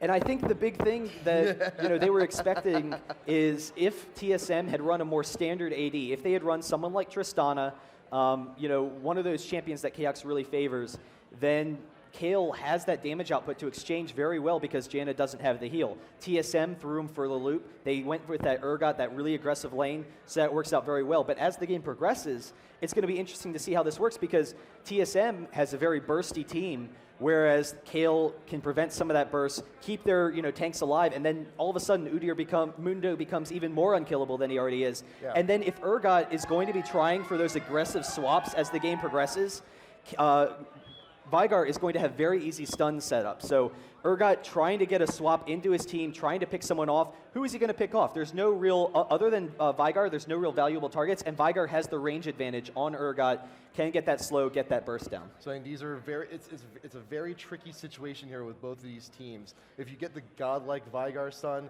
it could be very well for Curse. If you can get TSM to get the wonderful switch with Urgot or a wonderful ult by Cassiopeia even, it can go either way. We have a lot of options with both of these teams. You know what? Kayle, man, I hope this works. I hope this works. But you know what? Spectator delay is just about to end. I think we're about ready to get into this one, man. Yeah, and it's actually interesting. If you look at the summoners, Lee Sin and Gangplank, it is a pretty even matchup. Lee Sin, as the game progresses, has a little bit of an advantage with his shield, with his sustain. He has just fantastic sustain in the lane. But early in the game, Gangplank does have that spam ability with his parlay. He will have that advantage. And actually, like we said, Gangplank is a favorite of Curse to switch down to that bottom lane. So because they are on the purple side, we could see them hand off the blue because Mundo isn't a blue jungler. Mundo goes top for red, give Gangplank the blue buff, send him down in that bottom lane to lane against Urgot because he can sit there and exchange very well, use his parlay to farm.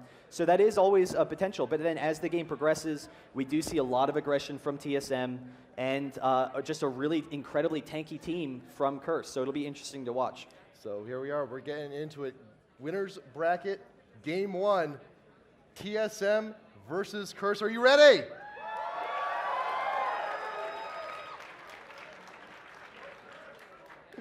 TSM, we got the pillow right there, camera front. So we are loading up now, and you know what? I'm still baffled by some of these picks, man. I just want to see how everything lays out. I'm extremely anxious just to see how effective Kayle Nunu can be. Yeah, I mean, they have the comboed slows. The movement speed allows them to engage. They do have that really strong, harass damage early in the game. It'll be really interesting to watch. At the same time, we've got, both summoners taking teleport for that top lane. We could see a lot of aggression through that, see some early control over the fights. It'll, definitely be something to watch out for. So here we are on the blue side. Coming in, it is TSM. And up on the top right corner, purple side, red side, whatever you may be, we have Curse. So everyone's here. We got a little bit of a scatter here from Curse. Vigar and Mundo trying to get a little bit of a point defense going here. But looks like TSM's ready to invade very quickly. And oh my God. Right there. Gets got! Trying to check the bush. Has to flush away. He is ignited. He's getting followed. Chaox, Reginald, Dyrus. Everyone is here. Will he fall? Barely getting away! What? Wow, And it was 1 the hit health point. pots, the Pobelter health said pots. in chat 1 HP. 1 singular. And there you go, TSM, they knew that Curse was actually going to try and run this strategy, run Gangplank, maybe going after that blue. So TSM right off the bat, even though Mundo's not a blue jungler, going in for that early aggression, expecting him to be there. Curse just walking right into it, using those health pots to just barely get out, and he did have the cloth armor, so he will be going top lane. And the cloth armor, it is very strong against Lee Sin. That is the favorable matchup. So we'll have to see, but TSM still positioning themselves, seeing if they can invade this blue, take it early on. So we have to see that quick engage, how many summoner spells were used on both teams. Pobelter flashed away, TSM, Reginald, Ignite, and Flash, both down. Chaox, Flash, down. So it's extremely unfortunate that they did not get that kill, and they wasted a few summoner spells in the process. It was almost in the bag, but you know what? They managed to force them out. They are going to be taking their blue, and I mean, TSM, actually, they're going to be taking both blues at the same time, enemy and friendly. I'm curious who's going to get this, if it's Urgot or Cassiopeia, because it's actually going to be Cassiopeia. So there you go. Urgot, definitely could use that spam ability in lane, but they want Cassiopeia to just destroy Vigar, and that's really the big key to this game. How well Cassiopeia can just shut him down in the mid lane with that spam ability. Cassiopeia can be extremely aggressive, and already we see that damage from Cop with Kale going off onto Janna, and without that sustain, that's going to be an interesting matchup. And we do have a quick pause. We just have a short, we have a small equipment issue, so while we get that resolved, we've got the game paused for a moment. But to Vigar, man, I'm excited. It's like every time we see Curse pick Vigar, and we are never disappointed, ever. Vigar he's not many pros are use Vigar with much frequency. I mean, we do have Nightjack. What are some other pros that actually use them? Bigfat is actually pretty well known for his Vigar. I was talking with him yesterday. He's definitely a favorite champion of his. Bigfat known for that kind of fight control mid. He runs a lot of like TF, Anivia, Vigar, those really strong champions. And he definitely, Vigar is unusual because there was a time when Vigar was just too weak in lane. You couldn't play him. He didn't have enough control early in the game. But with the buffs that he received a couple of months ago, he's kind of progressively moved more and more into teams' repertoire, and they recognize how much fight control he brings later in the game. He's got great burst potential. All of TSM is, these short-range champions, Lee Sin, Udyr, Urgot short-range, Cassiopeia. So Vigar, even though his team's short as well, he is going to have that stun. They're all going to line up for him, and he can just be like, there, I just stunned your entire team. I hit you with Dark Matter, and if he can, match up those early kills, that'll definitely, help them snowball pretty quickly. Cassiopeia is also, like I said before, one of the big, powerful AP mids at the moment. And we did a little math crunching before we came here. Cassiopeia, very popular pick, very popular ban over these past few weeks. But we're still feeling that. We're still on day one. We may see some more of her. What are some other champs we may expect to see later on in the weekend? I mean, there's just so many. I think that's the big thing with League of Legends right now is I've been playing since beta, and if you look back at beta, I remember coming in and there, it was a great game, but there were a number of balance issues. And now coming forward, there's been so many changes to the game. It is as balanced as it's ever been. You can play so many different champions. I really would not be surprised at all by almost any picks that we're going to see this weekend. I expect we're going to see almost the entire set, so it'll definitely be exciting. So we do see Kale at work bot lane, getting some range, putting some hurt down on Xpecial in the bot lane. Top lane, Gangplank, Lee Sin, Pobelter, Dyrus going at it. The creature, it's still early on in the game. We're only 3 minutes in. And Vigar, actually, Reginald has already decided to back mana potion for him, so he's looking to stay in a little bit in lane just a little bit longer. Yeah, and he's kind of losing some of his blue buff that he could be using for that harass against Vigar, but at the same time, Cassiopeia is one of those champions who's naturally going to push the lane very aggressively, and he might actually choose to just naturally push the lane, and instead of trying to zone Vigar, just push him right in the tower to make it difficult for farming. But if Reginald is going to be pushing, and is going to be that aggressive style that we've talked about, that is going to leave him extremely vulnerable for ganks, particularly if Nightjacky is able to hit that stun, and then get Mundo in range for the cleave. Reginald would definitely be very vulnerable, so that early ward allows him to protect against those Mundo ganks, allows him to be as aggressive as he wants in this lane. Reginald now back in mid lane, nYjaki doing can, and we have OddOne going around trying to see where he should be able to go. Elements in the bush, in the river, down bot lane, and Crumbs now taking the Wraiths. Xpecial, Chaox, they're being pushed to tower just a tad, but OddOne, oh, he's getting ready. It's going to be a pretty tough gank, but nYjaki is actually moving a little bit forward. This is going to be OddOne's Q, so he is coming in. There's the stun, able to avoid that gank pretty easily. But in the meantime, we got Crumbs moving up on top lane. Dyrus, he's in the bush, he's recalling, but Crumbs is deciding, well, they don't know he's there. Oh my gosh, and bot lane, Kale is actually just going to work on Chaox there. They threw off the Ignite and the Exhaust, but Chaox is okay now, and Kale's all out of mana, so you know, we might see that lane moving to Urgot's advantage.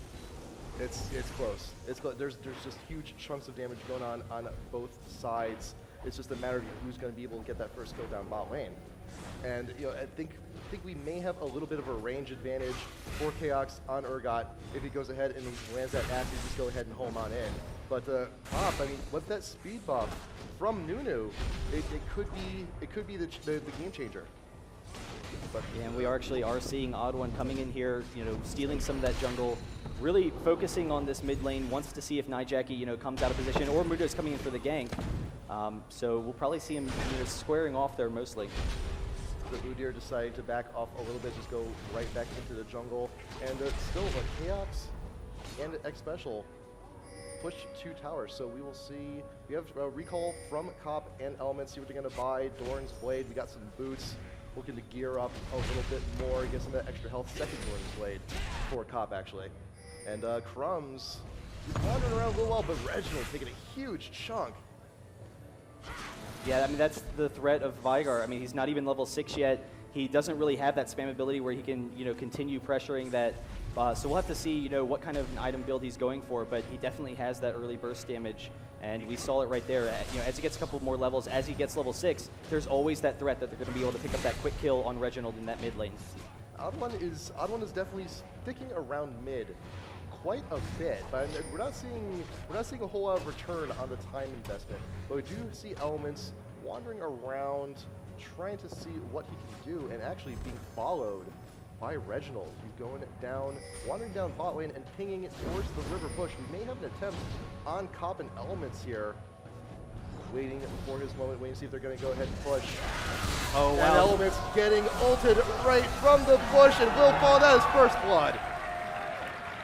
There we go. That's the crowd I like hearing, rooting for TSM there, getting that, you know, huge kill. But we'll see, you know, what Curse is going to be doing. I know there's a huge number of Curse fans here as well, and that's one of the benefits of Cassiopeia. She can push very aggressively, and that allows her to, one, counter jungle, steal those Wraiths very aggressively, build up that farm, but then also get those ganks bottom. And without the early ward coverage, they are very vulnerable to that. Yeah, and Cassiopeia's ult can at times be tricky. If they're not facing towards you, you don't get them turned to stone. You only get a little bit of a slow. But fortunately, it worked out for him. And Kappa trying to get away from Chaox will take a few chunks of damage trying to retreat the tower at half health already. Dyrus, Cobelter up top lane. And Lee Sin versus Gangplank. Who, in the long run, who wins this fight? I mean, in the long run, Lee Sin just has too much sustain with his shield. He can start zoning Gangplank, and that's kind of what we're starting to see here. Cobelter will have that parlay, so he will be able to farm fairly easily, but there's just too much aggression from Dyrus, from Lee Sin, and he can just, you know, heal it all up, shield up any damage, so he exchanges very well through this, you know, early laning phase. So Chaox Xpecial still trying to do what they can bot lane. Elements getting some ice balls in there when he can, and Curse is being extremely aggressive now at this point in the game in bot lane. They're trying to do what they can in mid, and Dyrus is just pushing top like without a care in the world. Cobelter has no choice but to farm at tower while he's there. And I think the big thing is who's going to below teleport first in this top lane, because Gangplank does have the ultimate, so he will provide that map control, and they both did get the teleport. Cassiopeia and Udyr, I expect that they're going to be going for, you know, Dragon shortly, so if he can force that teleport from Gangplank top, force him to use it to get back the lane, then all of a sudden TSM has a huge advantage for going for Dragon early in this game. And Cassiopeia, once again, a fantastic AP mid, very effective at taking out Dragon very early. You got the poison, lots of damage in very short bursts. And we got the stun coming in from Reginald, taking a few towers, but we'll be able to get away. OddOne out front, working defense, stunning Crumbs, making sure he doesn't get any closer to the snake. We'll decide to back off. And that's what Vygar brings to the table. Cassiopeia trying to be aggressive, trying to get that harass in, but just can't come close enough. But at the same time, Vygar is now out of mana, and that's one of his issues, but it is going to open up an opportunity for TSM to come in for this dragon, and with Cassiopeia's damage, they should be able to take it. Vygar doesn't really have enough fight control right now. Cassiopeia actually waiting. In the bush. We got the ult from Reginald going down. Jackie is being chunked out, stun going down. Will keep her in place, and Crumbs manages to get the kill. Dragon fight still going down. Cobalt is trying to get away, has no choice but to flash, and Otto trying to keep him dead. Chaox, will we be able to get the distance? No. Yeah, and so, fantastic job by Vygar, Nijaki able to pick up that kill onto Cassiopeia. And unfortunately, I'm a little bit surprised What? that... What? What? All right, then. Where did that happen? I'm a little bit surprised that Reginald didn't just stick with his team. He was trying to get that aggressive burst damage. He wasn't able to get it in time. They did have the ward in the brush, so they were waiting for him. And if he had just stayed with his team, they would have had the free dragon. They would have, had that free gold advantage, and then, see if they can pick up a kill from there. I found Crumbs. He actually died at the wolf camp on their own side. Is his body there? No, Oh, okay. body disappeared. Oh no. Oh well. Yeah, but I mean, I don't know. It'll be interesting to see. Cassiopeia definitely has a lot of fight control. Vygar is a little bit more burst, but then he's very cooldown dependent.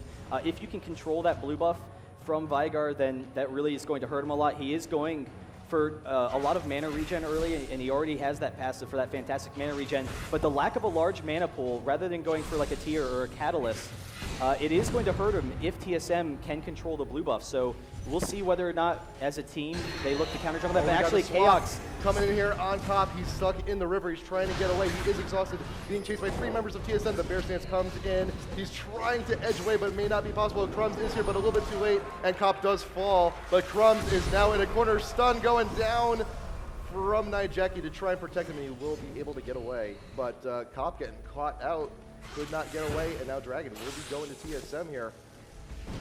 Yeah, and that's really the aggression that Urgot brings early in this game. We saw earlier Urgot, with some very effective play, and I don't know, it really depends on how you can scale that into the game, but Urgot definitely can pick up those kills. There is Lee Sin teleporting up top, going to stop this push here, and going to have great control against Gangplank. We'll see whether or not he starts being a little more aggressive in that lane. All right, so we're about we're 11, 12 minutes in.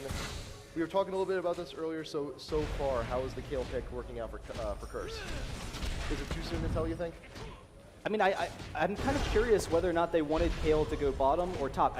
Kale is definitely a strong pick top. The big thing is that TSM recognized the strengths of the Kale pick and was able to kind of counter that out a little bit. I think we won't see, Kale's strength until we start getting into team fights. You don't ever expect to just automatically win the game in the laning phase. It's you can expect a lane advantage. And I think that's what Curse was going for. They were going for a lane advantage with Kale. But I think a lot of it's going to come down to later in the game.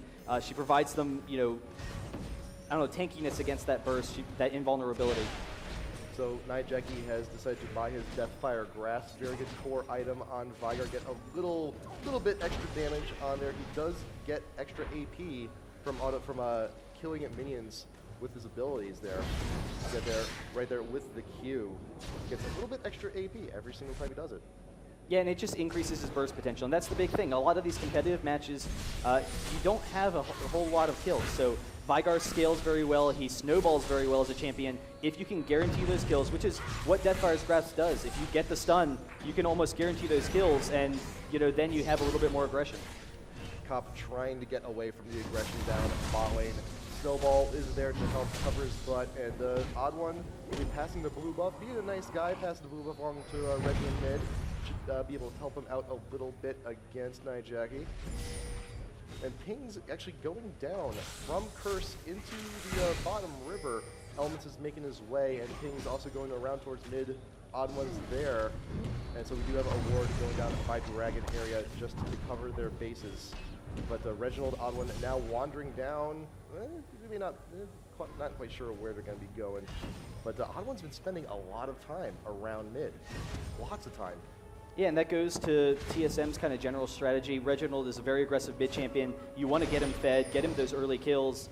see what advantage you can take from that. Chaox and Xpecial, they're a very safe bottom lane. They kind of just control the lane by themselves. They don't usually go in for kills. When Urgot's ult is up like it is now, that's kind of when we expect some more aggression, some more kills. But they're generally extremely safe. They don't need those ganks. And then for the longest time, I mean, it'll be interesting to see how it changes with Dyrus. But Rain Man was a very passive top lane, and he was very safe in that top lane. You know, he could just lane against anyone and usually keep himself pretty safe. And so, but they also knew they weren't going to get kills top. Middle is where they're going to get kills. Reginald's, you know, kind of that superstar AP carry, and that's really where you want to stick around as the jungler if you can get yourself fed like that. Dyrus continues to push like crazy in top lane. NiGhJacky was about to wander up there, but the little area over there by the Wraiths is warded. So they did see him walk up, Dyrus backed off, and NiGhJacky's like, you know what, they got this warded, they know. But Reginald trying to chase down NiGhJacky also a little bit in mid, and Crumbs looking where he may want to be, possibly top, possibly mid, but Reginald continues to push, Dyrus continues to push, and we're thinking the top tower is actually probably going to fall right now. Dyrus, he doesn't care about Pobelter. He's going to go ahead, smack it a few times if he needs his shield, and that tower will fall. Yeah, and so, I mean, definitely fantastic play by Dyrus. We'll have to see whether or not that early map control can provide them an advantage. We already see that TSM has very aggressive ward coverage top, so they, you know, Dyrus can still be very aggressive in this lane. He can push up to the second tower potentially, and actually we see a engaged mid. NiGhJacky just barely able to pick up the kill on Reginald, but the Ignite able to do it. So fantastic play by both of them there. Just real quick burst from both of those champions. Ignite and Poison, that's a lot of damage over time. And you know, it did finish the job. You got a nice little double haymaker in mid. It's always good to see. So nice little even exchange there. And Dyrus still, Dyrus doesn't care. He's just gonna go ahead and keep pushing. No one's really gonna be stopping him at this point. If anyone does try shield, he's got the mobility. He can get away easy. Yeah, I mean, he's definitely a very safe champion, and now not only can he control that top lane, he can steal the jungle, and then he's also going to attract all of this attention to him. All of Curse is going to start watching Dyrus top.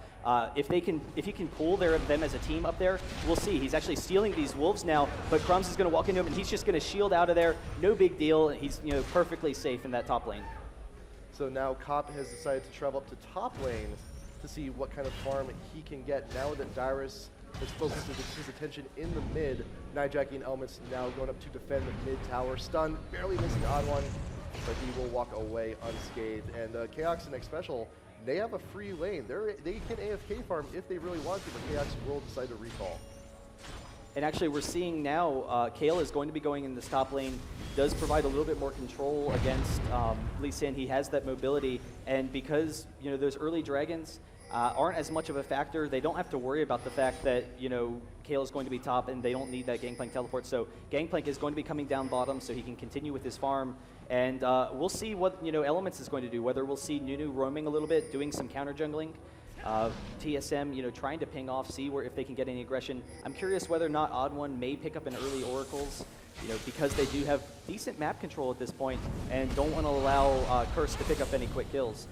So TSM, we got 4 members in mid. They want this mid tower. They want it down. Xpecial now coming from behind. So all 5-man push in mid, and we may see Curse coming through their own jungle to try and defend this or get a counter or try and see if they can't dissuade them otherwise. But you know, they've taken the tower, they've backed off, they got the gold they needed, they got what they wanted. But Dragon is up and Curse is going for it.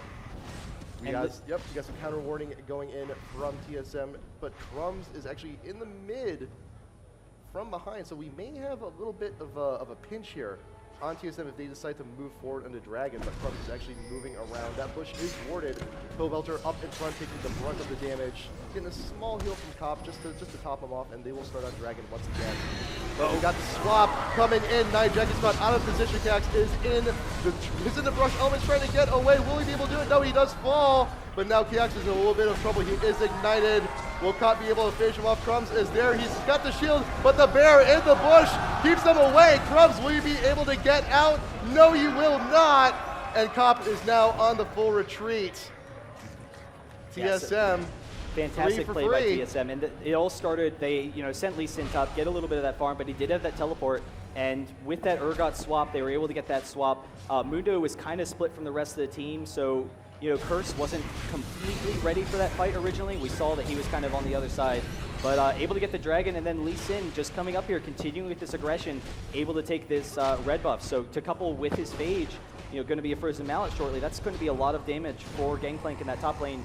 We'll see whether or not Dyrus can pick up this kill here when he comes back in the lane. TSM is in a very good spot right now. They've taken 2 towers. Got Dragons. They're 6K in gold ahead. Well, are we going to see him go in on Pobelter? Maybe not. He's got the orange. He's got a little bit extra health, but we may not be able to get away. Dyrus is still plugging away at him, doing as much damage as he can. He's getting no help from his team. It's about the slowest kill I've ever seen, but he does have the slow. Can we get it? Can we get a kick? Can we get something? Yes! And there it goes, just Dyrus with some dominant play so far. Lee Sin just taking control of that top lane, controlling the jungle. That last fight, was huge. Then coming up, stealing that red buff and using it to take down Gangplank there. So, definitely an early advantage for TSM in this game. Cassiopeia does have the fresh blue buff. Yeah, it's actually fairly fresh because she was able to pick up the Veigar kill. So, we'll see whether or not that continued aggression pays off for them. Lee Sin actually coming mid, seeing if he can pick off Veigar a little bit here. We'll see whether or not he can get in. nRated is not in the best of positions, but he does manage to make it back into the tower. Bot lane, Cop is just plugging away the tower. That will fall. So Curse has their first tower of the game now, and Elements deciding to back. Cop will retreat as well. And Reginald in mid, doing what he can, getting the shove in mid.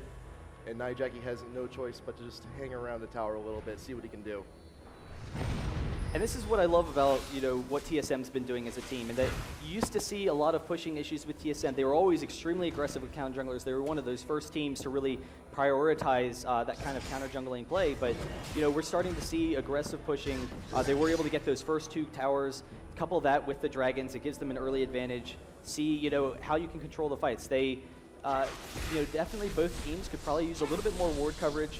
There's not a whole lot because we're going to be setting up these fights. So I don't know if, maybe they're playing for the next Dragon particularly, but there's always the potential for a fast Baron from TSM when they have the damage from Cassiopeia. Udyr and Lee Sin could easily tank it just between the 2 of them. Udyr looking to build into that Wit's End. We got all the poison damage from Cassiopeia. Lee Sin, I think we're looking for a Fatmas here pretty soon, but right now, Pobelter, he's up alone, top lane, Dyrus and TheOddOne laying in wait. We got the Baron, he's moving on in. We got the stun, Gangplank ult goes down, he will be slow, but he gets kicked out of it.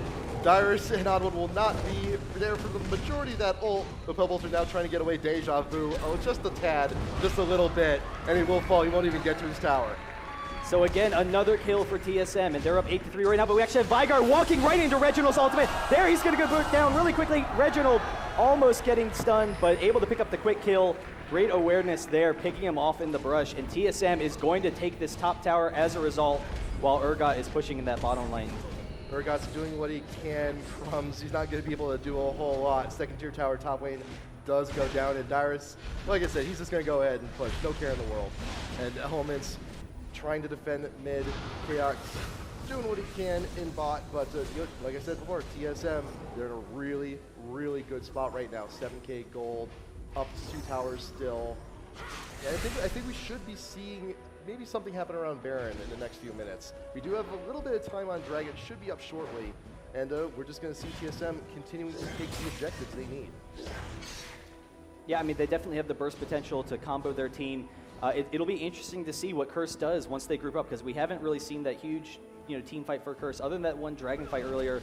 But really, that started off with a pick-off for TSM, and that's what TSM is looking to do. They have great fight control, but if they can pick someone off, pick off, nRated, if they can pick off Veigar, if they can pick off Kale, then very quickly they could just snowball through these team fights. And we'll probably see with this Oracle on Xpecial that they start baiting towards the Baron, get ward control over there, Xpecial, clearing those wards. They're actually coming up past the blue side to see if they can get a gank in, but just going to back off for a second. Clairvoyance going down just to make sure it's safe, getting the wards down that they need. It looks like they're going to be attempting a Dragon as soon as it pops. They're floating around that area, and you know what? TheOddOne's not too far away either. So as soon as that Dragon spawns, they're going to be all over that. And Dyrus just checking out Baron just to see if anyone's around. And we're just waiting here for the next objective.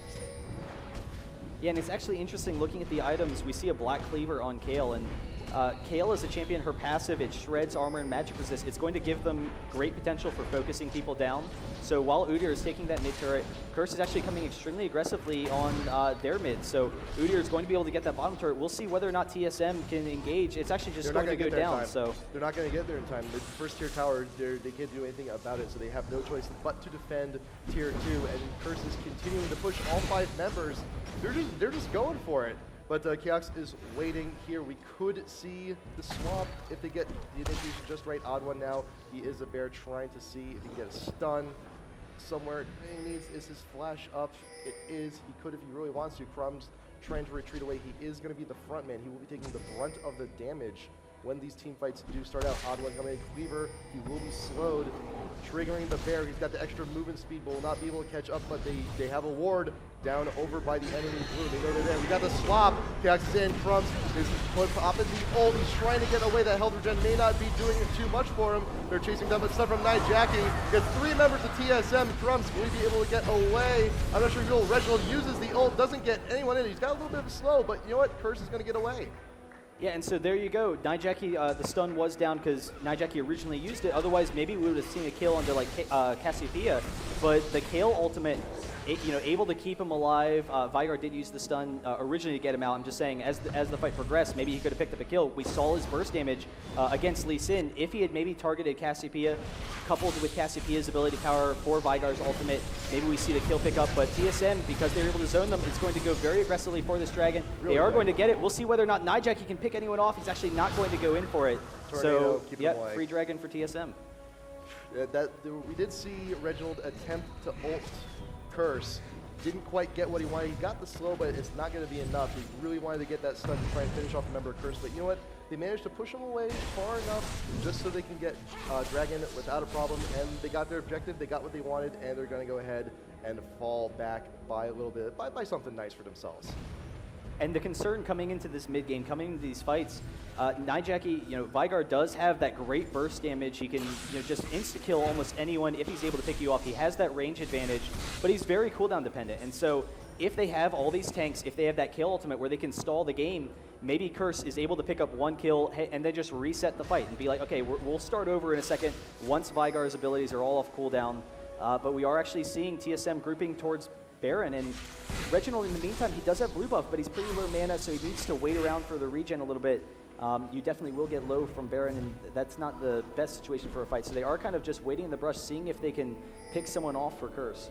Xpecial was in the Baron pit earlier, sweeping for wards. He did see that it is clean, so Curse has no wards in the area just at this moment. They do have both teams have oracles, so any wards they can manage to find if they actually make their way over there. But they do not know that the Baron is warded right out in front because Elements decided to go ahead and back. Yeah, and so once again, I mean, TSM, I feel like they can pressure Baron, but they definitely don't want to be grouped up in that AoE. Veigar would be able to just stun the whole entrance and maybe pick up a quick fight win there, so that would definitely be dangerous for them. So they're really looking to pick someone off with Urgot, see if they can get a kill, then see what they can pressure. And OddOne, definitely not taking too much damage, so that's pretty nice to be tanky there. Dyrus just going to zone off ProBelter a little bit, start farming this bottom lane. Both of them do have their teleport up, so they can get to those mid fights. Yep. Dyrus meets ProBelter in bot lane. ProBelter says, oh no, we've played this game twice before. No, we're not playing that. We're not doing that anymore. But TSM now once again clearing wards around the Baron area. And Chaox does have a Guardian Angel right now, so once he gets the swap he needs, if he does manage to die in the middle of the next team fight, he will be coming back. So it's not going to be that much of an issue. But TSM, they want the vision around Baron. They know, they got an idea. Elements, he was poisoned, so he is falling back. But TSM trying to force the fight. We got vision on Elements. He is out in front. They're not going to press the matter. Stun going down from nRated just as a preventive measure. Ult going down from Gangplank on Baron, but no one's there. So TSM, they know that ult is now down, so they're going to go ahead and start it. Yeah, I mean, they can keep very high health while they're doing Baron. They can do it pretty quickly, so, Curse definitely needs to be a little more aware. Elements is very low right now, so it's not the best situation for Curse. they don't really have a full head-on engaged team like TSM does. The key is if they can pick off Reginald. Actually, we see the teleport in from Gangplank, but Lee Sin in the meantime is coming in as well. There's the ultimate swapping with Nijaki. Reginald very close to going down, but the ultimate from Janna able to keep him alive. And now TSM is definitely winning this fight. They're going to be able to pick up the kill on Reginald, but now TSM is in a good position. We do have the GA onto Chaox. He will be able to get the slow, and there's 2 kills, and now they're going to be able to pick up the Baron. So TSM taking a commanding lead in this game. 1 for 4. That's pretty good math. Any way you cut it, and Cop is the only one remaining, and not even going to attempt to try and steal this Baron. TSM's going to take it convincingly. They'll take it back home with them. Reginald will not have it, but you know what? There's such a huge lead right now. I don't think it even really matters. They're going to go ahead and grab this buff, go back and shop, and just probably push right up the mid at their next opportunity. And now the big concern for TSM, because they do have that short-range team, normally they wouldn't have a very good pushing team, but because they are so far ahead right now, because they do have Udyr and Lee Sin so tanky, they can just walk right up and tank these towers. And here we see Udyr, Dyrus doing it. He knows that he can just walk up, not have to worry about the tower damage. So the fact that they don't have the range doesn't really matter. We see Nijaki hardly doing any damage at all to the TheOddOne. So TSM gets to be extremely aggressive. They're going to be able to steal this blue buff. And Nijaki pretty good for cooldown reduction, so you know he should be okay. But it's still going to be nice for Chaox to be able to have that spam ability when they're sitting outside of a tower. Chaox going ahead, picking up the enemy blue buff for himself. That's going to help him out immensely over these next few moments where they still have a Baron. Everyone's going back. They're going to go ahead and shop. Frozen Heart on Urgot, Randuin's on Udyr. We got a lot of stuff coming in for TSM. They've got some pretty hefty wallets right now, so he's going to go ahead and spend. Lee Sin actually has, Dyrus has 3K that he needs to spend still. I wonder what he's going to pick up. Probably going to finish up the Frozen Mallet. Frozen Mallet, Warmogs, Atmas. It's a pretty good combo. It's an okay combo. And now there it shows the weakness of Curse's team. They don't have that great late game sustain damage. That's the big thing with Kayle. She's not a Kog'Maw. She's not a Tristana. She isn't going to have that burst damage to take down all these high HP heroes. So because TSM has these uber tanks right now, Curse just doesn't have enough damage to deal with them. So Udyr and Lee Sin, they get to be extremely aggressive. They can just push right down these towers, and Curse just doesn't have enough damage to deal with those tanks. Curse has no choice but to defend for these next few moments. Baron buff, how far along are we? We're just about exactly halfway through at this point. So we gotta see what TSM decides to do with the buff. They're taking a lot of objectives. They're getting their own buffs and the enemy buffs. But we gotta see them pushing up the mid. Chaox is here leading the charge. As I think, does he have an elixir or two on him? I think he does. Yes, he do. Red elixir. Red mushroom. Red mushroom dispatch at least.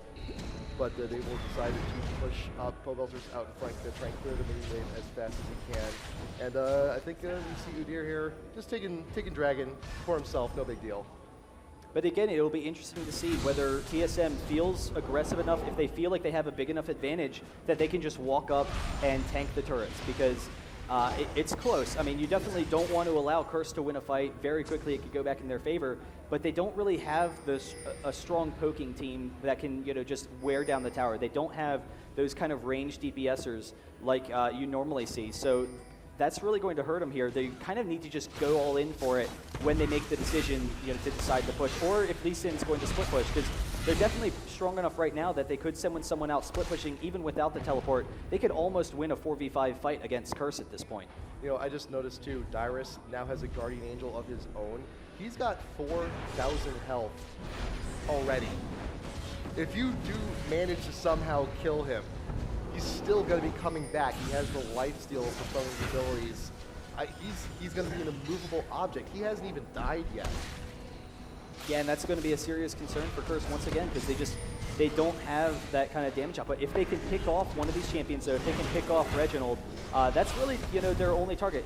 Janna would be a strong pickoff for him, but the concern is if they get rid of Janna, they don't really get rid of any of TSM's damage. And actually, we probably, I was wondering if we're going to see an ultimate there, but some great harass damage going on from Chaox there. wearing down Nijaki a little bit, and they're definitely preparing themselves for that great fight coming up shortly. Reggie has a Quicksilver Sash for himself, just in case he gets caught by that Vigar stun, but he has used it already. And with all these GAs, all this tankiness on TSM right now, pretty much your only 2 targets for an amazing engage are Reggie and Xpecial. And you know what?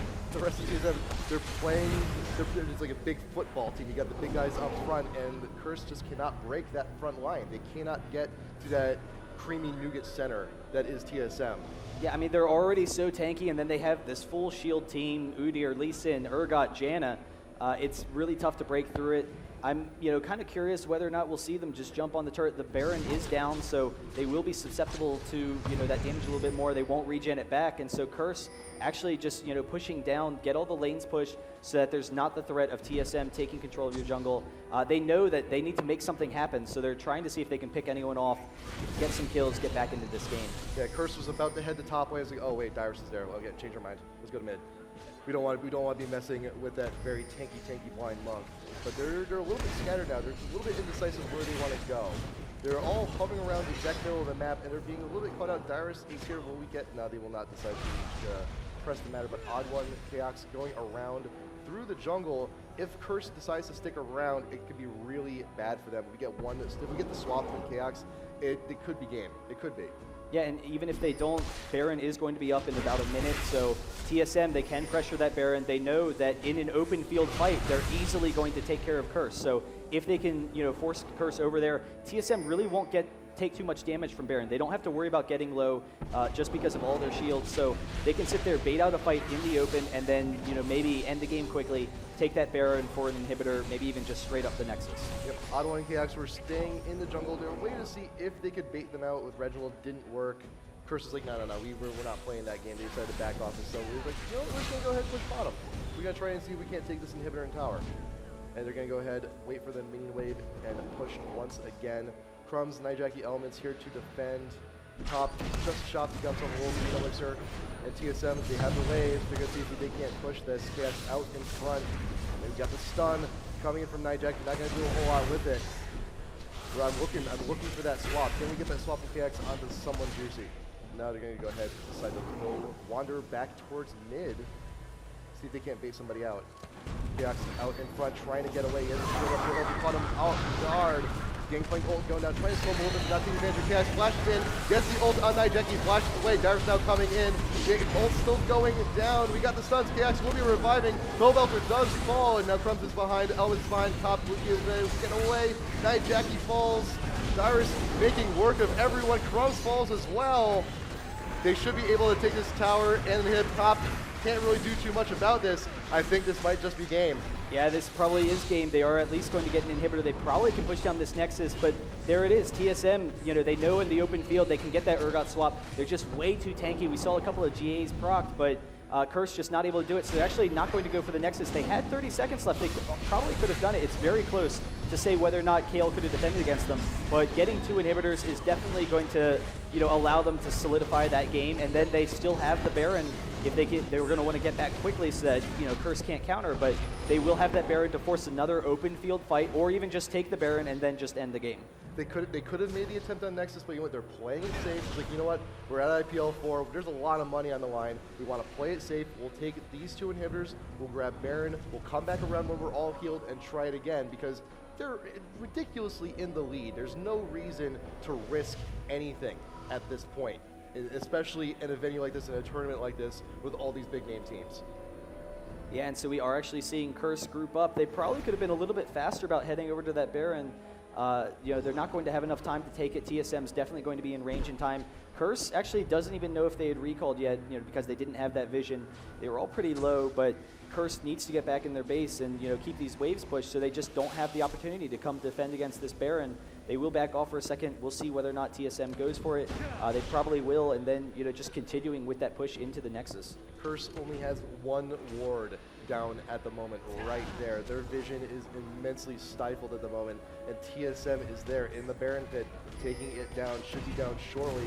Curse has an idea. They don't exactly have all the vision they want, but they have an inkling from out in front. Pops the ult, trying to see what he can do. Dyrus is there to do the damage he needs to, and Elements with the ult in the bush. OddOne will punch him in the face, get rid of it, and now Dyrus is there, and Jackie being swapped with Chaox. He is in the thick of things. He will fall. Mundo falls. Elements is in back. He goes down as well, and Pobelter caught out by the bear. He will die shortly as well. And now we have Cop once again alone on his own. Not much to do there. TSM has pretty much got this one in the bag at this point. Yeah, TSM taking game number 1. GG TSM. They will be pushing down the Nexus here, so congratulations for that game number 1. But we'll have to see what Curse is going to be bringing in this next matchup. TSM just absolutely dominant that game. They, had it secured almost the entire game. Vigar, never really got a chance to get any kills. TSM being pretty safe there. We saw, Reginald getting caught one time, but TSM taking game number 1. TSM taking game number 1. Extremely convincingly. Good job for them. But you know what? See, this is very. Oh, look at that. See, that's what happens. That's what happens when Dyrus goes on Lee Sin. That is exactly what happens. People die. Yeah, Lee Sin is definitely one of those really strong top lane champions. He's one of the strongest laners in the game. They did ban out the Olaf. Olaf is actually one of those strong counters to Lee Sin. Yeah. He does eat through the shield, do very well against him. But then, Pobelter not taking one of those kind of ranged champions, and it'd be really interesting to see if TSM hadn't had that amazing foresight early on, whether or not Curse was actually setting up to send Gangplank bottom, because that's kind of what it looked like. We saw Urgot heading towards the top lane. We saw, Gangplank down there, but Gangplank just barely able to get out of range. But, if he had gone down there, if it had worked out for him, I don't know, it'd be curious to see how this game went. Nunu, not the strongest roamer. He doesn't really have that great ganking potential that you expect from some of your roamers, but they would have been able to shut down Dyrus in that top lane. And you watch, Dyrus 8-0-8 in that game, absolutely just dominant. And if they were able to send Kale and Nunu against Lee Sin in that top lane, maybe this is a different story that we're looking at here. And even look at Dyrus's items right here. We got the Warmogs, we got the Atmas, we got the Trinity, we got Guardian Angel. He's not going anywhere. It's just if you let the man farm, you let him get his items. If you let him get his items, you're not killing him. This is really all it boils down to. But we are now seeing if we can't get game 2 underway soon. But I'm not sure. Just real quick, I just want to go back to Kale because it didn't seem, it didn't seem like it was quite there in the team fights where he needed to be. I didn't see a whole lot of the ultimate where it needed to be. But at the same time, if you saw, TSM kind of countered out that Kale. And that's the big thing. There was the one fight where Mundo was picked off, and then Kale threw down the ultimate. Mundo was able to get his regen going, just made him even more unkillable than he was. So, if they can keep their characters from going down, particularly to an Urgot swap, you have an Urgot swap, you throw down the Kale ultimate right before it happens, then all of a sudden, hey, nothing happened, and Urgot isn't the same as a regular DPS carry. But at this, because they went Urgot with that aggressive bot lane, Kale wasn't able to get that early advantage. And then as the game progressed, because TSM was able to take advantage after advantage, Kale's weaknesses came to fruition. Kale was too short range, doesn't have the same sustained DPS that other damage dealers have, and as a result, because of that early disadvantage, TSM was just able to snowball that for a win. All right, so game 1 is done. We're going to head into game number 2 shortly. We got Travis here, with us on stage, but I think we're going to have to take a quick break first, so stick around. Game 2 going to be coming at you real soon. This is IPL4.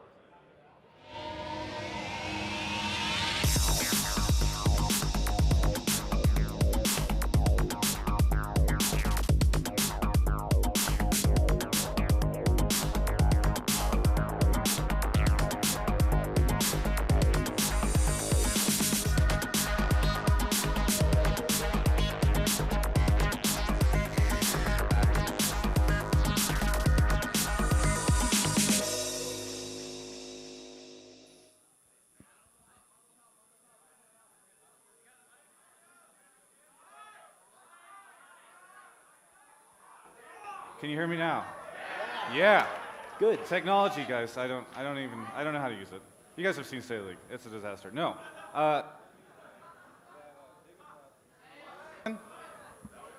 All right. No, we're good. All right. So CLG Dignitas going down right now. I think that game is just about to wrap up. I can't give you guys an update yet, but should be coming along. Those games right there, though, the ones you saw on the screen, TSM Curse, pretty crazy, or that game rather. What do you guys think? TSM going to win the next match? All right, there's got to be, I know you guys have been rooting for TSM all day, but there's got to be people here rooting for Curse Elements, those guys. Yeah. There we go. I knew you guys were there. All right. Actually, let me go ahead and bring up Lonnie with the live crew. Coming up right now, she's going to talk a little bit about what's going on there. Lonnie, how's it going? Oh, it's going great, actually. So you've actually been walking around the whole event today, talking to different people. Have you seen anything crazy? Yeah, you guys are great. I just wanted to tell you guys, yeah. So I'm just gonna tell you guys a little observation I've made. So I come here to do a couple plugs for Live View, and you guys are phenomenal. The energy, like talking to you guys, it's wonderful. And I went to the StarCraft stage, and it's kind of like this.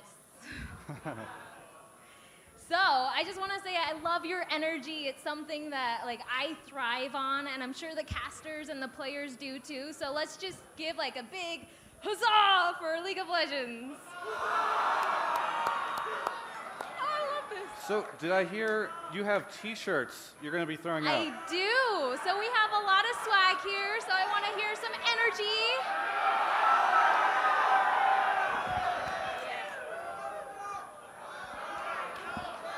Okay, one more time.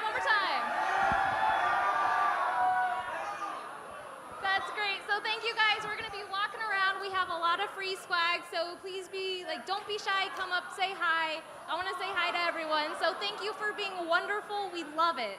Hey, thanks a ton for being on. Thank you. We're going to go into those matches in just a second, but right before that, we have a break. So we'll see you just after that break.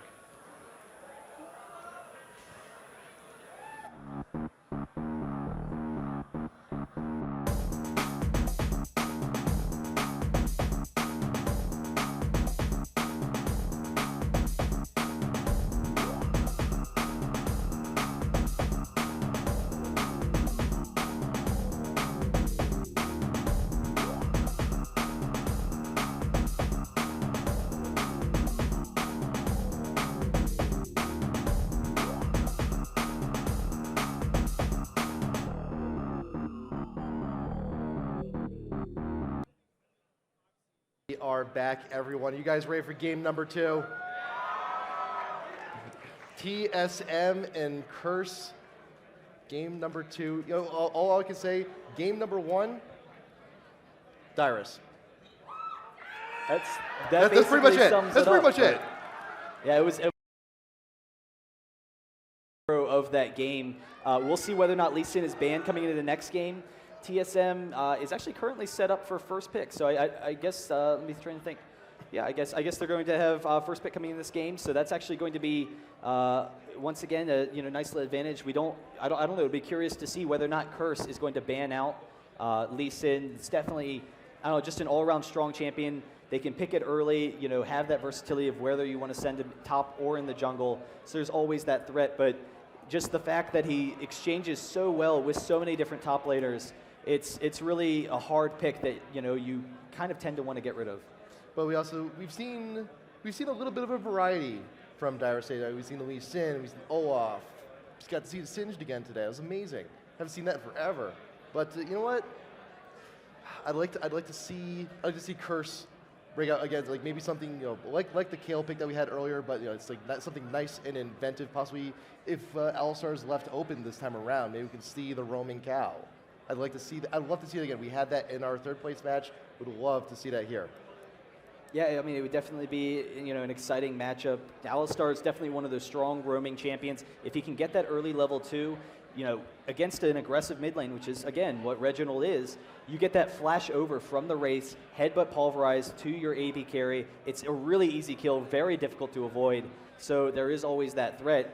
It'll be interesting to see. I mean, but like you said, because there's just so many champions that TSM can play, it's hard to ban them all. And Lee Sin and Udyr are definitely bannable champions, but TSM isn't going to ban them. And Curse, if they ban that, that's 2 of their bans already gone. They can't ban champions like Karthus, who Karthus is a very strong counter to those melee kind of comps. They can't ban champions like Rise if they're concerned about that tankiness. They can't ban Kog'Maw maybe, who's going to have that great late game presence and also the potential for poking ability if they wanted to send him mid.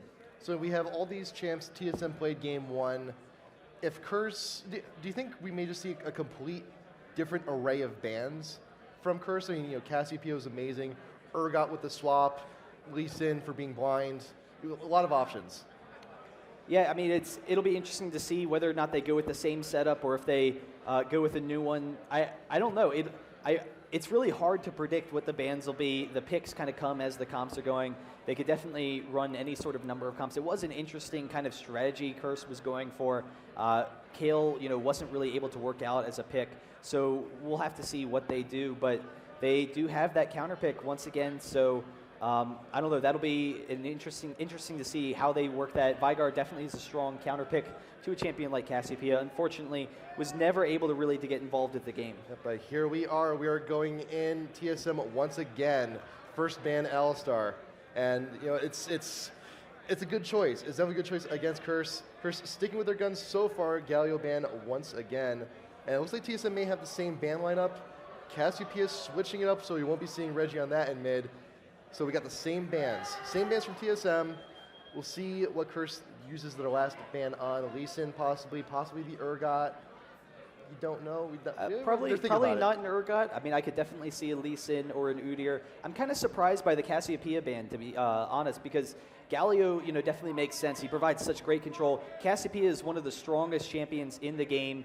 There it is, an Udyr ban. But Cassiopeia, I guess the concern is that, Vygar was never really able to get going against Cassiopeia, though I don't know that really has to do with Cassiopeia as a champion so much as just how the game kind of proceeded. But getting rid of that ban there, now Reginald's going to have another strong AP mid. Getting that Rise can build that mana and those defensive items, just be incredibly tanky early in the game. You definitely can't go a champion like Vygar against a champion like Rise. Yep. So it'll be interesting to see what Curse is going to be running instead. Rise does scale off mana. He scales a little bit off AP, but mostly off of mana. So Nijaki, if he decides to play Vygar again, Vygar's ultimate does also scale a little bit extra on enemy AP, but it makes him a little bit less effective. So we're giving Curse a reason to not pick Vygar.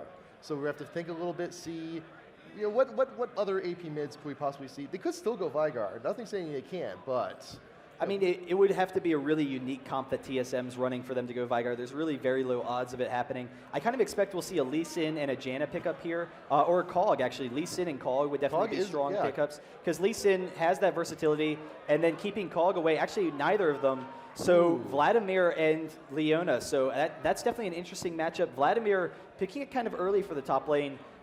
Can do very well against a number of champions, but there are a couple that can get in that early harass against Vladimir. It'll be interesting to see, but again, Vladimir has that great late game scaling, and then Leona just going to be a terrifying bot lane for them to deal with. Olaf is open, Kog'Maw's open. We may be seeing that, and Lee Sin still up for grabs. We could see TSM, we could see Dyrus top lane Lee Sin once again. I don't know, they're thinking about it, but also we've been seeing a lot of AP Cogs as well. We may see a little bit of a switcheroo. We may see like Rise top, Cog mid, something crazy coming from them. But Soraka. I'm kind of curious what Curse is kind of thinking with their strategy. We'll see shortly, but by allowing the Rise Cog combo, they did also allow the Lee Sin pickup by Xpecial if he wanted to pass it over to Dyrus.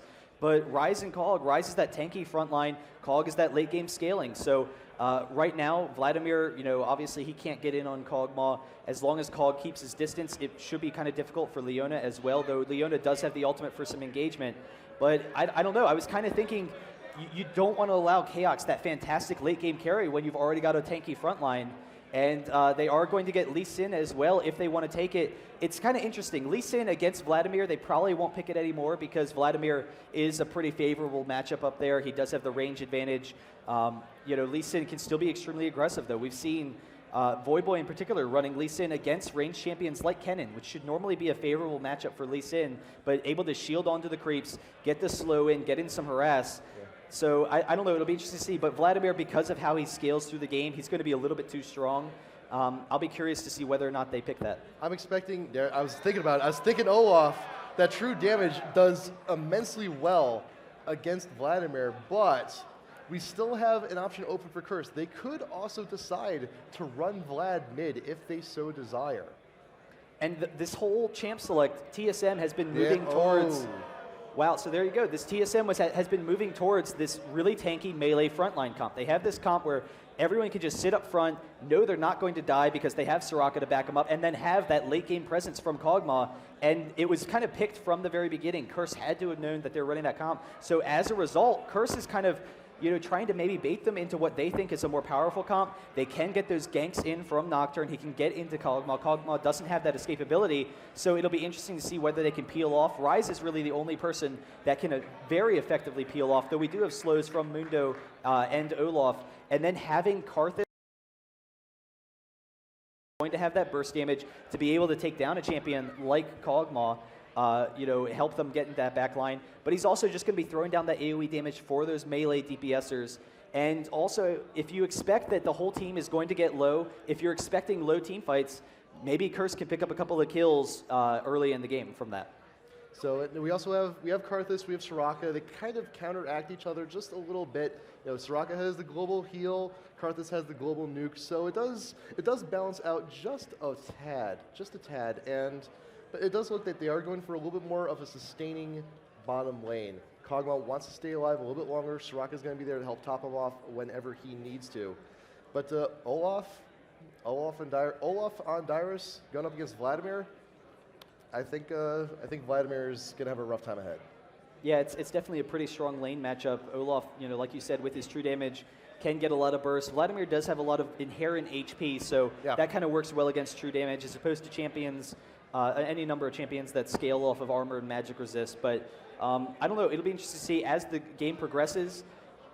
I would tend to think that Vladimir would have enough sustain in that lane, but Olaf just has so much damage, he's so tanky. A lot of times you'll see Vladimir get to the point where you expect Vladimir to win a lane just because he's got the Hex Tech, he's level 9, but at the same time, Olaf's just running at him right underneath the tower, just picking up kills under the tower, and Vlad's like, well, what the heck, what's going on here? So all that true damage, just once you get to a certain point, it's the spammability as well. It's the spammability. Olaf just go ahead and keep spamming Vladimir down to beat out the sustain that he has.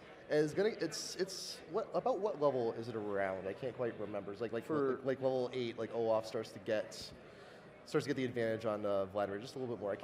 Olaf's going to have the advantage from level 1. I mean, Vladimir is definitely a weak champion early. He has the range advantage over Olaf, but Olaf, if he can hit those undertows, can just run right up to Vlad, pick up that true damage burst, and then he's going to have enough sustain that he can shut down Vlad. The question is if Vlad can maybe pick up early farm, pick up an early advantage. What happens to the lane as it transitions and Vladimir gets that regen with the Hex Tech? And at that point in time, Vlad wins as far as sustain in the lane, but Olaf still has some of the highest sustain in the lane with his W, and then he's got tons of burst damage. So it's going to be very hard for Vladimir to just safely farm in that lane. So then also bot lane, we do have Leona Corki.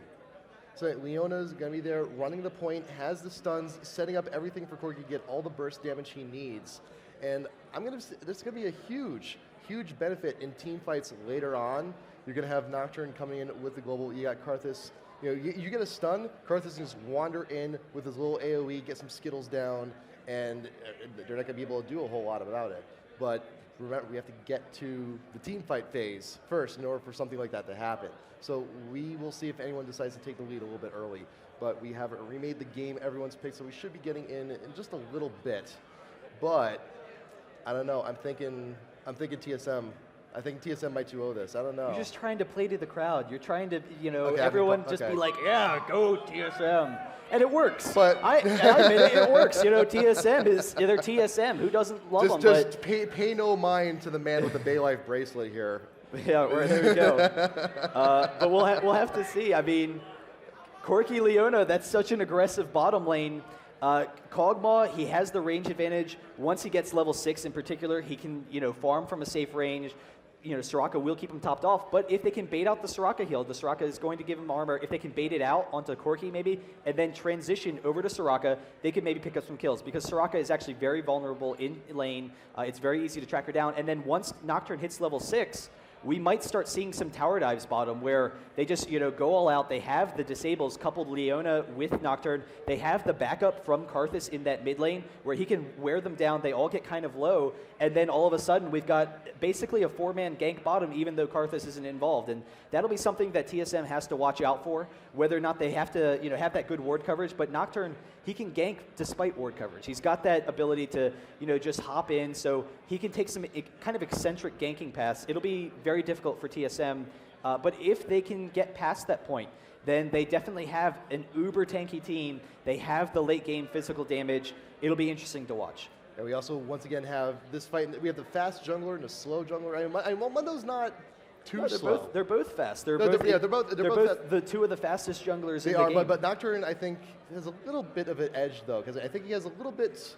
No, actually, once he Mundo hits has 6. the edge. Mundo is actually the fastest jungler in the game, I stand along corrected. with Shyvana. I stand corrected then. But I need to jungle. Nocturne definitely has the ganking advantage, so there's no question there. So Nocturne, but if Mundo is able to hit the cleave, then he can chase people down, and you pair the cleave with Ryze's snare. Karthus is a very vulnerable mid lane. Karthus has the wall to prevent Mundo from coming in, but if Ryze is able to get the snare, then they can just tower dive Karthus. They do have that potential, but the concern is always Nocturne is always going to be in any fight. If they start tower diving, if TSM starts being aggressive, Nocturne jumps in, all of a sudden picks up a couple of kills. But you know what? Game is loading up. You guys ready? Let's go right to it. Yeah, I'm definitely excited to see this matchup. We do have two top teams here, TSM and Curse. They've fought each other a number of times, and we get to see this beautiful versus screen. It is fantastic. And the pillow. There is Curse in the purple, and so TSM with the blue, and as always, that Dyrus pillow. But yeah, we'll have to see. Curse does have the jersey advantage, though. They do. They do have. They get some very. Those are some nice jerseys. I like those. I like those a lot. I mean, kind of like digging around. I was like, I kind of want a Curse jersey. I kind of want a Dignitas hoodie. I kind of want like a little bit of something. I don't know. We'll see. We'll see. I might have to buy a Dignitas hoodie on my own. Some of these. I don't know. We'll have to find out. But game is loading up. We should be ready in just a moment. But yeah, I don't know. Mundo Nocturne. It could go either way. It could go either way.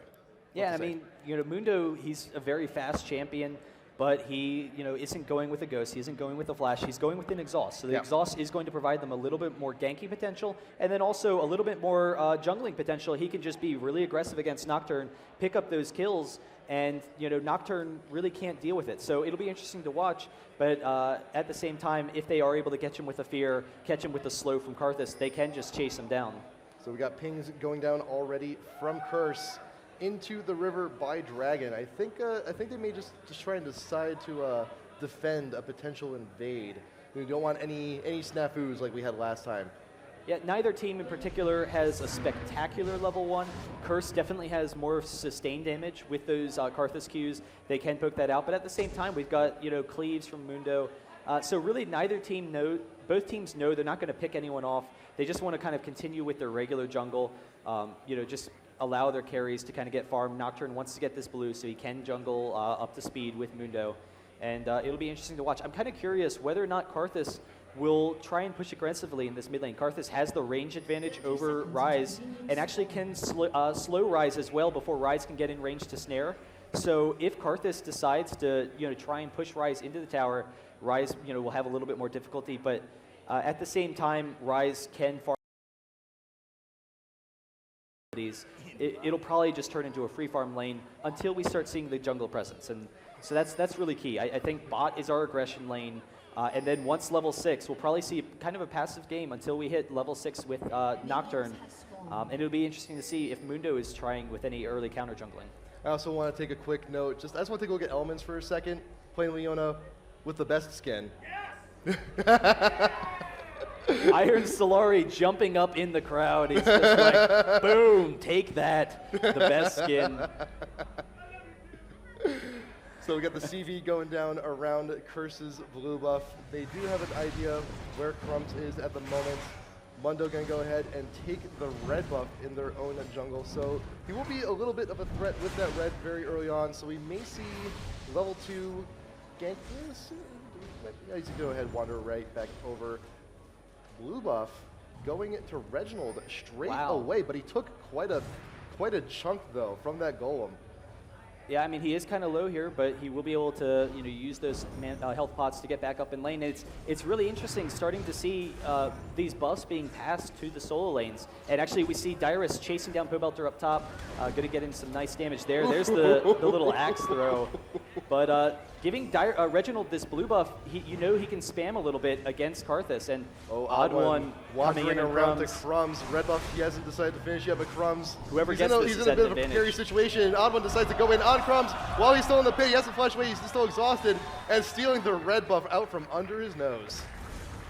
Yeah, and so that's going to be huge if he can set Crumbs behind, and that's really what Mundo brings to the table. He's one of the best duelists in the game and one of the fastest junglers, so he can just be really aggressive, go after that red. I wasn't sure if he was going to have time because he started off with the Wraiths down here, but was able to get in range, and the rest of the lanes doing pretty well for TSM, but that early jungle advantage is definitely huge, since Curse's aggression is primarily going to come from Nocturne hitting 6. So while we have a little bit of lull in the action, I've just been updated that CLG has won game 1 between themselves and Dignitas, so it's good for them. We're heading on into the next round very shortly, but we do have TSM and Curse right here at the moment. OddOne wandering down, going to be stealing some Wraiths. And Kop and Elements are doing a pretty good job down bottom, shutting the lane. TSM, they're playing, once again, defensive, a little bit on the bot lane. Yeah, and I just love this play from OddOne, once again stalling Nocturne from hitting that 6, just spending all that time in that top lane, and that's definitely going to work out for them. And then Olaf, he started off down a little bit mana, trying to get that blue buff for Rise. He burned a lot of his mana, so we saw some aggression against Vlad, and we saw he definitely had an advantage, but not nearly as much as if he was full mana. So now Olaf, knowing he's going to push, he's able to pick up that ward to protect himself against Nocturne, and he has that full mana, and actually getting a mana pot, so he's going to be able to just constantly spam against Pobelter and see if he can get some great harass off that way. Pobelter does have a little bit of an XP lead over Dyrus though, but we'll see how that translates as we go later on into the game. Dyrus definitely has the damage to take out Pobelter, or at least shove him back to tower if need be. But look at this, Crumbs once again wandering his own jungle, and OddOne is there stealing his stuff, and there's not a whole lot Crumbs can do about it. Yeah, and that's good ward coverage by Curse, recognizing that Mundo's going to be coming in there. Kind of hopping all around because I'm curious. All these lanes have a lot of burst potential. There's Elements jumping on Chaox. A lot of damage going off. They actually used the Ignite, so he's going to have to back off. But the sustain that Soraka has should be able to get him back up as long as he doesn't run into Elements. So he's coming in right again. There's the exhaust, and Elements chasing him down. Gets the pull underneath the tower, but the Flash, he's going to back off there. And Chaox now chasing him down, so they're very close to getting that kill. In the meantime, Dyrus doing pretty well top, but Chaox almost able to turn that around. And then some, just aggression from TSM all through these lanes. Reginald pushing right up onto Karthus, spamming underneath the tower. So health pots being chugged by Kop and Elements, trying to stay in lane just a little while longer. And they don't really have much left after that. They're both on their last potion, so if they get chunked out again, they will have no choice but to back to town. Reginald, OddOne pushing up in the mid. nRated doing what he can to farm with those skills onto those minions, and once again, OddOne at the Wraith camp, stealing stuff. There's not, like I said, there's not a whole lot Crumbs can do about it. OddOne can just go ahead and do that all day long. Yeah, now that nRated is a little bit out of mana, he will be getting blue buff in about a minute, but we see Reginald just able to continue that control in that mid lane and see if he can, slow down Karthus' farm a little bit. But we do see, there's the ward from Pobelter, but OddOne is already up and about, not going to be able to get in range in time. So Pobelter will be pretty safe in this top lane since Dyrus is a little bit low, didn't go back in that last exchange. Top lane is warded by both teams. Pobelter saw OddOne trying to make his way up. Is like, you know what? No, I know you're there. Nothing's going to happen. You might just want to back off there.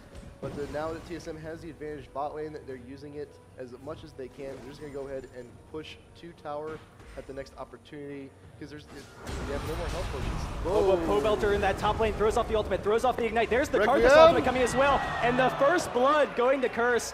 Dyrus going down. He had been doing so well in that top lane, but Pobelter hit 6 before Dyrus did because he's pushing, and so was able to get that aggressive kill along with Karthus' help. Requiem coming down just for a little bit of insurance, just in case that ult wasn't enough to finish the job. But yeah, Dyrus dying top lane, and we'll have to get back as soon as he can. Exhaust and Ghost are burned for him as well, so he's going to be a little bit of a disadvantage for the next few minutes as well, right when he comes back up there. But OddOne taking the blue now. It's not just the race; he's taking blue as well. This counter jungling so yeah, and that's huge. Keeping that blue off of Karthus. Karthus has to spam generally his mana okay. Nijacki's definitely going to want to get a couple of mana items, is working on that Catalyst because he knows that TSM is going to be extremely aggressive, not allow that blue, and then Rise going to be able to take this. We saw Dyrus checking for a second to make sure that Curse wasn't hopping down there to steal their blue in retaliation, but Rise again is just going to be able to continue that advantage, and now Rise has that spam ability where Karthus needs to watch out. There's definitely the potential for the kill there. Karthus working, I believe, toward the Catalyst. We might see a Rod of Ages coming in from him later. Tyr being bought by Rise, very mana-dependent champion that's going to help boost his abilities as well. Looks like Crumbs will finally get a buff of his own, getting red buff for him there, yes. And then Chaox and Xpecial once again being pushed to tower now that Cop and Elements have had a little bit of a time to go ahead, back, and buy. But here's the concern. Olaf definitely has that burst damage.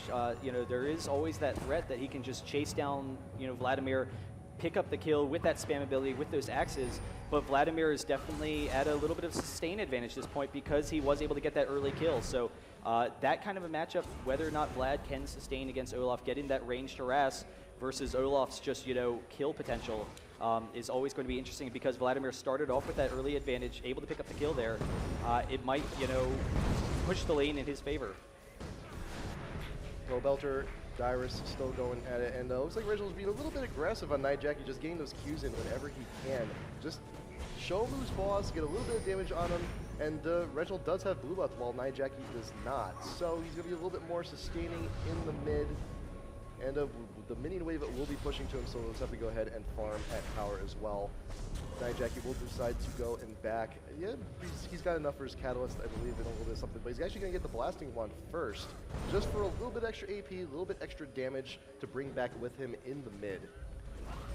Now, I'm kind of surprised that we didn't see Nocturne coming down bottom for a second here because it was kind of that sweet spot, Elements hitting level 6. Soraka, Xpecial, he wasn't level 6 yet, and so they almost could have had that tower dive gank that we were talking about, just a really aggressive gank down there. OddOne, once again, just not letting up, just completely unrelenting pressure on Nocturne. But now, Xpecial level 6, they can avoid some of that burst potential, and then Cog should be able to farm with the range that he has. So it'll primarily turn into a free farm lane, but we are seeing Nocturne coming down here. He is going to be in range, sees the pink ward, dropping it down for Dragon, and knows that there's no vision there. So actually no vision for TSM, so we'll see whether or not they dive this. That's always the threat when you have the Leona Nocturne combo. Crumbs has the ability to sneak down around into the bush, but he's just going to go ahead, decide to get the rest of his team, and I think Curse is going to go ahead here, engage on this Dragon, see if they can get the first one of the game. And right now, it seems that the TSM is really none the wiser. Yeah, I mean, they had the pink ward. They don't have great ward coverage from TSM. They have a strong Dragon team. If Karthus comes down, he's actually just going to sit mid and, keep Reggie at bay, but a quick Dragon for Curse, and so now they've got a little over 1,000 gold advantage, and OddOne, once again, stealing all those wraiths. All your wraiths are belong to me, just not allowing, Nocturne to get in there.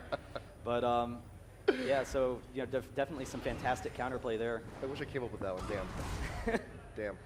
Anyway, Pobelter, Dyrus once again is so Dyrus. We got a little bit of something. We got 2 null magic mantles on him to help mitigate some of the damage Pobelter is dishing out. We also got the Fan Scepter, but Nocturne coming in onto Chaox. He's stuck in a Tribush. Requiem coming down as well. We got the stun.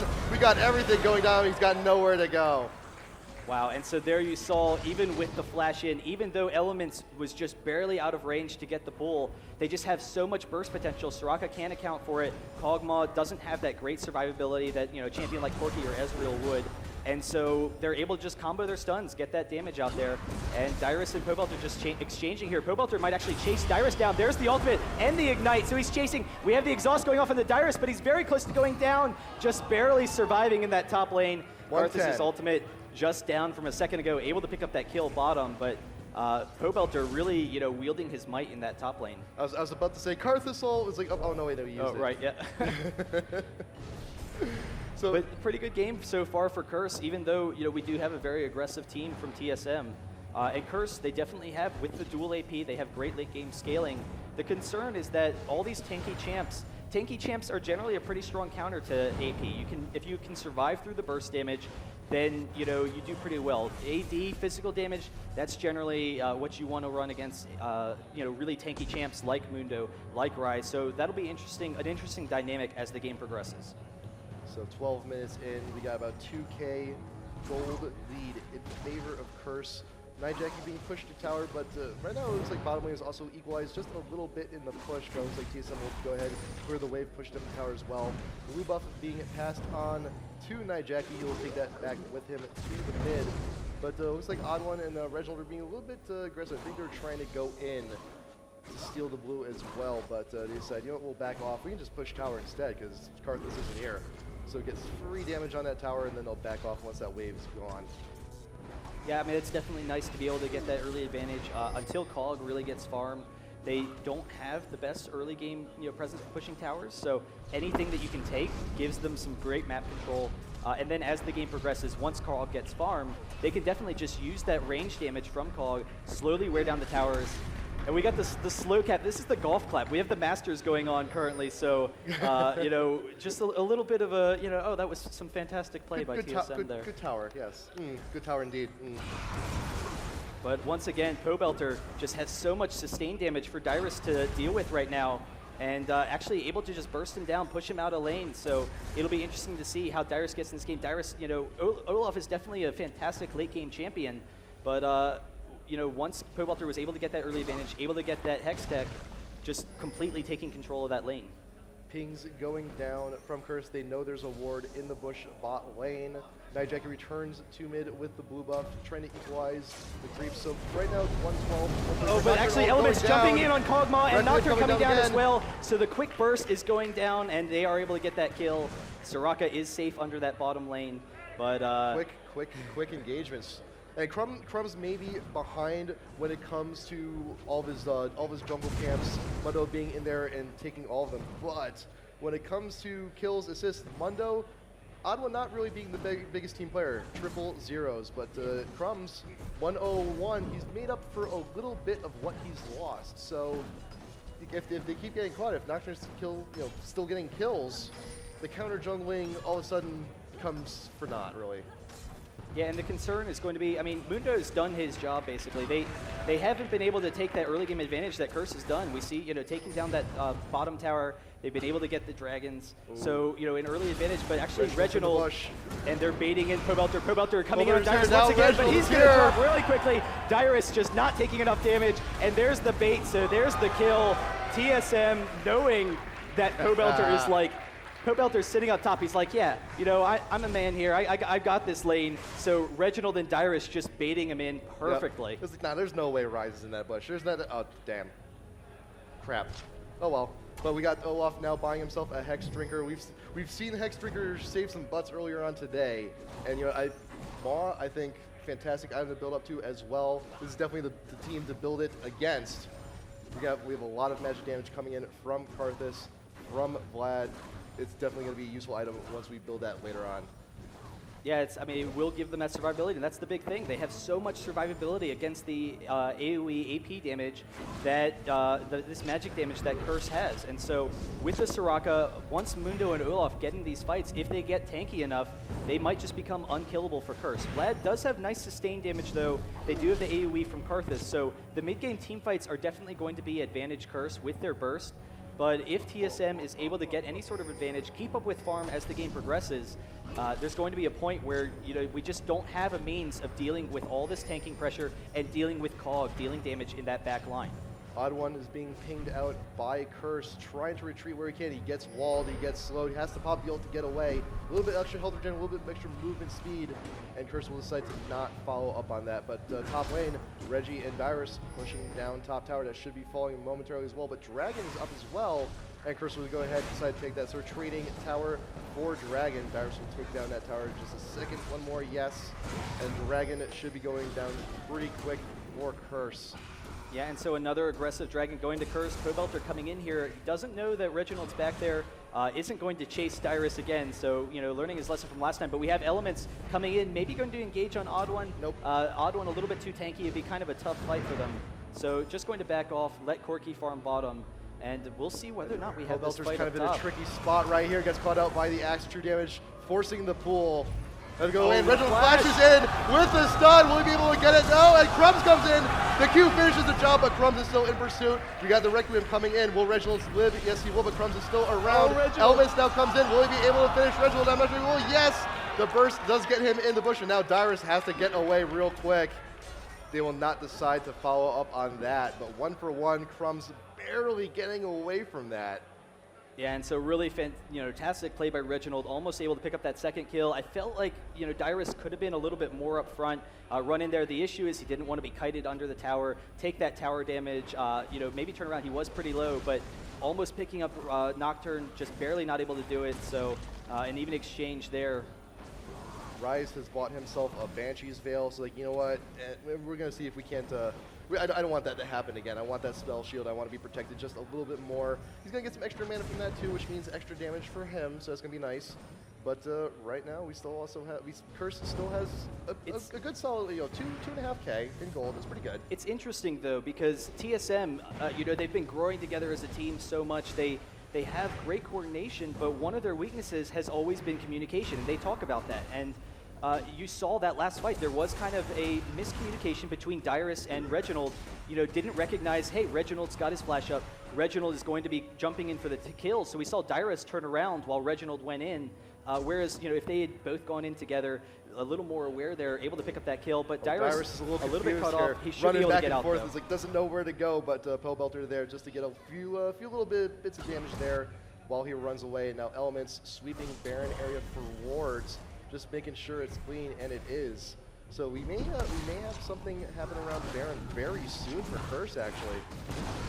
Wow, and now with this tanky front line, Mundo knows he doesn't really need to be as aggressive of an anti-carry as the game progresses, so getting that red buff onto Kog'Maw, that does give them fantastic range damage, the ability to chase people down, and that's one of the things they're kind of lacking is hard CC, so you know they really need to just combo their slows, all of them with their slows. They have the CC from Reginald, but that slow will allow Cog to kite a little bit more. We'll see some fantastic play from Chaox probably coming into this mid portion of the game. Curse now pushing down mid tower with as much as they can. Cobelter doing some damage to top tower as well, while Dyrus just kind of run around the one axe taking out the entire minion wave. Nice timing, nice aim on that. Getting huge tower shots onto Vladimir. But we have all these wards up by Baron. I think Curse may actually be trying to force this. Yeah, I think they're going after the blue, trying to see if they can keep it off of Reginald. It isn't that big of a deal right now. Maybe even keep it off Kog'Maw. I don't know if they're going to give it to Reginald or Kog'Maw, but they are able to pick it up just barely. It's actually resetting, so we actually had the steal, or we got the yes, steal. We did have the smite steal from actually Nijaki with the Q steal. So he was able to pick that up. That's definitely going to help him out through this mid portion of the game. I was a little bit surprised by that, but now, we do have Curse jumping in here. Oh, wow, the ultimate almost went up. Nocturne coming in. Crumbs is going in on Reginald here, and he will be able to take him down. Nijaki's in the back, taking quite a bit of damage on one up front. He's got the fire. He's going to be able to finish the job just a little bit, and now Elements trying to get away. He is cleavered. He is slowed, but Crumbs also trying to get away. Flashes over the wall just in time. Dyrus will not be able to connect with that, but 1 for 1 once again. Yeah, so, definitely... I don't know, kind of a misstep. Curse wasn't able to get all of their, effects out. They wanted to get that kill. If they had waited for the Nocturne ult first, maybe they could have gotten a little bit easier engage from Leona. If they had hit that Leona ultimate, then very quickly they're winning that fight. And we'll see where they go from there, because they have a lot of Baron presence. And if they can win any sort of engage early, Vladimir coupled with Karthus is actually going to be an extremely fast Baron team. So, we'll see whether or not that factors into things. If Curse can just pick up a kill, there's always that potential. But then TSM has the same exact threat. We have, the damage that Kog'Maw has, that Chaox has, and actually Chaox going with the Phantom Dancer and Pure Doran's build. I just realized that. So he actually doesn't have a lot of damage, but has great mobility, and he has the inherent damage that Kog'Maw has, just one of the highest damage champions in the game. So not needing to build those fast items, just knows he needs to keep his distance from the enemy team. So Vladimir will soon be buying that death cap. How much gold we got? We've also got about 1,000 gold. You should be buying that. Olaf, just got the Maw, so we're gonna have a pretty big spell shield on him. A little bit extra damage as well. Elements, once again, with that Oracles, clearing for wards wherever we can. Good job on him, and Chaox alone in the bot trying to defend the push. But OddOne also has Oracles for himself as well. But we did have all these wards that were actually around they're on the Baron. hunt bot, not able to get in range. Yeah. As I was saying, OddOne does have the Oracles. They did realize, they did see a lot of wards going down around their blue area. They want to get that clear. They want to make sure that they're eliminating as much vision from Curse as they can. Ward going down from Pobelter into the Baron pit, but OddOne is there to clean it up, but not without taking a free hit or two. Yeah, but I mean, with his passive, not really a concern. He's just going to regen fine, and so that having that map control will, definitely help them out a lot. We do see pretty good ward coverage for TSM if they can clear out a couple more of the curse wards, particularly around the Baron area, because they know that's where the fights, are going to be happening at this point in the game. Both teams have a strong Baron presence. We do have the threat of a dragon as well, but that would probably lead to the other team going for it. And there's actually a wall, so they are going to be able to zone them off for this tower mid. Mundo coming in from the river, but Curse able to just safely get out of there. OddOne, he's coming around, but he decides to clear the ward instead of getting the engage. But Dragon is up. We could be seeing a next battle for objective momentarily. Blue buff being taken by Curse, their own blue buff. Hopefully it doesn't get stolen from here. Nope, it will not be. But like I said, Dragon is up. We may be seeing that fight momentarily. We got the ward down from OddOne, making sure clearing the ward in the bush. Curse is in position. They want to take out that ward as well. OddOne is out in front of the wall, he's taking the brunt. Dyrus getting chugged out by the missiles. Oh, but we got the ult. going all we got in. the initiation. Go straight for Nightjackie. Nocturne comes in with the ult, but Nightjackie's in the thick of it. Chaox, will he be able to follow it? But Nightjackie goes down first. We got Kog'Maw going down as well, but here comes Requiem. How many people will be able to clean up? Manages to get the kill. All going down. Leona going down. Pobelter very close to OddOne. How are you still alive? There we go. Cop Crumbs now pursuing Xpecial. Very low. 150 health. Can we get the missile? We got the heal. Can we finish him off? Valkyrie, can we get something flashing away? Cop in pursuit. Crumbs, can we finish it off? Very low. 100 health. No! He ran out of missiles. No, he's got 3 left. Oh no, he did run out of missiles. It's the first number. So running out of missiles, Cop, the fight just lasted too long, wasn't able to pick up the kill. Yeah. But that's kind of what you saw. TSM, they don't have a very strong engaging team. They don't have a great means of forcing a fight, and so they need to pressure these objectives. They can't allow Curse to just take them. But Curse, all of the means of engaging and disengaging are really on Curse's side. So Curse able to decide when they want to go in on a fight. We saw Reginald chasing Cop off to the side here, but Cop was able to use the wall to his advantage and just juke Reginald out. So now Reginald split from the team for a second. Cop was able to live, and Curse able to win that fight, and then Nocturne coming down for this dragon. I mean, that was a fantastic team fight for Curse. They couldn't get that Soraka kill. They got their pie, but they didn't quite get the ice cream. But you know what? 4 kills plus dragon is pretty good. But right now, Baron, TSM just going straight for it. It is warded. They'll take out that ward. But Curse is around. They do know we may have another big fight coming very soon. Elements and Top coming around. Nocturne ult is down. A lot of the ults are down, but Elements out in front. Pobelter coming in from behind, and Elements and Reginald together fighting it out. Pobelter now in front. TSM, they're trying to get all the energy, focusing down. Pobelter, you will take him down. Nightjackie is next to fall. TSM taking that one. It's like, hey, we can win team fights too. And the key there is they had the ward down, coverage down here. They knew that Nocturne, as he walked past that ward, he hadn't recalled. He went down for the dragon, so he had no mana, no health. So they knew it was a 4v5 situation, and they knew if they pressure Baron, because they don't have a good means of initiation, they can force Curse to come over there, bait out the 4v5, and then very quickly use that tankiness to their advantage, knowing Curse just doesn't have enough damage to follow up on it. So really effective play there by TSM. Fantastic use of the map, and using that Baron to force that fight and take that advantage back. Yeah, so right now, as we hit the midpoint of the game, it really becomes a lot about objectives. You have your dragon, you have your Baron, you have your towers. At this point, it's just now both teams grouping up full 5, trying to see what they can make happen at these certain points. But now, Curse coming in with the pink ward in front of Baron. They're considering it. They're thinking about it. Nijacki and Pobelter are a little far behind, but ping's going down from TSM. They know they're in the neighborhood. They also have it warded as well. But Curse going to go ahead, fall back, and try and see if they can't assemble once again. You got a 3-man push in mid. TSM all 5 pretty close together. So if Curse gets a little bit out of position, it could end really badly for them. Yeah, I mean, it's hard to say. Positioning isn't really the biggest factor for Curse right now because they recognize that TSM it's going to be really tough for them to engage. So they don't really have a pick-off team when you have great ults for like Ashe, like Sona, that can just set up fights. Kennen, Maokai, any number of champions. They don't have those kind of abilities. They're all very short range. So Curse doesn't need to be as careful as TSM really does in these fights.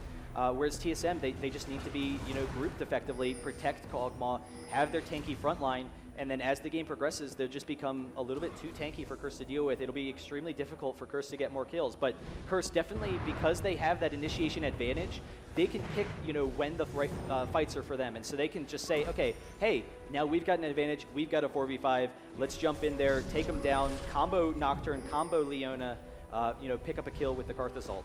Get the wall going down from Nijacki just to prevent that quick little rush from Reginald. But as you were talking about Kog'Maw earlier, where was he when you were talking? He was in bot lane. He was away from the team. That was Curse's signal. They saw him there. It's like, hey, let's put some aggression up on mid. Let's force them to their tower. And then, once we get close vision Chaox, we'll back off. But right now, Cop actually being engaged upon through the Baron wall. But Vlad ult was used. We got a little bit of damage on Reggie and OddOne. Reggie has no choice but the back off. He is way too low at this point. How much health does he have? About 400, but 1 or 2 skills. Actually, Karthus actually could have finished that. Honestly, with how tanky Reginald is, the fact that they have Soraka, they almost could have stayed there and continued to pressure the fight because they know that Soraka is going to heal Reginald over time. Reginald, his Banshees was going to come back up shortly. It is a pretty short cooldown. Yeah. So knowing that, Cop was already out of the fight, he's not going to come in at low health. Reginald probably could have stuck around, but at the same time, they didn't want to risk it. They didn't want to go for that, kind of really aggressive play. They know that the late game is definitely in their advantage, as long as I don't know, we don't have any fancy fights from Curse. They're not able to pick anyone off. Have that great sustain from Vladimir. I mean, that is a lot of sustain damage. Crumbs surfing around. We got wards again on both sides of the Baron pit. This is definitely the next objective both of these teams want to see what they can do with, but the wall going down. OddOne will be caught out in front, has no choice but to burn the ult. Reginald being focused down by Crumbs. He does go zoom right for the back line. Exhaust going down on Pobelter. It's got a cluster of damage here. Dyrus would be able to get away, I'm not sure, but Nijacki is the first to fall. Goes down, and Requiem coming down. Will we be able to get anyone? No, we will not, but Xpecial is very low.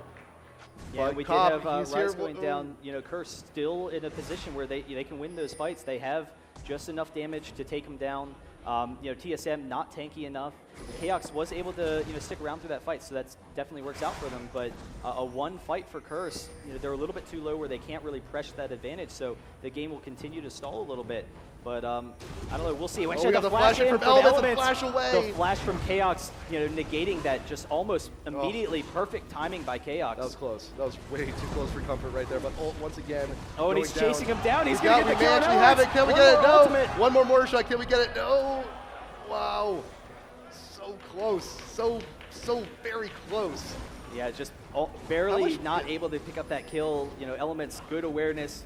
Juking down one way where he doesn't have vision. He has to throw out the blind ultimate, then coming back.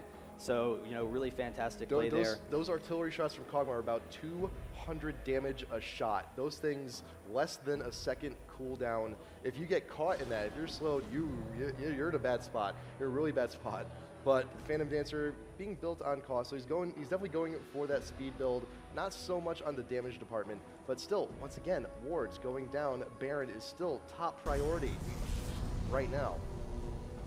Yeah, and I'm honestly, as the game's progressing, I'm keep on talking about TSM's really strong late game, and I still think that's the case. But at the same time, we do have a lot of physical damage from TSM, and so, if we can see Curse getting some nice armor items. They already have the Aegis to avoid some of that damage. If they can keep their members alive, then they have fantastic sustain as well. So we'll see whether Curse can make that work for them. But I definitely think that Cog is something to be feared. Nocturne, it's going to be tough for him to shut down Cog as the game progresses. OddOne once again going into the pit, clearing the ward, and Cop actually aggroes Baron, just takes a quick hit for himself.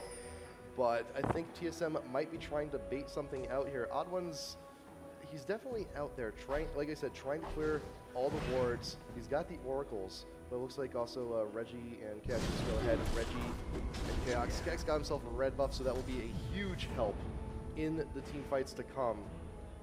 And we're at a little bit of a standstill here, right in the center of the map. All 10 players in this game very close together. Artillery shots going in from Kog'Maw, trying to get what he can, but it looks like Curse slowly moving on up to Baron, once again clearing all the wards they see. I think they're going to try and bait out TSM into a fight they don't want to be in. They're actually retreating back. We got the Mundo ult being popped. Can we get a cleaver on someone? Who are we going to hit? Are we going to hit anybody? Focusing in, nYellowStar being popped in the bush, but they will not pursue them. We got OddOne still in front. Who are we going in on? Elements is actually caught out in front, but not a whole lot. But Vlad actually getting a lot of people in the ult. Hellbelter being focused on Crump, decides to go in on Chaox. Chaox ult still going down. nYellowStar in the middle of everyone. Elements out in front once again. Dyrus taking the brunt of the damage. Artillery shots, can we do something with that? No. Elements very low. This is a very dangerous moment right now. Reginald trying to see. He's running around to the side. Is this flash up? Yes, it is. Yes. Hellbelter pulls just in time, but nYellowStar is too far behind. We see Requiem. Are we going to get somebody? We got a lot of damage coming in. Xpecial, 250 health left. And it all started with nYellowStar. We saw Mundo just powering through with the ultimate, able to force nYellowStar off to the side, so Curse wasn't in that full AoE setup that they want. They want Karthus to just be sitting there the whole time, and actually Crumbs is going to be walking right into Reginald, and he's going to drop him really quickly. There's the snare. He will have the shield. One more hit. Oh, the artillery's coming in. The kill over the wall. And there's a kill for TSM to go along with their Baron. They're able to keep it, and now with the Baron regen, it is going to be extremely difficult for Curse to deal with this team. We'll see, whether or not they can organize the fights that they want, but it's going to be hard. TSM moving down towards Dragon, definitely in a huge lead right now, even though Curse still has that gold advantage. Nocturne wandering over, and you know what? Just ended up riding the lightning all the way back to spawn, but we have Baron buff now on TSM, taking Dragon, taking, once again, all the objectives they need.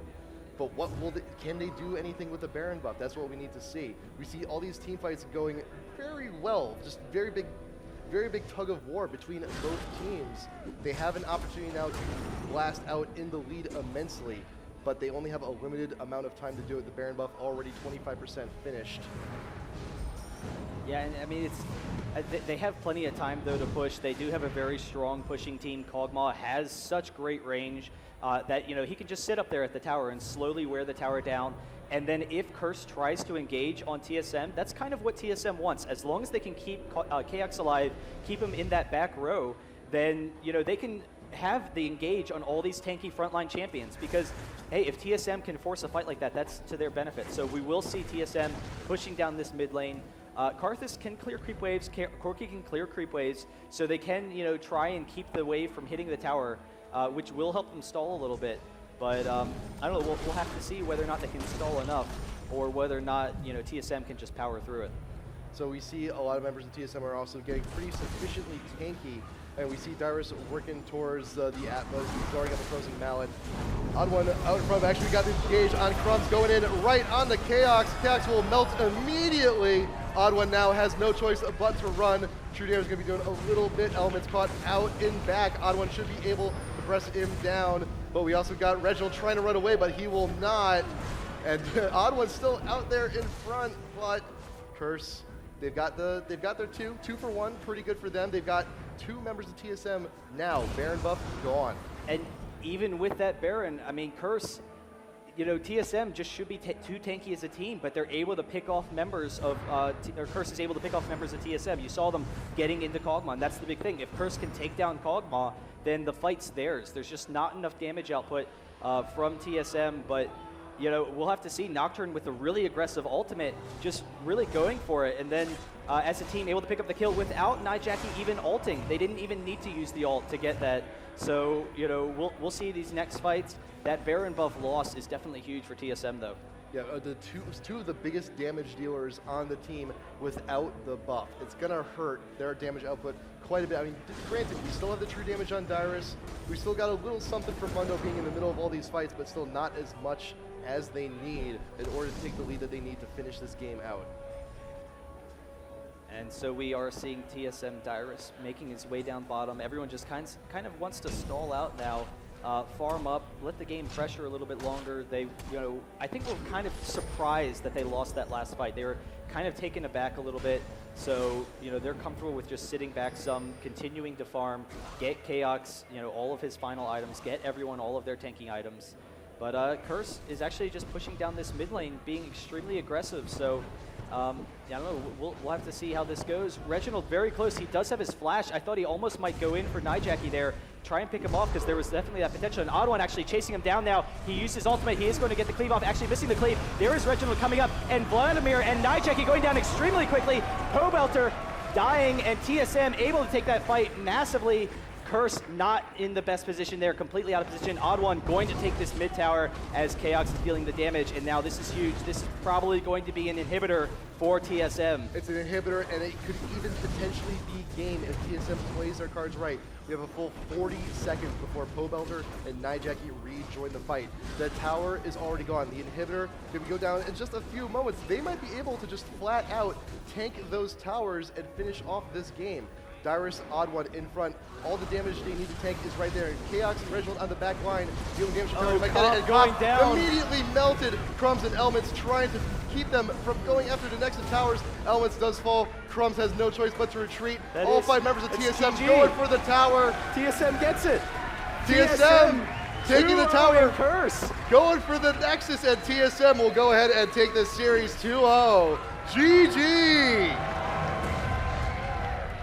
And I love the crowd noise. TSM congratulating them for their legendary teamwork, able to take the series 2-0. So, Dyrus sitting there he's got waving the himself off. He's tired, They're all tired from such an epic game. That's why you guys can't see it at home, but we have this really cool smoke machine here. And just in the middle of the game, it starts Dreamland puffing out just clouds in front of us because it recognized how epic the game was. It was like, boom, we have it going. We need some smoke in this room. But you know what? I think just despite all of that, Dyrus has earned himself a very well-earned nap. I think. We'll see. But yeah, congratulations to TSM. And they just had such a great late game team. We saw Curse, fantastic initiation with Nocturne, with Leona. They had the comboed double A magic damage champions, but just not able to get it done in the end. It was back and forth game the entire time. Curse was actually in the lead gold-wise almost the entire game, and gold's usually the biggest indicator of who's going to win, but TSM knew they had picked their late game comp, able to get that win, so fantastic job. Wonderful work, and we've just had fantastic matches all day today. Tomorrow, we're going to see some of our teams who didn't do quite so well today. They're going to be doing the losers bracket most day tomorrow. We actually need to, I think, probably check back to see what's going on with the other series. Yeah, we do need to check in on CLG and Dignitas. So how about this? How about we're going to take a quick little break. We're going to take a quick little break, see where they're at, and maybe if they're going to Game 3 or something, I think we might be able to drop in on that. So we're going to take a quick break. We will be right back. This is IPL4. I'm Jeff In Control Robinson from Team EG, and this is Kingston's HyperX Genesis. It provides an ideal speed boost to increase the performance of your PC without the added price tag of hundreds of dollars in component upgrades. Genesis offers outstanding thermal dissipation, high frequency speeds, and low latency, so it's a perfect match for PC enthusiasts, system integrators, and gamers running Intel's i5 dual-channel motherboards.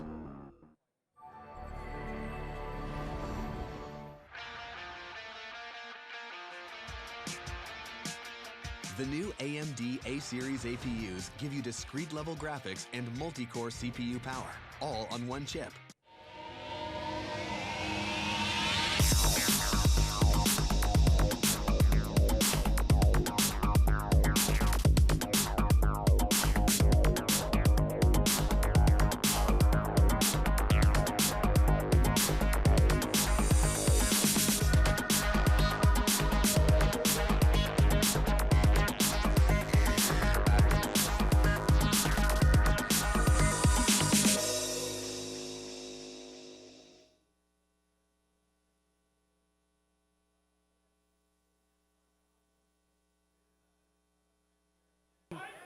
Oh, every time. No, there we go. There we go. It happens. It's just a switch. Hey, everyone. Pretty crazy games. TSM came out on top. What do you guys think of that? Undefeated so far. You know what? You guys are gonna have to say goodbye to me. I'm sorry. I have to say goodbye to you. But if you stick around until after the games are done today, right afterwards, we're gonna be doing a live State of the League. So if you want to see me again today, we can do that. But you know what? Without further ado, let me bring up the beautiful voice of Riven herself, Cristina V. Thank you so much. So this is actually my first time coming to a tournament. And I have to say, I'm really impressed by all the energy. Yeah, isn't that crazy? Like this audience is just, they Yeah, yell, you guys they are shout. great. It's fantastic. You're looking lovely, by the way. Thank you so much. So actually, I'm here to say good night. And thank you guys so much for coming. We still have 2 full days of League of Legends action. And I'm looking forward to seeing you guys again bright and early in the morning. Good night. Thank you. This special presentation of IPL is brought to you by Astro Gaming. Check out the latest award-winning gaming gear at astrogaming.com and follow @astrogaming on Twitter.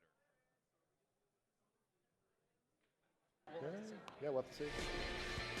Get brilliant HD with AMD A-Series APUs at www.amd.com/vision.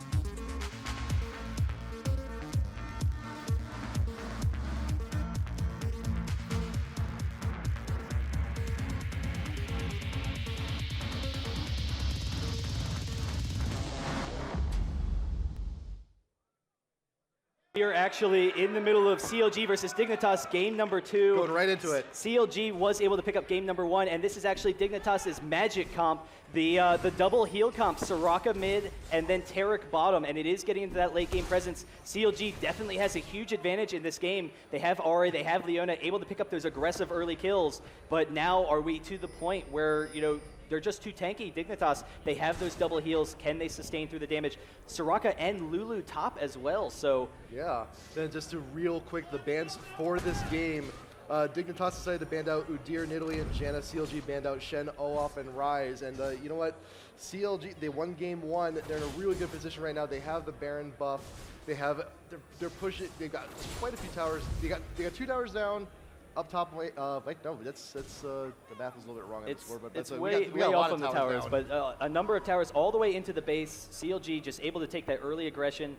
I'm kind of curious how that top lane went with, you know, Voyboy as Lulu, but you know, we do see that CLG has that very aggressive team. They have a decent gold advantage, but it's actually an extremely close game at this point. And I don't know if they can protect Kog'Maw. Once again, we have a protect Kog'Maw comp. Then they just have so much tanking capability. It'll be so difficult for CLG to take down any of them. So let's see, how much time do we have left on Baron buff for CLG, or is it gone already? It's still fresh. No, it's about to end, I think. Is it? Yeah, so it's about to fall off at any second now. It's just a sliver. I can't even tell. I think, there we go. yeah, there it gone. is. So it was about to end. So, you know, now the Baron's down, and we are, you know, even in the fights once again. We see Hotshot pushing down this bottom lane. He has that teleport. No one with the teleport to go against him, so he can split push, be involved in those fights. But we'll see. I mean, there's not really I don't know, we do have Leona, we do have Ari. Those champions are both definitely pretty good at getting into Kog'Maw. So we'll see whether or not they can protect Kog. But actually Mundo coming in, he uses his ultimate, get after him, but it's Bigfatlp with the charm there, but they're actually going to keep chasing. Bigfatlp had to use his ultimate. Voyboy chasing down, trying to see if he can get a slow, and there it goes. The slow not going to happen, but you know, CLG able to disengage, and now that split push bottom is up the kill, and Bigfat, a couple more hits with that ultimate would almost do it. But in the meantime, you know, we do have HotshotGG bot pushing bot all on his own with the backdoor. Should be able to definitely push the mini wave to the tower while Dignitas is distracted top lane while they're trying to get their chase on. But Hotshot getting a few shots into the tower, but Voyboy is going to go ahead and get a few free hits off on him and just clear out all these minions. Hotshot has no other option but to retreat. And like we said before, if you are joining us just now, we are watching CLG and Dignitas in progress. This is game number 2. CLG did win game number 1. So if CLG manages to finish off this push and take off the Nexus, they will be moving on to, I think, winners finals, I believe. Yeah, this is the a matchup for the winners finals, and then we'll see the losers whole bracket coming up tomorrow, and then, you know, finishing it off on Sunday. So that's definitely going to be fantastic. But I'm kind of curious to see, you know, whether or not we'll see CLG aggressively push. They don't really have, again, the best team at pushing down the tower, but you know, if they can get a hard engage, they definitely have a lot of initiation. Gangplank can throw off his ultimate, get them in range. You know, they have the raise morale for the speed boost. Shirelia's then pick someone off, but in the meantime, Saintvicious is up top, and I Will Dominate getting the cleaves. All of CLG is coming around though, so Saintvicious going to drop a ward, jump over to it. He is going to be fine, but now we have Bigfatlp over here going to get some nice damage on Locust. And once again, Hotshot just hanging out bottom. He's perfectly fine down there. He doesn't care. He knows what the rest of his team is trying to do. He's like, you know what, we'll just oh, this is a hard engage. We got the initiation coming in. We got the Gangplank ult going down, and Locust goes down immediately. Saintvicious is in pursuit of I Will Dominate. The exhaust going down, but will they be able to finish him off? The ult should pop. We got the flames going around, but no, he will fall as well. Saintvicious once again now. Voyboy is the next target. Doublelift with Corki trying to get the engage, but the ignite, will it do it? One more tick. No. Wow. It already ended. Yeah, I mean, you saw there's a pretty tanky team for Dignitas. They got everyone pretty low, but without Kog'Maw to sit there and finish him up with damage, they just, you know, couldn't win the fight. Really need Kog'Maw's presence. Kog'Maw getting blue buff that will help him with some of these engages. Maybe could have tried to pick off Bigfatlp there. Didn't really know where he was. And I don't know, I'm kind of curious. All of CLG is going to be forced to back. If we have a tank coming up, we could maybe take this, you know, our Baron. I'm kind of curious whether or not Soraka and Lulu will be enough. Scar actually chasing down. There's the flash in from I'mACutiePie, and the ultimate taking Doublelift very low. He will flash out of there, but I'mACutiePie is in pursuit. He is just going to be turning on to Bigfatlp now, and not going to be able to get him. In the meantime, we had Gangplank teleporting in, so he's right in the middle of the team, and now this is a great opportunity. We have Chauster coming in onto I'mACutiePie, and he's out of position. He's almost surely going to go down, but the heals from Scar are keeping him alive. Can he get the kill? Bigfatlp going down, and now they're turning on to Hotshot. Hotshot's chased away. There's the Lulu ultimate, and now that we have CLG in, you know, chase from Dignitas. Dignitas now can turn onto this Baron, and with their whole team there, they will almost surely be able to pick up this Baron, and that could be a huge turning point in this game, taking it away from CLG. When we joined this game in progress, CLG was at Dignitas' front door with Baron, ready to take inhibitors if need be, but Dignitas in this very short amount of time has managed to turn the tides. Hotshot trying to do what he can, but looks like Dignitas will take this Baron convincingly. All 5 members will have it, and now we will see Dignitas seeing what they can do if they can go ahead and just right up the mid. And this is the exact same thing that we saw Dignitas versus Mono early. Mono was able to get a huge early advantage, wasn't able to finish it fast enough. I mean, it's still pretty early in the game, but just the turning point for Dignitas' team. They just become too tanky, too fast. We need to have, if this wins this game, we see this a couple more times, this can be the magic comp. They have just this fantastic heal team. It's really exciting. You haven't seen heal comps in quite some time. You know, there was a point in time where they were just absolutely unstoppable, but you know, all the heals were nerfed down because, hey, it wasn't in balance with the rest of the game. So it's kind of exciting to see that come back into play. CLG taking advantage of the rest of Dignitas, backing up a little bit. They're going to go ahead and take the dragon real quick while they are distracted, but Dignitas regroup, pushing up the mid. Scarro leading the charge on Soraka. AP Sirach. Well, we got Frozen Heart, we got Wodo, we got 2 Doran's Rings. Pretty big heals coming out from a lot of members of the team, but mid tower, first tier tower going down 23 minutes into the game. And we got 32 minutes in the game, I'm sorry. But Dignitas now with the Baron buff will take this minion wave and continue their push while they have the advantage.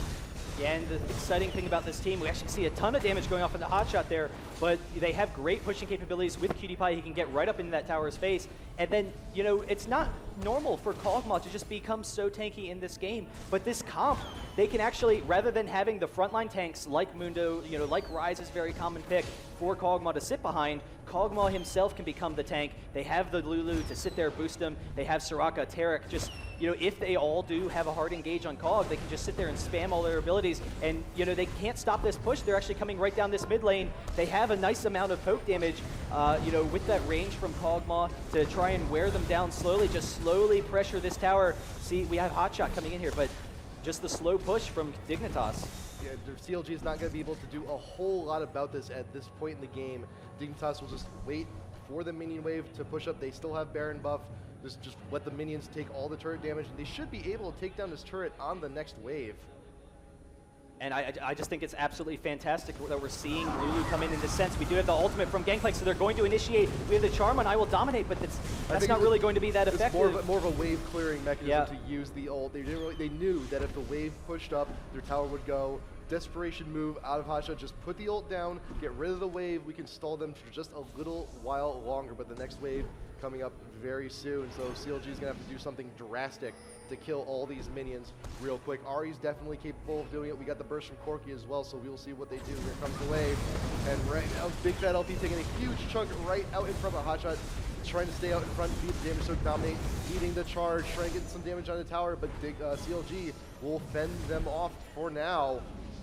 I thought that tower was going to be gone like 30 seconds ago, but it's still standing, and CLG has a good, solid defense right here.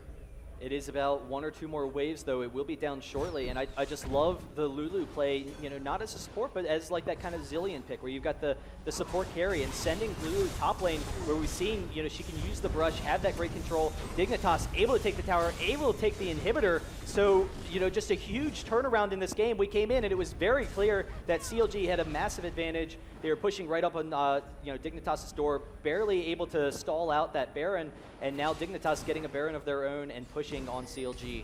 All of Dignitas, all 5 members converting it on the tier 2 tower in bot lane. They'll take that down very quickly and use this wave once again. Slow push, try and take out the tier 3. We got Bigfatlp up in front trying to do something about it, but you know what? As the Baron is now gone, but if we wait for the next wave, we could do something about it. Gangplank going down once again. CLG moving on in. We got the stun down on Logan's. Not going to do a whole lot about it, but the Lulu going in on I Will Dominate.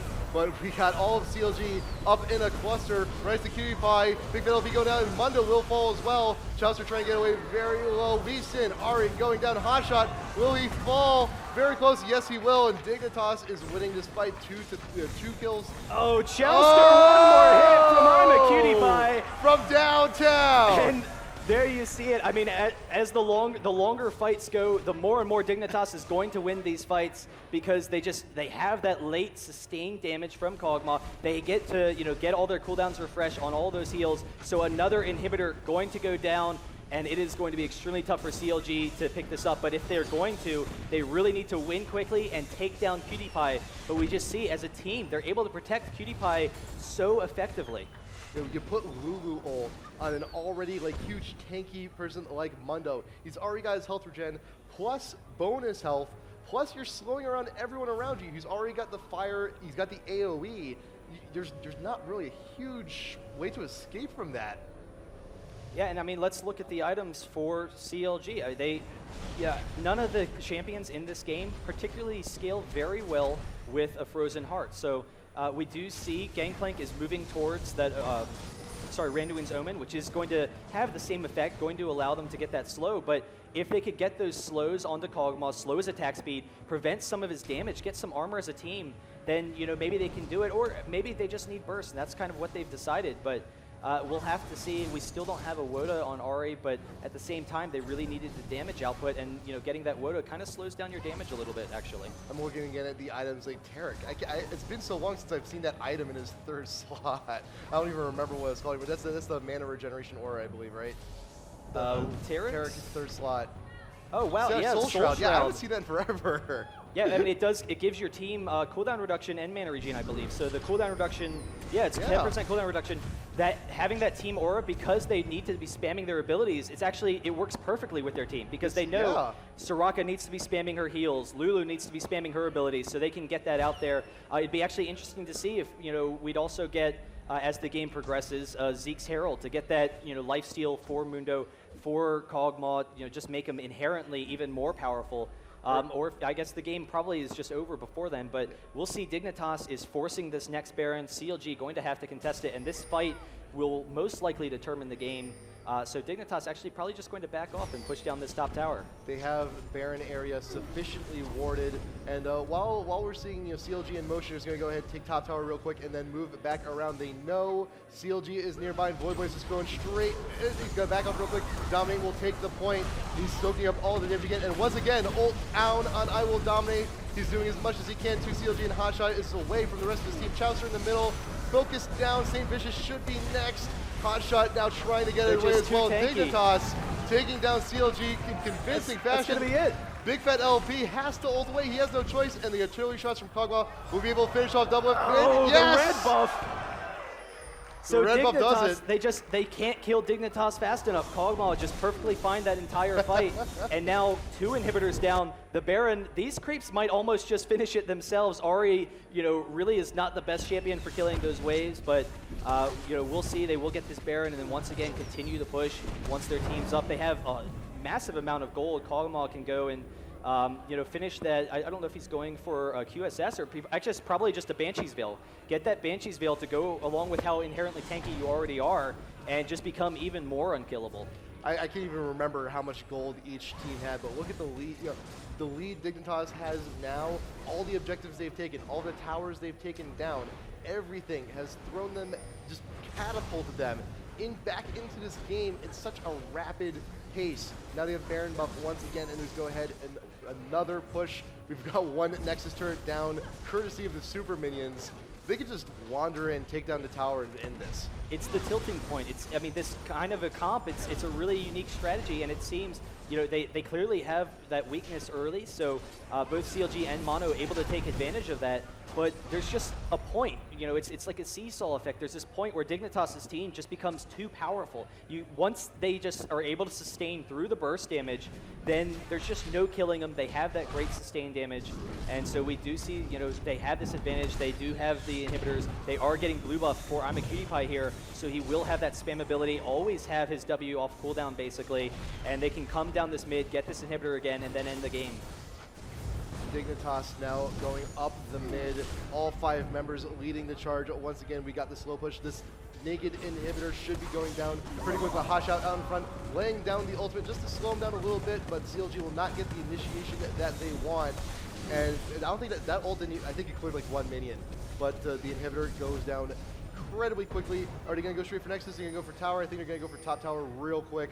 Soraka's a pretty good tank. You can go ahead and take that out pretty quick. We got the heals, but Saintvicious getting engaged in on Void Boy. Shields right back to the rest of his team, and this naked inhibitor should also go down. All inhibitors will be down. We have 1 tower remaining for CLG. It's looking pretty grim. Yeah, Dignitas almost certainly going to be able to end this any second now. Take it to game number 3. CLG did win game number 1, as we had said. So another inhibitor going to go down for Dignitas. This is going to be the final fight for CLG. See if they can pick them off. We do have the ultimate coming for Chauster, but it is a very disorganized fight. And now we have I'm a Cutie Pie stepping up. They just can't deal any damage to anyone. So I'm a Cutie Pie just going to work in the middle of the team, trying to pick up some kills here. Soraka actually picks up the kill on the Lee Sin. There goes Gangplank, and now this is going to be GG. We have Dignitas going to win this game. They're picking off the final few members. We do have Leona going to sit in base, but Dignitas coming back for the 1-1 series. Well, GG! Game 2 going to Dignitas. And you know what? Do you know what that means? Do you know what this means? It's not. I would have said yes, but now I'm not sure what my answer is supposed to be. It is not quite bedtime yet. It is not quite bedtime yet. Well, Game TSM three. and whatever, they can, Game 3, Dignitas, CLG. We're going to bring that to you in just a little bit. Wow. And it's interesting. I'm curious what, as the tournament progresses, Dignitas keeps using this comp, what you're going to do playing against Dignitas, because you can ban Cog. That, reduces their late game presence. Yeah. But at the same time, against Mono, we saw Dignitas running Corki with this comp.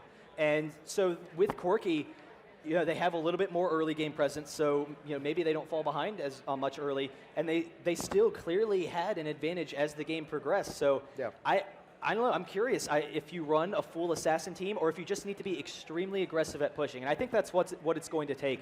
You need strong pushers. You need aggressive early game champs. Just snowball yourself before Dignitas even gets the ball rolling, and then see where you can go from there. But I don't know. Soraka, as a mid champion, I would think is very susceptible to aggressive gankers. And that's the key. You need a really strong aggressive gank, aggressive mid champions. Take Soraka down.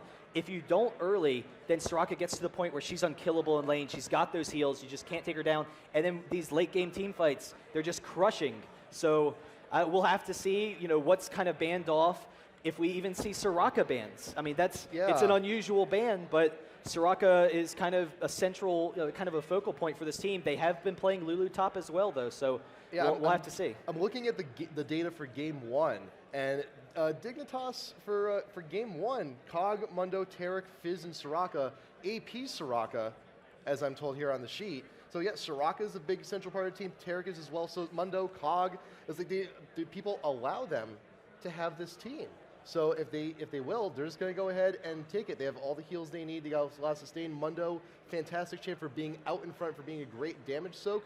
But now that we're going to Game 3, we will see what CLG if they just try to rain on their parade a little bit with a few opportune bans. But while we get this game organized, we're going to go to a quick break. So we will see you in just a moment for CLG Dignitas, last game of the day, game number 3. We will be right back. This is IPL4.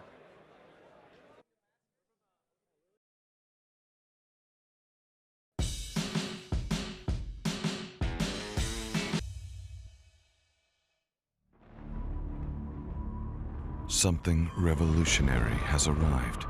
The new standard in graphics from AMD is here, redefining virtually everything that came before. Higher frequencies, more memory, better frame rates, superior resolution than our previous generation, and the world's first 28-nanometer GPU. This is it, last match of the day, Dignitas CLG, game number 3. You know what, let's not waste any time. Let's go right to Champ Select. Let's just do it right now. Picks and bans already up. We're getting right in. We have a fantastic series, and I know we're all really excited about the K-pop from GOM, so we're coming into this. Can we get a cheer for that Dignitas team comp real quick, because it's fantastic. And so it's funny with this comp, I think the big thing is, it's so brand new. CLG, they saw it in Game 1. They were able to take that win, and so I think maybe they're looking at this comp and they're like, hey, we can take this early advantage. They're underestimating this late game presence. They feel they were so far ahead. They're like, hey, we have to win this game by this point. We're so far ahead, but just barely not able to eke it out. And Dignitas pushing it into that uber late game, just fantastic.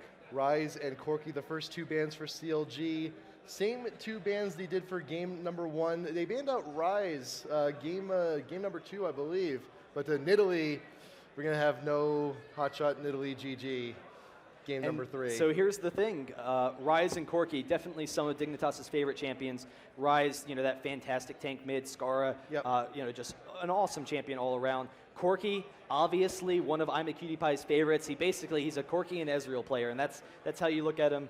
But now, because CLG has first pick, they've banned out Corki. Now they pick Kog'Maw, and where does Dignitas go with that team comp? Because I don't think if you pick an Ezreal, you have enough damage. It just maybe even shuts down that team comp if they get the Kog'Maw right here. But you know what? Soraka, Tarek, Lulu, all of them escaping the bans. Mundo is not banned either, so Lee Sin going to be the first pick for CLG.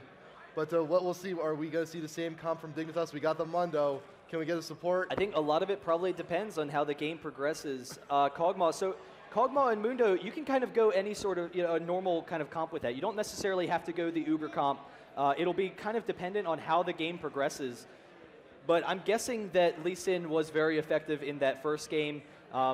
They did have him and were able to get an early advantage, so that'll be interesting to do. But I don't know. I'm kind of curious what's going to happen here. And Doublelift with Vayne. Oh! Vayne YellowStar. That's a lane of pain. Now, I think if we can get like a Mordekaiser or Katarina pick from Scarra, I would love that. I would love that right about now.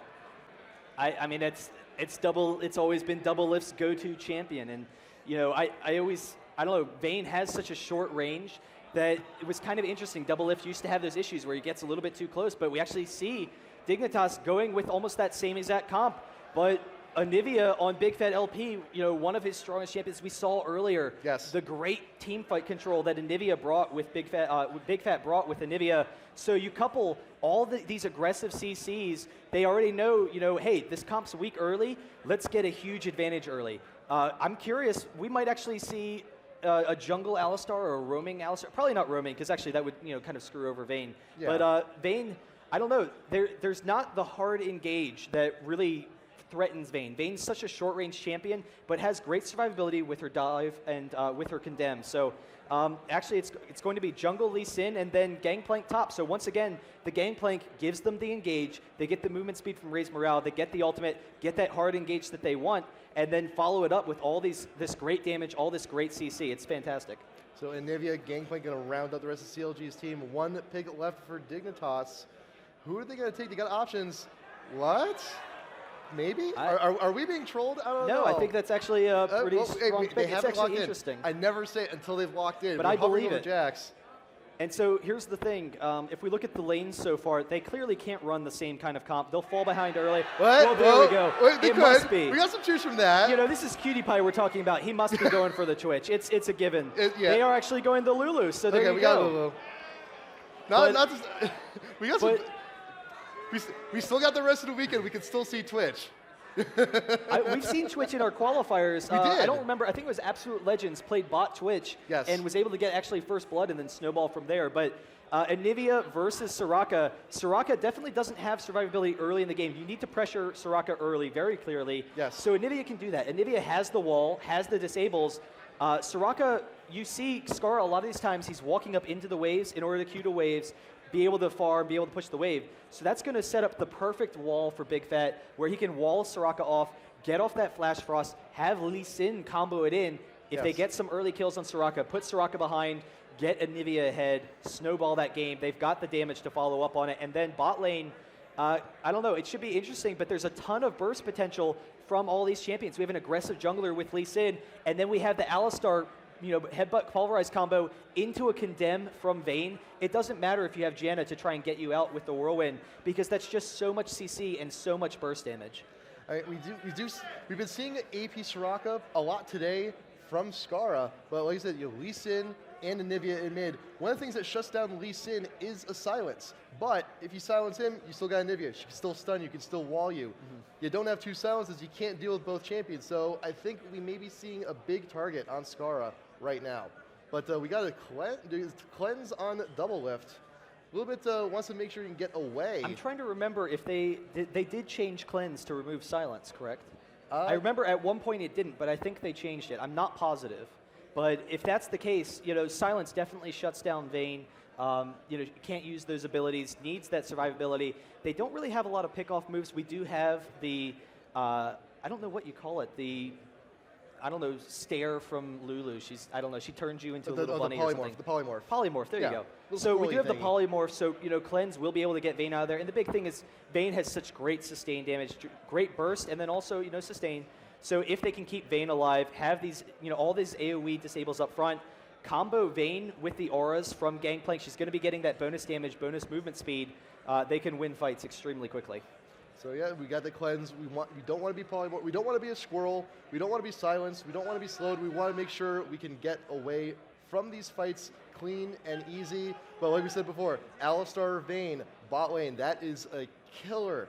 That is a killer. If you get caught in that, you're done.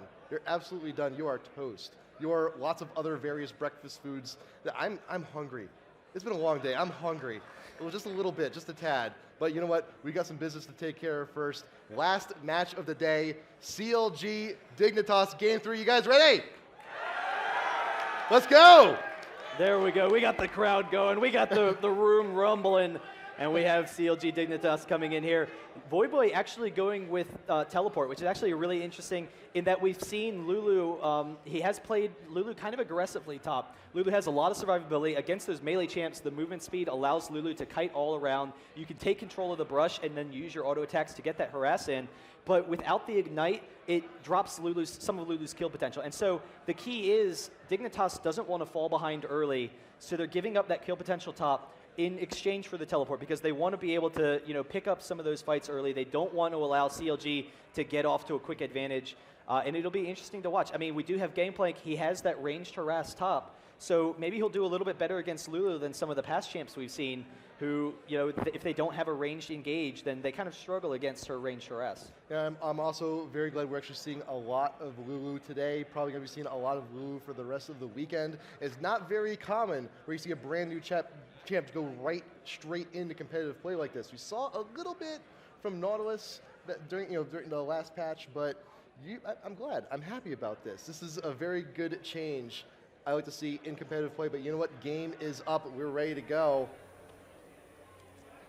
Yeah, and right off the bat, you see a pink ward for Janna, and they know that, vision in that brush is going to be huge. If CLG, if Chauster can take advantage of that early brush, then very quickly that lane moves to their favor. They have that great kill potential, but that early pink ward will allow Janna to get in that range harass. Kog'Maw has enough range. With the slow, maybe they can harass down YellowStar a little bit, not have to worry about that. So, both teams, not the best level 1 for Dignitas. I'm a little bit surprised. I was thinking CLG might come in, and they're actually moving up to the red to see if they can get an engage. Sometimes you'll see the top sitting in that tri-brush. So Dignitas just going to get this blue. Mundo usually starts red, but they recognize that's probably going to be a contention point, so don't want to be in position for that. The majority of Lee Sins usually start at the red buff. They can go ahead and get that quick level 2 gank when they need. But CLG, they have YellowStar. YellowStar quite possibly the best champ. If you want a level 1 invade, level 1 team fight, he has that pulverize, wonderful AoE pop-up stun. You can definitely take a champ out with that. But it does not appear that they will be engaging anyone in the jungle for the level 1 anytime soon because Dignitas, they're over around the blue area. CLG, more than content, getting rid of Raze, making sure no one's there, and will more likely take the red as well. Yeah, and so that is going to set Mundo behind a little bit. He is an extremely fast jungler, so it's not really going to be that much of an issue, but it prevents him from being as aggressive as he would like early in the game. And they know if CLG can control that early game aggression, not allow Mundo to roam, put Lee Sin behind it all, then very quickly they can try and take control of this game. And so they will be able to get this red buff. And actually, we're going to be giving Voyboy the blue buff bottom lane, so he can control bottom lane in the 1v2, and then Kog'Maw and Janna are coming up into this top lane to shut down Gangplank, and that's going to be an extremely difficult lane. Gangplank does have the parley for the range farm, but without the blue buff himself, he will run out of mana extremely quickly, so definitely an interesting strategy from Dignitas. And Lulu, I would imagine, is safe enough. It'll be interesting. Lulu has, her polymorph is instant. So against a champion like YellowStar tries to be aggressive. Lulu gets the polymorph off while he's in motion, and instantly it just shuts down his combo. But at the same time, if they do get the combo off, then Lulu will probably be going down. Dignitas should have their little warning lights on just for a moment because they do not have vision on YellowStar just yet. Chauster's just now coming into the bot lane. They're trying a little bit maybe fake out there, trying to think, oh, YellowStar's totally roaming. He's not in bot lane at all, but he is now here. Doublelift is with him, and hopefully Voyboy does not get caught out. Wow! Whoa. Look at that harass damage from Lulu. What? Okay. just fantastic. Voyboy, right off the start, taking control of that lane. Okay. This is just going to go for the rest of the evening now. I hope people can hear it on stream, because otherwise this is just like an awkward silence moment where we're like, oh, this is hysterical. Look at us laughing here on stream. I had a little John moment. You have to excuse me. But Voyboy's actually doing pretty well considering he's being in a 2v1 bot lane. Yeah, and I mean, with that spam ability, you can actually shield your own creeps or even shield the enemy creeps and then be able to get in that Q, that ranged harass. And that's really what he's using. He's using that effective Q ranged harass to just slowly wear them down. And it's definitely working out for them. So Lee Sin getting the red buff, and now this is where the danger comes because Chauster does have that flash. If Chauster is able to engage, but we actually had the ward on the red, so really effective job by Dignitas early in the game. So Voyboy knows it's coming, is able to back up and be safe there. So now Doublelift and Chauster will go ahead, push it back out into the middle of the lane, but Locust Cutie Pie pushing Hotshot to tower and actually getting chunked out quite a bit. Just isn't even able to farm that effective.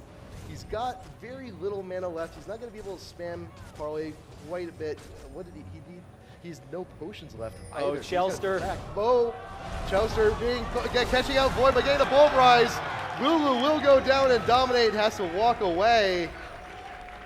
And nice. there it goes, that burst potential with the aggressive jungler. They just can't do that. And so YellowStar, one of his best combos isn't when he uses his abilities to knock you back, it's when he pins you against a wall. And being able to get that positional advantage against Voyboy definitely needs to hug the side that YellowStar's on a little bit more. But and a ward also. I mean, get that early ward. We have Mundo dropping a ward for him, but a little bit too late. And not to mention that now Saintvicious has a freshly renewed blue buff.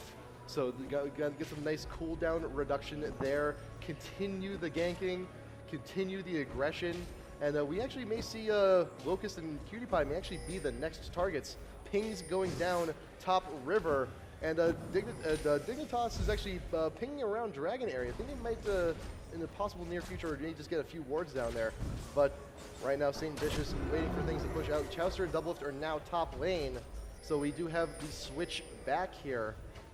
And YellowStar's flash is actually up still, so he's coming after Cutie Pie here. Cutie Pie definitely out of position. There's the headbutt pulverize, but not flashing for it. I thought he could maybe flash for the pulverize, but we actually have them tower diving. And so there's the slow from Saintvicious. There's the exhaust as well. Doublelift going to be able to pick it up, but the heal, there's barely the kill. And now we have the teleport in from Voyboy. But Dominate is nearby. As well. We do have Chauster is going to go down. There's the double kill. Voyboy going to be able to pick up the kill and Doublelift, but he's going to flash over the wall. Janna, we have Locust. He's going to get the slow. We got the slow. Can you get out of there? Cleanse away. Doublelift will he be able to get out? He's trying to juke them. Walking up through the forest. We got the shots from Lulu. Will he be able to finish him off? We got pushing away Janna. Doublelift will he be able to get away? We got the silence from Soraka. Can't deny yourself, but you know what? Screw it. And it is done. The silence finishing it off. Yeah. Doublelift not able to get out. Almost got to tower. Almost was able to deny herself, but just couldn't make it in time. Silence doing the job, getting the last ticket damage, and you know what? Just accepted fate. Ran towards the towers like, I welcome death. It's unfortunate. Even so, we saw the effective play from Dignitas, keeping it even with the teleport in. Their whole team just collapsing. And able to get that Hotshot, getting some nice farm down here while Lulu's out of there.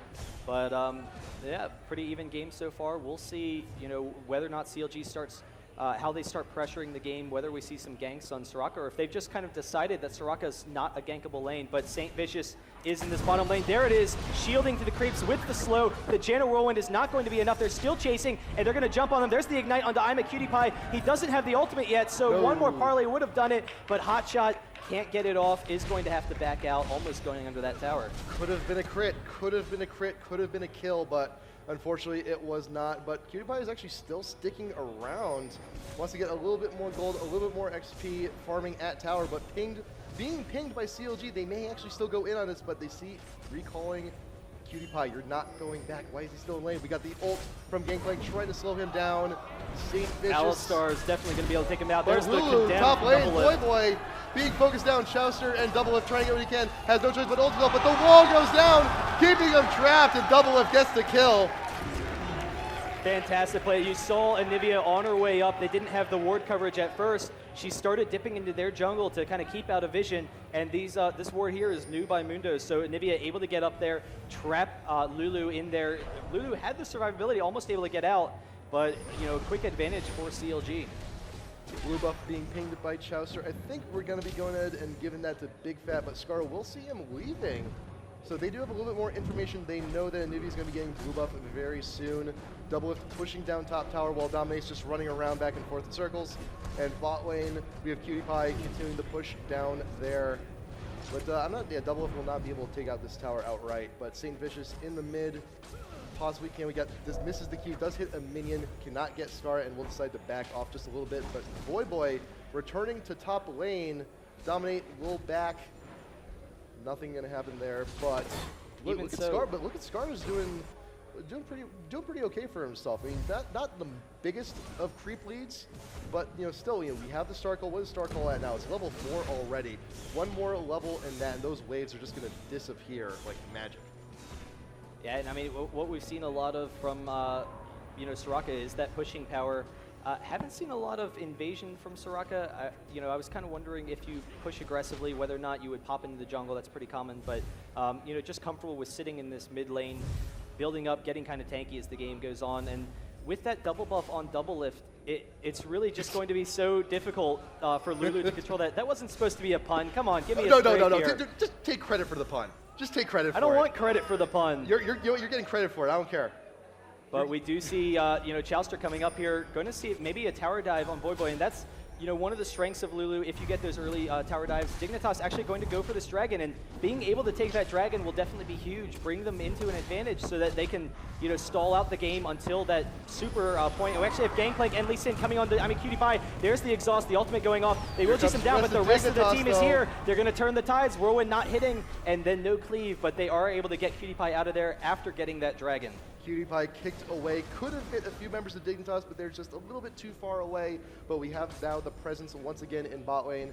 Saintvicious trying to do what he can, just cannot land that Q. But it looks like Chauster and Doublelift are pretty much free farming top lane at this point. Voyboy returning to base with full health. We got, we have another switch coming on actually. Voyboy gonna be going back down to bot lane. Yeah, and it's kind of interesting. I'm curious, at what point we're going to start seeing this aggression from CLG ramping up. They're really at that kind of stage of the game. We've seen some aggressive play from them so far. Dominate actually going to be trapped here if they engage. Chauster not going. We got the they wall. Didn't have good vision, but that's a nice chunk of damage on the Dominate there. So, definitely not tanky enough to deal with the burst that CLG has at this point. So we have a switch once again. Lulu going bottom once again. PewDiePie going back up top, and Doublelift has to defend all by himself. Chauster's not too far away, but we also see Dominate popping the ult, getting a little bit of health back, just so we can stay in those fights a little bit longer. And Voyboy actually pushing down Hotshot in bot lane, right to tower, right where they want him. And Chauster and Doublelift have to defend. Pulverize, no headbutt to connect. They just want to get him away. And here we see enough mana on Anivia right now to just push against that push from Soraka. Soraka just really aggressively pushing. Could maybe slow down Bigfat's farm, but once the blue buff's up again, it will be up in about 30 seconds, so they will be able to take that. Or actually, no, it won't, because they actually went for a different jungle path, but it'll still be up in like a minute. Should be up soon. Should be up soon. So now things are getting a little bit stagnant, because now both teams are getting to a point where they're kind of content with just free farming. Both teams is very passive farm. The gold very even though CLG is 1 kill up. So Dignitas does have slightly superior farm overall, but at this point both teams just trying, they're just flat out pushing. Not a whole lot happening right now.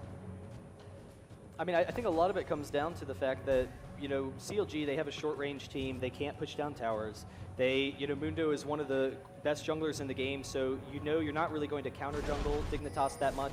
And Dignitas was able to take the dragon earlier, so CLG doesn't really have the best opportunities right now. Their primary goal is to just, kind of farm up for a second, see if you can take any advantages, and then wait for dragon to spawn, wait until you have a little bit more of an advantage to see what you can do. And then, obviously, Dignitas wants to just wait until their late game power comes to fruition. Voyboy decided to back it a little, get a blasting wand, a little bit extra AP, and some wards. Because we got the vision on Dignitas right now is pretty good. We got our rivers covered, we got a little nice offensive ward, but right now wards for CLG, we only have 1 defensive ward in the bot Tribush and 1 defensive ward in the top Tribush as well. Actually, no, we got 1 freshly placed top river as well. So actually, we got some nice equal vision. And I think it's interesting, Soraka getting that fast Will of the Ancients, along with her heals, she's going to have that spam ability with the Q. I actually realized I should have been looking at what her abilities are. She's been maxing Q first, so Q into W, so there you go for your AP Soraka. That used to be kind of the old build. She's only getting 1 point into silence because it doesn't give her mana anymore, but that spam ability, definitely gives her that control. And so Anivia going to be taking that blue buff. We'll see what Bigfat is able to do with it in this upcoming fight. Cutie Pie and Doublelift dead even when it comes to creep kills right now. In the mid, Soraka 118, 120, again, dead even. How's Hotshot doing? Hotshot 83, Woo 81. Again, it's wow. And two evenly skilled teams. Game 3 of a wonderful series. It really is, and I think it's interesting, the Soraka pick, even though Soraka's mana, was nerfed, they kind of made the change to be like, yeah, you have to kind of make a decision of how you want to conserve your mana as Soraka now. Well, it doesn't seem to be an issue because, Skara has enough mana regen. I'm assuming he has some mana regen from his Runes of Masteries, but actually we have HotshotGG and Saintvicious coming in here. They won't be able to get in, but with just a Doran's Blade, Soraka hasn't been getting the blue buffs. Blue buffs have been going to Voyboy. With just a Doran's Blade or Doran's Ring, Skara has been able to sustain throughout this entire game. Juking away from that stun, but once we hit the late game though. We have the head on top. Chauster out in front trying to focus on Cutie Pie. We got the heals going out and we got Locust with the ult to try and blow him away, but Doublelift still in pursuit, did ult. We'll get away. Yeah, and so they will be safe in that lane. Janna able to get him out of there. And so, we'll see whether or not we maybe see a tower dive, whether we see any aggression once Lee Sin starts making his way up top, or if they're really just going to stall out for that next Terran. We actually heard Dragon, but we actually see a good exchange here. Locust and Cutie Pie chasing down Doublelift, almost going to be able to pick up that kill. Chauster just going to headbutt him out of there, so they will be safe in that top lane. Yeah, it's pretty much like standstill right up top. It's like you can't get. They can't finish the job. They can't get the quite in there. But you know what? So we have Doublelift going to back. We got a Bloodthirster on Vayne now, so that's quite a bit of extra damage. Gonna go ahead and farm that up. We did have some nice changes to it recently. Don't lose all the stacks when you die. So in the event of an unfortunate death, it's not gonna take as long to farm that thing back up. Wow, Cutie Pie just working on Chauster there while he's alone. Able to get some nice damage off, and Dragon is up, so we'll see whether or not teams start grouping for it, but Dignitas definitely has the mana advantage. So we actually have Chauster jumping onto Cutie Pie. There's the exhaust. Doublelift going to chase him down. That's almost certainly going to be a kill. We'll see whether Cutie Pie can come in. Won't be able to kill Chauster. So there's a kill on Cutie Pie. It's going to be exchanged for this Dragon, but that's also going to turn into a tower top. And in the meantime, we actually have Voyboy chasing onto Hotshot. He's going to get some nice damage off, throws off his ultimate for that slow, but just going to back off, not going to dive it. Not enough damage, just great survivability. And Dignitas, in the meantime, will also pick up that Dragon as well. So we're going to go ahead back to town, a little bit extra gold, but still the gold still even between both these teams pretty much. But Doublelift has taken down a tower, so it's a little bit more gold for CLG now. I mean, you have to really look at it. That tower was exchanged for a kill on Cog. It was exchanged for that Dragon was exchanged for a kill and 2 towers. So that was definitely a huge advantage for CLG. They gave up the Dragon willingly. They didn't want to contest it. They were like, hey, we're going to take these other advantages. They know they don't have the best pushing comp, and if you can't push aggressively, then the game is going to stall. And so they don't want the game to stall into that late game, obviously, where Dignitas comes, into their strength. So they're going to take towers whenever they can, and able to get those early towers, allows them to end the game faster, obviously, and then try and end before Dignitas can, pull off any magic.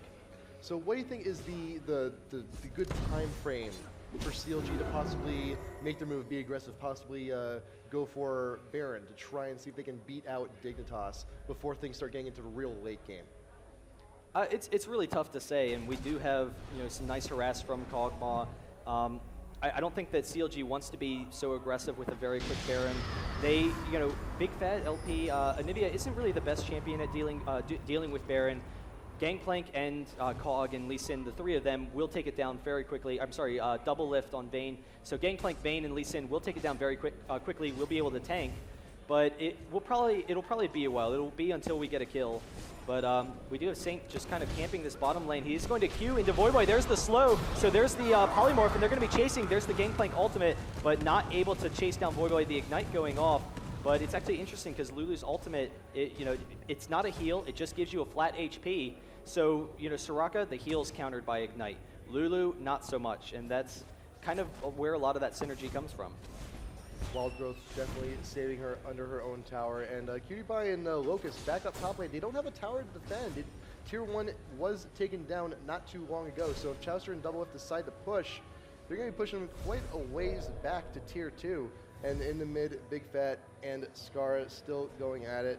Skara and creeps are pretty close. Creep score still remains pretty close between both these teams.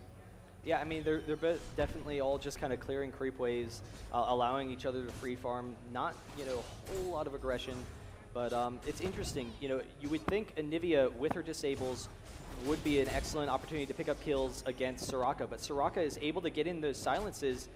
You actually see Skara when Anivia is coming in trying to get in the Flash Frost, Skara running towards the Flash Frost because he knows he needs to get in that silence to prevent that killing potential from Anivia. And then, once Anivia is silenced, there's not a whole lot that Big Fat's going to be doing there.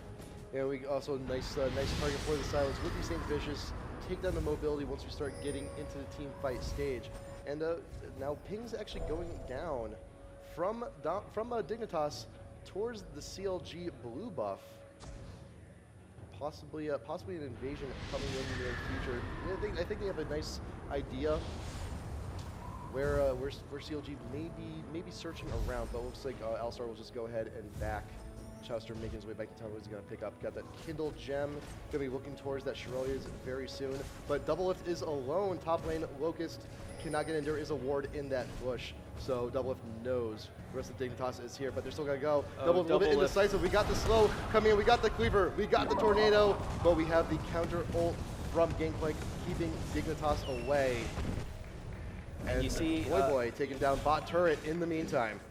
You see Dominate with that Oracles is able to get that map control, not allow CLG to get any aggression. There's the wall in, and we have Saintvicious jumping onto Bigfatlp. Is going to get off the slow, and being chased by Big Fat. Skara is actually just going to turn back onto him because Voyboy is coming in here, and now Big Fat is very low under this tower. He is egged. Will they have enough damage? It's going to be close, very close to taking him down. Just barely not able to do it. And Saint coming into the Voyboy. There's the kill, and now Voyboy turns on the ultimate. They're able to pick this up. Dominate not going to be taking that under the tower, but a huge one fight for Dignitas. I can't imagine what's going through Big Fat's head. It's like, 45 health, I'm going to get away. Donk. And I mean, that's what their team does. They just kind of bait you into these fights and then completely turn it around. I don't know, it'll be interesting to see, what CLG is looking to do to kind of, I feel like they still have an early advantage, but they're not really pressuring it. So, I don't know, it'll be interesting to see if CLG pulls out any interesting tactics. They are pinging Baron, so we might see them start baiting out a Baron, see if they can get their whole team grouped together. Both teams putting pings down on Baron. Saintvicious getting the ward actually in the pit. There's one already here in the bush. And looks like Dignitas might be mobilizing, trying to see if they can get over to Baron, get some wards down there of their own, because right now they currently have none. So Locust is there. Pink ward in the bush, get rid of that one, and they're actually going to go ahead and push up the mid. You got a nice little mini wave here. Big Fat trying to clear it, but Dominate pops the ult, gets a cleaver in, and Dignitas is here to try and take down his mid tower. Hotshot being a little bit overzealous, has to flash away, and Dignitas will go ahead, take the tower, and leave. Yeah, it's really easy for Dignitas to take the towers with the combo of Janna and Kog'Maw, so they're extremely aggressive in there. We've seen all the games with Soraka, though. It's an interesting build, going with the early Dorans for the mana regen, the Will of the Ancients into the Frozen Heart. So recognizing we have a lot of physical damage, we have Gangplank, Lee Sin, Vayne, so you shut them down with that Frozen Heart, with that slow, and Skara doesn't really need to build damage. They have the double AP in this setup, so Skara just recognizes, hey, let's get tanky. Our whole team is going to have that survivability, and we'll see CLG trying to get an aggressive engage here. Dignitas might go for another dragon again, but the concern is then that CLG is in position to go after this Baron. So PewDiePie and Lucas just going to take it to two of them. So that's pretty effective use of their team. CLG, however, does not have vision on Dragon at the moment. I mean, they know that a few members of Dignitas are missing, but not quite sure where. But if they had a ward down there, they would have known. They could have gone for Baron potentially. Yeah, I mean, it's interesting. They haven't contested a single dragon the entire game, and we saw, earlier one of the dragons was definitely a strong, position for CLG to ignore it. They did have the 2 towers, and they were able to get the kill there. But if they keep allowing these dragons to go to Dignitas, that gold advantage, it will catch them up in gold, and then get to that late game where they can just keep on getting Cog farmed. I mean, even look now. There's about a 3K swing in favor of Dignitas right now. And that shows all the objectives that they've been working so hard to try and get. And now all of Dignitas moving up towards Baron. There is still a ward in the pit from CLG and Gangplank ult going down. They know they're there. Big Fat, Saintvicious up in front. Chauster ready to headbutt Pulverize when it need be. All Dignitas is close, and Pulverize getting 4 members of Dignitas. This can go ahead and back off. Chauster being focused down with Saintvicious going into the thick of it. Voidboy being focused down. Wild Growth himself still able to live and flashes away. Chauster up in front, got the ult still on, gonna reduce some damage, but Chauster will be the first to fall. Voidboy is managing to get away. Doublelift very low and will fall as well. Dominate probably gonna be next to be focused on. Bigfatlp also falls as well. And Hotshot going down as well as Saintvicious cannot get the kill on Dominate. And so there you go. CLG can't kill Dignitas anymore. It's that's the point of the game it is, and they're going to be able to take this. Dominate is going to be pretty close to dying, but he will have those shields, the Straka heals. He will be fine. They will be able to pick up this Baron. And if CLG can't pick people off, then they just win those long fights. Dignitas is just too much sustained damage, too tanky of a team. And with that Baron, that's only going to add to it. So CLG definitely needs to try some split pushes, maybe. I mean, they don't really have a split push champion. They need to just try and catch Dignitas off guard because they have the disables where they can pick people off. The concern is that they're not winning these big fights, and we'll see what they do to alleviate that. They definitely need some good ward coverage all over the map to try and get people out of position, but we'll see whether or not it's just too late, and that Dignitas 7K gold lead now with their super comp. I mean, Voidboy in that last fight, though, I feel was the correct target, and you do want to get rid of someone with a lot of CC. She has the polymorph, she has the slow, she has a lot of stuff in her kit, but the wild growth in combination with all of the heal that this team has is that you just AP Soraka, that's a pretty big heal. That's a pretty big heal. You're going to be able to stay in the fights a little bit longer, but the flash away gave Dignitas the position they needed. CLG was a little bit scattered after the flash away from Voidboy. They didn't quite know where to go, and Dignitas took advantage of that. And the fact that Dignitas can give the blue buff to Kog'Maw, it's really such a fantastic buff for Kog'Maw. He has that spam ability, great range, needs it. But with those double AP, they don't seem to have mana issues. Voidboy already has his own, but he has a tier, so clearly he doesn't have any mana issues. He's got a huge mana pool, so they can afford to transition that, and they will be pushing mid, have the great range to push down this tower with the next couple of waves, just slowly harass it. CLG, though, they do have waves pushing all over the map, so if they can stall them out here, they will maybe be able to take an advantage in that means. Yeah, the biggest thing CLG has right now, they have Anivia with the Storm clearing out the waves with ease. And you got the Gangplank ult as well, fantastic wave clearing tools. Dignitas is not going to be able to do all too much with Baron buff if Anivia is just going to be there storming the entire minion wave. So I think it may be in their best interest to possibly try a different objective. They still have a tier 1 tower they need to take care of in top lane. That's just about like 20% left to go. But at the same time, I mean, they know they can just pressure this mid tower, so there's no reason for them not to take it. We'll see if we get a nice Anivia wall. There it is, onto I'm a Cutie Pie, but then the Flash Frost doesn't follow up with it. So even with the shield, Cutie Pie is actually tanking the turret, doesn't even care, just sitting there, dealing the damage, and that's what they have at this point. They can sit there, be extremely aggressive. Hotshot going very low. Will they have an engage? The Whirlwind almost picking him off. Big Fat is going to go down, just barely able to flash out of there. But with them zoned now, Dignitas is going to be able to take this turret, and that's a free inhibitor for Dignitas, being able to push out CLG. Ward going down from Dignitas just to make sure they have vision when they leave, or a potential teleport point for Voidboy if they so desire. But they'll go ahead back off. Is Dragon going to be coming around anytime soon? I think it's up in like 2 minutes, but even if it is, it's at this point in the game, Dragon, as the game goes on and on, it becomes less and less important. The gold advantage, the experience advantage isn't really that key. Yeah, you're absolutely right. They will, control it as long as they have Baron buff. But actually, we see there's the wall off, but Bigfatlp is very close to going down. YellowStar is chasing him down. The ultimate from Lulu, there's the egg, and I'm a cutie pie going to be able to pick up that kill. So not only do they have the inhibitor, that is a 4v5 fight because Janna wasn't even there. So they will push in this bottom inhibitor, and it will be tough for CLG to defend it, the inhibitor. Once we got these minions coming up, we should also see this next tower fall as well. There's not a whole lot CLG can do right now. We do have the Gangplank ult up, but the biggest tool they had for wave clearing was Anivia, and she's going to be gone for quite a while. They may actually be able to take Nexus. They may be able to get this. They might be able to win on this push.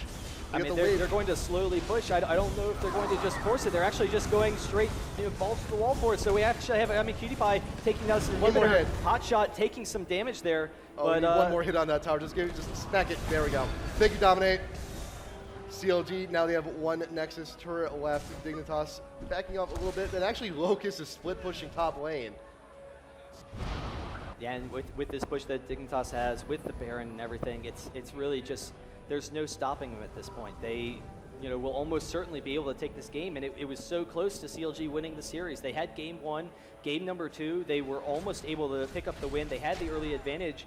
This one, it seemed like CLG should have come up on top early, but Dignitas, just fantastic play. They were able to take the entire beginning of the game. We saw the teleport in from Voidboy. Voidboy going down a couple of times. We saw some great kills from Doublelift and Chauster, but never able to really pressure that advantage. Dignitas always having control over those dragons, and then the early pushing from CLG just wasn't effective enough. And we got all these wonderful item purchases from Dignitas when they backed as well. Infinity Edge, Rylai's, Shurelia's, Warmogs. It's right now Dignitas is gearing up for a good last push. We still have a tier 2 tower here in top lane. Should be going down shortly because they are around the corner. Should be taking out this wave pretty quickly. And they're also going to steal blue buff. They're in the neighborhood. They might as well visit. Might as well go for it. And CLG is getting ready to defend here. But I'm not sure how much they're going to be able to do. But Voidboy actually coming around. Locust is also coming around the forest area as well. But you know what? CLG is going to go ahead, back off, let them have the tower. They'll defend tier 3 and see what they can do there. Yeah, Doublelift has to go bottom in order to stop this wave. It would basically just take their Nexus turrets if they're not defending it, because one of them is down. It will be very easy to push. And so there's the wall. We have a hard engage from CLG trying to end it. Chauster going to flash in, gets the pulverize, followed by the headbutt onto Kog'Maw. But even so, Kog'Maw taking almost no damage. Doublelift very close to going down. Same with Bigfatlp, but they are going to be chasing, and Dignitas just too tanky at this point. They are going to chase Chauster out of there. Everyone low for CLG, and they're going to be able to take the inhibitor, going to be able to end the game, and that is GG for Dignitas any second now, taking the series 2-1 with this brand new comp. We haven't seen it before. Lulu top, Soraka mid. Just fantastic play overall. Baby Soraka, baby. It does work. It does a lot of things, but you know what? That's it. GG. Dignitas wins the set. Good stuff all around. Congratulations to Dignitas. So we are going to be seeing them in winners final. Winners final against TSM. And it's wild to think, we have such a competitive tournament. Mono almost 2-0ing Dignitas in the very beginning. CLG almost 2-0ing Dignitas, but we will see how it works out. We still have TSM versus Curse. That's going to be an interesting series. And then we also have, previously, I'm sorry, we saw TSM versus Curse. That's crazy.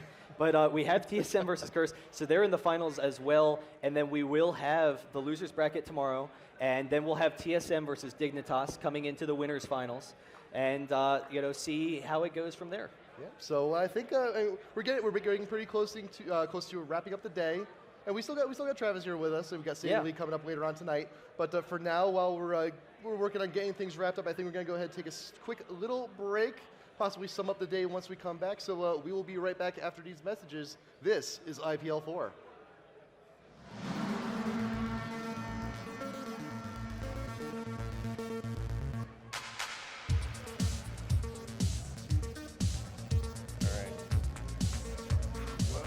Whoops, shit. There we go. I'm still on. Jeez.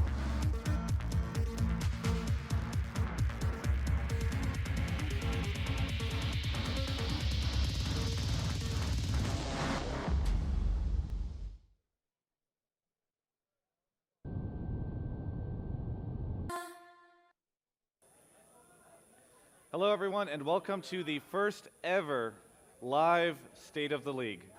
I'm actually joined by a wonderful group of people, as always. I'm actually just going to go ahead and introduce each one of them to you. One of them is actually a pillow by the name of Dyrus. Dyrus, you want to show that beautiful face? There we go. Thank you, Nat. How's it going, Dyrus? So, yeah? pretty good. You feeling good? Yeah. You know, any Pretty interesting tired. stories since TSM got into Vegas? I don't want to talk about it. No problem, no problem. Nyat, new in, is here from Epic Gamer. Nyat, how's it going? Oh yeah, thank you, Mr. Doublelift. It's going all right. We lost our first game, so maybe not so all right, but maybe tomorrow it's better.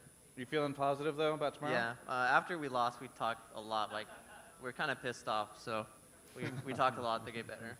And that's a good thing. Like, we didn't just stay quiet. We want to get better and be better for tomorrow. All right, if you want to pass the mic over, I can introduce Doublelift, who earlier burned me pretty hard in an interview, but I forgive him. Travis, why did we have to lose? I don't know. Actually, Skara is supposed to be here. If anybody sees Skara out there, just find him, bring him over here. We'll go to break and he'll pop on. But scumbag Skara. Yeah, I wanted to have him on so he could actually tell you why you lost. I hate my life. We can't have here tomorrow without Big. Doublelift, tell me about the flight over here. Huh? Oh. From Korea. Well. Oh wow, that's a good one. So Hotshot. Wait, no. Okay, well, it was booked for us to go in the morning, and then we went, and it was like, oh, wait, it's like delayed or something. So we wait 5 hours to check to see if that's the flight. So we're at the airport for 5 hours, and then he's like, oh, no, wait, like, I guess it got canceled. So we had to rebook, and we waited another, like, 6-7 hours. So we've been at the airport for, like, 12 hours, and then we have, like, this huge flight, and then we finally get here, and it was, like, super lame, and I blame Hotshot. It's all my fault. It's always all his fault. Well, let's go ahead and introduce Hotshot now. Now he's taking a nice swig. Okay, you're good. You're good. HotshotGG from CLG. You're kind of a big deal, I hear. Please don't say that. I read about you on the internet every day, dude. Yeah, me too. How are you enjoying Korea? Korea is actually a really nice experience, you know. Other than the food that I'm not used to yet, it's pretty awesome. I hear you guys eat fast food like every day. Yeah, we eat fast food a lot. Hotshot can't eat the spicy. Yeah, I can't eat the spicy, and Korean food is like 95% spicy, so... Only 5% not? It's like rice. Yeah, and okay. pretty much. We go to like a restaurant, and they order like the spiciest stuff, and I'm like eating a bowl of white rice, so I'm like... Well, hey, let me actually just do a rundown of what we're going to be talking about today. So we have the games from today that we want to talk about. Maybe you guys don't want to talk about it, but... We're going to anyway. OP. And then actually we have a bunch of stuff that got announced at PAX this weekend, including Battle Bunny Riven, a champion named, well, Hecarim was already kind of teased over the past couple of days, but we'll talk about him, as well as patch preview went up for that, some new changes that they're adding to the game in that patch, and then also the new champion, which is named Varus, that got previewed as well. So we now have two champions. Actually, I just copy and pasted stuff from Reddit, our League of Legends, because I needed to get this stuff together so quickly, and the information isn't all out yet, but that's what we'll be going over. So without any further ado, let me ask you guys, any surprises today? Mono Esports actually took a game off of Dignitas really easily. Does that surprise any of you guys? They actually should have won Game 3. They only lost for one reason, is that I think Moore got overconfident, and he didn't build Zanya's, and yeah, he just died instantly, which made their 14k gold advantage. Morg had like 14k gold worth of items. He instantly dies. It's about even, and then they lost from there. Yeah. Nyat, did you have something to comment on? Yeah, we actually scrimmed them right before they played, and they're kind of crushing our top lane hard. And we thought we were going to lose the game until they threw it. So we're like, oh, everybody should watch out. Yeah, Mono, I think, is kind of surprising everyone at this event because, of course, they had 2 new people join their team like 2 weeks ago. I know that even in the the competitive site for League of Legends, Average Gatsby said Mono Esports, you know, we're not sure if they're worth the spot. Well, he didn't say that, but he said we're not sure if they only beat M5 because of the ping or whatever, just because he was concerned about the mix-up. And now, of course, they're doing, I mean, they surprised everyone taking a game off Dignitas and doing well. So they're definitely somebody to watch. And then I want to talk about, Dyrus, go for it. I want to finish that. They definitely have strong players like all around. These players play every day in solo queue, and to like underestimate any new team into the scene is like really, really bad. Jungle Riven, where Dude would play it, it's kind of like similar to Jungle YellowStar in that sense, where the ganks are really deadly and they can snowball really well. I actually fear the future when they play a lot more together in the future, where they use their lead a lot better, and they snowball it super hard and just win that way. Because I read on the forums, and it was like the poll for biggest throws, it was like fucking 70 votes to like 3 is like, oh my god. But in the future, they're definitely going to be a team to watch out for. Yeah. Well, hey, talking about today's games, we're filming this or recording this for people that might be watching on VOD or whatever, right after Dignitas beat CLG. Doublelift, you're a little sad about that, I know, Hotshot as well. And I think that they're doing some really crazy stuff. 3 supports is what I saw, Janna, Lulu, and what was the other one? You want to remind me? Soraka, yeah. And then I guess Skara's taking Soraka mid, and Voyboy's playing Lulu top. To be completely honest, Lulu shouldn't even be considered a support. She's best played like either mid or top. She honestly, I think we'll see in the future Lulu being like the most banned champion in the game, because honestly, I think she's just broken. Like, seriously just broken straight up. Oh, yeah. Do you think that, go ahead. We had both games 100% won. Like, I bet if you're a spectator, I don't actually like know, but I bet if you looked at how the game was going, like as a spectator, and you saw CLG had like a 15K gold lead or whatever it was. I don't even know how much it was. It was probably a lot. You're like, CLG's just gonna win. But we just threw. I don't even know how we threw. That was like the best I've ever played in my life. And then I look and we're like, we lost. Like, how did we lose? I don't even know. Last game, there wasn't that much of a goal difference, and for this reason. Really? At the start of the game, even though you got all these kills and you got really, really farmed, and you're doing very well with Chauster, Lulu was actually out-CSing bot, and then then you guys, and Cog was obviously out-CSing top, but they had like a huge advantage over that. And then you built up kills, and then they were just still even in gold for kills and stuff. Wow. Well then. I have no idea. Yeah. All right. First and second games are definitely up. Well, hey, you said that you think Lulu might be the most banned champion in the future. Do you think that future might be tomorrow? Against like Mono and... See, the thing is, like, I don't think everybody's that comfortable with Lulu, so I don't see it being like picked up like by everybody, but I can see it being banned. Right. So, but what do you think of, Lulu, of course, just a symptom of what we saw today, which was a 3 support meta. I think, Dyrus, didn't you mention right before the show that you guys are somewhat familiar with that? Me and Nat are pretty familiar with it. We've been familiar with the Soraka Karthus phase, where we just dual lane bot and just win every game in solo queue. To be honest, even though he did very well as Vayne, Tristana would have been a very good choice if you think about it. When any AD gets to late game, they're all pretty similar. But I think, to me, I thought it was ridiculous that we lost just because you could tell that to me, I think we had both games won from our standpoint, and we threw both games. And Lulu might be overpowered or really like stupidly strong, and like 3 supports might be the new meta.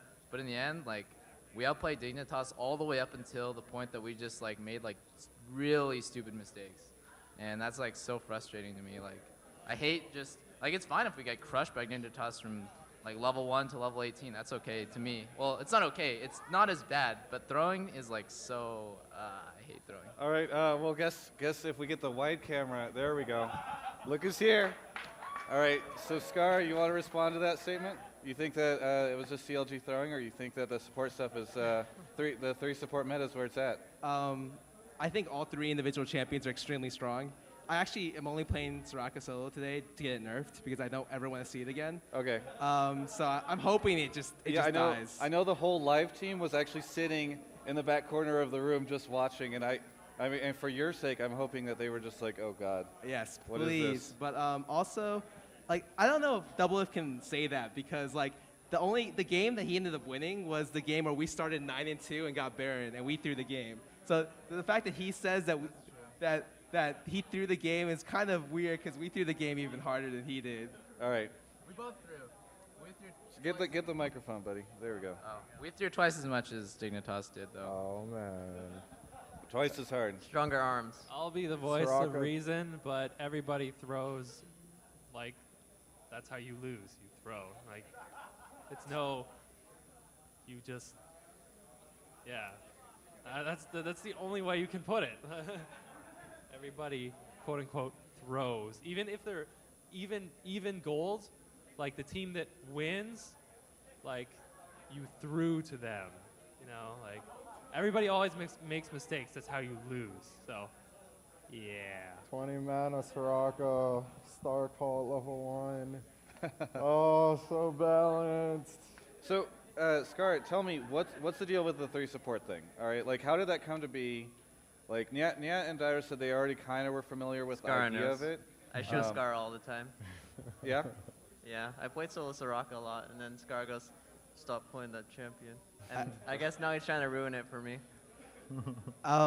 Well, first of all, solo Lulu with something Void, like immediately, whenever a new champion comes out, Void tries it top lane, and if it works out well, then we see if we can fit in a team comp. And he told us Lulu was the most broken champion he's ever seen. Yeah. And I was like, really?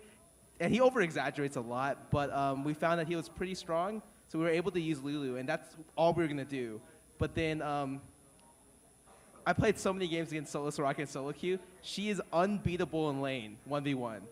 The only champion that can match her is Cassiopeia, and if you're running MR runes, you can't match her. The so secrets. it's just like, it's the lamest. I don't even want to say that, but like, no, it's worse than Mordekaiser. Like, it is awful to lane against. And so I realized like, I was coming into this tournament that like, we came to win. Yeah. So I practiced solo Soraka a couple days before this tournament, and we decided to bring it out against CLG, see if they would know how to adapt to it, and it's pretty lame. I think they could agree. Dyrus, you seem like you're in anguish. What's going on? I remember when I was playing Europe solo queue, Soraka middle. Just they hated me. They hated me. Honestly, my team and the enemy team. I honestly don't care Pick too a real much. AP.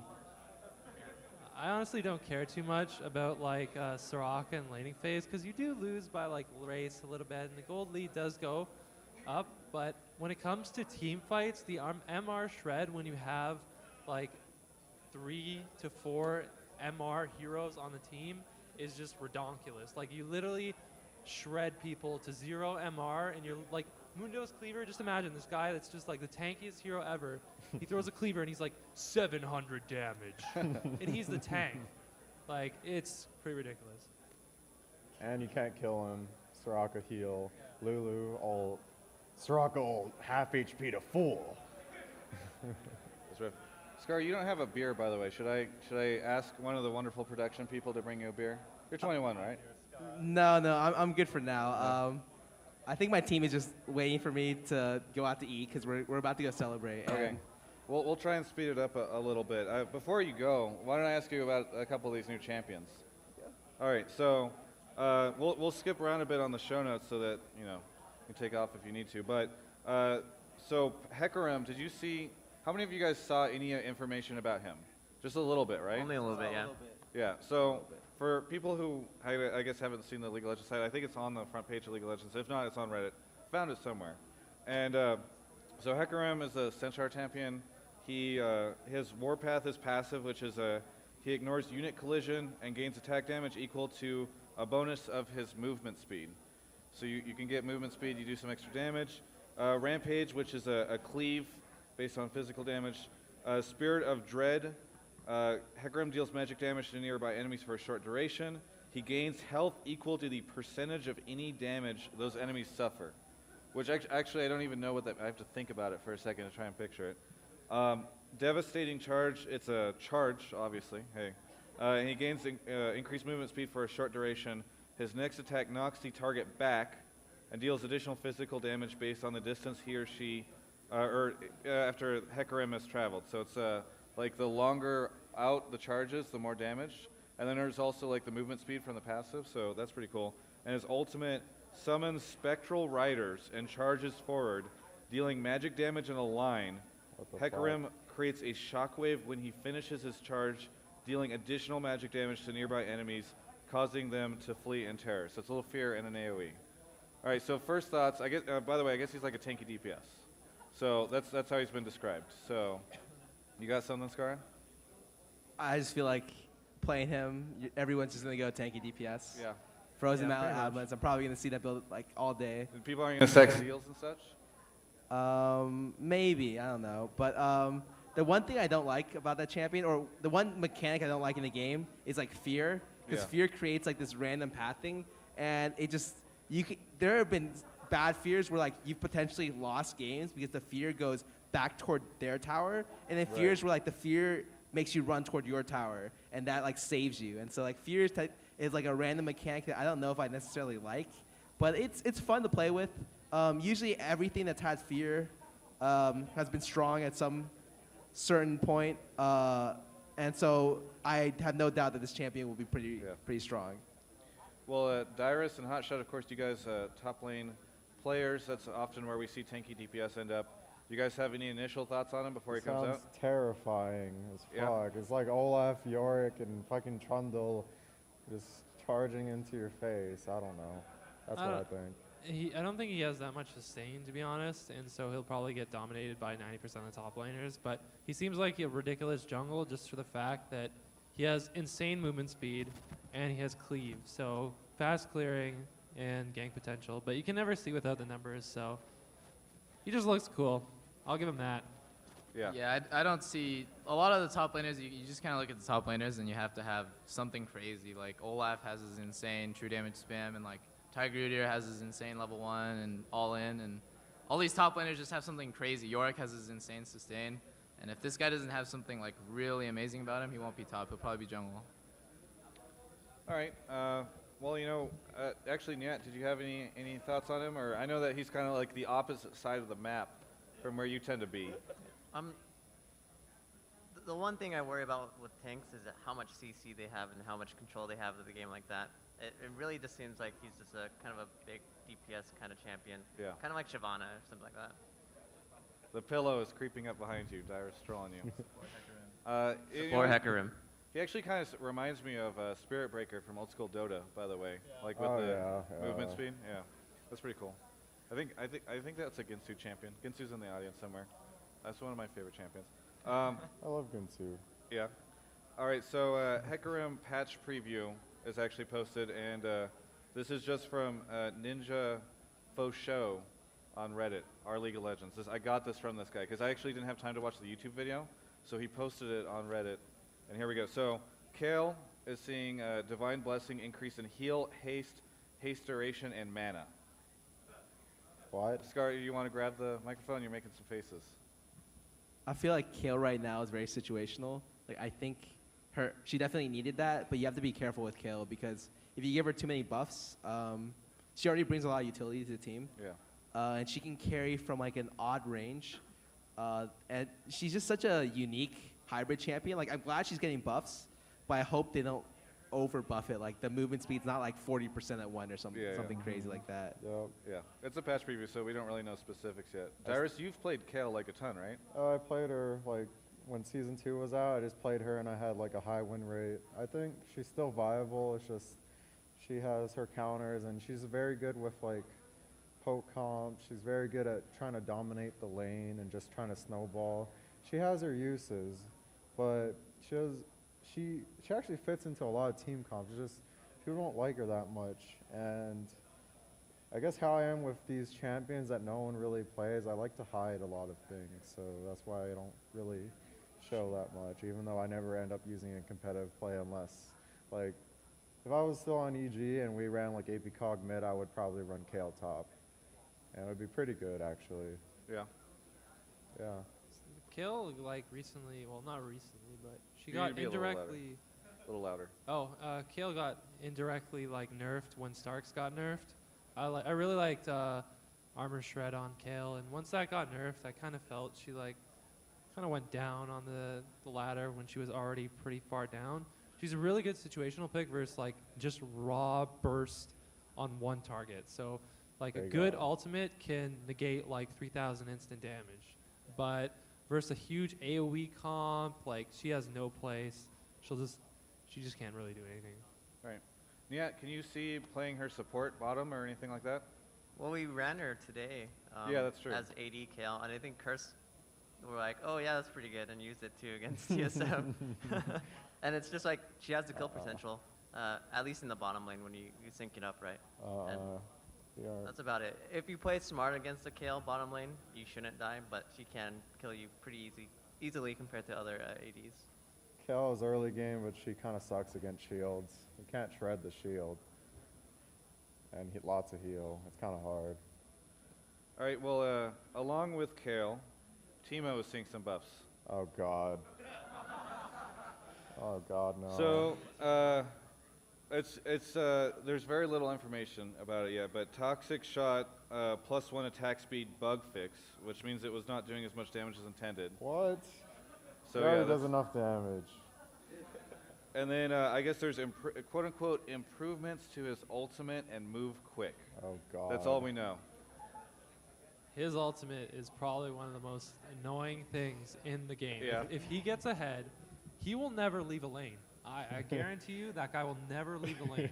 He'll just stay there. Like him, Twitch, and yeah, just him and Twitch and Evelyn, when they were really strong, I wanted to pull my hair out. Those were the most annoying champions to play, especially in solo queue. In competitive play, their annoyingness dropped like just like 1 decibel, but like in solo queue, you just want to rip your hair out. Yeah, I also think Teemo is like the most annoying champion in this game. Like I hate everything about him. I don't even think he's good. Like like in competitive play, if somebody picked Teemo, I'd be like, ha, we win. But like I still hate playing Teemo. Like the blind and the mushrooms, and he just moves so. I hate him. Any other thoughts? I feel like he's just built to annoy people. Yeah. And I mean, it's okay to have a champion like that in the game. Just, I don't think these buffs will do much. Yeah. They seem very minor. Hopefully, it means that people play them more because I like killing Teemo. So like that would be nice. Yeah. But That's so really the only concerns with the buffs are not necessarily, oh, he'll be good again. It's just like, oh, I do not want to see Teemo. That's what I'm hearing. Laning melee, certain melee against Teemo top. And if he gets ahead and puts mushrooms all over Baron, and yet they have a poke comp, and they're like, I can't get to Baron, there's mushrooms everywhere. He doesn't leave lane. There'll be like some epic fight with like good music on the other side of the map, and then it just switches back to Teemo. He's like sitting in a brush, just camouflage. He's like, yeah, laning top. My name's Captain America. I had to push top lane all day in solo queue and win. Don't need to leave my lane. Fucking retarded champion. Fuck that All hero. right, fair enough, Dyrus. You're salty about that, it's obvious. Nat, did you have any thoughts, or? I think just the general playstyle of like mushrooms and laying down traps is annoying. It's just annoying to run into a trap for anyone, even in real life. Italy. So this feels like it turned into just like a Teemo like recovery session. Like all you guys just so upset with them. Whatever. We'll see what happens. I hope he comes back in the lane because that'd be fun to watch you guys complain. That's why I play Olaf. Yeah. All right. So runes are seeing changes. Flat MR. I'm sorry for all the numbers here, but flat MR blues nerf from 1.5 to 1.3. Flat MR reds nerf from 0.97 to 0.8. Flat MR quints nerf from 4.5 to 4. Flat AP blues buffed from 0.99 to 1.2. Flat magic pen blues buffed from 0.57 to 0.66, and finally flash flat magic pen quints buffed from 1.9 to 2.2. Sorry, Froggen. Reginald's getting his way.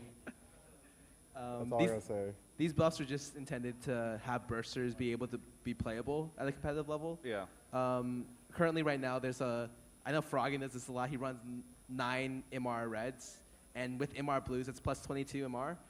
It's really, really hard to burst through that. I have a specific page where I run plus 36 MR, and I counter like bursters with that page, even against stuff they normally counter, because the MR you get from runes is like really, really high, especially from reds. And it looks like they're just toning down what could potentially be a problem in the future before too many people pick up these runes. Right.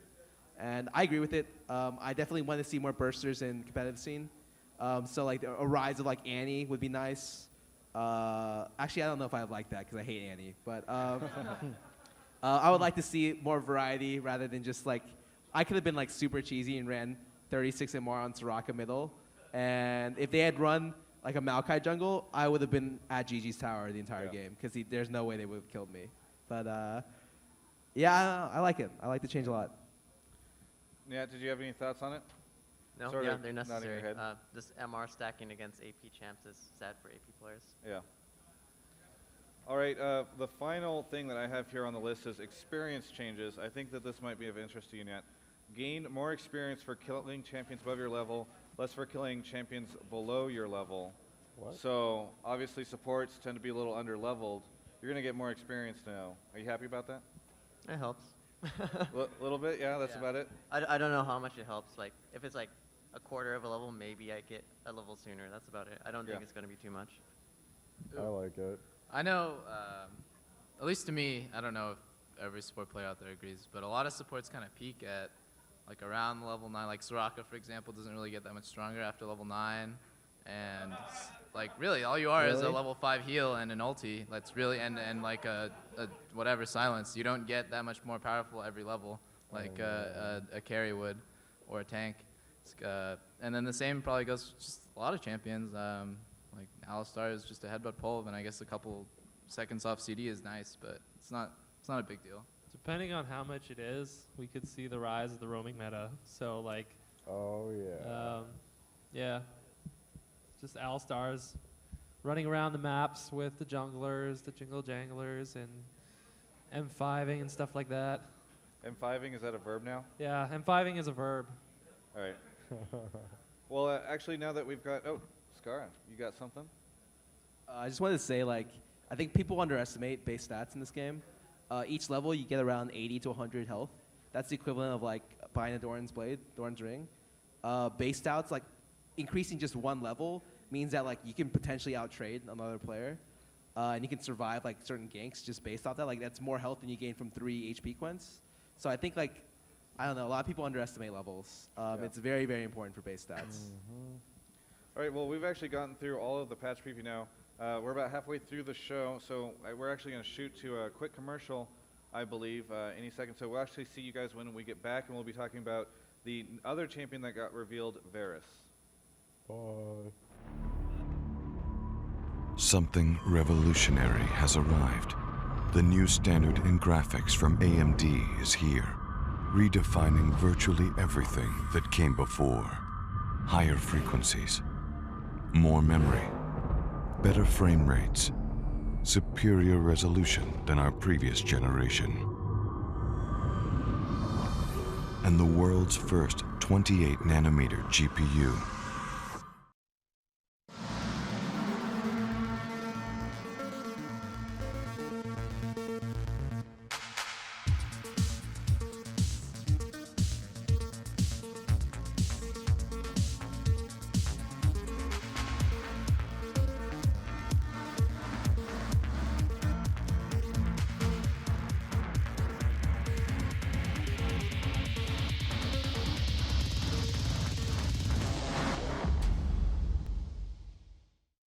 This special presentation of IPL is brought to you by Astro Gaming. Check out the latest award-winning gaming gear at astrogaming.com and follow @AstroGaming on Twitter.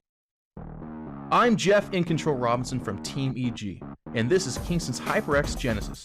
It provides an ideal speed boost to increase the performance of your PC without the added price tag of hundreds of dollars in component upgrades. Genesis offers outstanding thermal dissipation, high frequency speeds, and low latency, so it's a perfect match for PC enthusiasts, system integrators, and gamers running Intel's i5 dual-channel motherboards. Hey guys, we're back. I know we said we'd talk about Varus, and we will. George, you okay? Yeah, I'm okay. Okay.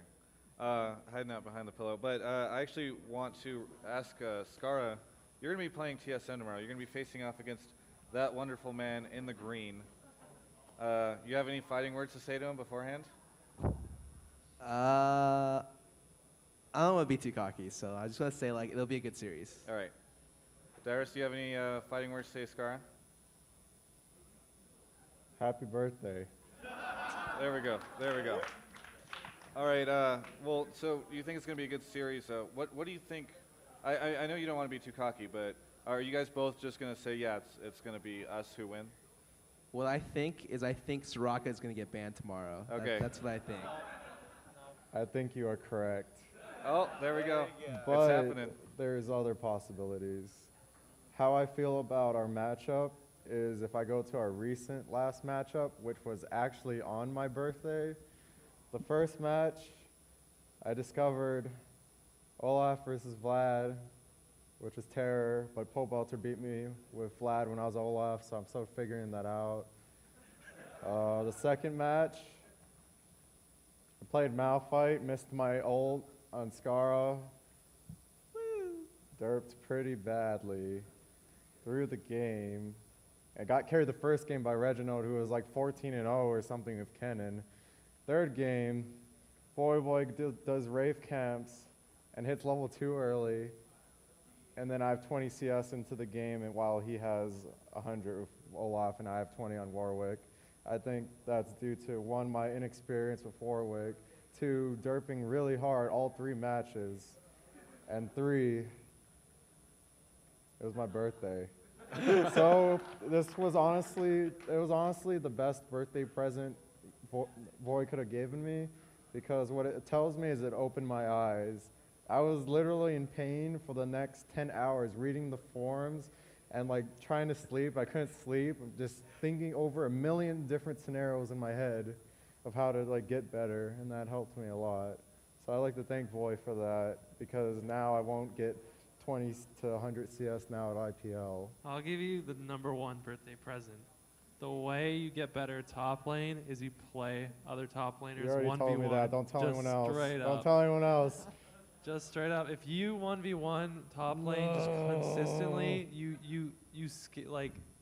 just improve so much. You know, scrim is always the best practice, but 1v1ing top lane, you'll find more than just spamming solo queue, to be honest. That helped me today, because I 1v1 Xpecial 3 times. I lost all 3 games. I got 0-3'd by Xpecial. And maybe the last game, he got first blood, but I killed him. So it was helping me, but I got 3-0'd by our support. So don't underestimate Xpecial. He's been #1 on the ladder. He definitely could be solo mid or solo top in the future of TSM. I guarantee it too. He's really good. He's too good. Except when he doesn't call for a CV every once in a blue moon, and kind of like, he's good. Yeah. There we go. Scar, you have something? No, I just thought it was funny. Yeah, it's pretty funny to hear that playing the game will make you better. Yeah, wise words of wisdom from HotshotGG from CLG. Play the game, you'll get better. Helped me out. I forget a lot. Today I learned. Hey, Nyat, you're going to be going up against V8 tomorrow. Of course, Muffin QT, Aframu. I know both of you, you're really good friends with them. Actually, I cannot see your head right now because Doublelift is. There we go. Hey. Hey. How's it going, Nyat? It's going all right. So you're going to be playing against V8. How's that? You got any predictions? None. I don't know. It's up for who knows? We still have to talk about it as a team, and then we'll figure out our plans and try our best from there. Dyrus is throwing the pillow behind you. That's why everybody's giggling. I don't know what you're talking about. All right, so I mean, do you have any secret strats you're gonna pull out or anything? I guess you have to talk to people, right? Well, they wouldn't be secret if I told you. All right. Wait, really? Okay. I'm sure that they're not watching. Scar, you had something? You were giggling. I just like laughing. Okay. You're Mr. Positive, by the way. Did you know that? Well, how do you feel about that, where everybody thinks you're just like the most positive, happy person? Oh, I have so much. Okay, I have to steal this. Skara is not the positive person you think, okay? because my grandma came to say hi to Skara. He walked up to Skara and was like, "Hi, Skara, I watched your stream. Good guy, Skara." And then he ran away. He just... Okay, what really happened was, in her exact words, actually not just George's grandmother, but George's mom came up to me and was like, "Your stream is much better than HotShots. I like watching your stream." And then we had a discussion, and I told her I had to go or else I would get penalized for my game. HotShot, man, trying to make me a scumbag. There we go. Wow. The exact same thing happened to my Great grandma. facade. No, Scar talks so much trash. It's like, I'm sitting across from him. I'm sitting across from him in when we're playing, right? And he'll be like, "Doublelift, I heard you like spears." And like, he just starts trash talking me for like 10 minutes straight. And then I think we made a bet, and then I lost $10. But that's, yeah. Anyways, I don't like Scar. He sucks. Doublelift loses money very frequently. I have something to say. One time we were in solo queue, and I was like, "Yes, I got Scar on my team. We're gonna win." He plays Tristana middle, and is like, "Oh man." I'm sure Scar likes laughing. I think Carmack likes laughing too. Well, actually, I want to go back to HotShot's grandmother because I need to tell a story. So a while back, obviously, HotShot posted on the forums. He said, "Oh yeah, my grandmother's upset that I'm a little aggressive when I'm streaming and not in game," and so. And Saintvicious. Yeah, as a that's drunk. Saintvicious. Yeah, Saintvicious is drunk. That's the other thing. And so everybody's like, "Oh yeah, he's just saying that."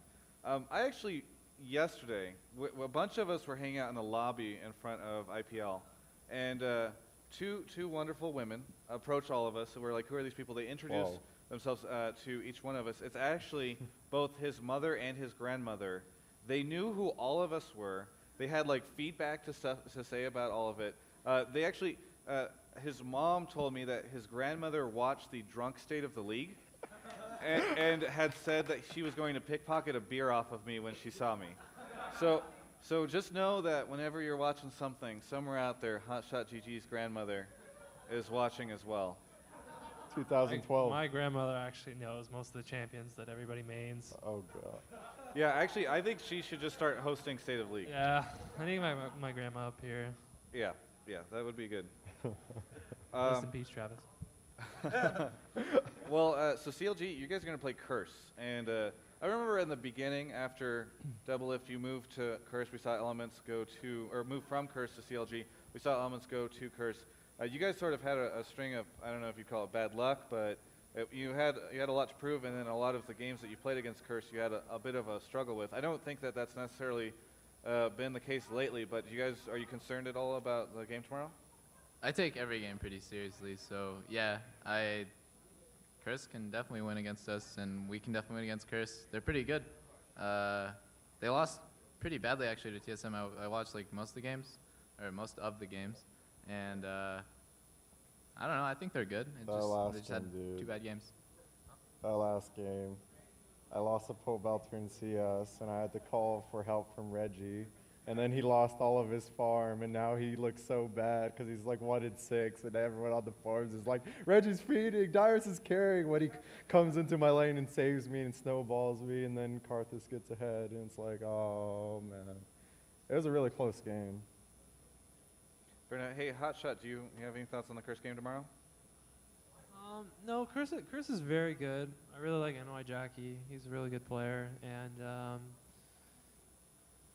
I think we have an advantage on Curse. I don't want to be too cocky, but I think we'll come out on top. Unless NYJackie just hard carries, which is very possible. Everybody gives props to NYJackie. I like him. So they need to bring back Tom. And I mean, he really proved himself Tom, in Hanover. Tom is probably the best player. He's the best. You're the best. He's so good. Yes. So of course we're talking about SYD TKO for those not familiar. He's still on the team, but he's not on their main lineup. He's like set up tents on the bench. What's that? He's like permabenched. I'm pretty sure. Oh, permabenched? Yeah. Oh. He's actually okay with that somehow. I don't know. He laughed about it with me at Hanover. He's like, after the game's over, I walked up to him and he said, I'm probably never going to play with my team ever again. Wow. Oh. It's okay. I still love Tom. Tom's like my favorite person ever. Really? Yeah, So dude, we're even bros. there's like a roommate that lives with you. Hosts the show. All right, whatever. Scar, did you have something to say about Tom? No, I think Tom's a good player. I just hear more about Tom from Doublelift than from anyone else. Which We have this strange like sexual relationship. I don't even know what's going on, but yeah, I don't know why I always end up talking about Tom. TIL scared. Doublelift is not gay, a Reddit post. All right. Well, I don't know where to go with this. Let's just talk about. Oh, you know what? We talked about Hacker and we talked about all that stuff, but we didn't talk about the other content that they announced that is going into that patch. So have you guys heard about that at all? What? All right. I'll assume that you haven't. is it Magma Chamber? No. Oh. We don't talk about that on the stream. Okay. When I heard that Magma Chamber was coming out, someone told me it was going to be like a 10 versus 10 map, and I was like, oh my god, this is what Riot is going to do to break the new MOBA. This is how they're going to overtake 10 versus 10. Oh my god, and then it didn't come out. I was hella sad. Don't. I mean, look, I can't believe that this is up now as a topic, but I would say that there's probably a reason Magma Chamber didn't come out, right? Yeah, I think that's. I know some riders are watching this. Static, I want you to know I'm still bitter about this. I really wish Magma Chamber came out. You're probably watching it from over there. I was really looking forward to Magma Chamber. Somewhere Static is just like having a beer, not even caring. I think I'm like the only person who's like not looking forward to Magma Chamber. Like I don't know Dominion, I was like kind of excited for that. I was like, all right, let's see how it is. And I played like 2 games and that's it. Like that was anyone that supports Magma Chamber is getting like I don't know lynched by Riot after this. Well, okay, let's move on. We've got other stuff to talk about. HackerM content. So, Nat, Doublelift, just you give that mic to me. Hi, 'cause Travis. He's been super It's quiet. mine. I'm sorry. My time. Yeah. Supports don't always get the spotlight. Yeah, exactly. That's what we need. Nat, there we go. Yeah. I got this, guys. Yeah. Improved floating combat text. So the combat text in the game is now going to be like Borderlands, if you guys have played that, where it sort of like flies off the side. Really? Yeah. I kind of don't like it. Like I saw the picture and it's like in random spots. All right, Doublelift, you take the mic back from Nat. He can't. No, I'm just kidding. Well, I guess we haven't seen it in game. Yeah, I haven't seen it yet, but just looking at the picture, I'm just like, why are they off center from each other? Like from what I hear, it's like people on Reddit are saying that have played with it at PAX are saying it's supposed to be really cool. So, I don't know. I've seen like custom mods where people have like scrolling combat text and they have all these like color mods and stuff, and I actually really like them. Yeah. I played in a PC cafe in Korea, and they had like really vivid pink names for like yourself, and then for enemies they're like bright red, and they had all these like scrolling text, and it was really cool. I liked it. Well, hey, if you like UI stuff, they're also going to have it so that they're doing several different UI improvements. They're making the font in the bottom left corner more legible. I know it's sort of whatever, but the mana. Okay, you know what? It's not whatever, because I know somewhere a UI designer that spent like 6 months working on that font. It's like, it's not whatever. So no, that font, biggest change. Who cares about HackerM? But along with that, mana, health, and energy regen is going to be showed on the UI whenever they're not at full health. So like if you're at half health on mana, you'll see it'll come up in the UI, show you how fast you're generating mana, which is kind of cool. I actually like that one. That one looked really, really good when I saw it on the UI, and it'll help us put into perspective like how much regeneration is actually valued. Yeah. It's easier to like, you can open up the window, the status window, but I don't know when buffs go around and that sort of thing. It'll be nice to see. Yeah. I always use mana regen runes on my blue, sometimes on yellow, not often, but usually on my blues. And maybe it'll be cool to see it go up, but I'm not sure. I love text. That's why I play on default. And I even click on the mana reducing, even though it doesn't mean shit. And locked camera and default. So every time I go to a tournament, I can just click on default. Oh man, I'm set. Let's go. Let's play. Scar, you keep holding the microphone. You're just trolling me. You'll hold the microphone up, and I'll be like, okay, Scar's gonna say something, and then you'll just hold it like this and look at me. And he holds it like he's Tupac too. He's like got it sideways, like he's gonna cap somebody. You got. All right. Anyway, mastery pages are now going to be saved server side. That's actually been the biggest applause that we've gotten so far. Wait, so for Europe too?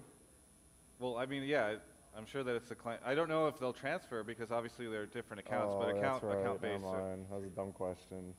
It's okay. I forgive you, Dyrus. On my quest of hitting rank 1 in Europe, I hit 3, and then I got shot down. It was sad. Dyrus, you just depressed. Like, we should be happy about mastery pages on server side, and then you bring us It's great. down. It's great. There we go. That's what I want here. I love mastery pages. Yeah. I figured that would be kind of a big deal for you guys because you switch to computers all the time. I don't even use I don't know anybody who actually uses mastery pages. 7-letter word. All right. Like, do any of you guys use mastery pages? I use the invention called the mouse wheel. Yeah, It's me really too. good. I hit the clear thing and then I do it. Oh, I thought you were talking about rune pages. This entire time that was rune pages. Yeah, mastery pages, I just click on new mastery page. Yeah. I just click Can we to ban scroll Dyrus up. from mic? Actually, I don't scroll. Dyrus, you lost your mic privileges, Yeah, dude. you lost your mic privileges. It's actually he's wearing it, so there's no way to. GG, dude. Get raped. All right. I got kale. Well, look, now you don't have to use the scroll wheel. It'll just all be saved server side. Like, none of us use mastery. There's a reason Yay. why none of us use mastery pages. And it's that. It's like I have to 10 say, reasons. like, out of all the changes,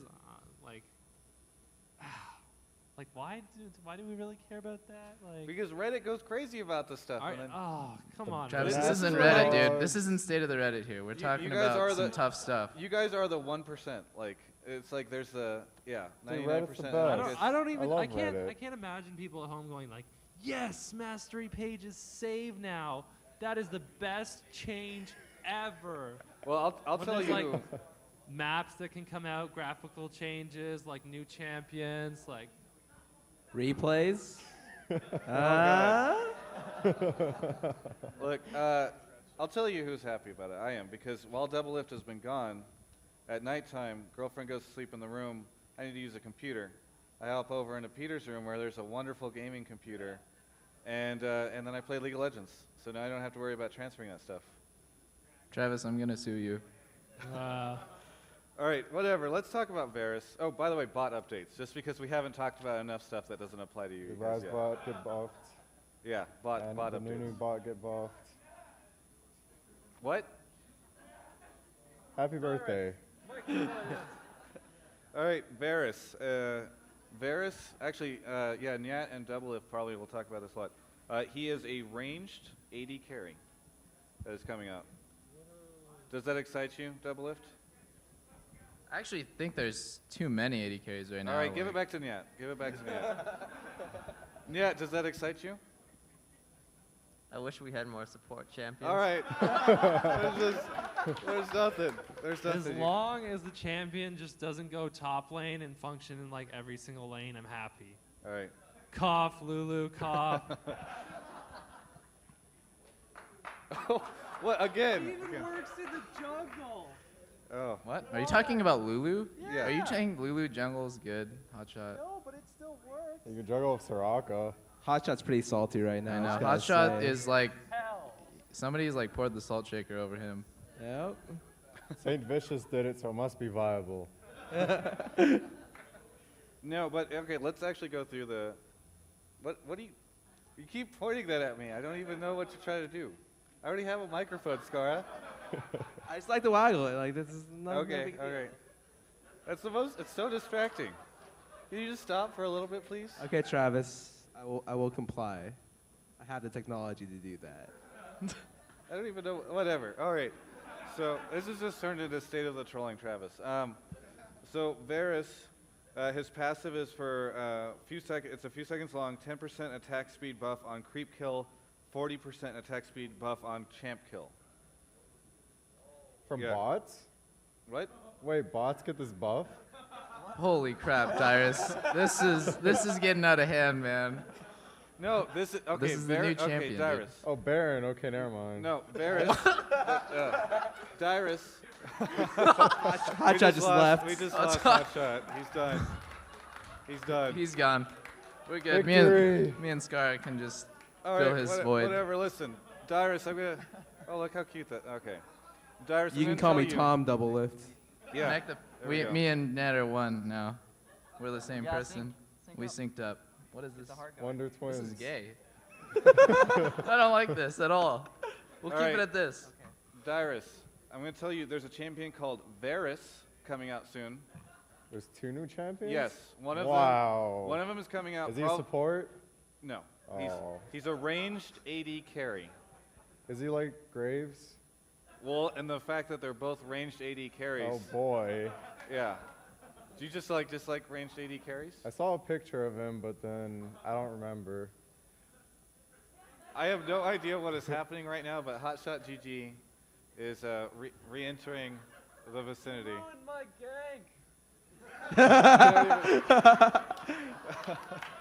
Trying to gank Dyrus. All right. Before we go too off the, I don't even know what to call it, schedule, like sanity. Varus is a new ranged AD champion.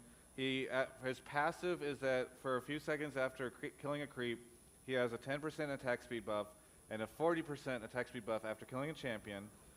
His Q, this is, by the way, I should say, thank you to MGC Tim on Reddit, because this is not like, Riot hasn't posted this. This is just stuff from PAX. People that are at PAX are sharing this because it's in that build. He has it just says a unique move for Q. You begin charging a shot and suffer a 20% move speed decrease while charging. So it's like an Ezreal ult you can move around with. The longer you charge, the more damage and range the shot does. So I guess it's like a Mega Man? Okay. Mega Man. Mega Man. Yeah. Speaking of Mega Man, That Pulsefire hero Ezreal didn't make Wear. it into MBC 3. Yeah, exactly. Pulsefire Ezreal Wear, that's going out through the crowd. Okay, so it's 20%. The longer you charge it, the more damage and range. It hits everything in the line, but does less damage to later targets, like Caitlyn's Piltover. It is rivaled only by Nidalee's Spear for longest range non-ultimate skill in the game. Can I play him top so it can be my second main next to Udyr? Maybe, I don't care. You Oh can do whatever you boy. want, Dyrus. Oh boy. All right, W is a passive and a constant, which is a passive which is a constant attack damage buff, and a passive that applies blight charges whenever you auto attack. I don't know what that is, but I'm sure we'll find out. I guess it's just like a dot. All right, so the last few seconds, they last a few seconds and have no effect until you hit an enemy with a skill, at which point they detonate and deal a percentage of the enemy's health and damage. I hope that's true damage. So I can complain about it. Yeah. Doublelift, you got anything There are so way too many, not way too many. There is a good amount, if not too many 80 carries right now, I think. Like, all the bases have been filled, I think. I was for hoping 80 you had something carries. to say about those abilities. The abilities, just by concept, the passive's like a doo-doo dispenser, like it's really bad. And the Q, if any range carry that like mains an ability that doesn't actually like, or that takes away from auto attacks, so that Q seems like you would charge it up, and it's like your big ability, right? Like that's the thing, that you pick that guy for his Q because it's really cool. But that's not auto attack, so you're never gonna really use it. So I'm wondering if you're going to be playing this champion in like 2 months. I'll play him, and he'll either be massively overpowered or he'll be crap. All right, E is a volley of arrows that deal damage when they land and poison the ground, causing enemies to move more slowly. So this is not a volley like an Ashe volley, but it's like another Graves. Like a hunter. Does he make you blind like Nocturne too? No, I don't know. We're just going through the list, Oh Dyrus. boy, more broken champions like Graves W. Alright. That clears waves with Q and W, like a 80 caster nuke. Hotshot, what's up? All right. Dyrus spoke. All right. Finally, the R is a skill shot Aneurysm. nuke. It's a skill shot nuke and stun that after it hits can spread by way of slow-moving tendrils to other enemy champions and deals the same nuke and stun to them. So kind of like a ranged Morgana ult. Oh god. Dude. I'm already calling this guy's a piece of crap. Like they need to like What? cancel him already because Dyrus he is doesn't like complaining about No, how he good doesn't BLP. have a steroid. You cannot have an 80 carry with no steroid. All right, so here's what's gonna happen. Doublelift's gonna call him crap up until he realizes that he can 1v2 with him really easily, and then after he realizes that, they're going to play him every game. What? Because with Q, you have a Windrunner style. I don't know who played Dota here. I'm assuming quite a lot of people. Windrunner style power shot. If the cooldown is low enough, like Windrunner was one of the few champions that could handle tri-lanes. So I'm pretty sure you can 1v2 with the new champion. And if that's true, like having 1v2 capable champions is something that's very, very, very, very strong. And Hotshot really wants this mic, but I just like to see him struggle. Scar, I want my $10 back, so I'll bet you that this guy's gonna be really bad when he comes out. Like There we really go. bad. Okay. I have to say this. Doublelift called Olaf like one of the worst heroes a week ago. I'd never said that. All right, Also whatever. taking things out of context. Here's what's going on, though. And Olaf got kited. We got to wrap up, guys. He does. We're winding down. So really quickly, quick shout-outs from each one of you. We'll start with Dyrus, because he's just gone. Happy birthday to Dyrus, okay. shout-outs, go. Can I go with like all my old shout-outs? You have to do it quick, because I'm getting this signal. I don't from have any people. bookmarks to look at. Okay, solomid.net, Dyrus on Twitter, Dyrus.tumblr.com, search Dyrus at Facebook, like it. League of Legends, all my fans, everybody, Mr. Pillow. I forget all my other shoutouts because I don't have bookmarks to look at. That's I quit. okay. Bye. Nyat Nguyen, I'm so sorry. Yeah, You're no, kind of quiet. That's okay. Do you have any comments on any of the stuff we've talked about? I don't remember anything anymore. All right, yeah, it's fine. we're all exhausted. Shoutouts. Yeah, so shout outs to my team, Epic Gamer. Shout outs to all the other teams here at IPL and everyone else trying to make it big in League of Legends. Shout outs to the fans. Get out of here, Dyrus. Shout out to IPL and my Twitter's twitter.com/nhatn. All right. Doublelift? Yeah, just the usual CLG, Razer, Own TV, they're sponsors. This show's pretty cool, State of the League. Thank you. This is the only compliment you'll ever get, Travis. Yeah, exactly, I know. That's and Tina, that's the most important one. Is that your fish? Just kidding. Shout out to my mom and my grandma for flying out here. Thank you, and thank you to the fans for supporting us. Thank you for watching our streams. A lot of this would have never been possible if streaming just never became a thing. We wouldn't have been able to really afford to travel. League wouldn't have exploded as it did. So thank you for all your support, and we really, really, really appreciate it, all of us. And shout out to Becca too. Aww. Thanks, Own TV and Twitch TV and Travis. I like to shout out to our fans because, like George said, without fans, we're nothing. Shout out to Travis, obviously, for hosting this great show. I love IPL, so shout out to IPL. They hooked us up with these insane rooms. And with those rooms, you can get a pillow butler to replace your pillows so you can choose the right texture of pillows that you want. Really? So shout out to IPL. It's sick. On top of that, obviously, shout out to Twitch TV and my sponsors, which would be, I don't want to look down for them. Just look at your- Alienware, Intel, Creative, Scan, and Tech should be the biggest ones. Actually, we ended up dropping Razer. Oh, okay. Which I hope they're not here right now because they probably hate me. But yeah. You're going to be hearing from Odie after this. Yeah. Yeah. Scar's cut. That was the worst sponsor shout out ever. All right, well, here, let me do my shout-outs really quickly, because I know we're running out of time. Thank you, everyone, for watching. Thank you for supporting. Thanks to the audience that's out there that's watching. I don't know if you guys can hear them, but they're out there.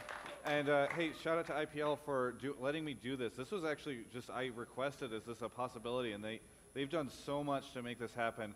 The production crew has been amazing. So that's actually the biggest shout-out to all those guys working in production.